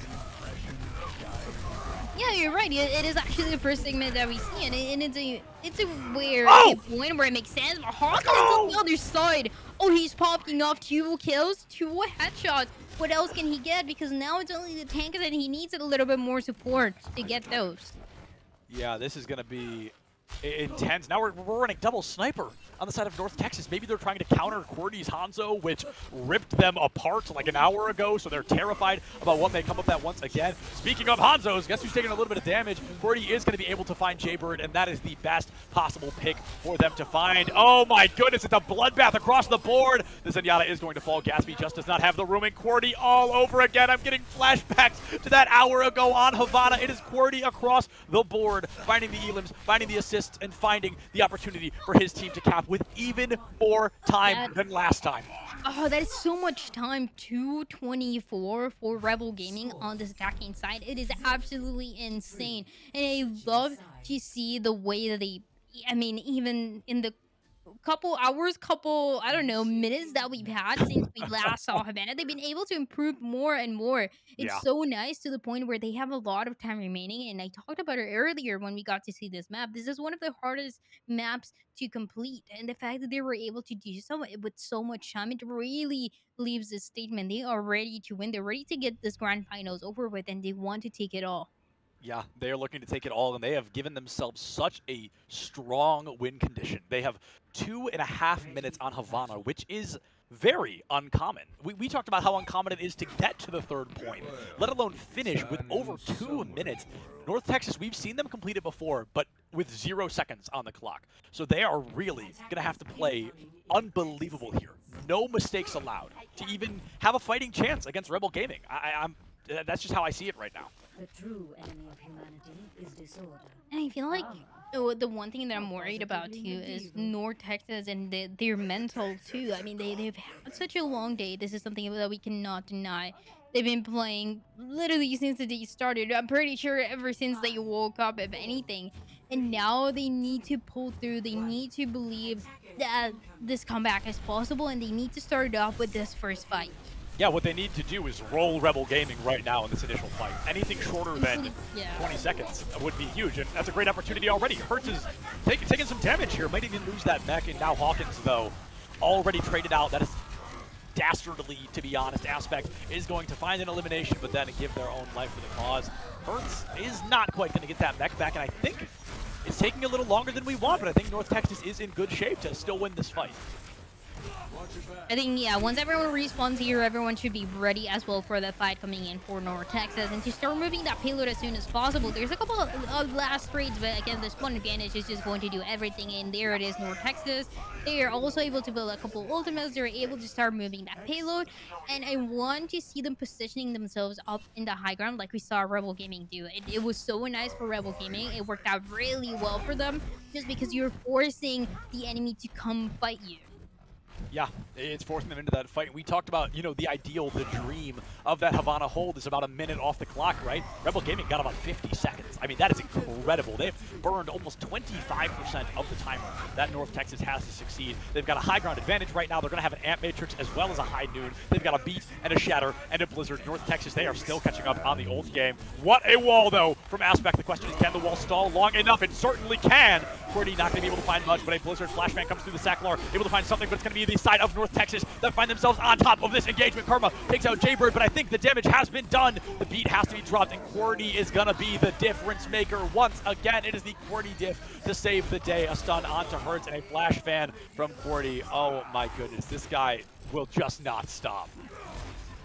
He is just unstoppable. No matter what hero he's playing, he's just getting all the kills, all the stuns that he needs, especially now in this Cassidy that is on fire. Gets taken down towards the end there, but Rebel Gaming, at the end of the day, they are the ones who just won that last fight. They're wasting so much time for North Texas. Yeah, it's North Texas already down to half their time bank. They've got 3 ultimates to work with. The Blizzard shouldn't be far behind, but when the Sacklar shatters your tank line, you're in big troubles. You're going to have to use that beat a lot earlier. Jaybird finds a huge elimination. Make it 2. This is what I needed. I needed that bloodthirsty Baptiste back, but Gatsby is going to get traded out. And Hawkins, the very same Jaybird, with a 3rd. It is up to this Baptiste to be the hero that North Texas needs. He finds a 4th. Are you kidding me? It is the Jaybird. He finds a 5th. What is going on? Oh my goodness. Jaybird again. It is Rialto all over. Jaybird is the hero North Texas needs. sometimes you're thinking about DPS, but what you really should be thinking about is those supports and what they're able to do to clutch a fight like that one. Like North Texas is able to do an insane performance once again from Jaybird, who is going to fight as well. He's not going to let his team down, and he's performing to the highest level possible to guarantee that, as Rebel Gaming on the other side are going to be setting up and are going to be ready for a fight now with the Doomfist online.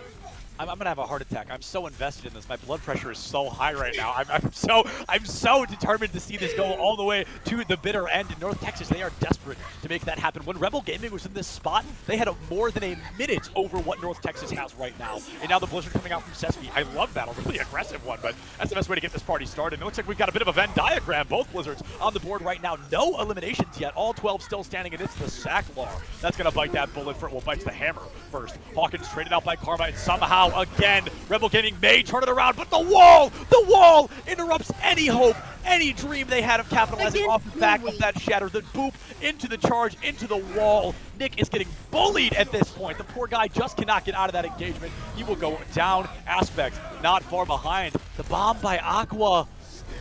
That's an ultimate they are absolutely going to want back. Wow. Yeah, Rebel Gaming is looking so good into this area. I mean, it is all about that what Doom here. they're doing, all about the kills that they're getting, and it's an amazing performance from them. They are setting themselves up for success on every single ultimate that they're using, and they are capitalizing from them. They are capitalizing indeed. And oh my goodness, Jaybird is gone. The Blizzard does get stunned out. That is pretty colossal on the side of North Texas for the next fight. They've still got 2 minutes on the clock. I think they're going to have to kiss this fight goodbye. About half of them are already gone. But losing the Blizzard, I mean, what a way to lose a fight. You got rid of one of their most valuable ultimates. Not an ideal situation, and especially because we've seen so many of those usually eaten, but not stunned as often as we would like to. So now we get to see that. Rebel Gaming, I mean, they're just showing that they can do pretty much everything too. And with a Shatter coming up, with a Self-Destruct coming up, with the Sound Barrier, I mean, this is all about Rebel Gaming's game. Rebel Gaming, they are going to find themselves in a pretty comfortable position in about 70 seconds. That position being the victors of the Grand Finals. This is going to be a tough one across the board to win. 2 tank ultimates and 3 more about to be locked and loaded on the side of Rebel Gaming. Here comes a couple of them. My goodness. Meteor Strike into Shatter is going to find Aspect. Gatsby bites the dust. 60 seconds remain. And again, yeah. Triad, even if North Texas wins this next fight, they're going to have to cap second in overtime. And you know, even if that happens, even if that scenario happens, there's going to be for sure a recontest coming in for Rebel Gaming. They're not going to give up. They're playing so aggressive, and they're not planning on stopping anytime soon. It's a last chance scenario. 30 seconds remaining. North Texas trying to poke a little bit of damage, and now a little bit of aggressive push coming in. Hawkins doesn't get anything in a Blizzard that is covering the entire area. One Blizzard traded for another, but it's going to be Sesame that finally goes down. Aspect, no! It's a 5v5 all over again. 40 gone, Hawkins gone, all the DPS are gone, and it's up to the tanks and the supports to save the day, and it's going to be Hertz. Nobody's surprised there. The Diva extraordinaire we have gotten the opportunity to see all weekend long. Gatsby trying to be the hero, but my friend, this fight is more than lost. 5 seconds left. You've got to get out of that line of sight, and everybody is going to be able to. The bomb comes back. You've got to make some music, Gatsby. It's time to drop the beat, my friend. Taking quite a bit of damage. All 4 on site. The cart is finally moving, but it is absolutely impossible. Best case scenario, they cap second point. They cannot cap third with even close to what Rebel Gaming has locked and loaded, and that's if they even make it to second. Truly a dream right now for Rebel Gaming. They have everything in their hands to take the victory here. The payload is stopped for a second. The Sound Barrier, though, is hoping to change things around at the side of North Texas. This is going to be just an absolutely absurd matchup. It's going to be an opportunity for North Texas to keep the wheels moving. A great pin from Aspect, and I think they're giving their life to cause it. The Sacklar is going to fall. It's going to be Karma also down and out. We talked about the dream. We talked about the miracle. And North Texas may be able to make it happen. There is at least, and I'm saying at least, one more recontest from Rebel Gaming.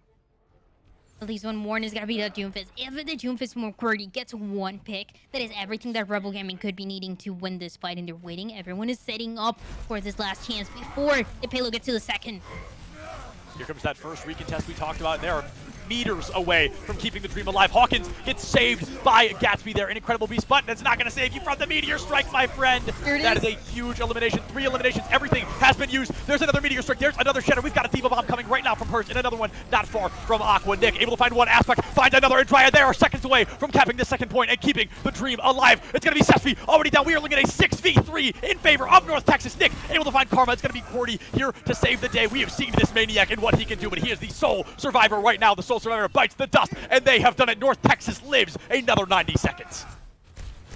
Another 90 seconds that are going to be stressful. There is a lot to take into account for this last one. I don't even know how many changes we can see for a scenario like this one where everyone already has some momentum going with their respective heroes that they're playing, especially talking about Aspect. He was able to win that duel against Qwerty on the Doomfist, and now it's forcing Qwerty to go back to the hands, which is also a terrifying factor to take into account. Looking at his last performances, especially in the last part of the map, he's been doing so much, but now shut down right away. Now he ain't doing much of anything. Hawkins able to find that headshot kill, and y'all, if you got some energy to send to North Texas, they need it now more than ever. Their main tank already gone. Aqua is going to fall as well. Oh, sorry, that was the Sackler, but still Aqua off the board here. Nick is just terrorizing Rebel Gaming right now, and it is going to be 40 seconds. They have to cap in overtime.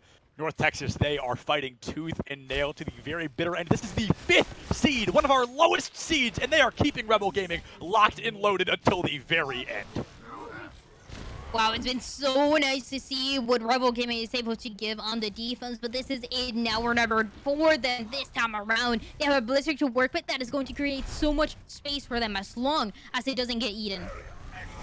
Oh, as a wise hamster once said, I can do this. Seriously, I'm got this. And North Texas is trying to think they can make it happen, but Hurts takes out Aspect, and Sespi is going to get kissed goodbye. Karma, the next to go. Rebel Gaming, they've only got 4 left, but they've got the biggest spawn advantage that is literally possible in the world of Overwatch. That is a Shatter down the drain from the Sackler. Jaybird and Hawkins tearing up the line right now. If North Texas gets all 3, they can keep the Dream alive thanks to this incredible line we are seeing so far. There's a Blizzard, there's a bomb, and we are running out of time. The Blizzard has been eaten. Aqua is trying everything they can and more. Aqua takes out Sespi, and the cart is rolling meters away. Dryad 4 meters from making the dream come true, and they are about to do it. They have done it. We are going to extra rounds.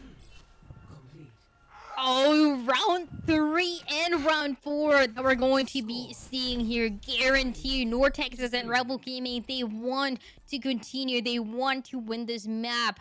They want to take this victory, and they're giving everything that they've got. It's been absolutely insane coming in. Rebel Gaming was doing so nicely on the defense, was winning pretty much every single fight that we saw into that second part. But as we go into third, it was just a disaster. Quirky this time around switching into the Hansel and not getting the value that he was expecting. Quirky has been trying so hard to really make a difference for his team, and even though he's been able to do just that, it was the last fight where things happen sometimes. I mean, unfortunate situations are just bound to happen in a game like this one where both of the teams are so close together. These teams are, I mean, this is one of, if not the most entertaining series of Overwatch I have seen in years. This is so much fun to see what these teams are bringing to the table. And chat, I'm sorry if I'm deafening you. I am so unbelievably invested in this series that at this point, I'm just talking while I'm watching. I'm so deep in this right now. This is North Texas. They got stalled entirely last time. We need to see a change of pace, and they're not bringing out the Bastion this time. That may be the difference maker they need. We gotta see how fast, and it's all about the timing now. It's all about how much it's remaining. Less than a minute already for the side of North Texas, and they have to find an answer right away.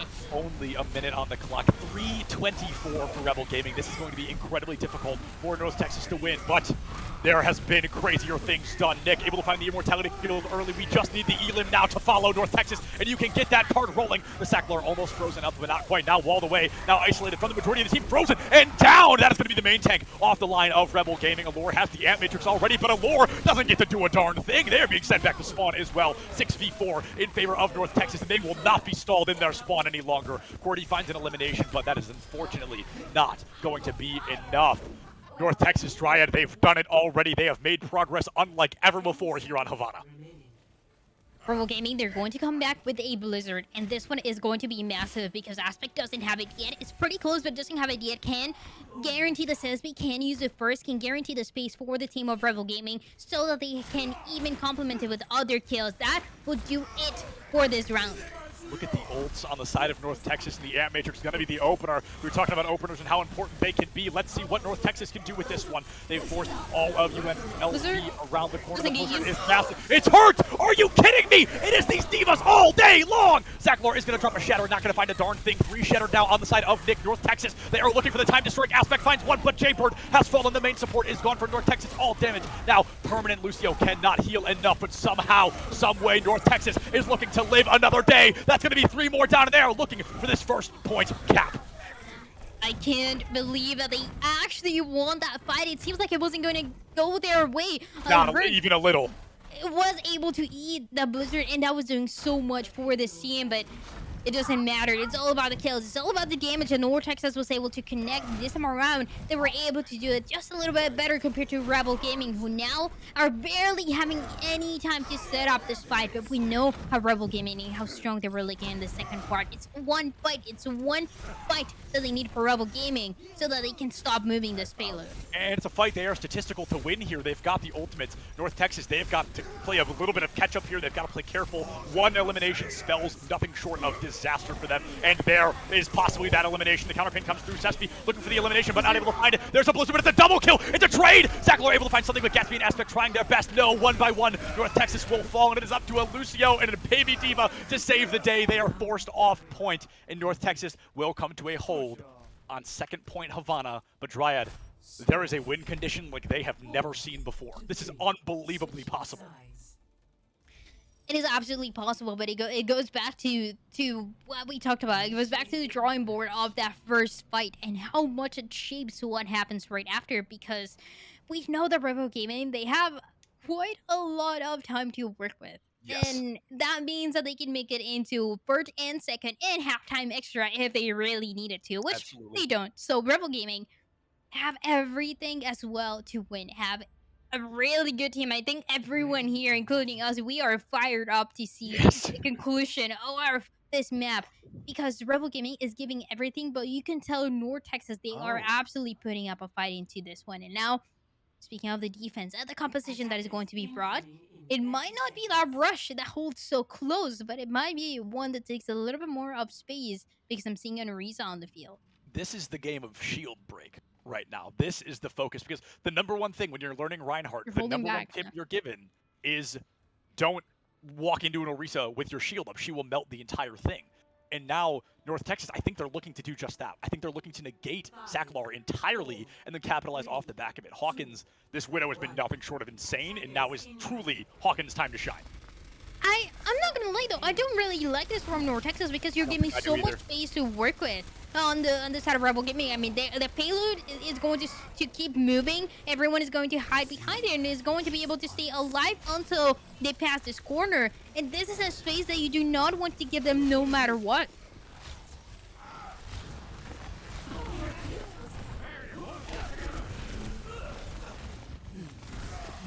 Wait, I'm gonna hurt. We're gonna hurt. Already able to find these eliminations. Rebel Gaming, they're looking to storm through. We have seen an incredible comeback from North Texas, but Rebel Gaming says we do not care. We are here to win, and they're looking to do just that. Nick finds an Elin halfway to the bongo, but halfway ain't gonna cut it here. This is why I don't like the defensive positioning and that defensive high ground that they had with the Orisa. It doesn't really work out, because it gives so much spacing to the point that we have one and a half, if anything, fights remaining. And Rebel Gaming, because they have so much time, they didn't even have to worry about wasting time into the beginning, into the spawn doors. It is all about them and building those ultimates next. Absolutely, and Hawkins found a huge elimination onto Allure. You stall for a little bit longer. I think if Rebel Gaming can stall about 1 more minute before that first point is capped, there's a world where they absolutely walk away from this. But we have seen the powerhouse team that Rebel Gaming truly is, and they are going to pull no punches just like that. Speaking of punches, Cordy sending Aqua to the afterlife. Losing that tank is really going to hurt down the line. But speaking of losing tanks, the Zachlor is going to be the next to fall. 5v5, the Orisa v Ryan matchup, and Hawkins has had enough. Karma takes out Nick, but that Tracer is gone. Look for that Elim up, and gonna go right back down, but not quite 6 feet under. There it is! Karma bites the dust, and Hawkins getting greedy. Here comes a Blizzard, and Aqua has said no. 95 seconds left on the clock. Aspect able to find a lure. Sesvi gone as well. Dryad, they've got the spawn advantage. They've got the ult advantage, and Rebel Gaming only has 80 seconds to make this work. Blizzard though was used a little too late for Sesvi. It seems Absolutely. like it was a desperation movement out there because there was no one even able to capitalize from it, even if it connected the way that they were expecting. So Rebel Gaming now in a tough situation to deal with. They cannot even get out of this area before even taking a little bit of damage, and this Widowmaker makes things so much more intense. The ult as well. Now we see Rebel literally has to sit still.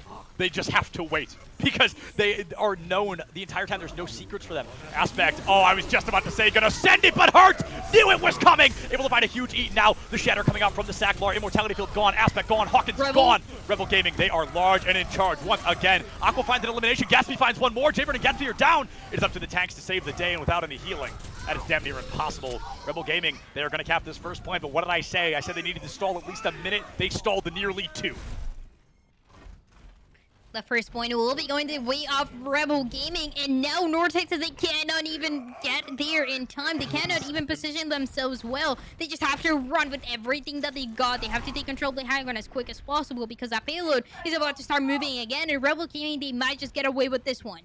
Oh, they might indeed, Dryad. They've got nearly 4 ultimates. North Texas, they're hardly close to 1. I'm saying hardly because that is 60%. That's the closest we are from North Texas. They have to win this fight high and dry. And with both ultimates already coming out from Rebel, that's actually colossal if they can find the next elimination. However, Aqua losing the mech is really going to hurt, and losing Nick. Nick is going to hurt even more. Aqua down, Nick is down, and I believe Rebel has all but got this in the bag. That's going to be a 3K in their favor, and the Sacklar still has a Shatter to boot. Hertz loses their mech, but I'm just afraid that isn't enough. Jaybird cornered out by Cordy. The elimination comes through, and that has to be all she wrote. Rebel Gaming going to find themselves 3-1 on the series. North Texas fought as close could humanly be, but close only counts in horseshoes and hand grenades. Rebel Gaming are going to be the CECC 2022 Overwatch Grand Finals champions. Overwatch Invitational Grand Final champions. Never taken down once. Rebel Gaming, they just managed to stay on top. They managed to win every match that they faced throughout this weekend. An insane performance from this team. An absolute congratulations for all the players who were giving every single thing that they've got. Every single strategy, every single secret that they got, they brought it to the table. They gave all the energy, all the play styles that they could bring into a map like this one, especially to end it in a way that was so close to Havana that we already saw a little bit earlier today. We got the chance to see it again, and it was amazing to see a Rebel Gaming towards the end, a single fight really making a difference between who was going to win and lose.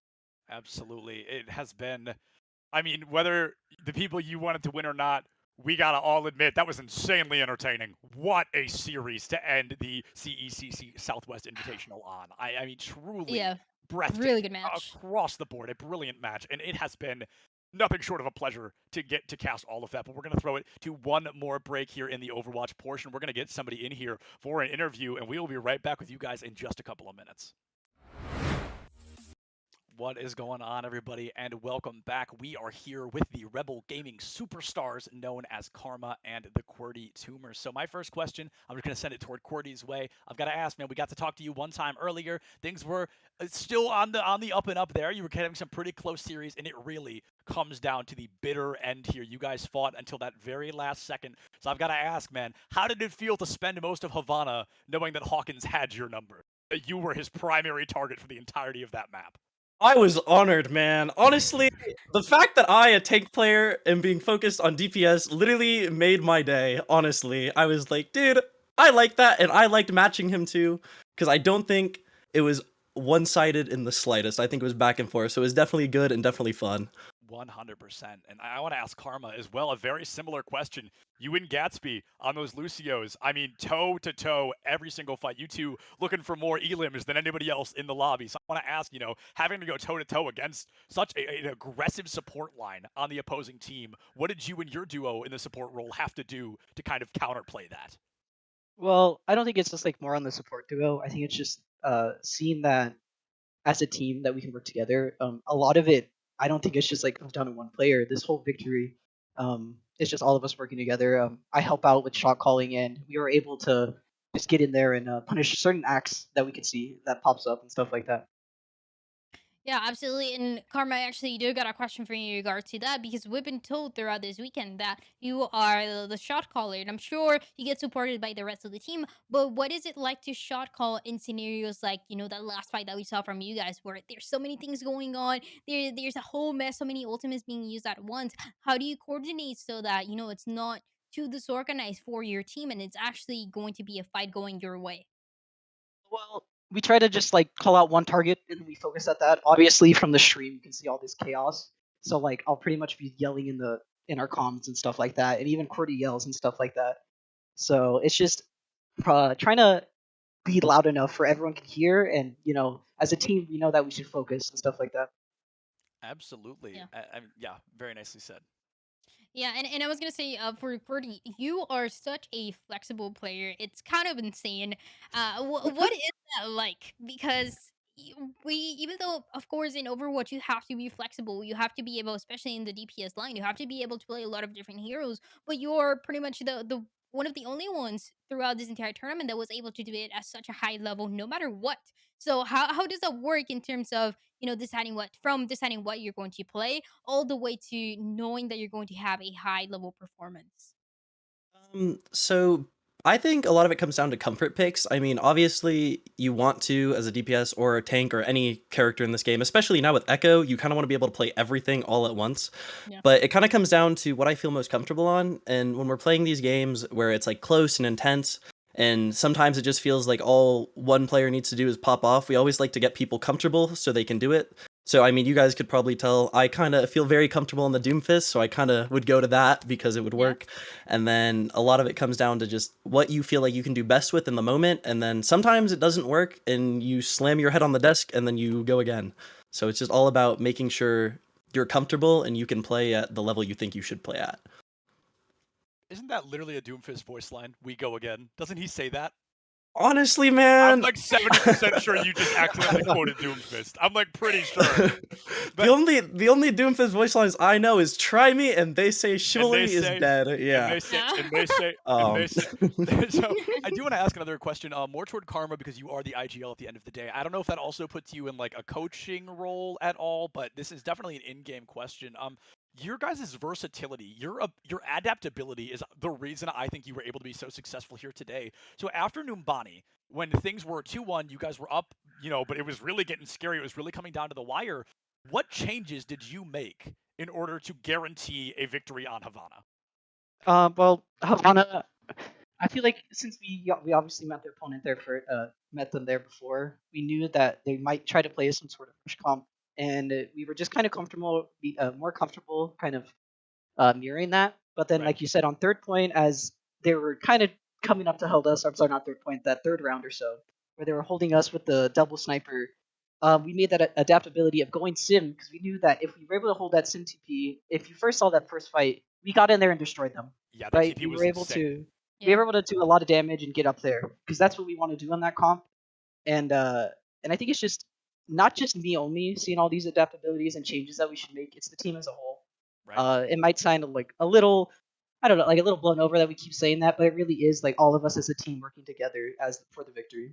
Absolutely. I mean, we saw that. We saw that for sure, and I think we talked about it like multiple times. How it seems like a more of a holistic effort coming in for your entire team. It's not just a single player popping off, but it's also even if we see a 4K or whatever it is, it's how everyone else is also complementing that and enabling that to happen. So it was super nice to see. And I got one more question for you, Karma, and there is actually it'll be for Kurdi. So for what we saw in Numbani, there was a stop in momentum for you guys. Yeah. Couldn't really find a way in. Couldn't really find the answer when you were attacking, and when you guys were playing on the Genji, especially was what was the I want to say even reasoning. You say it kind of depends on what your comfort picks are, but after you realize that the Genji wasn't working, was there a point where you realized that the change for the Doomfist is going to be needed, or what could you change of the map if you could? That map in general, we walked out of spawn and we realized that they were not on what we expected. I wanted to play the Genji because I thought they were going to be on a dive comp, and I feel like I can take my 1v1s very well in that character. The reason we stayed so long is because, honestly, it might have been an ego play, but I'm like, the Nanoblade will be good, the Nanoblade will be good, the Nanoblade will be good, and I was hoping and hoping and hoping and hoping, and Karma, I remember at like 1 minute and 30, he goes, Cordy, this has to be good, and it wasn't. So, honestly, if we could redo that, I think we just start it on the funny Doomfist character and just start punching Yeah. people, but it was a little bit of, oh, the Genji's so good, I love this character, With, and with the just way didn't you really were work playing out. up to that point, though, the ego makes sense, man. Like you Yeah. were a maniac up to that point. Yeah. Like, it was insane. It's like I get it, and I'm sure a lot of players would have done the exact same thing. So just Yeah. one more question before we let you all go celebrate with your team and whatnot. But we can start with Cordy and then move on to Karma. Is there anybody you guys would just like to give a general thank you or a shout out to before we let you go? All right, I'm gonna assume Karma's gonna thank the team, so I'm gonna thank the community we have. Everyone at Rebel Gaming, it's super cool. I was, I there's some screenshots posted, and there's people in the chat just cheering us on, people excited for us to be there, and honestly, that's just really sweet. I really appreciate everyone. Obviously, like the team and stuff like that, but I feel like the community, we had a bunch of people turn up and watch today, and honestly, that's really nice. It's nice to be a part of a big community and at least put on a good show. Absolutely. So yeah, I guess I'll shout out the team. Everyone on the team is doing amazing. Alora, Hertz, Sesby, Saklar, they were all popping off, and we were all in the moment, and I'm so proud of everyone. I also like to shout out Julian, our Slime Taro, our team manager, for corralling the children, as I say. He has a big job. Absolutely. I gotta say, your Hertz, that diva, probably top 5 favorite divas I've ever seen. What a maniac that kid. That was, y'all really had some great moments to highlight your individual efforts. But day one, I think it was your first match. Hertz drops a 5K on control, and I was obsessed. I was in. Yeah. I Yes. was so. It was amazing. So honestly, an incredible job. Congratulations, guys. You worked so unbelievably hard to Yeah. get here. And I hope you realize how incredible the feat you achieved this weekend is. Well, we certainly do feel amazing, and when we won Havana, we definitely popped off in our voice chat. It was full of screaming and celebrations. I stood up. I believe it. That's a jump out of your chair moment. That's a jump out of your chair moment, honestly. So thank you so much for joining us, guys, and tell the rest of your team. We only get to talk to 2 of you, but it's really been awesome to watch you guys, and a huge congratulations. All right, thank you. All right, thank you so much. Yeah. And before we throw it to a break, folks, I'm of course going to get all weird and sappy again. I just want to say from Dryad and myself, we really appreciate having the opportunity to be here, getting to know these teams, getting to know these players, and getting to interact with everybody that's been watching. So thank you to everybody in the back line that made everything possible, to Liam and Geet and Chris and everybody else that I'm not going to spend time naming, the dozens of people who put in the work to put this on. But it has been an incredible journey. We love all of you so very much. Check your posture, drink some water. Don't forget to love each other. Our time may be done, but Rocket League's coming up next. We'll see you all in the future. Enjoy the rest of your day. As we complete our day 2 of one half of the stream here on Esports U. That was some amazing action from all the colleges involved across both Overwatch and Rocket League. As we take a look once again, we have Rocket League. The winners are going to be UT Arlington with second place, which is nothing to scoff at, but Arizona State will take that there. As UT Arlington, they'll be joined by us May 8th, 6th to 8th, in the Gateway Arena down in Atlanta, Georgia, where we will have our grand final event for Overwatch. As we take a look over there, it was the number 3 seed Rebel Gaming UNLV, which defeated University of North Texas in the grand finals. So that was some amazing gameplay. UNLV also will join us in Atlanta May 6th to 8th for our grand final event. On behalf of everybody at CSMG, the Collegiate Sports Management Group, and here at Esports U, we want to wish you all a great evening, an amazing weekend, and thank you so much to all the competitors and schools, universities that were a part of this event to make it such a wonderful event. That's going to do it here for the Esports U stream from the Collegiate Esports Commissioner's Cup Southwest Invitational. My name is Paulie Hype, and we'll see you next time. We still have twitch.tv/esportsu2 to finish Valorant and Super Smash Bros. Ultimate. We'll see you next time right here from everybody at Esports U.